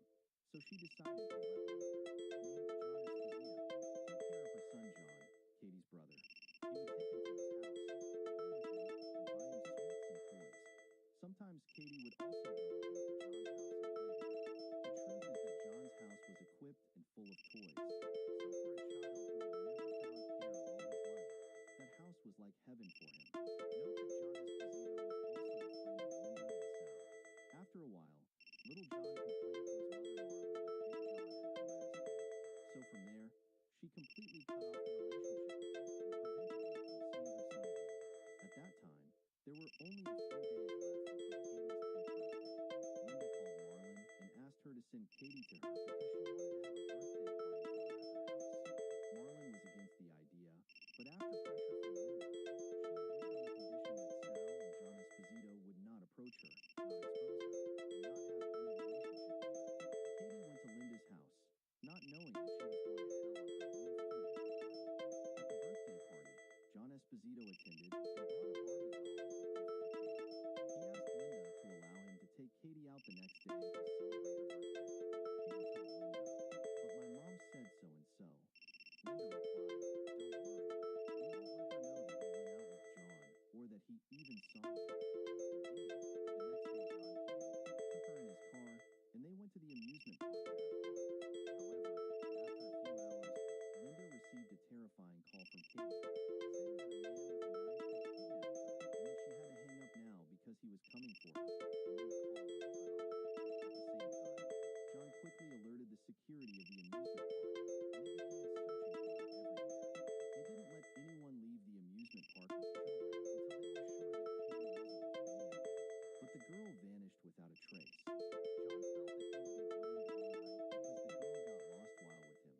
he quickly called the police. When the police arrived, he told them everything that happened, and they began searching for her, showing her picture to people and asking those coming in and out. But the amusement park was already emptying and closing, and there was almost no one left, and Katie was nowhere to be found. This meant that somehow the criminal managed to get her out of the amusement park. So they started searching for her around the amusement park, in the forest, and everywhere. But the girl was nowhere to be found. Of course, John was interrogated as the last person who saw her, and was naturally the first suspect. He told them that he gave her $5 to go ride a game, and she was in front of his eyes. But suddenly she disappeared, and he didn't know where she went. The police also believed his story a bit because if he had really kidnapped her, Katie wouldn't have said in the call that a man kidnapped her. She would have said straight away that John was the one who kidnapped her. So now the police had several scenarios. First, Sal's trial for assaulting Katie was approaching, and Katie was the only witness against him. So it's possible that he and Linda agreed for Katie to go out with John, and they had malicious intentions to kidnap her and do something to her so she wouldn't testify against Sal and send him to prison, and at the same time, they could frame John and completely remove themselves from the situation.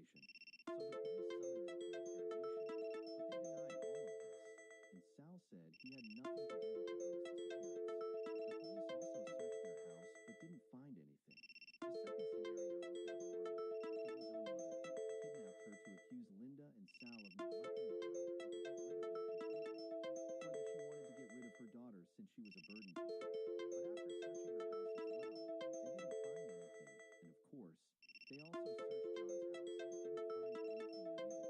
The third scenario was that Katie decided to run away because she couldn't bear living this life anymore, so she pretended to be kidnapped. The investigators were very confused and didn't know what to do or how to find a lead.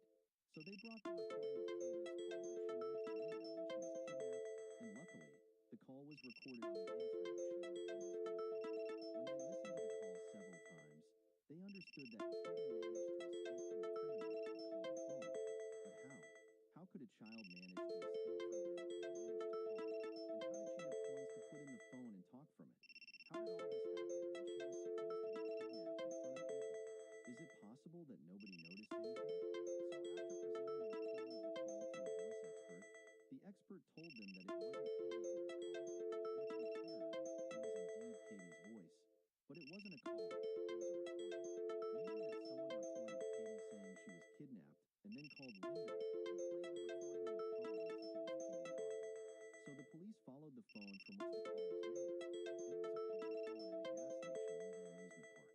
So the investigators suspected Linda, Sal, and John, thinking that this was all a play by them, and they got rid of Katie and planned the whole thing together.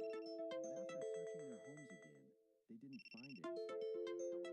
However, during the investigations, they found dangerous information about John, that John, who claimed to be a member of the Big Brother and Little Sister group that cares for children, was not actually in that group because one of the conditions for joining that group is that the member applicants should not have any bad history, especially with children, and it turned out that John had a past from the year when he tried to kidnap a 7-year-old child from one of the malls. But at that time, he made a plea deal, pleaded guilty, and was released from prison. So the police searched his house for the third time, and this time they noticed that Katie's hat was in his bedroom, the same hat she was wearing when she went out with him on the day she disappeared. They also found a small pocket notebook that belonged to her. When they asked him about these items and what they were doing in his house, he told them that Katie had given them to him to keep so she could play freely. However, Marlon told the police that Katie would never take off her hat and give it to him because she was actually shaving her head and had severe lice or bugs in her hair. So she wore the hat to cover her head because she was embarrassed by her appearance.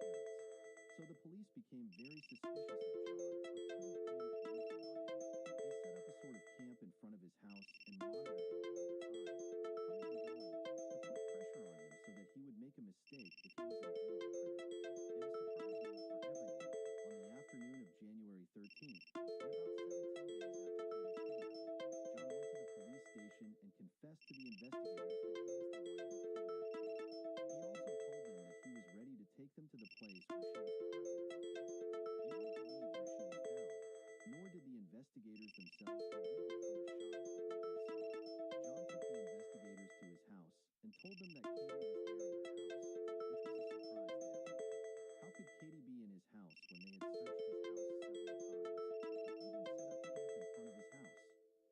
surprised everyone when he took the investigators to his house and went in front of his bookcase at home.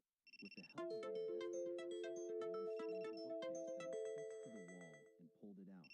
When they pulled it out, it turned out that there was a kind of hallway or small passage behind it, carpeted on the floor. John lifted the carpet, and there was a heavy concrete slab underneath that he lifted with a specially fitted hook and pulled the rope to lift it. Under that concrete cover was another wooden cover.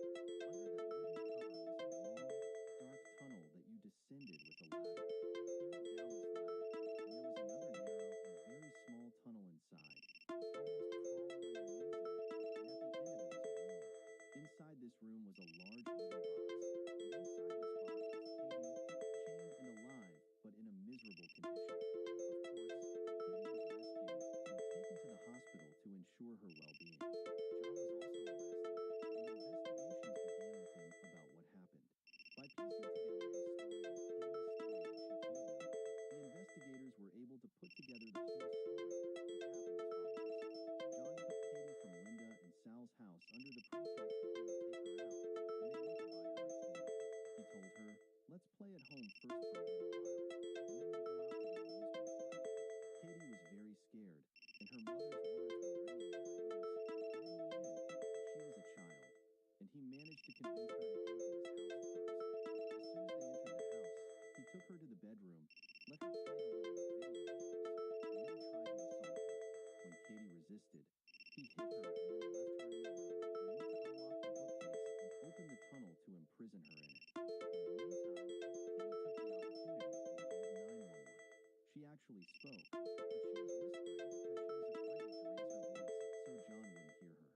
Unfortunately, the 911 operator didn't hear anything, and at that moment, John entered the room and was very annoyed by what she had done. He yelled at her and took her to lower her into the tunnel, but Katie refused to go down. He dragged her and threw her into the tunnel, then went down after her and crawled through the passage below until they reached the room, which was the prison. As I told you, besides having a door, it was actually a cell. There was also another box inside with a bed, a television, and a portable toilet. The whole room was lined with soundproofing, meaning Katie could scream as much as she wanted, and no living creature would hear her. As soon as Katie went down to this place, she was terrified and said to him, "Are you going to kidnap me?" He said, "Yes." She said, "When will I return home?" He told her, "Consider this your new home." She said, "Okay, how long will I stay here? How long will I stay in this place?" He said, "Forever." Then he made her record an audio clip saying that a man had kidnapped her and had a knife. Initially, he turned on the recorder and left her alone to practice what she would say, to see if the recording would be convincing. When he returned after a minute or two and listened to the recording, he found that at the end, she was whispering and saying that John had kidnapped her at his house. So he grabbed her, beat her severely, and then stood over her as she recorded the message again from the beginning, and it was clear that the girl was genuinely crying in the recording. After that, he left her some food and quickly went out to call Linda and play the recording as if it were Katie. Then he entered the amusement park and pretended that Katie had gotten lost inside. The rest we already know. At that time, Katie was in the underground cell trying to find a way out, knocking on the door and walls, searching here and there until she found a key. She didn't know what it was for, so she took it and hid it under her pillow, hoping it might be useful later. By then, John had returned home, and the next day he came down to her and chained her hands to the wall so she couldn't move. But feeling that her hands were small and could easily slip out of the handcuffs, he tied her neck with the chain, which was above the bed, meaning Katie was now supposed to be unable to get out of the box and walk around the room. There he assaulted her again, and not just then, but almost every time he came down to her during the days of her kidnapping. Katie, sitting there not knowing what to do, remembered the key she had found and had hidden under her pillow. She took it out and tried it on the lock of the chain she was tied with, and it actually opened. Katie managed to get out of the box and was wandering around the room as usual, trying to do anything, or at least walk around so she wouldn't just sit on the bed. When she heard John coming down, she would quickly run back to the box, chain herself again, and lock it so he wouldn't notice anything. She was also very smart when she freed herself. She refused to use the bathroom in the room because then he would know she could free herself. So she was forced to go back to using the bathroom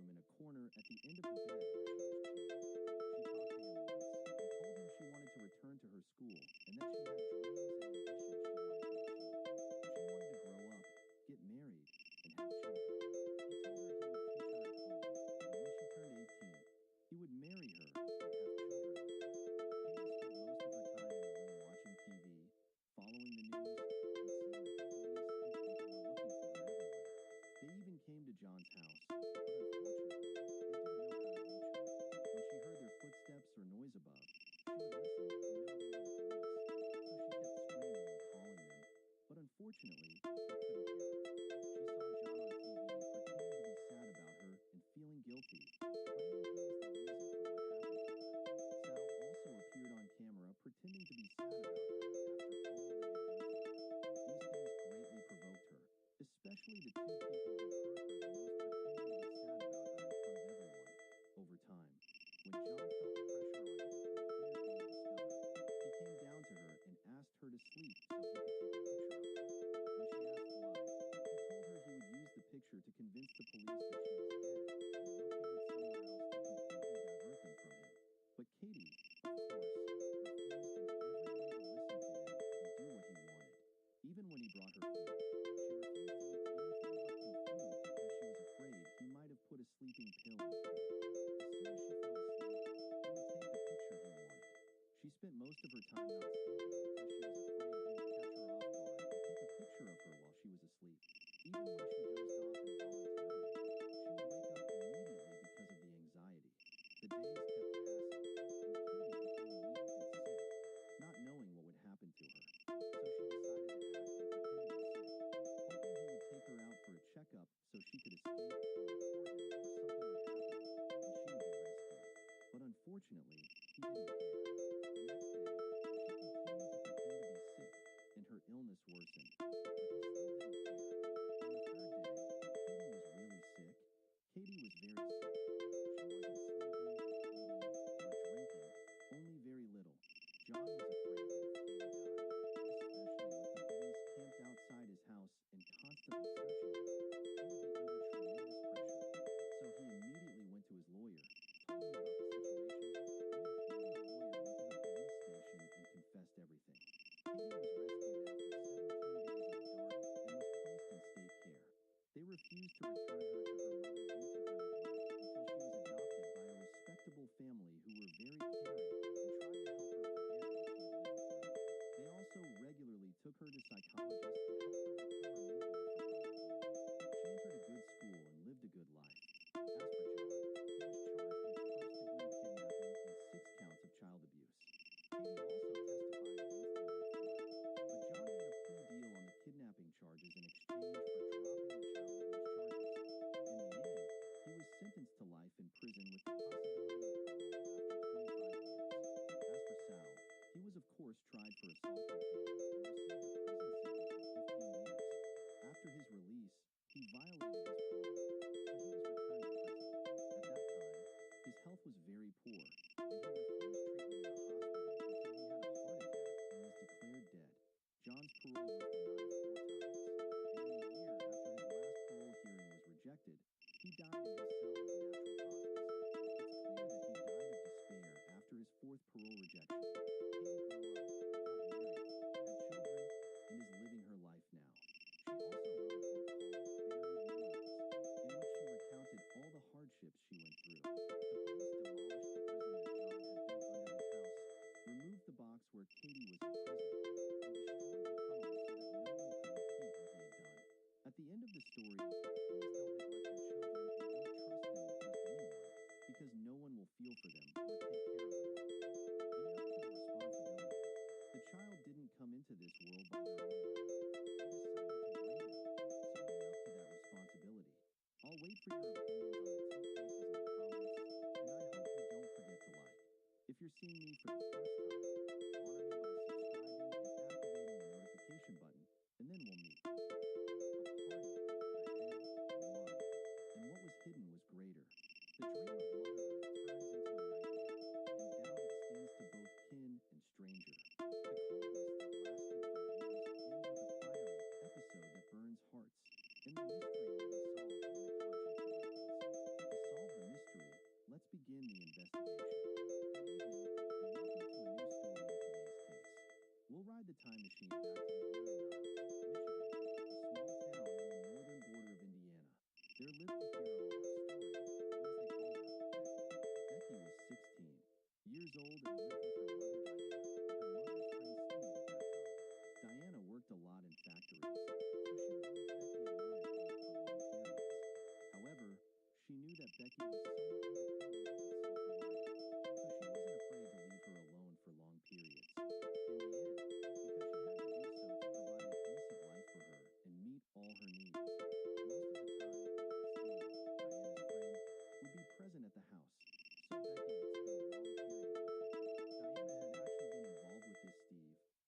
was about 3 years old at the time. He didn't live with them initially. He visited them a lot and stayed with them at the house for long periods, but he moved to live with them recently. Since Becky entered adolescence, like a father to Becky before compensating her for the loss of her father, their relationship was initially good. But then, from the information I gathered, I found that Becky recently started getting into many conflicts with Steve, and he was a bit harsh in dealing with her, maybe because she was in adolescence. Her mind was changing at that time, and her ideas were changing, so he had to be strict in dealing with her. It's important that Becky's relationship with Steve and her mother Diana wasn't the best thing in the recent period to the extent that they once got into a conflict. Becky told him, "You know that I will be relieved from all this and the problems you cause me when I leave the house and go. I'm done. I won't stay here anymore. I'll go live with my friend, and I'll do whatever I want, whether you like it or not." Indeed, Becky packed her things and went to her friend Jacqueline's house. Becky and Jacqueline were friends for a long time, not recently acquainted, but their relationship was good. Becky went to her friend Jacqueline's house to stay with her, but unfortunately, Jacqueline was supposed to travel for a few days with her boyfriend Todd. So she had to cancel the trip and not travel so as not to leave Becky alone in the house. But she would go spend some time, like a night out, with her boyfriend Todd before he traveled and left her. Jacqueline returned home the next day, and Todd came to drop her off with his car. But they were surprised when they didn't find Becky at home. It was clear that she had just left the house a short while ago because she left the music playing and the TV on, but she wasn't there. Jacqueline found the situation a bit strange. How could Becky just walk away like that without telling her, leaving the music playing, the TV on, and disappearing suddenly? But she found a note on the table written by Becky, telling her that she went to meet her friend Rob and would return soon. Her friend Rob's house was close to Jacqueline's, so she wasn't supposed to take long to go to him and come back. Rob's house was very close to Jacqueline's, to the extent that Becky was supposed to walk to his house, and she wasn't supposed to stay with him for a long time because Rob worked 2 jobs. He would meet her in the period between the 2 jobs because he didn't have any free time in his day. Up to here, everything was supposed to be normal, at least for Jacqueline. But Jacqueline discovered that nothing was normal when Rob called her and asked about Becky. Jacqueline was shocked and said to him, "How come she's not supposed to be with you right now?" He said that she was indeed supposed to be with him right now, but she was late. So he called to ask about her and see why she was delayed. This raised a lot of suspicion about Becky because Rob's house was very close, as I told you, to Jacqueline's. So she wasn't supposed to take all this time and that very short distance to reach him. Now Becky is not in Jacqueline's house and not in her friend Rob's house, leaving all her things at Jacqueline's, leaving her cigarettes, and leaving her wallet with her money. So Jacqueline was confused and didn't know how to act. She decided to call Diana, Becky's mother, and inform her. She called her and told her what happened, and they decided that it was okay and there was no need to worry, and they would go out and meet and look for her. Indeed, Diana met Jacqueline, and they went out to look for her. They looked for her in the streets and went to the places she used to go to her friends' houses, to their relatives' houses, but no one knew anything about her. After 8 hours of searching without any result, they reported her disappearance to the police. They were sure and told the police that it was impossible for her to have run away because, at the very least, if she were to run away, she would tell her older sister Sandy, who was her confidant. Where is Becky? And what exactly happened to her? Before we answer these questions, we need to know who Becky is. Becky Stowe, 16 years old, was a high school student and an exemplary student in many things. Her personality was cheerful, she loved to joke, and she always liked to make many friends. Her favorite color was green, and her life's dream was to have a green Jeep. Becky was very close to her family, to her mother Diana, and to her sister Sandy, who was older than her by 3 years. What I also learned is that Diana was very close to Becky to the extent that Becky could tell her anything. They were very open to each other. There were no secrets between them, as if she was her friend, not her mother. They always had common conversations, but when Becky reached adolescence, she started hiding many things from her mother. For example, if she had 5 secrets, she would tell her mother only one secret, meaning she would hide from her. But despite this, they were always together, and they spent most of the holidays together, going out and having fun. Becky had many friends and liked to make friendships. Of course, she had a boy she loved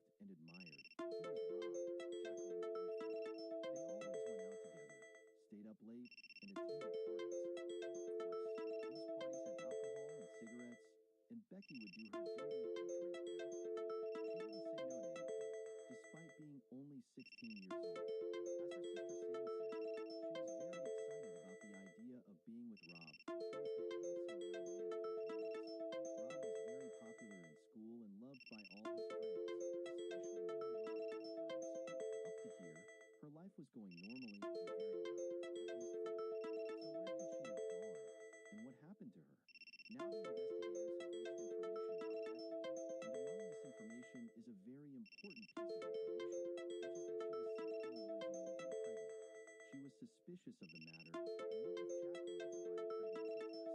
She took the test, and indeed, she was pregnant. Contrary to expectations, Becky was very excited and happy about this pregnancy and was happy that she would have a small child. Yet, Jacqueline said that as much as she was happy and pleased with this pregnancy, she was also anxious, tense, and afraid to tell her mother Diana. And as I told you, Diana and Becky talked to each other about everything and were very open to each other. So one day, Diana talked to Becky about the subject of birth control and that she shouldn't have children right now or have one or two children like that. So Becky asked her, "What do you think if I get pregnant soon?"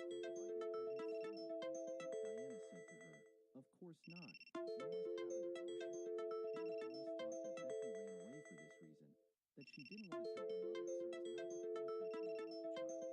So they thought that she might have run away for this reason, and that she would appear again after a sufficient period had passed so that it would be impossible to have an abortion, to confront her mother with the fait accompli. Of course, her mother Diana was very upset that she didn't tell her about this matter, nor did she tell her sister Sandy. She said that she told her at that time, yes, she must have an abortion, but if she had confessed to her about this pregnancy, she would have been supportive of her regardless of her decision. Now, as I told you, the police were convinced that Becky had run away for fear of facing her mother and that she would go through a sufficient period of pregnancy and then reappear. But her family didn't see it that way at all and believed it was impossible for her to have run away for many reasons. First, she left her wallet, which contained dollars, and didn't take it with her.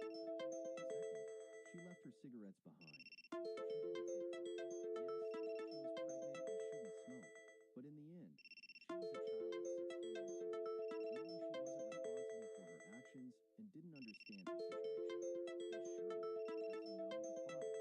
So they went to Rob's house and knocked on the door. He told them that his mother wasn't there and that they couldn't interrogate him without his mother's presence because he was years 16 old and legally considered still a child in the eyes of the law. He told them either to leave or wait until his mother came and then interrogate him. So indeed, the investigators waited a while until his mother returned and began to interrogate him. When they confronted him with the issue of Becky's pregnancy, he kept crying and told them that yes, there was a relationship between them once only, and that it was a mistake, that he was wearing a contraceptive. His mother also started to defend him and told him that maybe Becky was in a relationship with someone else and that the pregnancy was from him, not from my son. My son is well raised and from a good family.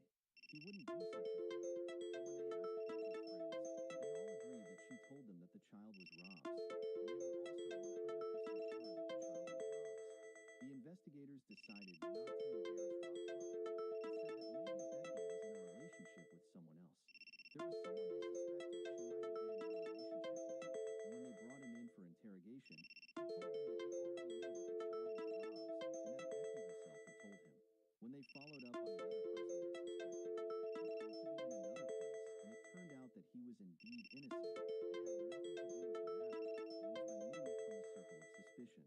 After many investigations, the investigators found out that there was a relationship between Becky and Rob several times, not just once, but he lied to them and told them once only because he was afraid of confrontation and afraid that the police would accuse him of Becky's disappearance or her murder or anything. It turned out that Becky had a diary in which she wrote her very personal matters, and apparently, her friend was the one who found the diary and gave it to the police.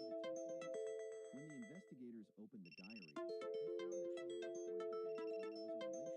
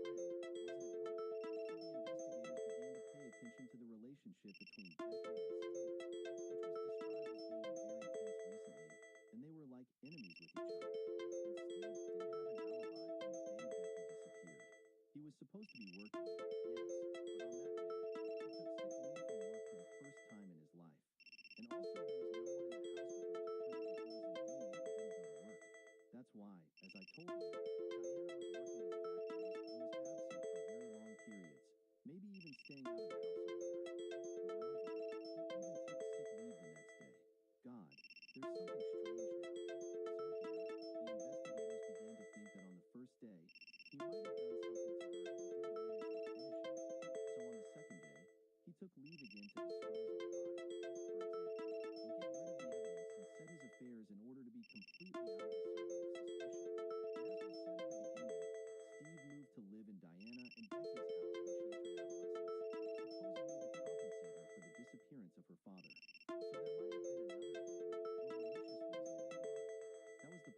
thinking that he might have been there to get close to Becky and do something to her, and maybe the child was actually his, not Rob's. The investigators are trying to find any thread, so they're not ruling out that anything could have happened. Even until now, or rather, at first, Diana couldn't imagine or comprehend that Steve might have something to do with the matter. She was trying to find other reasons and ideas to completely remove Steve from suspicion, and all she was thinking about at that time was to look for her daughter until she found her. Even Steve was one of the people who were most looking for Becky and was very interested in finding her. He was with Diana in all her steps and went with her to search all the places, even pressuring Todd with questions to confess if he had done something to her.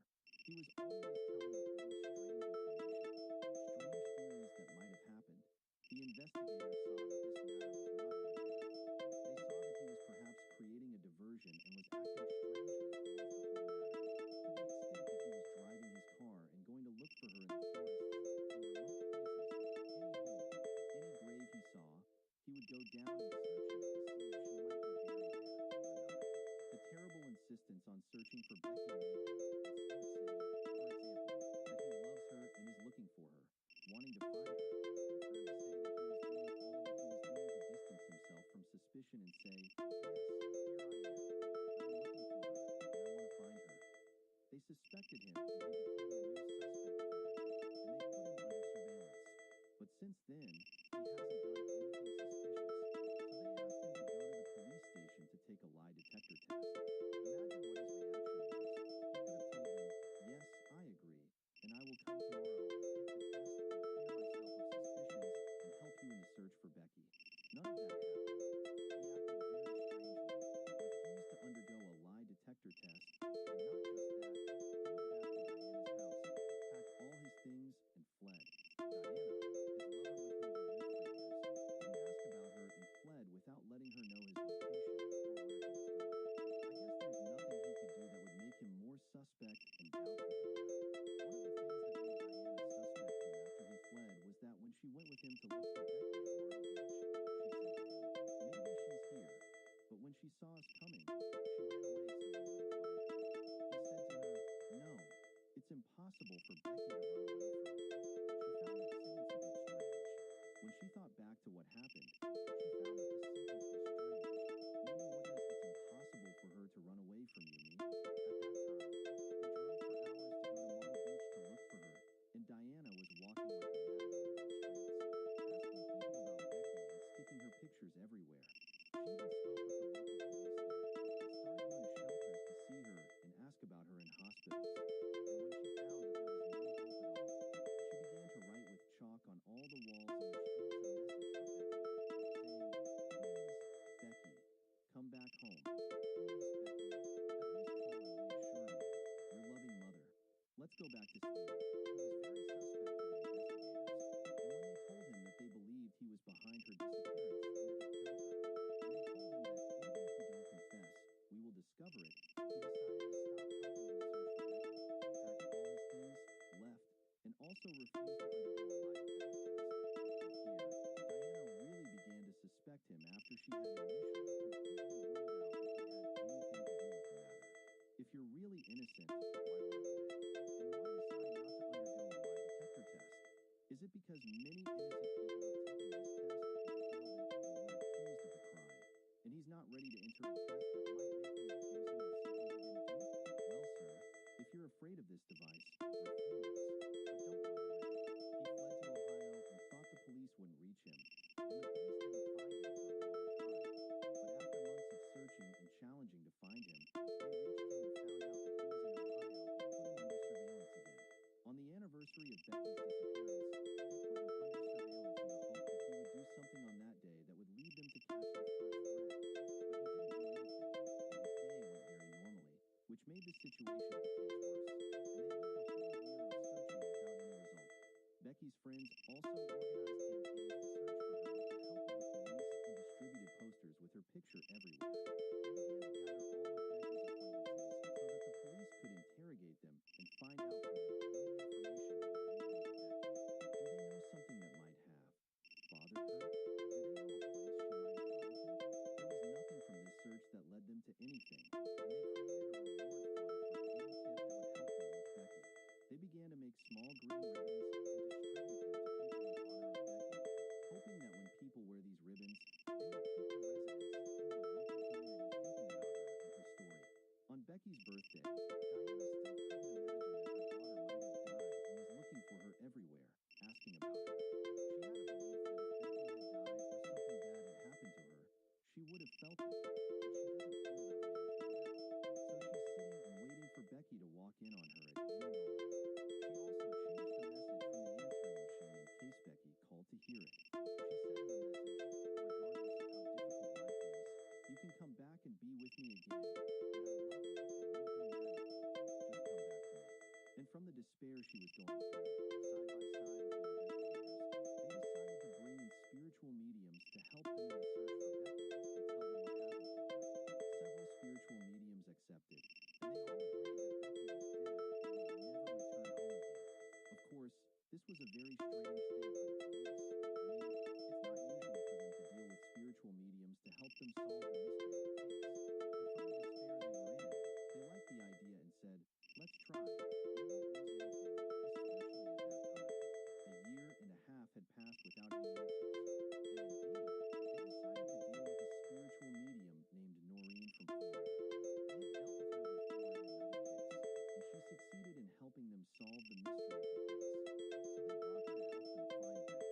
They sent her Becky's belongings and pictures by mail to use them. Becky's socks, a bracelet, pictures, and light things like that belonged to her. Noreen took these things to help her in her spiritual vision to reach Becky. They made a group call with the investigators, Diana, Becky's mother, and Noreen, the spiritual medium, and Noreen began to tell them what she was seeing. Noreen indeed began her reading and told Diana, and the officers knew very private things about Becky that no one knew except Diana. She began to trust in the accuracy and precision of her reading, but unfortunately, Noreen told Diana, I'm sorry, but Becky is now dead, and she is in a place where everything around her is beautiful, meaning the environment around her is good. She told them that Becky started to draw for them pictures of the place where Becky was located. She told them that she was close to the shore, but not in the water, and that she was going to meet someone, and something wrong happened on the way. She said that she could now see Becky lying on the ground, and there was a fetus in her belly, and she believed that Becky was pregnant. Of course, you are now saying, what nonsense is this? But the world knew she was pregnant, but no, at that time. The police had not yet announced that this information was not disclosed yet. She was pregnant, the press didn't know, and nobody knew at all. There was secrecy in the investigations at that time. But now we know this information because time has passed on the case and it has been resolved. She also kept emphasizing the letter L in her speech a lot and said that this L is present in the name of the person who did this. She might be able to imagine what this person looks like and try to describe him to them. And indeed, they brought a sketch artist and tried to draw a picture of this person. The investigators took the information from the spiritual medium very seriously and began to follow this information to see where it would lead them and started looking for this person with the features and description she gave them.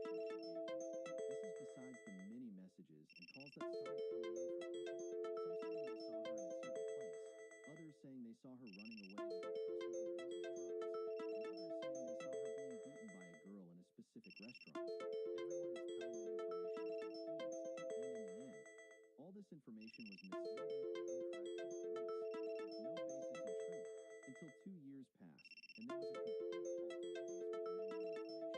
The investigators then started to look at sexual offenders in the area and the homeless, and they investigated the teachers at her school, but still, nothing led them to her until they were informed that some bones were found in a certain place. They quickly went to that place and pulled the bones out of the hole and took them to the lab, but it turned out to be the bones of a dead dog that its owner had married. Due to the coldness of the case and all leads reaching a dead end, they lost hope until October of the year came, and the promised day arrived.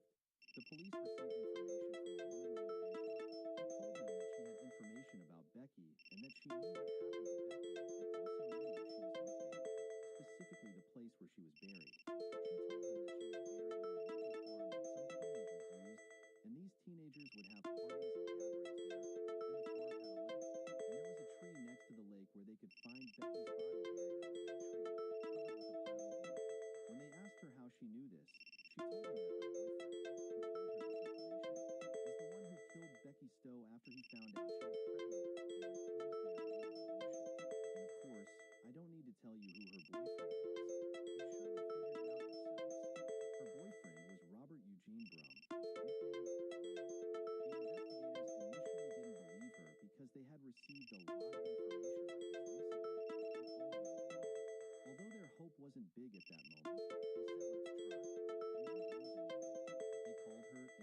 a quick interrogation with her, and she told them that Becky and Rob knew each other and were very close during the period she was away from Rob. So when she returned to him again, and once she asked him, "Do you know what happened to Becky? I know you were very close to her and dating her. Maybe you know what happened to her." He said to her, "Yes, I know what happened to her because I'm the one who killed her with my hands and buried her in one of the family farms." How can someone have a conversation like this and say such things and continue their day normally? And stranger still, how can someone hear this and continue their day normally? And Angela continued with Rob and didn't report him to the police. Angela later told her family about this, and her family didn't allow her to keep this secret and pressured her until she reported it to the police. So to reassure them a bit, they brought her in and conducted a lie detector test to see if what she was saying was true or false, and indeed her words were true. But the details were confusing or not sufficient for them, meaning they didn't give them enough information they needed. But she told them, "You can verify my words and go to the farm next to the lake under the tree. You'll find her remains in a grave there." The investigators, when they asked her, "Why did he tell you this? Wasn't he afraid of you, for example?" She said that she believed he told her this to bring them closer together, so there wouldn't be any secrets. And when they asked her, "Why didn't you tell us earlier about this?" she told them that the matter didn't concern her at all, and as far as she and Rob were together, that was it. She considered Becky like trash, and she was finally rid of her. So I reported to the police.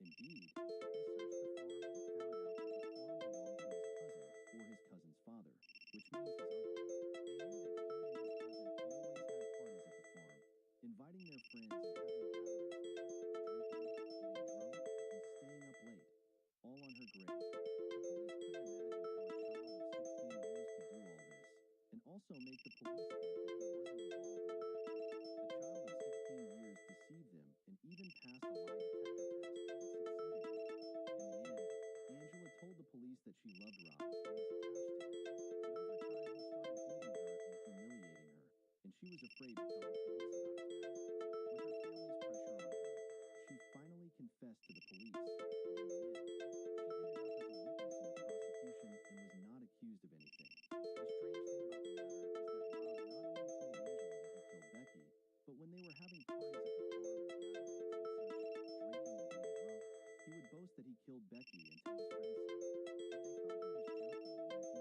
drunk. The investigators decided not to take any action before they went to the farm to dig and verify Angela's words for themselves. They went to the farm at the exact location Angela described, brought the excavators, and started digging until they smelled the foul odor starting to emerge. With a new hit from the excavator, a piece of red fabric appeared in front of them, which they believed was from Becky's clothes. They stopped digging with the excavator and started digging by hand gently. So if she was really there, they wouldn't spoil any evidence until they actually found her body, and she was in a bad state, of course. Diana entered a state of shock and collapse, as did her sister Sandy, and even her friend Jacqueline entered a state of shock. But she was happy, not happy about her death, but happy that she knew her fate and was reassured that at least they found her remains and could bury her in a good place. The remains were transferred to the lab, and because the decomposition was severe, meaning bone in front of bone, the forensic doctor couldn't determine the cause of death or even determine if she was pregnant or not. But all they could confirm was that these were indeed Becky's remains. Of course, at that time, the investigators really wanted to talk to Rob and bring him in for interrogation and find out what happened. After the news spread and Rob found out that they went to the farm and dug up the remains, he went by himself to the police station and told them, "I'm coming to tell you exactly what happened," and confessed to them what he did to Becky. He told them that at that time, he was going through a period of psychological pressure because of school and because of her pregnancy, and she didn't want to abort the child. When he found out that she was pregnant and asked her to abort it, and she said no, they got into an argument, and she asked to meet him. So he went to her with his car at Jacqueline's house to go out and talk outside quietly. Of course, at that time, Jacqueline was out with her boyfriend Todd, so she didn't know what happened to her and didn't know that he took her from the house and left. They say that he took her and went to the family farm, a quiet place where they could talk comfortably, and they went to the farm, sat in front of the lake, and started talking. Some time passed, and he says that he was joking with her and hit her like that and said to her, "I don't know what I'm going to do to you." And she he returned the hit, and it turned into a struggle, grabbing each other, and they kept rolling over each other on the ground until he says he heard a sound of something cracking and heard the sound of her hitting a stone on the ground, and supposedly that meant she was dead. And of course, he didn't mean to do that to her. He was asked, if your story is really true, why would you dig a hole in that place on the farm the day before? You and your cousin discovered that you dug the hole where you placed her body the day before you and your cousin, and you convinced him at that time to dig this hole for a completely different reason and didn't tell the real reason. What happened was that Rob and his cousin were digging this hole, and Rob told him that he was digging this hole so that when he hunted, he would bury the animal he caught him. His cousin Gary knew that he indeed hunted animals and got rid of them by burying them. So for him, the matter was normal, meaning digging the hole. This confirms that he got rid of her with premeditation and malice aforethought. His friend Gary was the one who told the investigators about the hole and told them that for him, the matter was normal because he knew that Rob hunted and buried the animal he caught so that his uncle wouldn't see it and wouldn't scold him. The investigators also said that after they finished digging, he told them that's enough. This hole will suffice and will be very good for the poor. Gary said at that time that he didn't pay attention to the words. I mean, he thought he was joking and talking about the body of the animal he would catch. It never crossed his mind at all that Rob could do something like this. Then Gary told him that he would go to the farm the next day with his family, so he told him not to worry about the hole. I hunted and buried the prey in it and covered it up already. After the news spread and Rob confessed to killing Becky, her family and friends were not shocked at all because they knew from the beginning that he was the one who did this to her, especially Jacqueline, who said she knew from the first day since Rob called her and asked about Becky, and she hung up on him, knowing that he did this to her or did something to her and was hiding it from them. She said, I know that the damn one knows where she is and did something to her. It was also said that the last time Becky and Rob met was at the house. Honestly, it's not clear, or I don't know if it was Jacqueline's house or her mother's house. The important thing is that in this meeting, they were talking about the pregnancy and abortion issue, and he was telling her that she must abort this child, and she didn't agree. So it was a very heated and tense discussion between them. He left her and walked away, got in his car, and left. As he was leaving, he was screaming and saying to her, you're the one who destroyed my life. You're the one who did this to me. So it's clear that he had a violent and strong reaction to the pregnancy issue and tried to get rid of it so as not to tarnish his image. Becky's friends indeed suspected him since then and always asked him about Becky whenever they saw him, whether at school, on the street, at his house, anywhere, accusing him of being the reason for her disappearance, to the point that he called the investigators and asked them to tell Becky's friends to stop bothering him and not to approach him again. Indeed, the investigators talked to them and ordered them to stop bothering him or approaching him and not to bring up the subject again. They even went as far as to bother Angela, Rob's girlfriend, when she returned from New York, always following her, whether at school or meeting her on the street, asking her about what he did. And she always told them that he was a good person and didn't do anything to her. Even Becky's father was convinced that Rob was behind the matter and knew the whole story and always went to the investigators and told them so, but they didn't believe her and always defended him if they would. One time one of the investigators argued with her and kept yelling at her, telling her that Rob was innocent and that she should stop bringing up the subject again. The important thing is that after 3 days from Angela's call to the police and her confession to everything, Robert Lim was officially arrested on charges of murder. They will present him to the court, and the court will decide whether it was premeditated murder of the first degree or the second degree. There was something they were puzzled about, and a question always raised was whether he would be tried as an adult or a minor because he was 16 only years old at the time of committing the crime. But now after his arrest, he was already an adult. But they decided to try him considering the heinousness of the crime, and the trial began. Her family and friends had to travel and stay in that city to attend the trial sessions. The prosecution presented its theory in the hearing session and said that Rob met with Becky to discuss the pregnancy issue, and instead of taking her to the lake on the basis that it was a quiet place where they could talk comfortably, he took her and showed her the hole he had dug, as if he was telling her, either you abort this baby or get rid of it, or your fate is this hole. The prosecution also said that in the end, Rob preferred to get rid of her rather than deal with the embarrassment she might cause him. The district attorney also said that they started arguing, and Becky defended herself, but Rob strangled her, and at some point, when she lost consciousness, he carried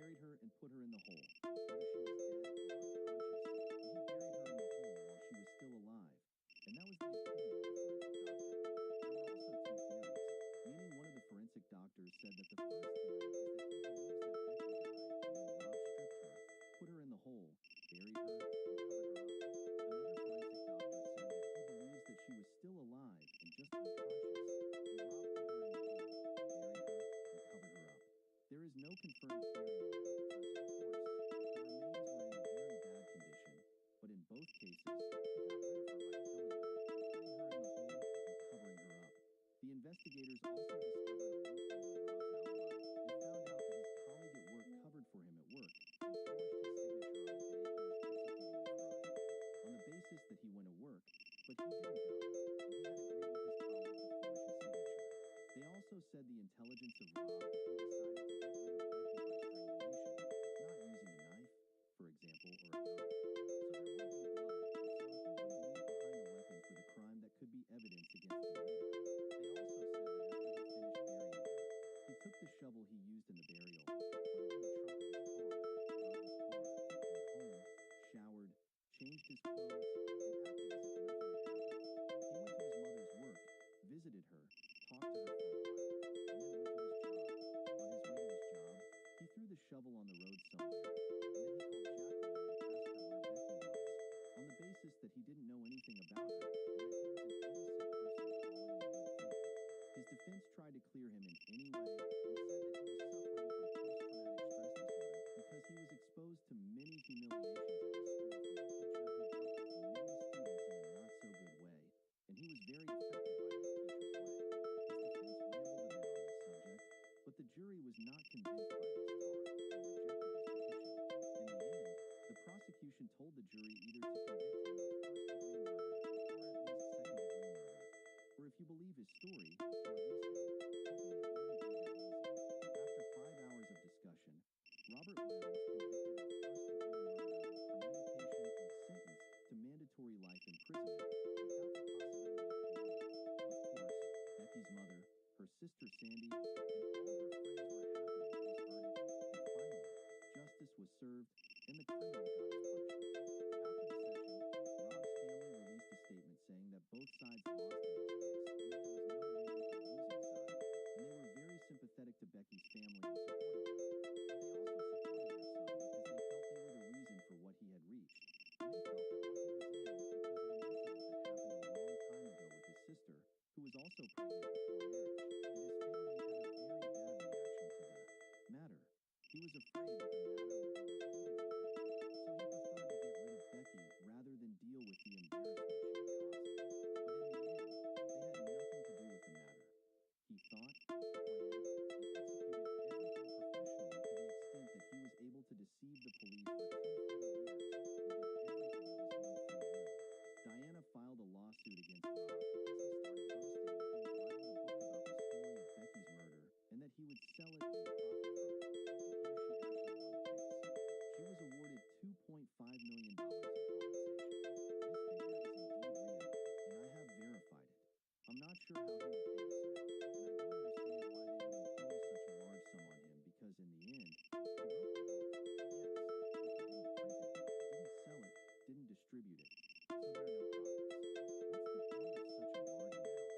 Surely he won't be able to pay it. The important thing is that, of course, Rob won't stay silent about this. Neither will his defense team, and they filed an appeal against the verdict. This news hit Sandy like a thunderbolt, and she was very upset that Rob might get out of prison. She started attending the appeal sessions, hoping that it wouldn't happen. In the appeal session, Rob took the stand and said that he was ashamed of himself, felt disgusted with himself, and was remorseful and all that stuff. Of course, he wasn't doing this for God or the country. He was just acting so that the jury would sympathize with him and reduce his sentence. His defense kept saying that Rob was a good person during the years he spent in prison, and that he tried as much as he could to maintain a good environment in the prison community he lived in, preventing several inmates from committing suicide or harming themselves. Of course, Rob's defense, as you understood, was beating the drum for him in front of the jury just to please them and get a reduced sentence. Becky's mother died in the year at the age of 65 after a long battle with cancer. At that time, Sandy thanked God that her mother died before knowing about the appeal and that Rob was trying to get out of prison, and who knows if he would actually get out. So she was somewhat relieved that her mother died before that day came. In the end, the judge decided to reduce Rob's sentence for life in prison to just 30 years, and the time he had already spent in prison would be counted towards the years. Rob was supposed to serve years and 3 months in prison, so he had less than a year left and would be released. Indeed, he applied for parole in January request was accepted, and he was released and placed under supervision starting from January. His supervision was supposed to end in January, which was last month. Rob is now considered to be 48 years old or entering his 50s or something, so he still has a long time to live and will surely enjoy his young life. And all this while Becky's family is outside, sad about their daughter, and Sandy is sad about her sister, and she saw the criminal out again and living his life. Write to me now, what do you think about this verdict? Did he deserve a harsher sentence? Or was this sentence enough for him, considering his age at the time of committing the crime and that he didn't understand what he was doing? Write to me your opinion on the case in general. The case may be long too, but I think its details are a bit easier than the previous cases and understandable. And that's it. We have reached the end of the video today. Don't forget to like the video, guys. Please like the video so it can spread. Make some moves and tricks. And if you're not yet subscribed to the channel, please subscribe and activate the notification bell on the all option. Let the story box fill up, and then we'll meet. On the evening of December 24th, 2007, which is Christmas Eve, arrived a 911 mysterious phone call from Anderson's family home, and the caller was not talking, but there was a far screaming sound in the background, and then the line was cut without the caller saying a word to the police went to the address from which the call was made, but they found the gate of the house closed, and the place was quiet, and there was nothing strange, so they said sure one of them called by mistake, or maybe there was a normal fight, and they solved it, or since today is Christmas and it's possible that these were the sounds of celebrations and nothing more, and here the police got in their cars and left not knowing that the Anderson family is at home inside. They see the devil embodied in front of them. Welcome to a new story today. We have two cases, one from America and the other from South Africa, and treachery is the common factor between them. Don't forget to like, share, and subscribe. And to solve the mystery, let's start the investigation in December of 15 years ago in his hometown of Carnation in Washington State. We were expecting Judy Anderson to work at the post office normally like all employees after Christmas holidays, but Judy was late for work that day. Judy's close friend Linda and her colleague at work found that Judy was late for her appointment about an hour, and she wasn't answering the phone, so he felt that this is not normal because it was the last time he said goodbye and agreed with her that she will see her today at work. So she took some and went straight to Linda's house to check on her, and when she arrived, she found the gate of the garden of the house closed, and contrary to what the police did, so Judy turned around the house and went to the front door. She knocked, but found that the door was open, so he called for Judy. Judy, I'm Linda. Judy, where are you? And suddenly she saw in front of her a scene that she will never forget in her life. She found in front of her a person lying on the ground. At first, she remembered him as Linda's husband, and she remembered that he had suffocated him, for example, from the gas of the heater, but when she got close to him, found that there was blood under himself. Found another body of a lady and a child, so she screamed and called quickly and told them that she is at Judy Anderson's house, her best friend, and that there are corpses in front of her, and she gave them the address of the house, so the condition arrived quickly to the house, and they started searching to be shocked by a crime in the utmost ugliness. The first body was Scott Anderson, a 9-year-old, and he is Judy's son, and the second body was of his wife Erica, a 28-year with them, their little children, Olivia and Naya, and all of them were shocked but Judy and her husband, where they have no trace of the house, and searching the perimeter of the house thoroughly for any evidence. The second shock was when they found Judy's body, and whereas in the shed behind the house they were also shocked, and it is clear that they did not die here, they died somewhere else, and they were dragged to this place. But the strange thing is that by searching the house there was nothing stolen, and there were no signs of entry to the palace home too, and it wasn't clear what motivated the criminal to commit a heinous crime like this, so the lover called Mary, Judy's daughter, to tell him the news, and he was shocked, and she could have been dead with them if she had attended the Christmas celebration with them, but what prevented her was that she was tired and couldn't leave her home, and come the detectives also called her second daughter Michelle to tell him the news too, but Michelle wasn't replying to them, and no one knew where she was, and the question was, is Michelle a victim? Like her family, and they might find her body somewhere else, or where exactly the investigators knew that Michelle lives in a caravan or a trailer with her friend Joseph, and this trailer is in the property of the land around the family home. So the lover always goes to this trailer looking for Michelle, but they found that the trailer was locked, and it was clear that no one was inside it, so the lawyer worked at the crime scene and collected evidence until Michelle appeared, or any news about her and her boyfriend appeared, and after a few hours, but Michelle arrived, and her friend Joseph went home completely ignoring the heavy police presence around the house, and tried to enter the house, but the police prevented them so that they would not damage the crime scene and the evidence, and took them to talk to the investigators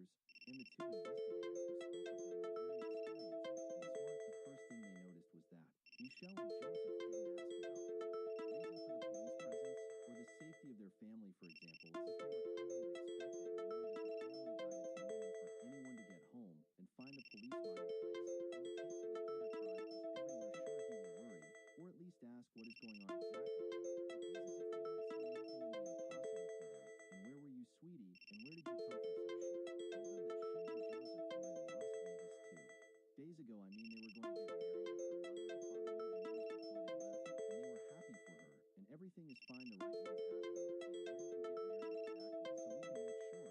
And do you have, for example, a marriage certificate or anything that proves this? So she didn't tell them, I swear to God, we were still on the way going, but we got lost on the way, and we didn't continue and we came back here without getting married and lived there.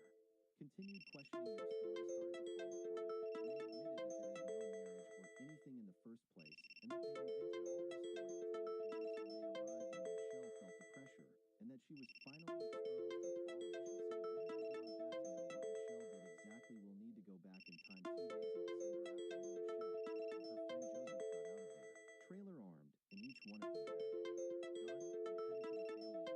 When they got home, they found Judy, and where are they preparing the house and waiting for the rest of the family to arrive for his birthday party at night.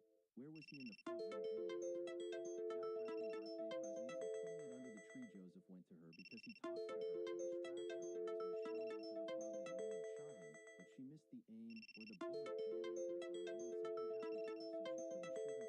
him, so she went to Joseph, and who went to her quickly, and using the gun he shot it where quickly he finished it, and when Judy heard the sound of gunfire, she came running to see.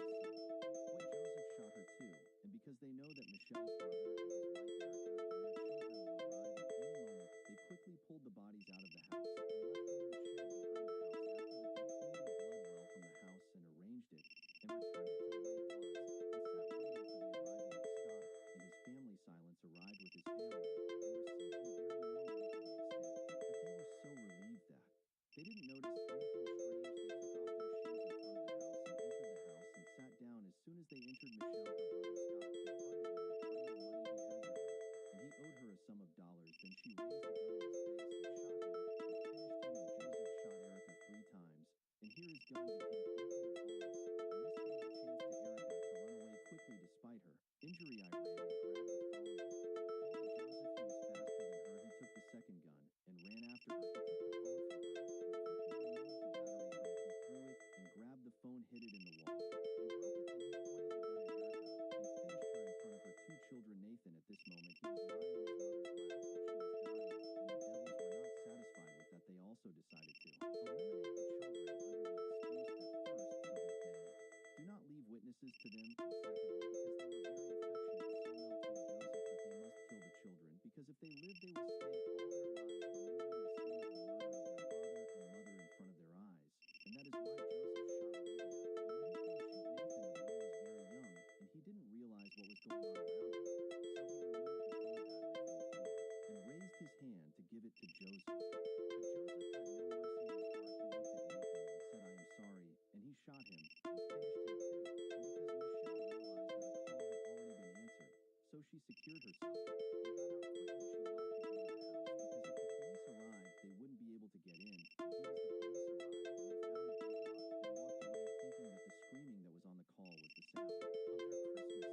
That time, Michelle and Joseph left the house quickly and disappeared for 2 days under the pretext that they were going to Los Angeles to get married, so that when they come home 2 days later, they pretend to be surprised by the death of the whole family.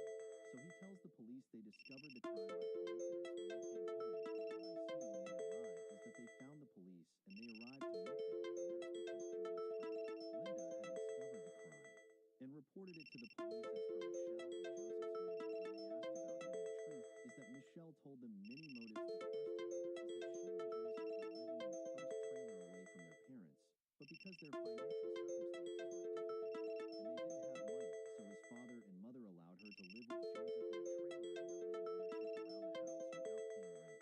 They lived in it for what year in the trailer without they don't pay rent, and Judy, or Michelle, was helping them as much as she could every time she went to the supermarket, for example, to buy vegetables or groceries, or anything she brings to Michelle with her like she brings to herself, because she appreciated her daughter's circumstances. And after a whole year, they didn't find any hope from Joseph to work and spend on her, so Judy decided with her husband where to pressure them and told them that from the beginning of the new year, they must pay them the monthly rent of the trailer. Michelle, because she is a good girl, she forgot all the favor and help that her mother and father gave her, and she said, what is going on? Isn't it enough for them the glory and the joy that they live in? And they also want to take rent from me. I will not allow them to keep stepping on me and congratulate me like they used to do to me all their lives. that they treated us badly unlike her. Sisters exactly, and her mother could have beaten her or violently unlike what she did to her sisters. Although all those close to them denied, this is exactly what they said, that Judy treated her very nicely, and the proof is her help in living. Although she is supposed to have a man to spend on her, Michelle also said that her brother Scott owed her a sum of dollars.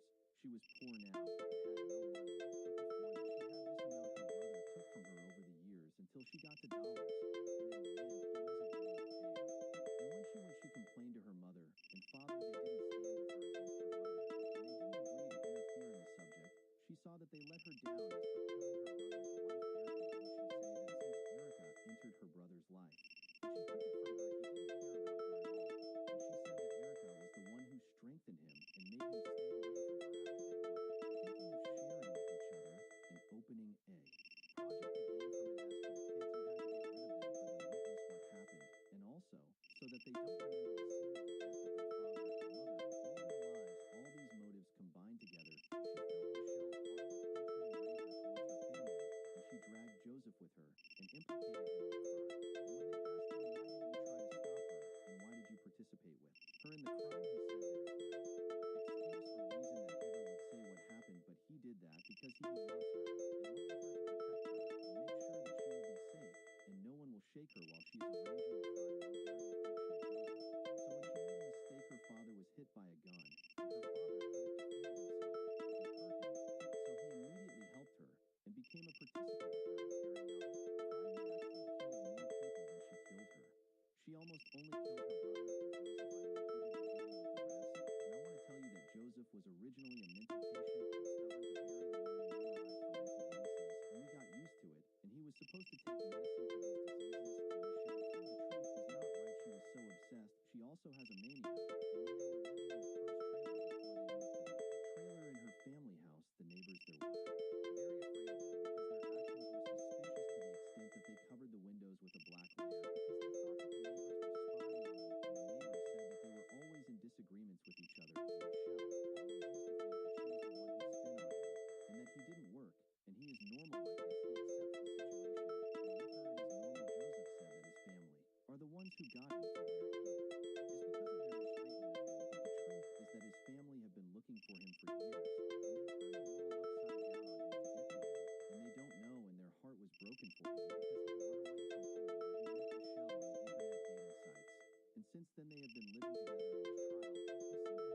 He seemed to have remorse, but honestly he was acting terrifying. I mean, he used to have shivering spells that made him unable to talk. I will put a clip for you while he is talking in court. Music. I'm sorry, terrible. Music. Music? Of course they were totally convinced that he is acting, and all that he is doing is just to gain sympathy and nothing more. And they asked him, really, are you acting the shivering and convulsions that come to you?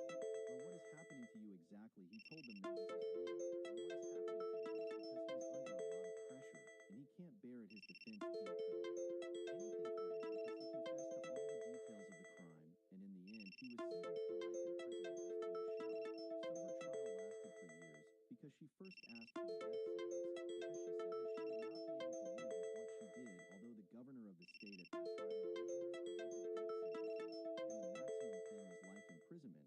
But when the judge found that she herself was asking for execution, he said to her, I mean, you want to Becky, and the execution was a ruling that was open for discussion, and when I walked I found that they really took the issue seriously, and there might be execution. She quickly withdrew her request and said that she wants to be executed, and the governor also refused the death sentence. She was eventually sentenced to life imprisonment. She and Joseph are still in prison until today. Whatever Michelle and Joseph's motives are, they are very stupid. Don't let her commit a heinous crime like this against her family. Write me your opinion in the comments in this case, and let us travel from America to South Africa and enter the case music. In one of the countries in the northern province of Cape in South Africa, on April a truck arrived at the police station. A boy named Don Stinkup, 1-year-old, came to the police name screaming and telling them all of them are dead. They all died because he kept screaming and collapsed. The officers were unable to understand what he was saying or what he wanted exactly. His whole body was his arms, trousers, and his face had blood on them, except for his shirt. The important thing was that they calmed him down so that they understand from him what had happened. So he told them that there was an attack by gunmen that took place on their farm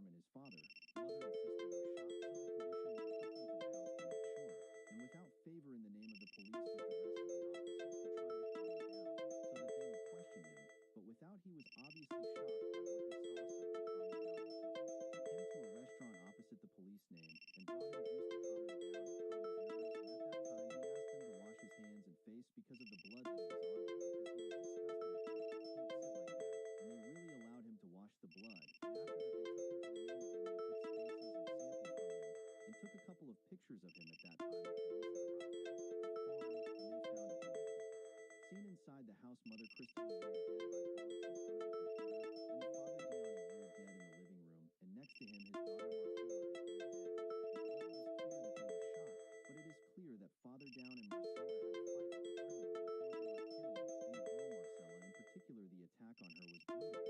Her face was swollen to the extent that they said that there were no visible features on her face in the first place, but the strange thing is that the house did not have any signs of breaking into either the doors or the windows, and also there was nothing stolen from the house. Everything is in its place, the money is in its place, and the devices are in its place, even the car that had the key, and it is also standing in its place. And following the blood on the ground, the investigators arrived at a tree in front of the house, and there were blood stains. Under it, they knew later that this was Marcella's blood, even if it was also a bloody fingerprint on the phone at home. It was returning to Marcella. So to understand what happened more, they questioned Don, and he told them that he was at home with his family, and his mother was working on the computer, and his father and mother were watching TV. He felt a little bored, and went to the barn to do some work, and here he heard gunfire coming from the house, so he hid there in the barn for about minutes, and when the sounds of the beating calmed down, he ran back home to check on his family, but he found his father and mother dead, but his sister Marcella was still alive. So he went to her quickly to help her. She hanged like this in his neck while she was dying, and she held his t-shirt in her hand. She cut it because she was holding it and attached to him, and she was pulling from the pin while it was burning like this. She died in his hands. So he quickly changed the t-shirt that was torn and put on another t-shirt, and went out quickly. He got in the car to go to the police station and ask for help, but as he was getting out of the car at the outer gate, he found two weapons thrown, a pistol and a rifle. He knew that these were the weapons used by the criminals in the attack. So he opened the car door, he stretched out his hand, and took them and got loose again, and passed by the workers' hut. As he walked away, he told them to take care, because there are gunmen here, and also when he was leaving, he heard another sound of gunfire coming from the house. So he knew that the criminals were still in the house, so he rushed quickly until he got to the name of the police and called for help. Of course, there were many theories put by the police, like, for example, there was an attack on the farm, actually from one of the gangs, because there were widespread gangs at that time. Gangs were taking revenge to steal, but since there was nothing stolen, he ruled out this theory completely. And as for the crime weapon, the gun and rifle that he found were thrown away, and he took them okay. The question here is, why do criminals come home without weapons? How did they know that they would find weapons in the house? The coroner also discovered that the girl Marcia is being assaulted. Is it possible that this attack was for this reason and things developed for that? But here there is another problem. The coroner confirmed that she was assaulted within an hour before the crime, so the assault did not happen during the attack. So they try to understand what happened there. The crime scene through blood patterns and evidence, and their theory was that the criminal attacked them while they were sitting at home normally. He hit the mother first from her back while she was working on the computer, and after that he shot Marcella, but Marcella managed to escape despite her injury. At that time, the criminal shot Father Dion. It is clear that he got up from his place and tried to reach the criminal, but he didn't catch up. Marcella ran out to the garden, but she couldn't run any longer, so she sat under the tree under which they found her blood. And here the criminal went to her to finish her, but the ammunition he had in the gun ran out, so he hit her with the gun hand on her head and in her face. And after that, he took her and entered. He went home and went to get another weapon from the safe. At that time, Marcella got to the phone to call for help, but she didn't catch up because the criminal brought the other weapon and came and shot at her and shot the father and mother for the second time. And it is supposed that after that he fled. At that time, a family funeral was held and attended by all the townspeople, who were literally shocked by what happened, because this family was a beloved family of all the people, and they have no enmity with anyone, not at all. And without attending the funeral with his grandmother, who was next to him all the time, and it was clear to him that he was collapsed at the funeral. When the police arrived, their investigation started to find things that are not logical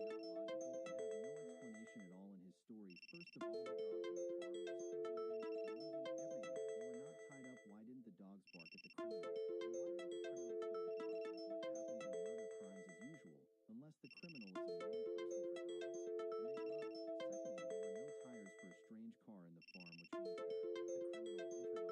Okay, very nice. Where are his footprints on the ground, whether at home with spilling blood or outside the house at the place where weapons were thrown, for example? There were no footprints. Thirdly, how did the criminal break into the house without the people in the house themselves hearing him and enter and finish them while they were sitting? How did he enter in the first place without leaving any signs storming, since no one opened for him?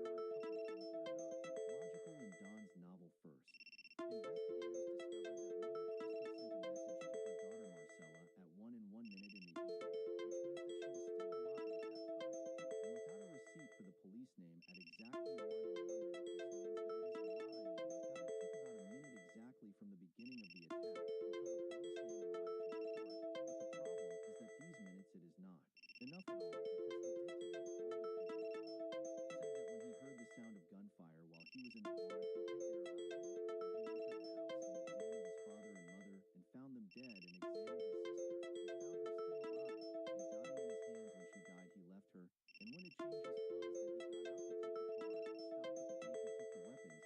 to the worker's cabin to warn them that he turned to the police name after all this to inform, is it possible that he will have time to do all this in a minute? But this was not logical at all for the investigators. Let us remove the dacic that he hid in the barn from a total minute. How could he do all that he did after that in 6 minutes?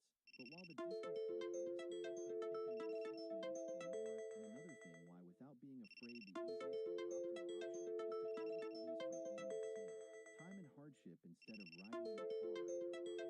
Himself to the police name, and another thing Don said, that when he was getting out of the car from the house, he heard sounds of gunfire coming from the house, which means that the criminal was still at home. So how then, without a confrontation between him and the killer, since he was still at home when he entered and saw his family killed, and also sat next to his sister while she was dying, and after that he went to change his clothes, how did he leave? In the middle of the house, in the middle of the events that are happening, all of this, except that the criminal was afraid of an unarmed child and hid from him something that is not logical at all right second. It was impossible in the first place for the criminal to be still at home and shoot again, because the crime scene experts confirmed that no weapons were used in the crime except the 2 weapons that Don took with him in the car from the inn.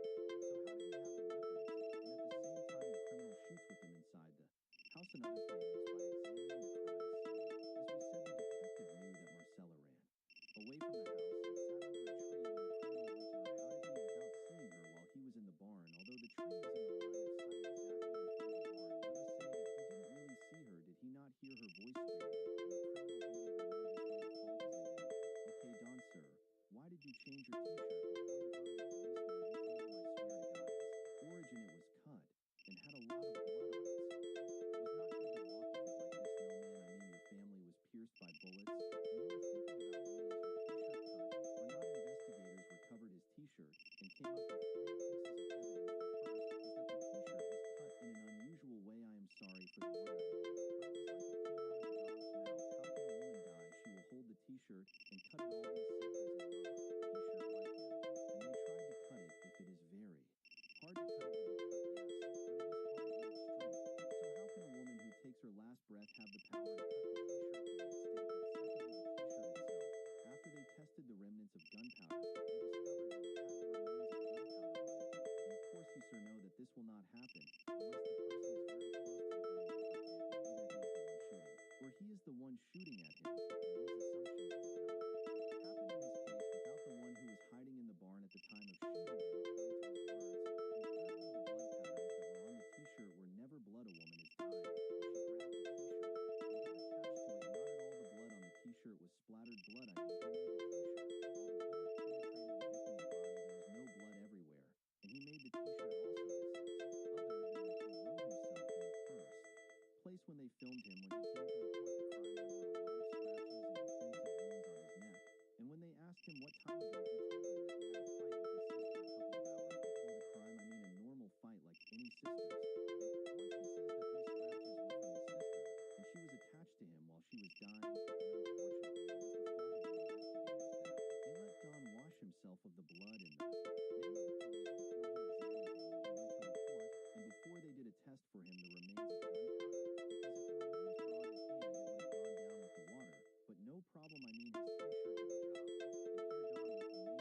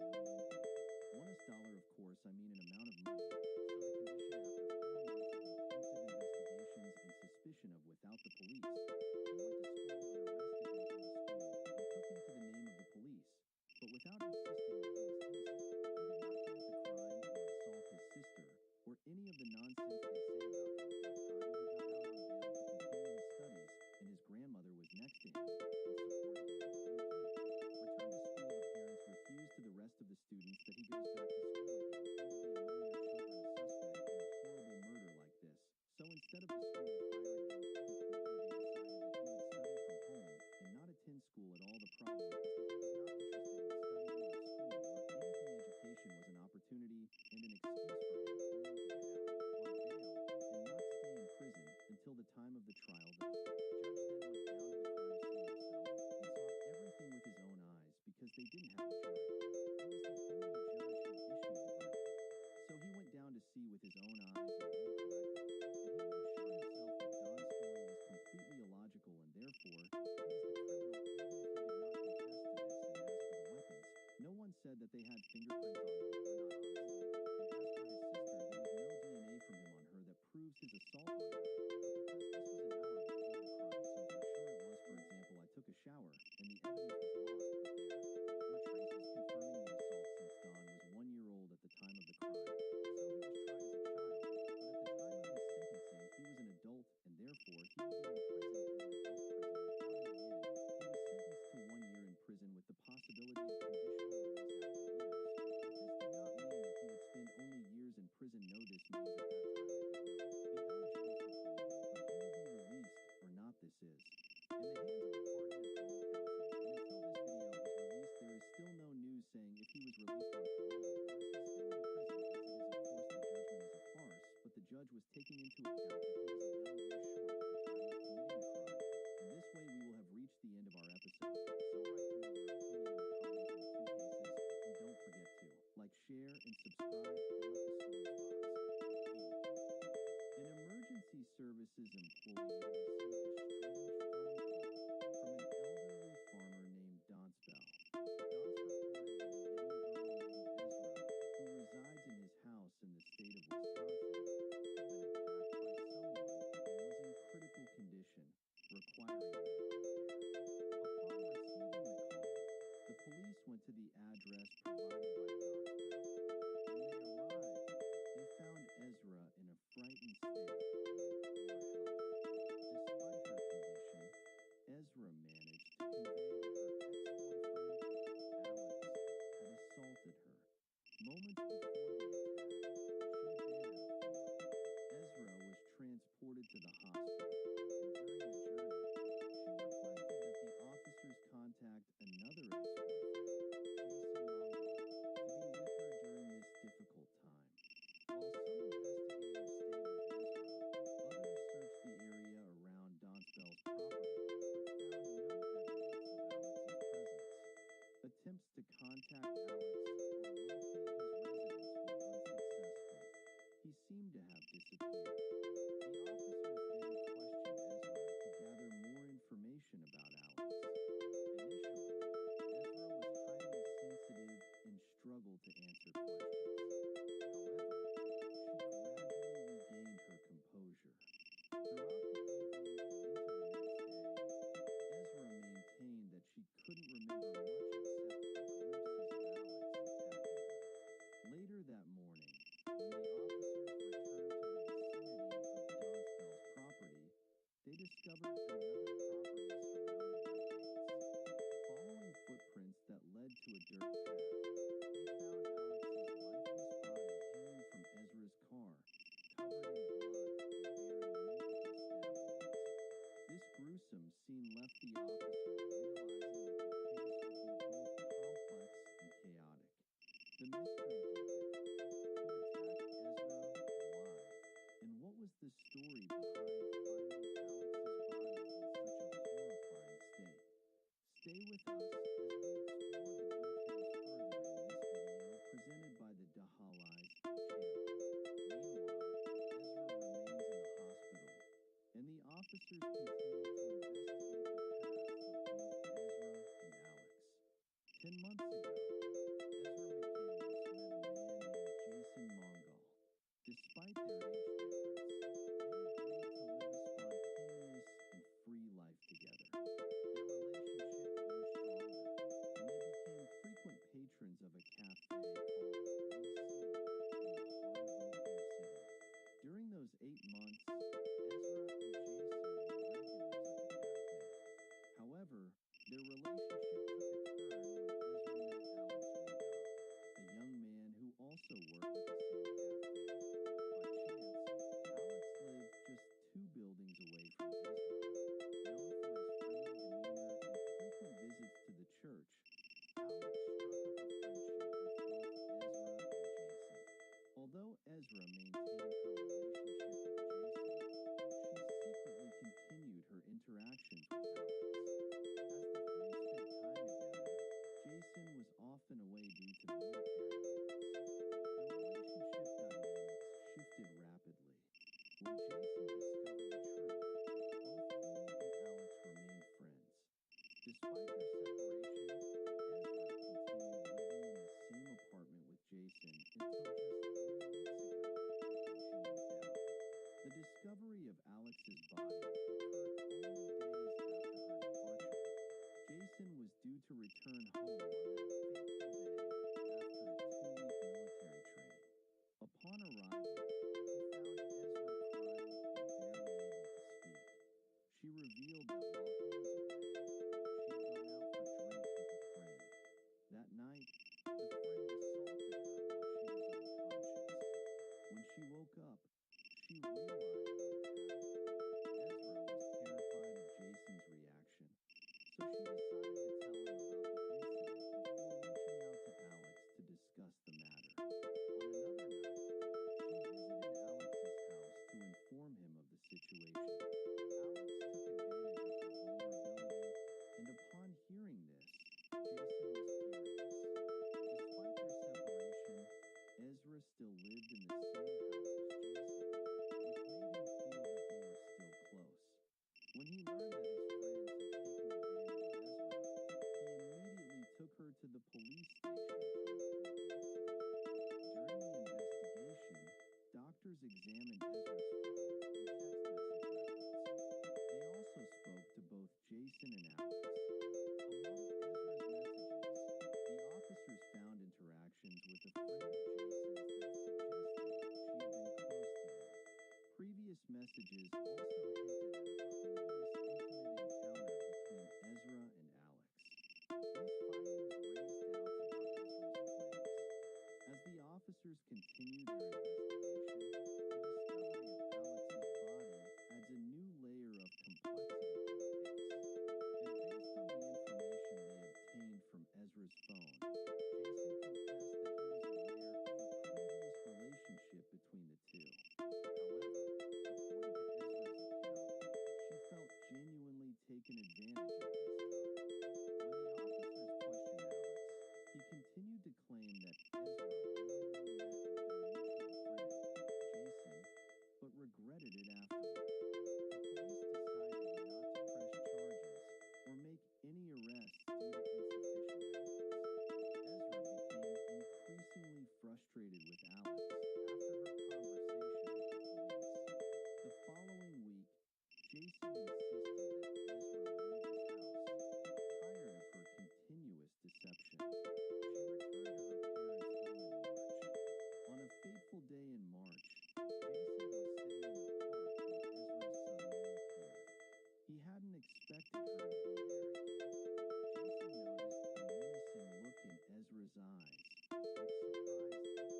Curious, he asked her why she had come to the park. Her response was that she was there to see Alex and spend some time with him. Afterward, she got into her car and headed to Alex's house. Concerned, Jason decided to follow her on his bike to monitor the situation from a distance. Unfortunately, Jason's suspicions grew as he observed Ezra circling Alex's house on her bike. He found her behavior suspicious and decided to call emergency services. The officers arrived discreetly and spoke to Jason, who explained why he was there. Afterward, they left, finding no reason for their presence. Little did they know that these were the last moments Alex would be alive. Less than an hour later, the officers discovered Alex's lifeless body. They had more questions for Ezra. Ezra's memories gradually returned. She recounted how, during a car ride with Alex, he pulled out a knife and threatened her. She claimed that Alex was driving while she sat in the front passenger seat, which seemed unlikely. The investigators found inconsistencies in her story. The crime scene revealed most of the blood outside the car, contradicting Ezra's claim that the crime occurred inside. Additionally, Alex had no defensive wounds, and the severity of his injuries suggested a prolonged struggle. Ezra's version of events didn't hold up. The investigators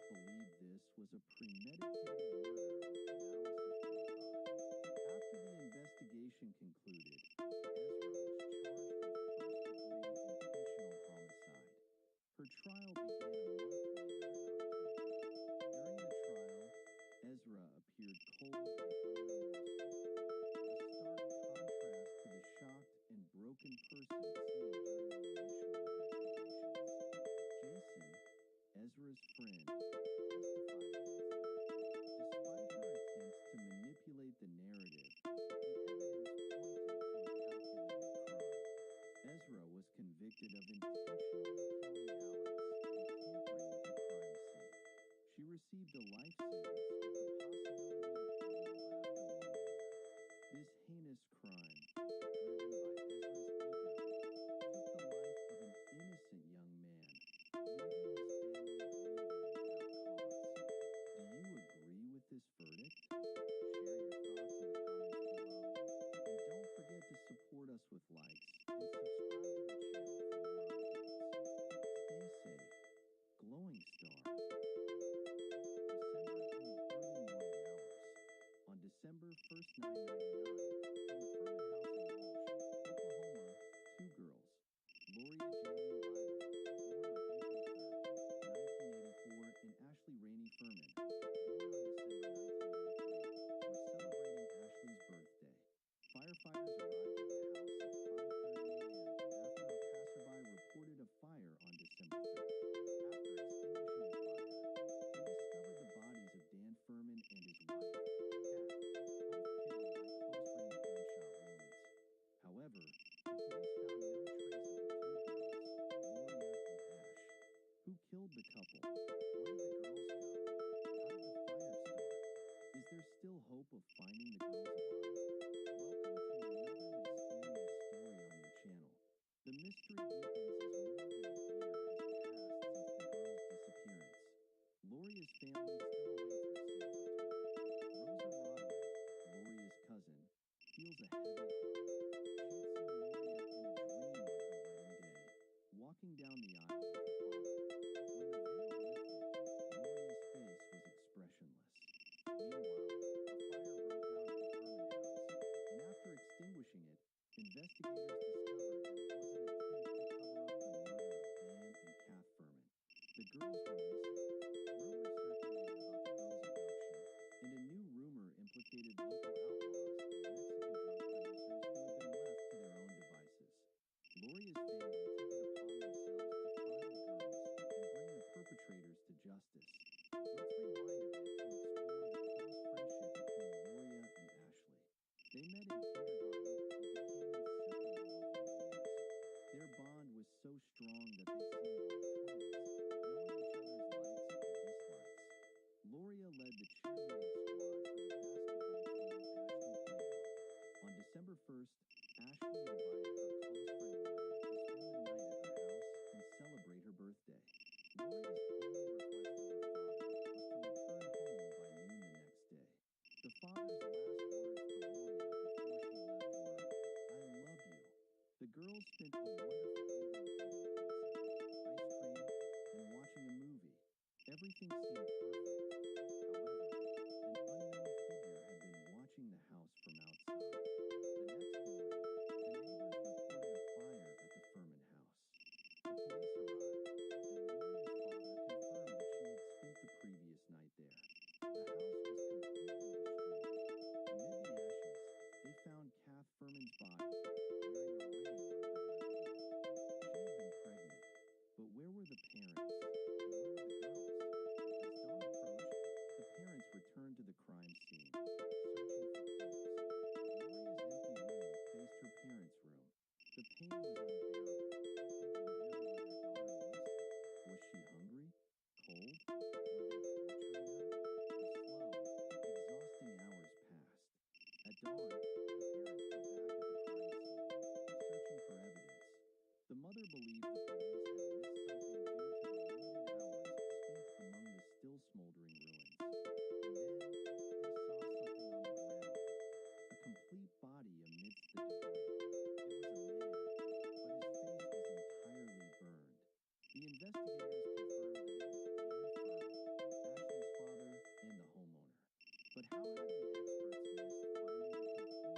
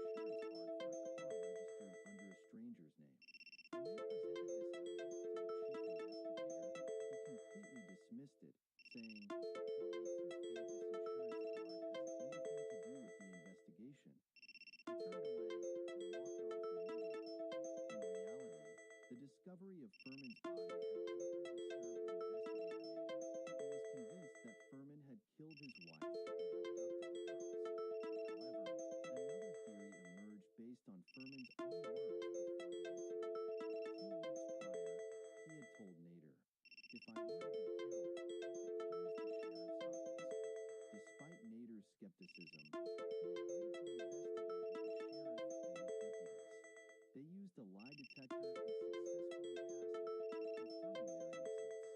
These developments significantly impacted the case. The bodies of Furman and the girls were found, and the sheriff's office was exonerated.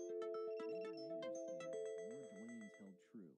The authorities claimed that the girls were responsible for the murders, but Loria's family and other townspeople who knew the girls disagreed. The girls had been missing, and they were not killers on the run. Loria's family printed posters with the girls' photos and hung them everywhere for miles. A whole year passed without any new developments. As New Year's approached, Loria's absence weighed heavily on her family. She loved decorating the Christmas tree for the holidays, and her parents decided not to put up the tree in her absence, hoping she would return. It felt like an endless and painful wait. Then, a new rumor circulated. Furman had amassed a large sum of money to sue the person responsible for his son's death. Allegedly, he began selling drugs and cultivating marijuana. According to the rumors, he owed a significant debt to a drug dealer and was killed, along with his wife, when their debt collectors came for the money. The police didn't buy this theory, as it seemed unlikely that they would kidnap children after killing Furman. Loria ignored her father's theory and managed to contact a high-ranking member of the local drug trade. She was willing to meet with him, even if her husband's family disagreed. The drug dealer warned her that it could be dangerous, but Loria persisted. She met the elusive man and asked him directly about the crime.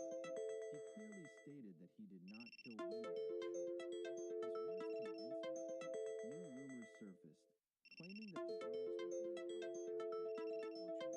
Desperate to find her daughter, Loria searched for Ashley relentlessly.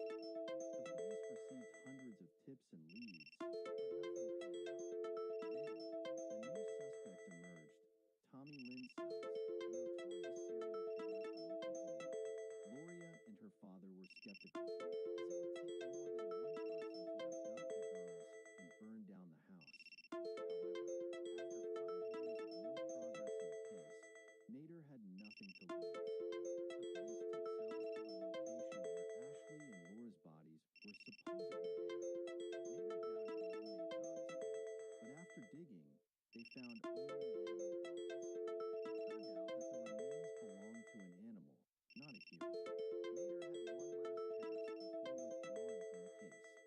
Another serial killer, Jeremy Jones, who hailed from Oklahoma.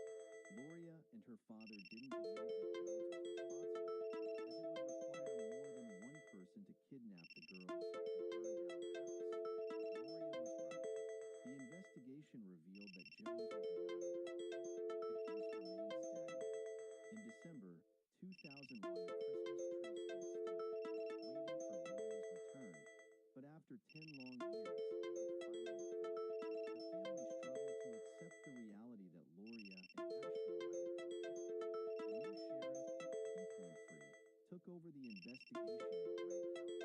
As they sifted through old evidence boxes, Winfrey discovered overlooked clues and documents. This renewed hope of finding answers about what happened to Loria and Ashley. Responses to the investigation in Gregg County continued. As they sifted through old evidence boxes, Sheriff Keith Winfrey discovered overlooked clues and documents that had been set aside and forgotten by the previous team. This revelation renewed hope of finding answers about what happened to Loria and Ashley. Agent Tammy Ferrari, a new recruit in the Oklahoma Bureau of Investigation, was assigned to search through the evidence box. She found a reference to an insurance card for a car discovered in the burned-down house. By tracing the owner of this card, the police finally confirmed the validity of the blurred images. Not only had the owner seen the girls, but he was also a friend of David Pennington, one of the 3 people who distributed the photos. 2 of the 3 individuals were deceased, but one remained alive, Ronnie Busey. People described him as extremely dangerous, and he was part of a drug ring connected to Mexican drug dealers. Loria learned that the 2 people who claimed to have seen the photos were terrified of Busey. Convicting him based on their testimony alone was challenging. Undeterred, Loria created a social media campaign and appeared on television, urging these individuals to come forward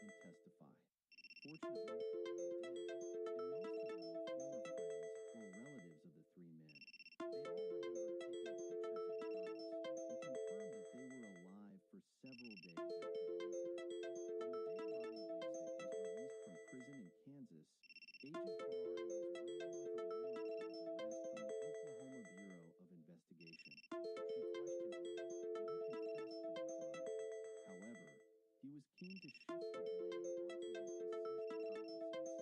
According to his account, the three of them went to Danny and Kathy Freeman's home to collect a drug debt. When Danny resisted, things escalated quickly. The couple was killed, and the girls were abducted. The three criminals took them to another criminal, Bill Lynch's house, where they were held, tortured, and eventually killed. The bodies were disposed of after a deal with the police to reduce Busic's sentence.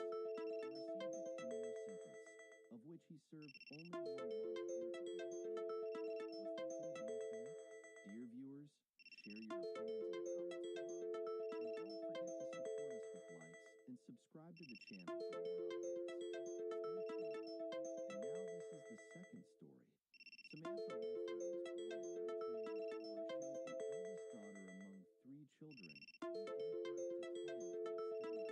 In the same year, Samantha met Bernie Ivora at a wig shop and also gave birth to twins from him. By the time she reached adulthood, she had already given birth to her 5th child. Among family and friends, she was known for her desire for fame. She had a YouTube channel and dreamed of becoming a famous actress.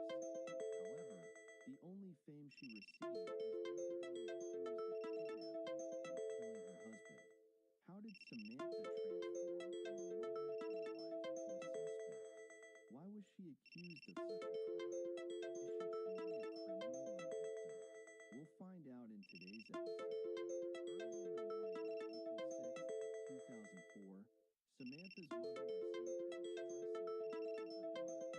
Samantha said that strangers had broken into her house and kidnapped her husband Ernie. She could barely be heard as she mentioned being bound and terrified to an extent she had never felt before. Samantha's mother, Rosie, immediately called her sister, Ginger, who lived nearby. When Ginger arrived at Samantha's house, she found her tied up and gagged on the upper floor. Even her feet were bound. Ginger called the police, and within minutes, they arrived at the scene. Prior to the alleged abduction, Ernie worked 2 jobs to support their family of 7. In the morning, he worked at a company producing nicotine and tobacco products, and at night, he worked at Little C's Pizza. Samantha believed that starting the YouTube channel would provide them with good additional income and fulfill her dream of fame. She passionately discussed her personal life and the challenges she faced as a mother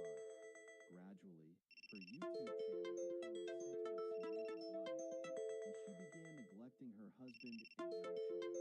She always sought attention and enjoyed sharing details of her personal life, thinking others might be interested. According to her sister-in-law, Abigail, Samantha wanted online fame at the expense of her family. Her husband didn't approve of this, and they argued about it. After marrying, Samantha's husband, Ernie, adopted the online persona Avatar from a video game to compensate for his lack of playtime. In the end, their marriage didn't last long. During a search of their home, investigators noticed signs of physical struggle, including blood on the wall. Samantha tearfully recounted how intruders had attacked her and taken Ernie to the basement. They forced her to kneel and look at him, seemingly mocking her. Samantha's emotional testimony was captured on camera. She claimed the abduction occurred around 1 a.m. What could Ernie have done to provoke such an attack? This question remained unanswered. As part of the investigation, Ernie was brought in for questioning and eventually arrested. A protective order was issued against him by an emergency judge. Ernie's family insisted that the accusations against him were false. Meanwhile, after the alleged kidnapping, Samantha claimed that her problems with Ernie were a thing of the past. According to Wayne Miner,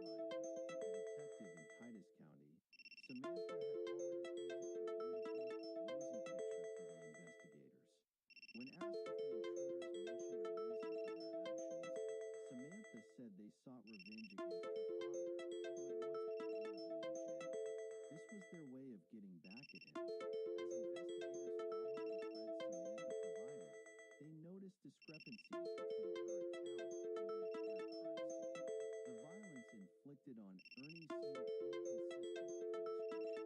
A person beaten so severely with a gun, but would likely have more blood, and the location should have shown signs of struggle. Samantha's claim that they all wore black, even their shoes, didn't match the evidence. Dr. Kath Coleman, the psychiatrist, believed Samantha saw herself as an actress, but she overestimated her acting abilities. The investigators easily saw through her deception. When asked about the day before the incident, Samantha mentioned visiting a friend in the hospital. Samantha gave birth, and during the investigation, she began telling Detective Coleman the story. She recalled the man she met yesterday named Johnny Reed, who might be the perpetrator. Samantha claimed that she met Johnny at the hospital and offered him a ride in her car to take his friend home. She had informed Johnny about Ernie's alleged mistreatment, which upset him. According to her account, Johnny said he would take care of it. When the investigators asked her how she reacted when he said that, she laughed, thinking he was joking. The investigators traced Ernie's phone, and around 1:30 a.m., they received a call near Westbridge in Texas. However, they couldn't pinpoint his location, and the signal was lost later. Authorities discovered that Johnny Reep's real name was Jonathan Kyle Stanford, a young man recently released from prison.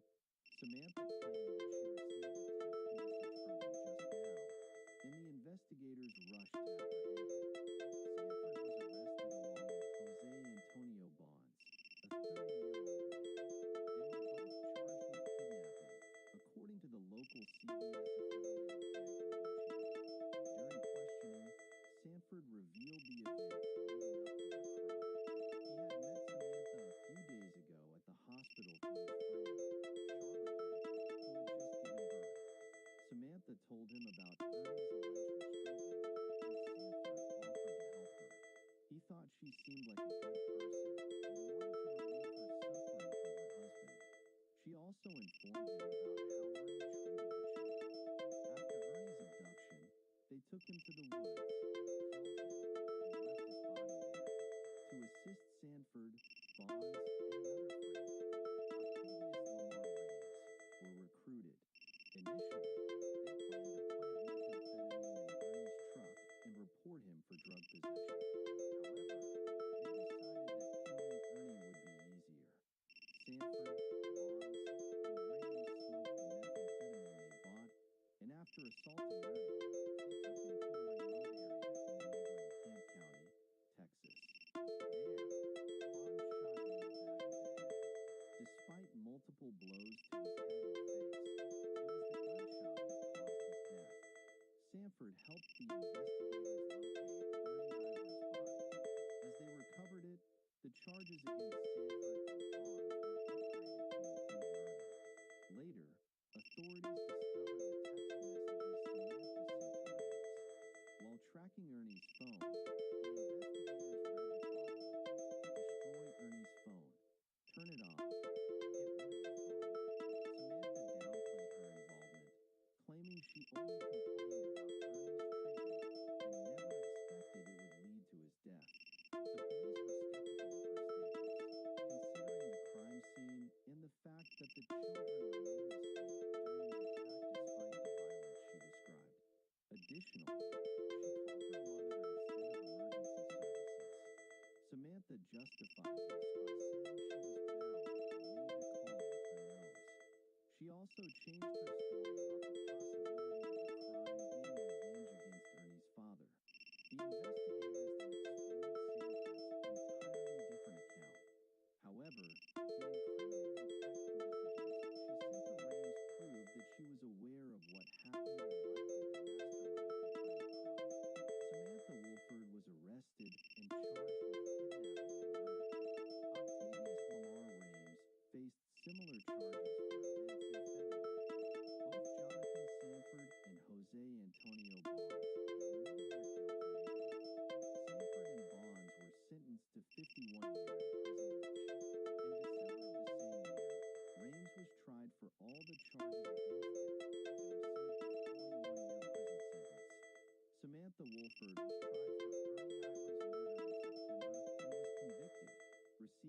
consecutive sentences of 81 years for kidnapping and 12 1-year for abduction. What do you, our dear viewers, think? Do you believe Samantha was truly involved in the crime? And does she deserve the punishment handed down? Share your opinions in the comments below. And don't forget to support us with likes and subscribe to the channel for more updates. Stay safe. The police found 16-year-old Jennifer sitting quietly in front of her house, her clothes stained with blood.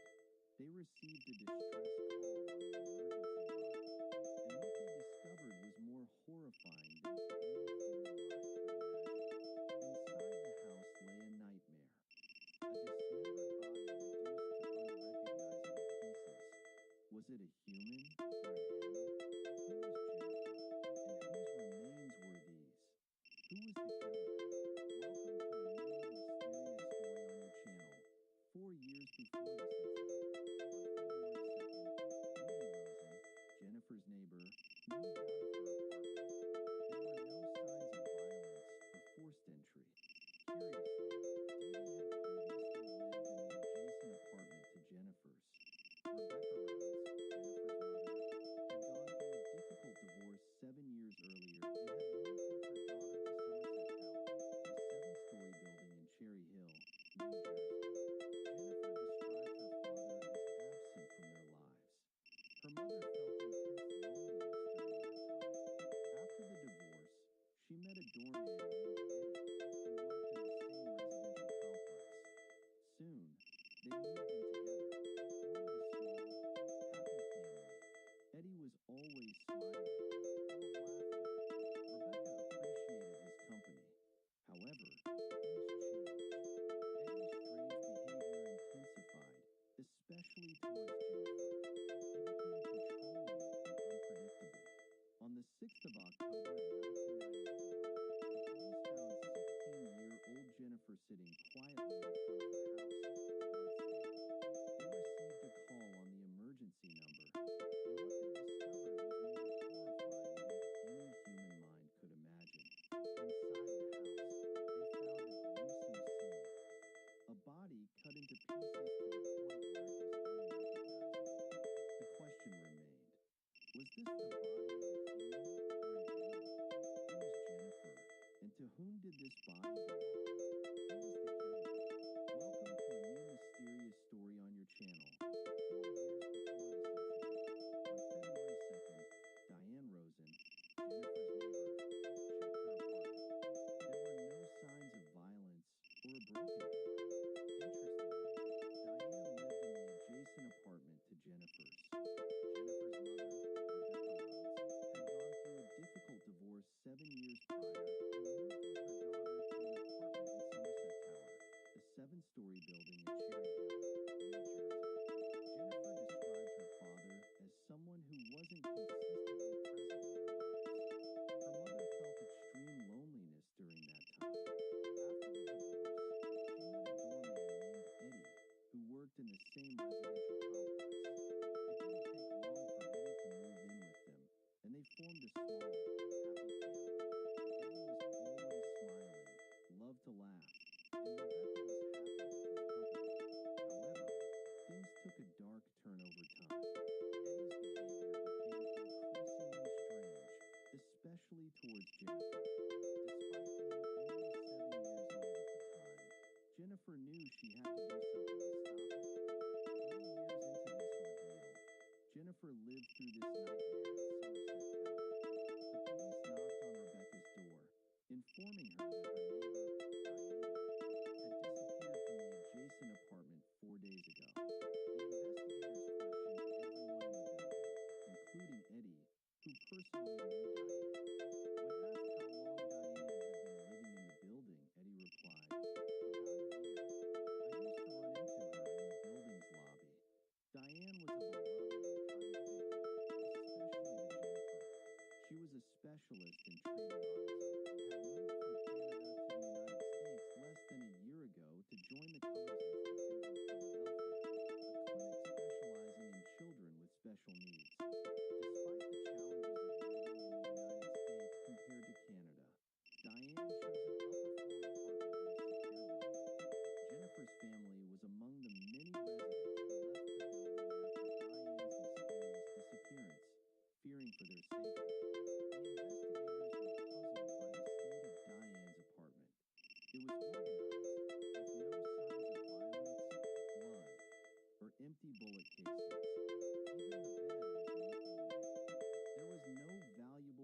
physical evidence except for a folded dollar bill from an ATM machine that Diane had placed in her notebook. An elderly lady living in the building claimed she heard a loud noise from Diane's apartment ceiling around 4 a.m.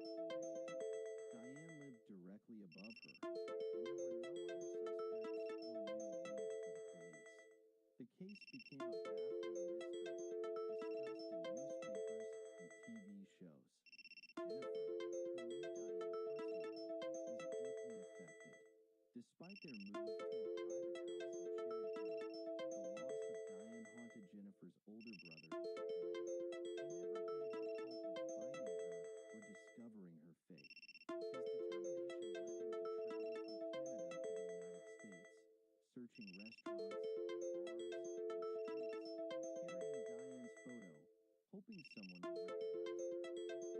Despite the police's efforts, Jennifer's brother never stopped searching. Diane's case remained unsolved, leaving no trace of her whereabouts. Years passed, and Blaine lost everything, even his wife, who couldn't bear his neglect and constant travel. When he returned from America one day, she asked him to leave, and he moved out alone. As the family left the residential complex, they realized why people called Eddie the madman. His behavior was completely uncontrollable. He acted like a child, doing whatever pleased him without restraint. He would curse violently without reason, and his aggression towards Rebecca escalated. Jennifer knew this, even if she hadn't witnessed him physically hurting her. She understood the signs of abuse from her mother's demeanor when she tried to stand up to Eddie. But Jennifer's heartache went beyond witnessing her mother's suffering. She knew she had to do something to stop Eddie. Jennifer endured the violence of my hands for 7 years, and now the circle has turned on the mother teenager Jennifer realized that this situation cannot continue forever. After a discussion for hours with her mother, I convinced her to leave him, and the mother was convinced. Rebecca asked her daughter to prepare her bed because she would come to pick her up at 6 o'clock in the evening from school. It was the last day of school this year to go live with her grandmother. Jennifer was very happy about it. Told her she would never see Eddie again, but Rebecca made a mistake. It cost her a lot as Eddie told the madman what she intended to do. As the mother promised, Jennifer saw her car approaching at the end of the day, but she was surprised that Eddie was driving the car and her mother was next to him. Jennifer shouted angrily at her mother's face, objecting. But Eddie said they were going home for one last dinner together as a family. I felt in the car that something terrible was going to happen there. Silence was applied, and the looks of my hand bothered her. They entered the house, and Eddie went to buy food. He took the mother's car. In her teens, Jennifer tried to convince her mother to run away and leave the house, but the mother refused, so Jennifer went up to her room in the upper dish and fell asleep to wake up at 2 in the morning to the sound of strong punches directed by my hand to her mother's face. She went down in panic to find her mother, lying on the couch with her arm and jaw broken. His eyes were full of anger. I reached him, not to hurt her mother more than that, and to let them leave. He pulled the girl out of her hair and sat her on a chair and asked her not to look behind him, preparing an axe and throwing a big sheet on her. I heard Jennifer in her ears the blows that my hand directed to her mother's body, and the blood flew on her while she was under the bar. The blood froze in her veins out of sadness and fear. The voice suddenly became silent, and he lifted the cover from her. He grabbed her hands and took her upstairs. For 5 hours he tortured and assaulted the girl, stained with the blood of her dead mother. It was the worst hours in Jennifer's life. Suddenly he stopped and asked her a strange request. He gave her a knife and asked her to kill him, saying he didn't want to be in prison for the rest of his life. The terrified girl gathered and encouraged her and remained for a long time, convinced him to turn himself into the authorities, and that if he confesses voluntarily, the sentence may be reduced for him alive. She was as a professional negotiator from the FBI. Eddie was finally convinced and called the police, who came to find Jennifer at the door of the house. Later, Eddie confessed to killing Katie Rosen and stealing the dollars she withdrew from the ATM.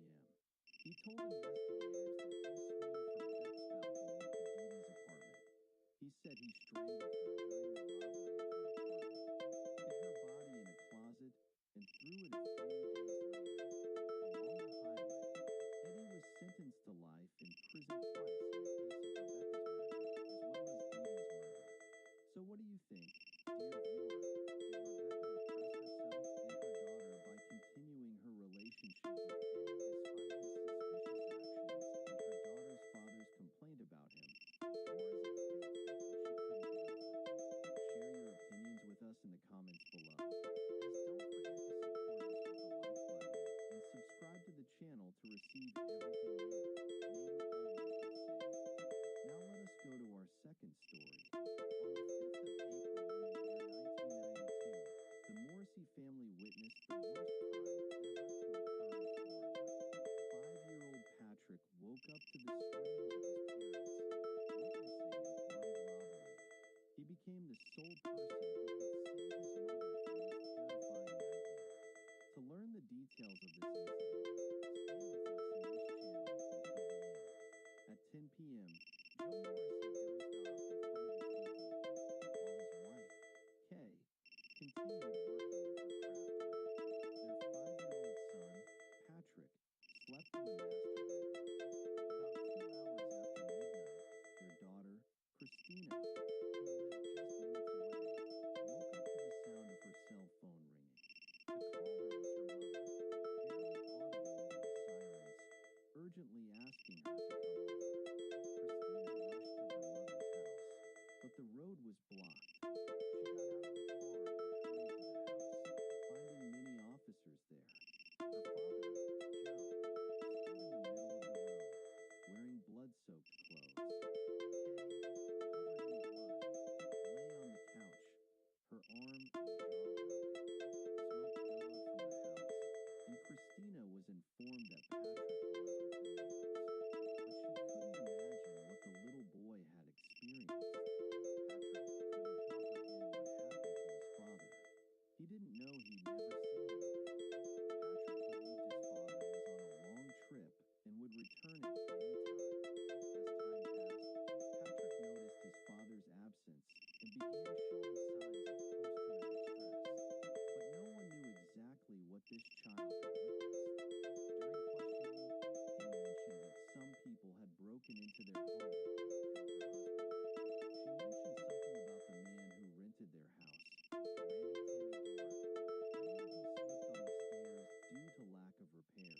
Randy, a middle-aged father, wore an oxygen mask and limped, making the detective doubt his ability to commit a home invasion.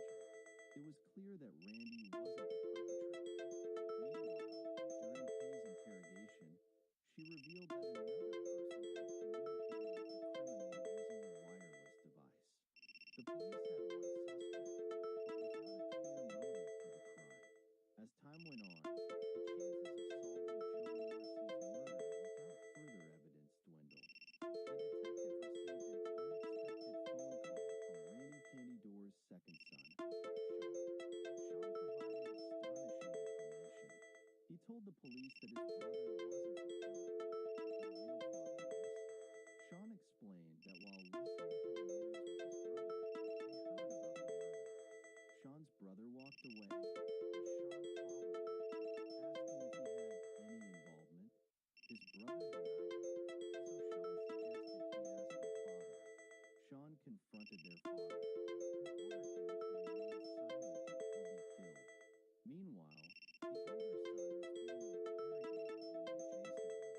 He tried to protect his father, but would their father do the same when the older son was arrested?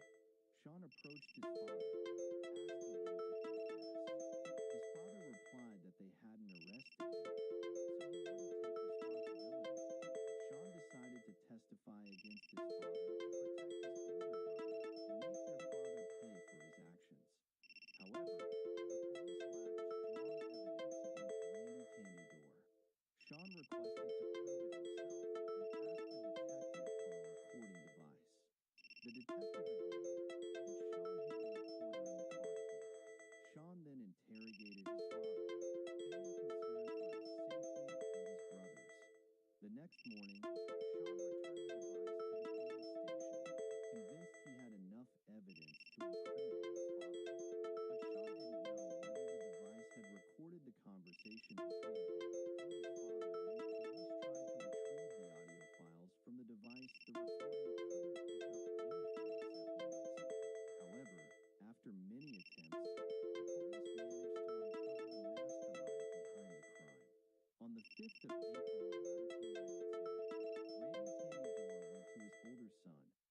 desperate young man trying to make his father proud.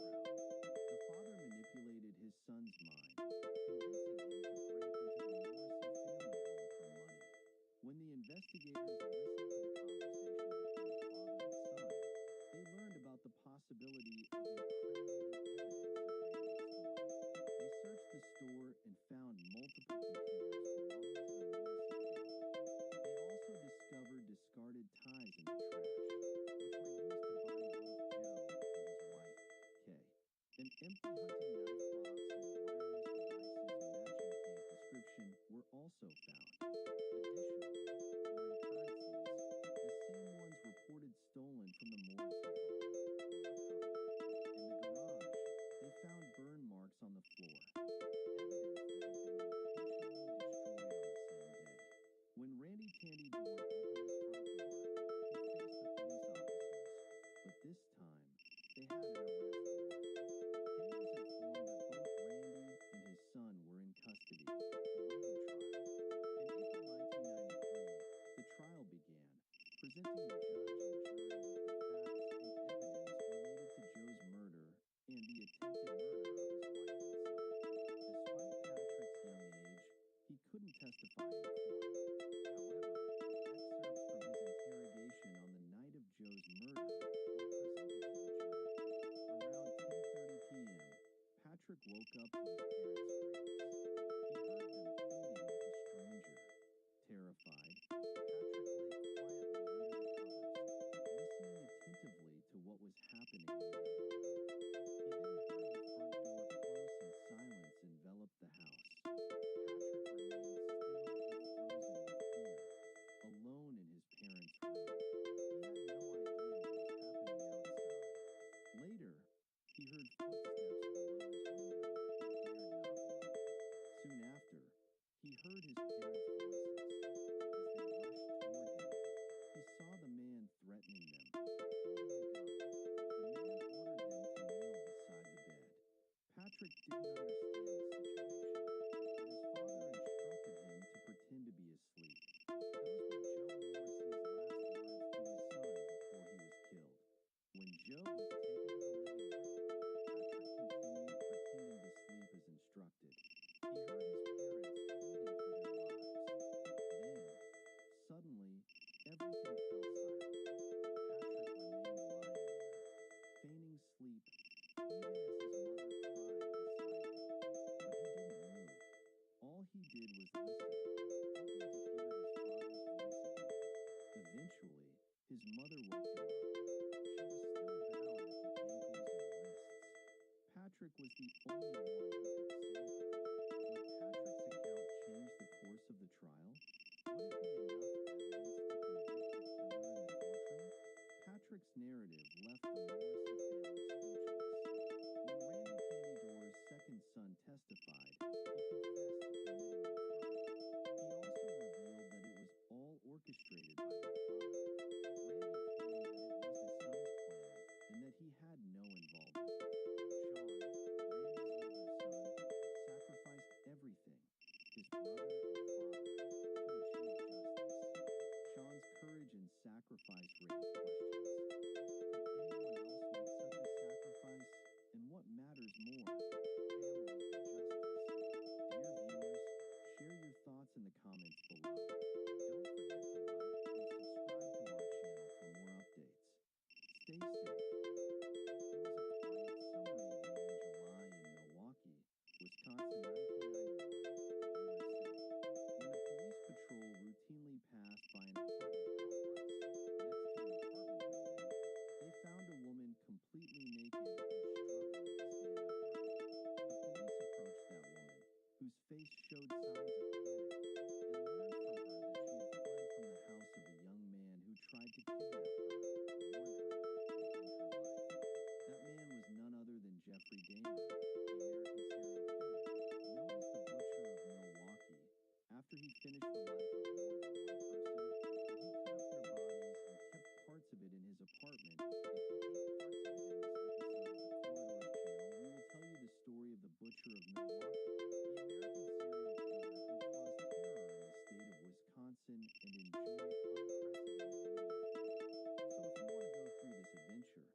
with us, do not miss watching the video until the end.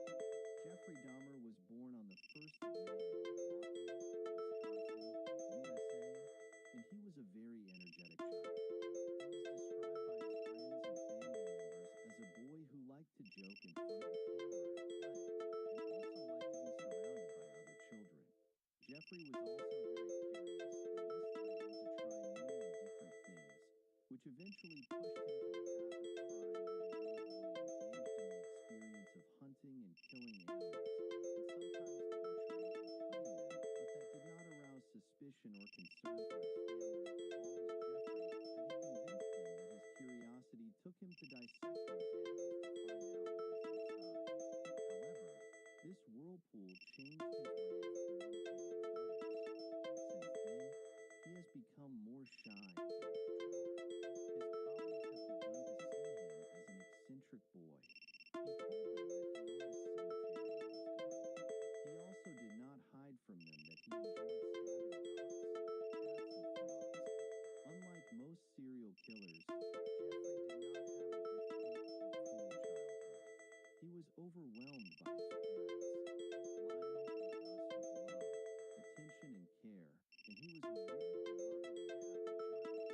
But it is clear that he was affected a lot after the separation of his parents from each other, as the young boy moved more than once from one house to another after the separation, which caused him to suffer from a pathological fear when he reached adolescence.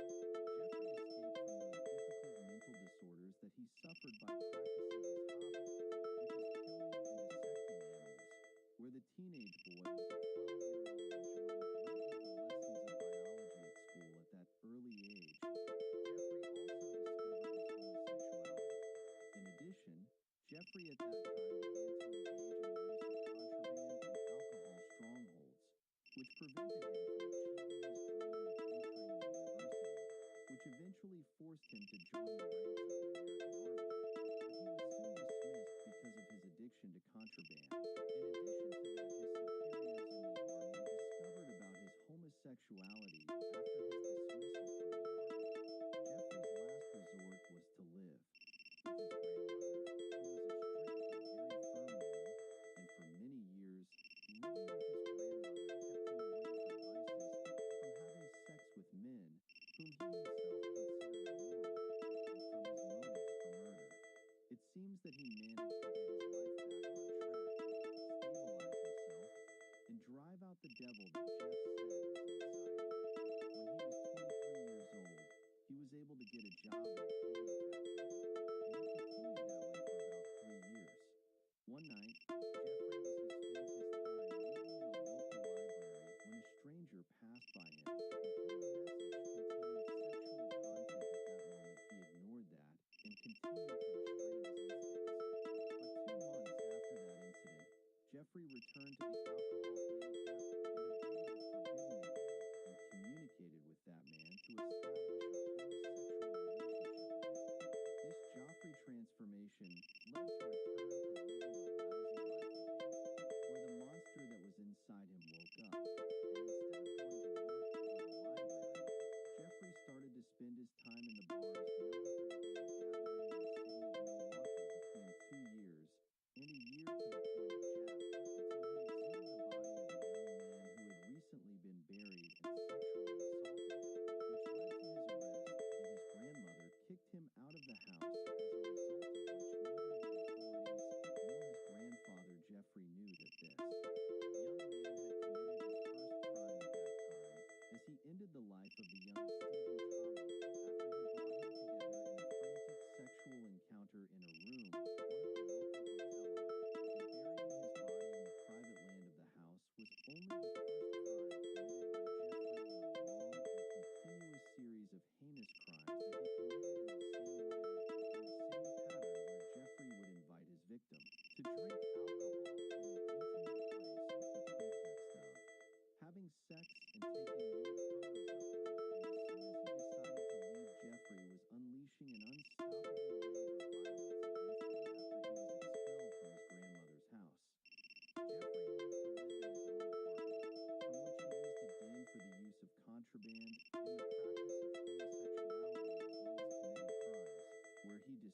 his victims and cut them to pieces before hiding their bodies in different ways.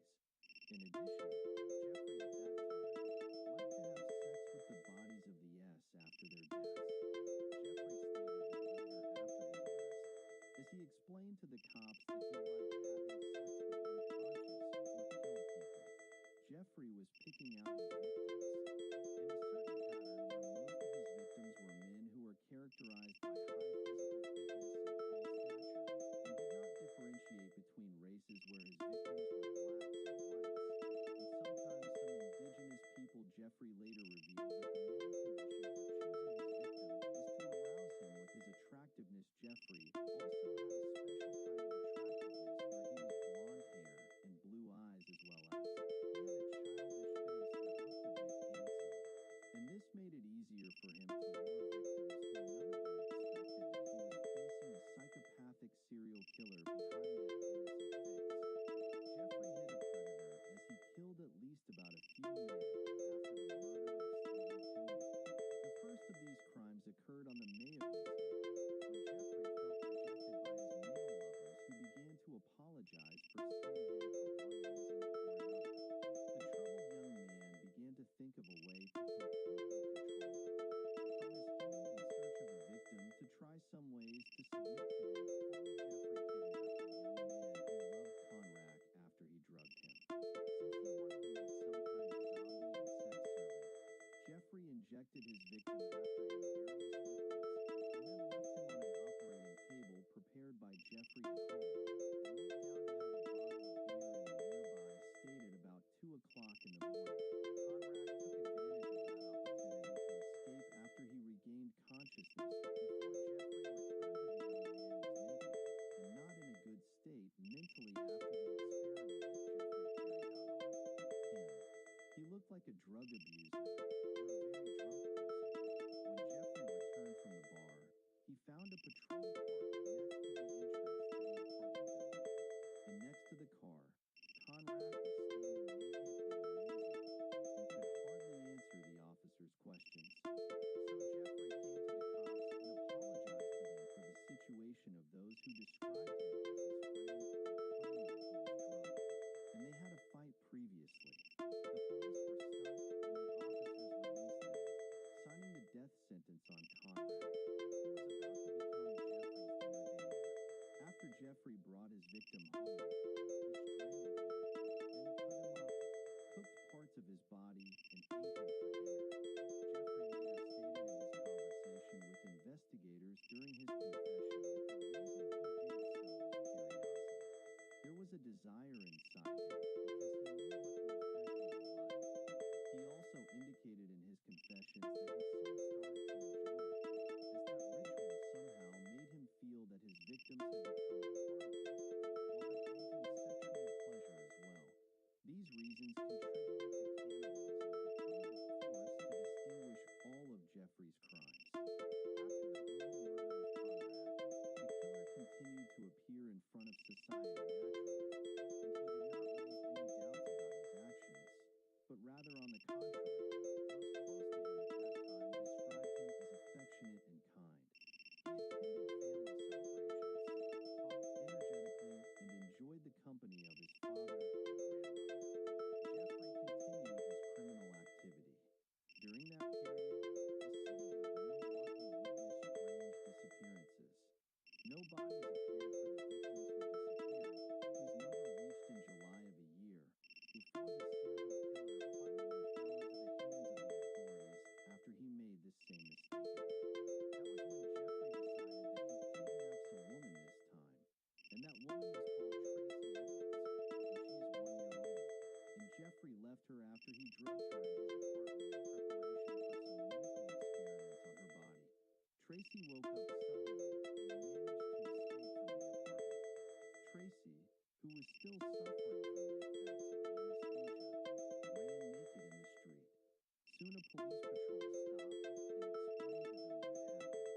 Tracy's officers were taken to the hospital. A special team of investigators and a trained group of the storming teams ordered Al Joffrey's apartment. There they found terrifying evidence, especially in the refrigerator, which contained human remains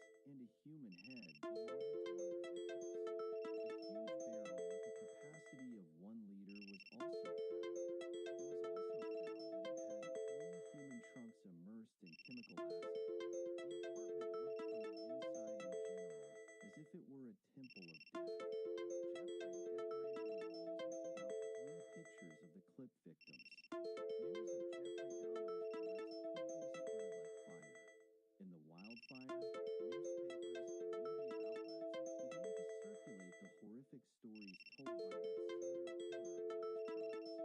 The media called Jeffrey at that time the Butcher of Milwaukee, who gained unprecedented fame in the United States of America and in the whole world. Although he was a serial killer, Scoops, Jeffrey had a special charisma while speaking in front of cameras and television, which strangely earned him a good number of fans and fans who wore t-shirts printed on them. His picture, and they stood singing some of the songs they wrote for him in front of the Fort Jaffers defense team, bravely used the crimes committed by their client to prove that he was mentally ill, but that did not work, as after the submission of psychological reports by psychologists, the jury determined that Jeffrey Dahmer was legally sane, which means he had to take responsibility for the crimes he committed. From February to 2005, Wisconsin State Court sentenced Jeffrey Dahmer to prison for a year while receiving another life sentence in Ohio cannibalism, was transferred to Columbia Correctional Institution in Portage, Indiana. After his admission to prison, Jeffrey declared his remorse for the crimes he committed, saying that he was a victim of Satan. Rather, he was a representation of Satan, so to speak, and that he was in the process of atonement for his sins. Jeffrey had already become a media star.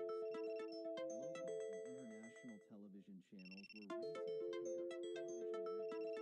A number of Jeffrey's colleagues in prison, and some guards later, testified that the cannibal had shown good behavior indeed behind bars, and he was involved in a lot of social activities with his fellow prisoners. The cell was shared with a person named Christopher Stapp, a disturbed criminal just like J. Embry. Christopher was so schizophrenic that he called himself Christ.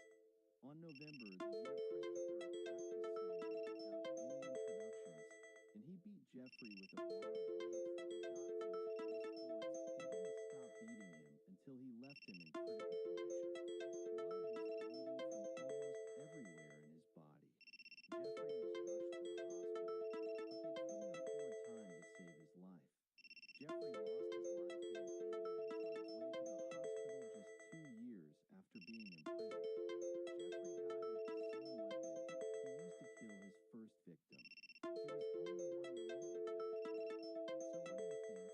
Dear viewers, don't forget to tell us your opinions in the comments below. Just do not forget to support us with a like button and subscribe to the channel to receive everything new may always being safe. And now let us go to second crime. September 8th, 1983, Houston, Texas. 15-year-old Annette and her mother, Mary Rose, were setting up a sales yard to sell the last property of Annette's father, who died 2 years ago. Annette was suffering from the loss of her father without her mother's knowledge. She met a new friend named Felix Bell, a year-old, who was much older than her, and he was even older than her mother. So when Mary saw him talking to her daughter, she didn't think of him as a potential threat to her daughter. Adolescents at that time, Mary was very busy finding work, but she couldn't find any chance. She went to the neighboring state to find a suitable job opportunity, but the only problem was that her daughter was about to graduate from high school, and Mary knew that being away at such a time might harm her daughter's academic progress, so she decided to leave her in the care of a friend while she left temporarily for work. And that strange man that her daughter met seemed in the sales yard he was getting closer and closer to her. So how dangerous is this man who would not with Mary's absence? Felix Bennett easily manipulated and convinced her to go with him on a road trip after her graduation. Meanwhile, Mary saved money for several months and was finally able to buy a house in their name and live together again. But she was shocked when she learned that Annette had already left. Mary tried to communicate with her daughter for a whole year. In the end, she received some messages from her, but she was never from the same place until the day she received a call from her daughter Annette asking for her consent to marry Felix in California for fear that her refusal might cause her daughter to stay away from her. Mary agreed to get married. So what is the fate of that marriage? Through the letters, Annette explained to her mother that Felix changed a lot after the wedding, as he became so in control that he forced her to undergo an illegal abortion operation. Her mother tried to convince her to come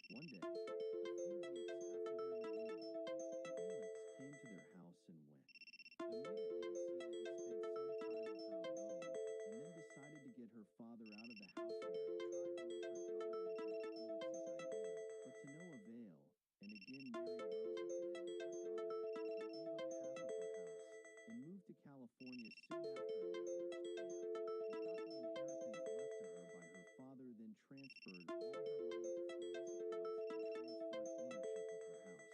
To him, after Mary learned about it, she called Felix. Immediately, he told her that her daughter went to Mexico alone. So Mary decided to file a report to the police about the loss of her daughter, and without any evidence, the police went to Felix. But unfortunately, Felix was able to convince the authorities that she left alone. After the authorities refused to investigate Annette's disappearance, Mary waited for days, then years, waiting for a call or a message from her daughter 7 years later, and hundreds of messages that went unanswered to the police, the FBI, and even to Felix himself. Mary stopped waiting, so she gathered some information about Felix and decided to start her own investigation. She started with Felix's sister and went to see her and found out that he had a wife who had drowned.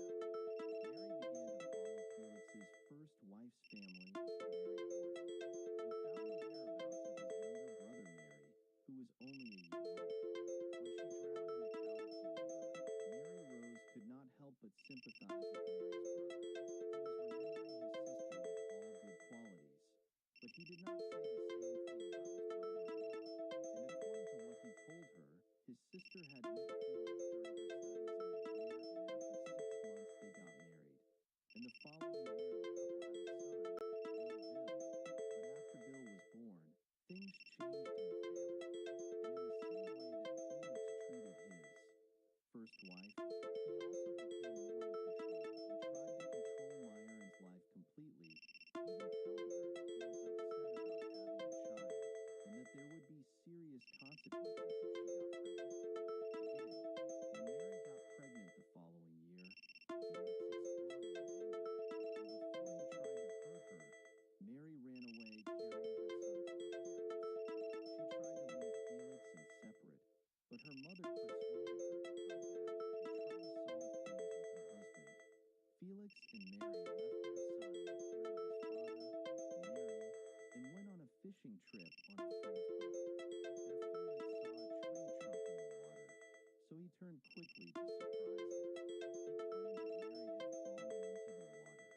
He then stated that he jumped into the water to search about his wife, but he couldn't find her. At first, investigators were suspicious of him, so they arrested him. 2 days later, Mary's body was recovered from the river. All the evidence clearly pointed to a murder. Her mouth was gagged with a scarf. There was a big wound on her head, and the sleeves of her dress were covered with blood. But the coroner had a different opinion, which is the opinion that completely acquitted Felix of that crime. He was released after only 3 days. So why was he released?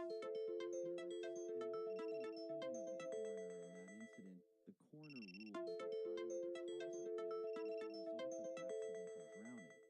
So the prosecutor could not prosecute Felix for murder, which made Mary Rosla look not only for justice for her daughter Annette, but also for Mary Horton. Mary needed concrete evidence for the authorities to listen to, and when she told his brother Mary Horton about it, he confided something to her a year ago. He received many calls from people are looking for a young woman named Sharon Hansel, Felix's next friend, who also disappeared under mysterious circumstances.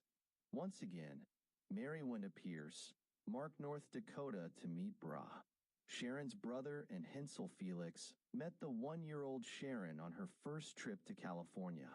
Then the duo's trip took a bad turn as Felix's use of contraband became more frequent, along with his violent and controlling behavior towards Sharon, which made Sharon continue to live with him out of fear, and before heading with Felix to South America, Sharon called her mother to say goodbye, but her mother only learned from her voice that she was in danger.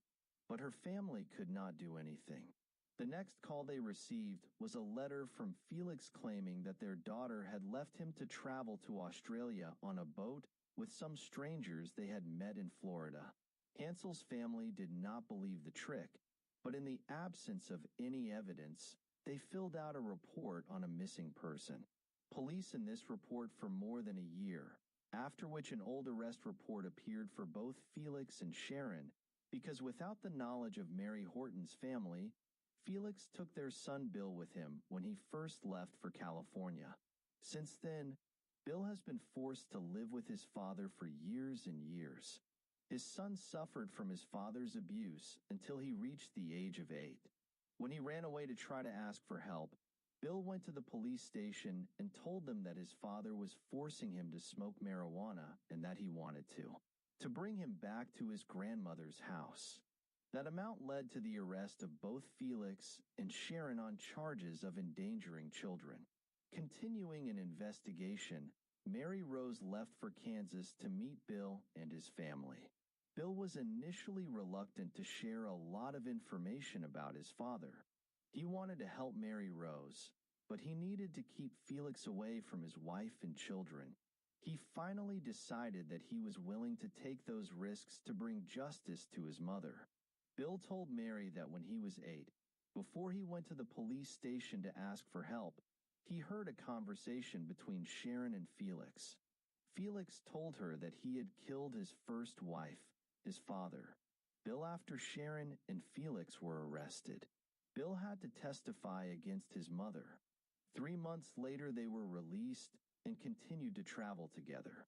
Then he adopted grandfather and grandmother Bill.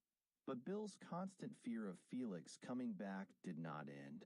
And when that actually happened, Felix returned 5 years later, claiming that he came back to see his son. Sharon is with him, which bothered Bill a lot. His father told him that Sharon would never be able to bother anyone again. But Bill could not reveal this secret out of fear of his father. Then Belleville died of cancer in the year, but he made sure to record his account of Felix's confession. After decades of investigation, Mary Rose felt she had an actual case against Felix. She didn't have any physical evidence, but she thought that the testimony of the Horton and Hansel family and their testimony and that of Felix's son Bill could be proved. The FBI said that those cases needed to be reopened again. According to Mary Rose, there was a private investigator working on serial killer cases in the office who told her that she was absolutely right that this case was a serial killer case. But when it was time to meet him, she was coldly informed that the investigator had been laid off after the government imposed budget cut. After this event, no one followed up on Mary's June case of the year. About a year after her daughter's disappearance, Mary Rose was listening to the radio when she heard about a detective journalist who had succeeded in solving the series of Mississippi murders. Mary was able to communicate with that detective, a Mississippi resident named Jerry Mitchell. She told him about her daughter's case and about the serial killer Felix Fell. After that, Mary learned that Felix had returned to the Mississippi. When she expressed to the detective that she wanted to go see him, he answered that he would like to accompany her there. So what would the two find out? At Felix's house, and can that detective find evidence against Felix? The two arrived at Felix's house, and he was in a remote and isolated place when Mary was able to enter the house through a broken window, and she was holding a camera in her hand to film everything she found, and inside the house she found a group of religious texts and a lot of firearms. And after she got out of the house, she noticed someone running towards them. She was one of Felix's sisters who lived in the property next to Felix's house and wouldn't tell her why they came. She said she actually believed that her brother was the one who killed these women. After that, he didn't waste time. He actually started investigating the case and listening to the family's testimonies. Then he started writing his first book on that case. For years later, his book, which tells the story of his investigation with Mary Rose, was admired by many and won many awards. After that uproar, the FBI contacted all parties involved and reopened the cases. They decided the Mary Horton case is the only case that can be prosecuted because it was the only case in which the death was proved, but the police could not find any evidence of the murder because the cause of death was accidental drowning. Nearly a year after this event, all evidence was lost. Over time, the Federal Bureau began searching for the prosecutor in charge of the infiltrator murder cases. Can the prosecutor prove Felix murder charges? The authorities ordered a raid on Felix's house and searched his property. They were able to find a series of diaries that stretch from the 80s to a year. By reading it, the authorities discovered that Felix was trying to control every woman who came into his life. There was a whole section describing how he liked to drink raw blood, but there was nothing. Related to the murders and with no evidence against Felix, the police decided to find anyone who had participated in the rescue Operation Mary Horton and found a man in his 90s named Ike Absher who was a colleague of Felix when Felix was living in Lake Charles and Eck was on his father's boat, who was happy to retrieve Mary's body. And when the police went to meet him, he welcomed them and then gave them an envelope. That envelope was carrying the missing photo of Mary's body, which proves that she was killed. Felix was charged with the murder of his first wife, Mary Horton, and was arrested and sent to Louisiana for trial. The trial began, and witnesses were called to testify, starting with Mary Rose and ending with Pike, who recounted in detail what he saw when Mary Horton's body was recovered. Felix was convicted of murder and sentenced to life imprisonment. Unfortunately, Annette remained missing, but Mary Rose was happy to reveal the truth and continued to write letters to her missing daughter, thinking that she might one day come back to see what happened to both Annette and Sharon. Is she still alive? Share your opinions with us in the comments below.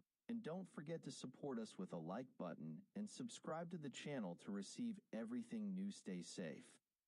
During the spring and summer of 1974, police in the Pacific Northwest were in panic. Young women from colleges across Washington and Oregon were disappearing at an alarming rate, and police had little evidence about who was behind it. In just 6 months, 6 women were abducted, and panic in the area reached a peak when Janice and Ott and Dennis Marie Neslin disappeared in broad daylight from a busy beach in Sammamish State Park Lake. But the boldest abductions also yielded the first real evidence in the case, the day Ott and Naslin disappeared.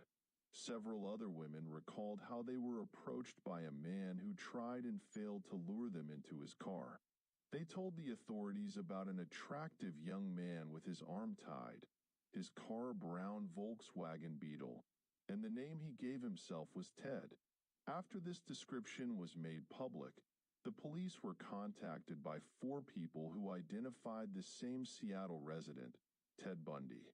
Among these 4 people were Ted Bundy's ex-girlfriend, a close friend, a co-worker, and a psychology professor who taught Bundy. But police thought it was exaggerated and dismissed Ted Bundy as a suspect, believing it was unlikely that the culprit was a polite student with no previous criminal record. Ted Bundy has benefited from his appearance and social status several times throughout his life as a heartless serial killer, as one of the most notorious serial killers in history, killing at least 30 victims in 7 states in the 70s. For a while, he deceived everyone. The cops they didn't suspect, the prison guards he escaped from their facilities, the women he manipulated, the wife he married after his arrest. But he was, as his last lawyer put it, a definition of evil in human form. As Ted Bundy once said about himself, "I'm the coldest and heartless person you've ever met." Ted Bundy was born in Vermont, United States, in the Pacific Northwest, where he committed his most horrific crime. His mother, Eleanor Louise Coyle, and his unknown father, his grandparents, who were ashamed to carry their daughter out of wedlock, raised him as their child. Almost throughout his childhood, he believed that his mother was his sister. His grandfather regularly beat both Ted and his mother, causing her to run away with her son to live with her cousins in Tacoma, Washington. When Bundy was 5 years old, there, she met Eleanor and married hospital chef Johnny Bundy, who officially adopted young Ted Bundy and gave him his last name. and her husband, as Ted's mother remembered him, was affectionate and a kind-hearted man. But Bundy hated his stepfather and called him contemptuous, saying he wasn't too smart and didn't make a lot of money. Little is known for sure about what remains of Bundy's childhood, as he gave conflicting accounts of his early years to different biographers, generally describing an ordinary life punctuated by melancholy fantasies and reading pornographic magazines at an early age that influenced him strongly. Although the degree to which he acted is still unclear, the psychiatrist's assessment suggests a biological defect he may have inherited from his unknown father. Although Bundy described himself as a loner hanging out in the dirty streets at night to spy on women, many who remember Bundy from high school describe him as somewhat lovable. His university studies and the beginning of the killing wave. Ted Bundy graduated from high school in 1965, then attended nearby Puget Sound University, where he spent just 1 year before moving to the University of Washington to study Chinese. He briefly dropped out of school in 1968, but soon returned to psychology. During his time out of school, he visited the East Coast, where he probably first learned that the woman he believed to be his sister was actually his mother. Then, back at university, Bundy began dating Elizabeth Kluver, a divorcee with a daughter from Utah who worked as a secretary at the campus medical school, and later, Clover was among the first to report Bundy to police as a suspect in the Northwest Pacific murders. Among the 4 people police mentioned when they released the specifications was former Seattle police officer and Rawl, who met Bundy around the same time while they were working at the Seattle Suicide Prevention Hotline. Roll also later wrote one of the biographies about Bundy for The Stranger Beside Me. In 1973, Bundy was admitted to the Puget Sound University Law School, but a few months later, he stopped attending classes, and then, in January 1974, disappearances began. The first known attack from Ted Bundy was not an actual murder, but an attack on 18-year-old Karen Sparks, a student and dancer at the University of Washington. Bundy broke into her apartment and hit her with a metal rod from the frame of her bed before sexually assaulting her with the same rod. His assault left her in a coma for 10 days and permanent disabilities. Karen Sparks was living with several other students who were falling asleep when the attack occurred, and survivor Sparks believes Ted didn't kill her because her roommate was talking in his sleep, so Ted thought someone had woken up and fled. She was found hours later with a pool of blood by one of the roommates and immediately contacted her mother and father. Ted Bundy's next victim and his first confirmed murder was Linda and Healy, another student at the University of Wisconsin. A month after his assault on Karen Sparks, Bundy broke into Healy's apartment early in the morning, knocked her unconscious, then took her to his car. After that, Bundy continued to target female students in the area, and he developed a technique. Approaching women while wearing a splint or appearing handicapped and asking them to help him put something in his car. He then beat them unconscious, tied them up, assaulted and killed them, then dumped the bodies in a remote location in the forest. Bundy often revisited these sites to have sex with decomposing corpses, and in some cases, Bundy would behead his victims and keep their skulls in his apartment, sleeping next to them. Bundy once said, "The final acquisition was, in fact, the killing of lives and then physical possession of remains." He explained, "Murder is not just a crime of lust or violence. The victim becomes property, a part of you, you and she become one forever. And the reasons you kill them or leave them become sacred to you, and you will always be attracted to them." Over the next 5 months, Bundy kidnapped and murdered 5 college students in the Pacific Northwest: Donna Gill Manson, Susan Ellen Rancourt, Roberta Kathleen Parks, Brenda Carroll Poole, and Gorgon Hawkins. In response to this series of disappearances, the police called for a major investigation and recruited a number of different government agencies to help search for the missing girls. One such agency was the Washington State Department of Emergency Services, where Bundy worked, where Bundy met Carolyn Boone, a twice-divorced mother of two whom he dated and became lovers for a while, as the murders continued. As the hijackers' hunt continued, more witnesses gave descriptions matching Ted Bundy and his car, and some of his victims' bodies were discovered in the woods after Bundy was admitted to Utah Law School and moved to Salt Lake City. While staying there, he continued to assault and kill young women, including a trans traveler in Idaho and 4 teenage girls in Utah. His ex-girlfriend Clover knew that Bundy had moved to the area, and when she learned of the murders in Utah, she called the police again to confirm her suspicion that Bundy was behind the killings. There was now a growing pile of evidence pointing to Ted Bundy, and when Washington investigators collected their data, Bundy's name appeared at the top of the list of suspects.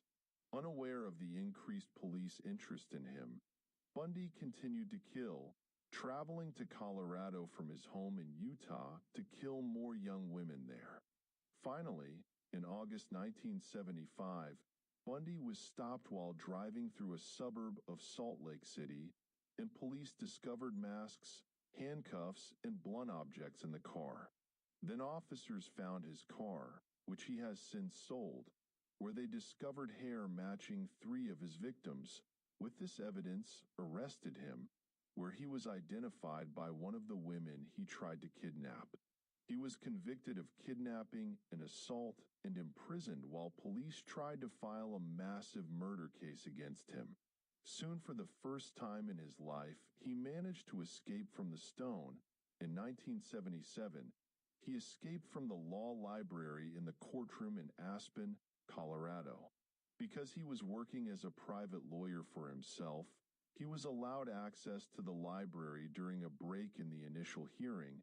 He was researching the laws related to his case, but the fact that he was his private advisor also meant that he was not restrained. And when he saw his opportunity, he took advantage of it. And because he smiled a lot and behaved calmly, the guards did not worry about him, and no one thought that he might escape. He jumped out of the window of the 2nd floor of the library and ran away, disappearing among the trees before the guard returned to check on him and discover his escape. He planned to make his way to Mount Aspen, later breaking into a cabin to steal supplies, but resources were scarce, and it wasn't long before he changed his plan. Back in Aspen, he stole a car, and he thinks to get as far away as possible from the town. But the reckless speed with which he left Aspen made him observant. He was spotted by police officers, and he was arrested again 6 days after escaping. Bundy's next escape occurred just 6 months later, this time from the prison cell. After carefully studying the prison map, Bundy realized that his cell was directly under the prison chief's room. Only the 2 rooms were separated by poor construction. Bundy traded with another inmate for a small saw, and while his cellmates exercised or bathed, he worked away in the ceiling, scraping layer after layer of plaster. The area of the hole he made was very small, so he deliberately began to reduce meals in an attempt to lose weight. He also planned for the future, unlike last time. When his escape failed because he had no resources in the outside world, he stored a small pile of money smuggled to him by Carolyn Boone, the woman she later married in prison. When he was ready, Bundy finished the hole and crawled into the prison president's room, found the place vacant. He swapped his prison suit for the man's civilian clothes and walked outside the front prison doors. This time, he immediately stole a car and left the city for Florida.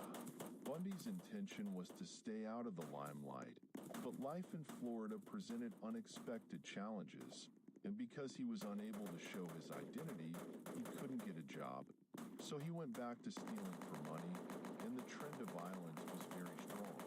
On January 15th, 1978, 2 weeks after his escape, Bundy broke into the home of the Chi Omega Club on the campus of Florida State University.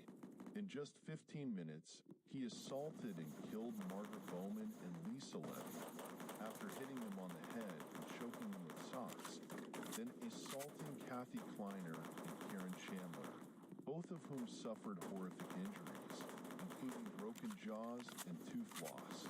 He then broke into the apartment of Cheryl Thomas, who lived several blocks away, and beat her so hard that she permanently lost her hearing. He was still on the run on February 8th when he kidnapped and killed 12-year-old Kimberly Diane Leach from her middle school, hiding her body on a pig farm. Then, again, his reckless leadership attracted the attention of the police. When they realized that his plates were for a stolen car, they stopped him and found the identity cards of 3 dead women in his car, linking him to the murders. Bundy told the officer who arrested him, "I wish you had killed me." During his ensuing trial, Ted Pandy was ignoring the advice of his lawyer and taking on the responsibility of defending himself, angering even those who were assigned to work with him. Defense investigator Joseph O'Boy said, "I would describe him as close to being to the devil that he is not like anyone I have met in my life." Bundy was eventually convicted and placed on death row at Rayford Prison in Florida, where he suffered abuse from other prisoners, including gang rape by 4 men, some sources say, and had a child with Carolyn Boone, whom he married during his stay while on trial. Bandy was finally executed by an electric chair on January 24th, 1989, and hundreds of people gathered outside the courtroom to celebrate his death. Eleanor Rose, mother of victim Dennis Nestor, said, "For everything he did to the girls, beating, strangling, humiliating their bodies, torturing them, I feel like the electric chair isn't enough for him." Although he confessed to committing several murders before his death, the true number of Bundy's victims remains unknown. And Bundy also denied some of the killings, despite physical evidence linking him to the crimes, and hinted at others that were never proven. In the end, all of this led authorities to suspect that Bundy had killed anywhere between 30 and 40 women, making him one of the most notorious serial killers in American history, and perhaps the definition of absolute evil. If you like this episode, please subscribe and like.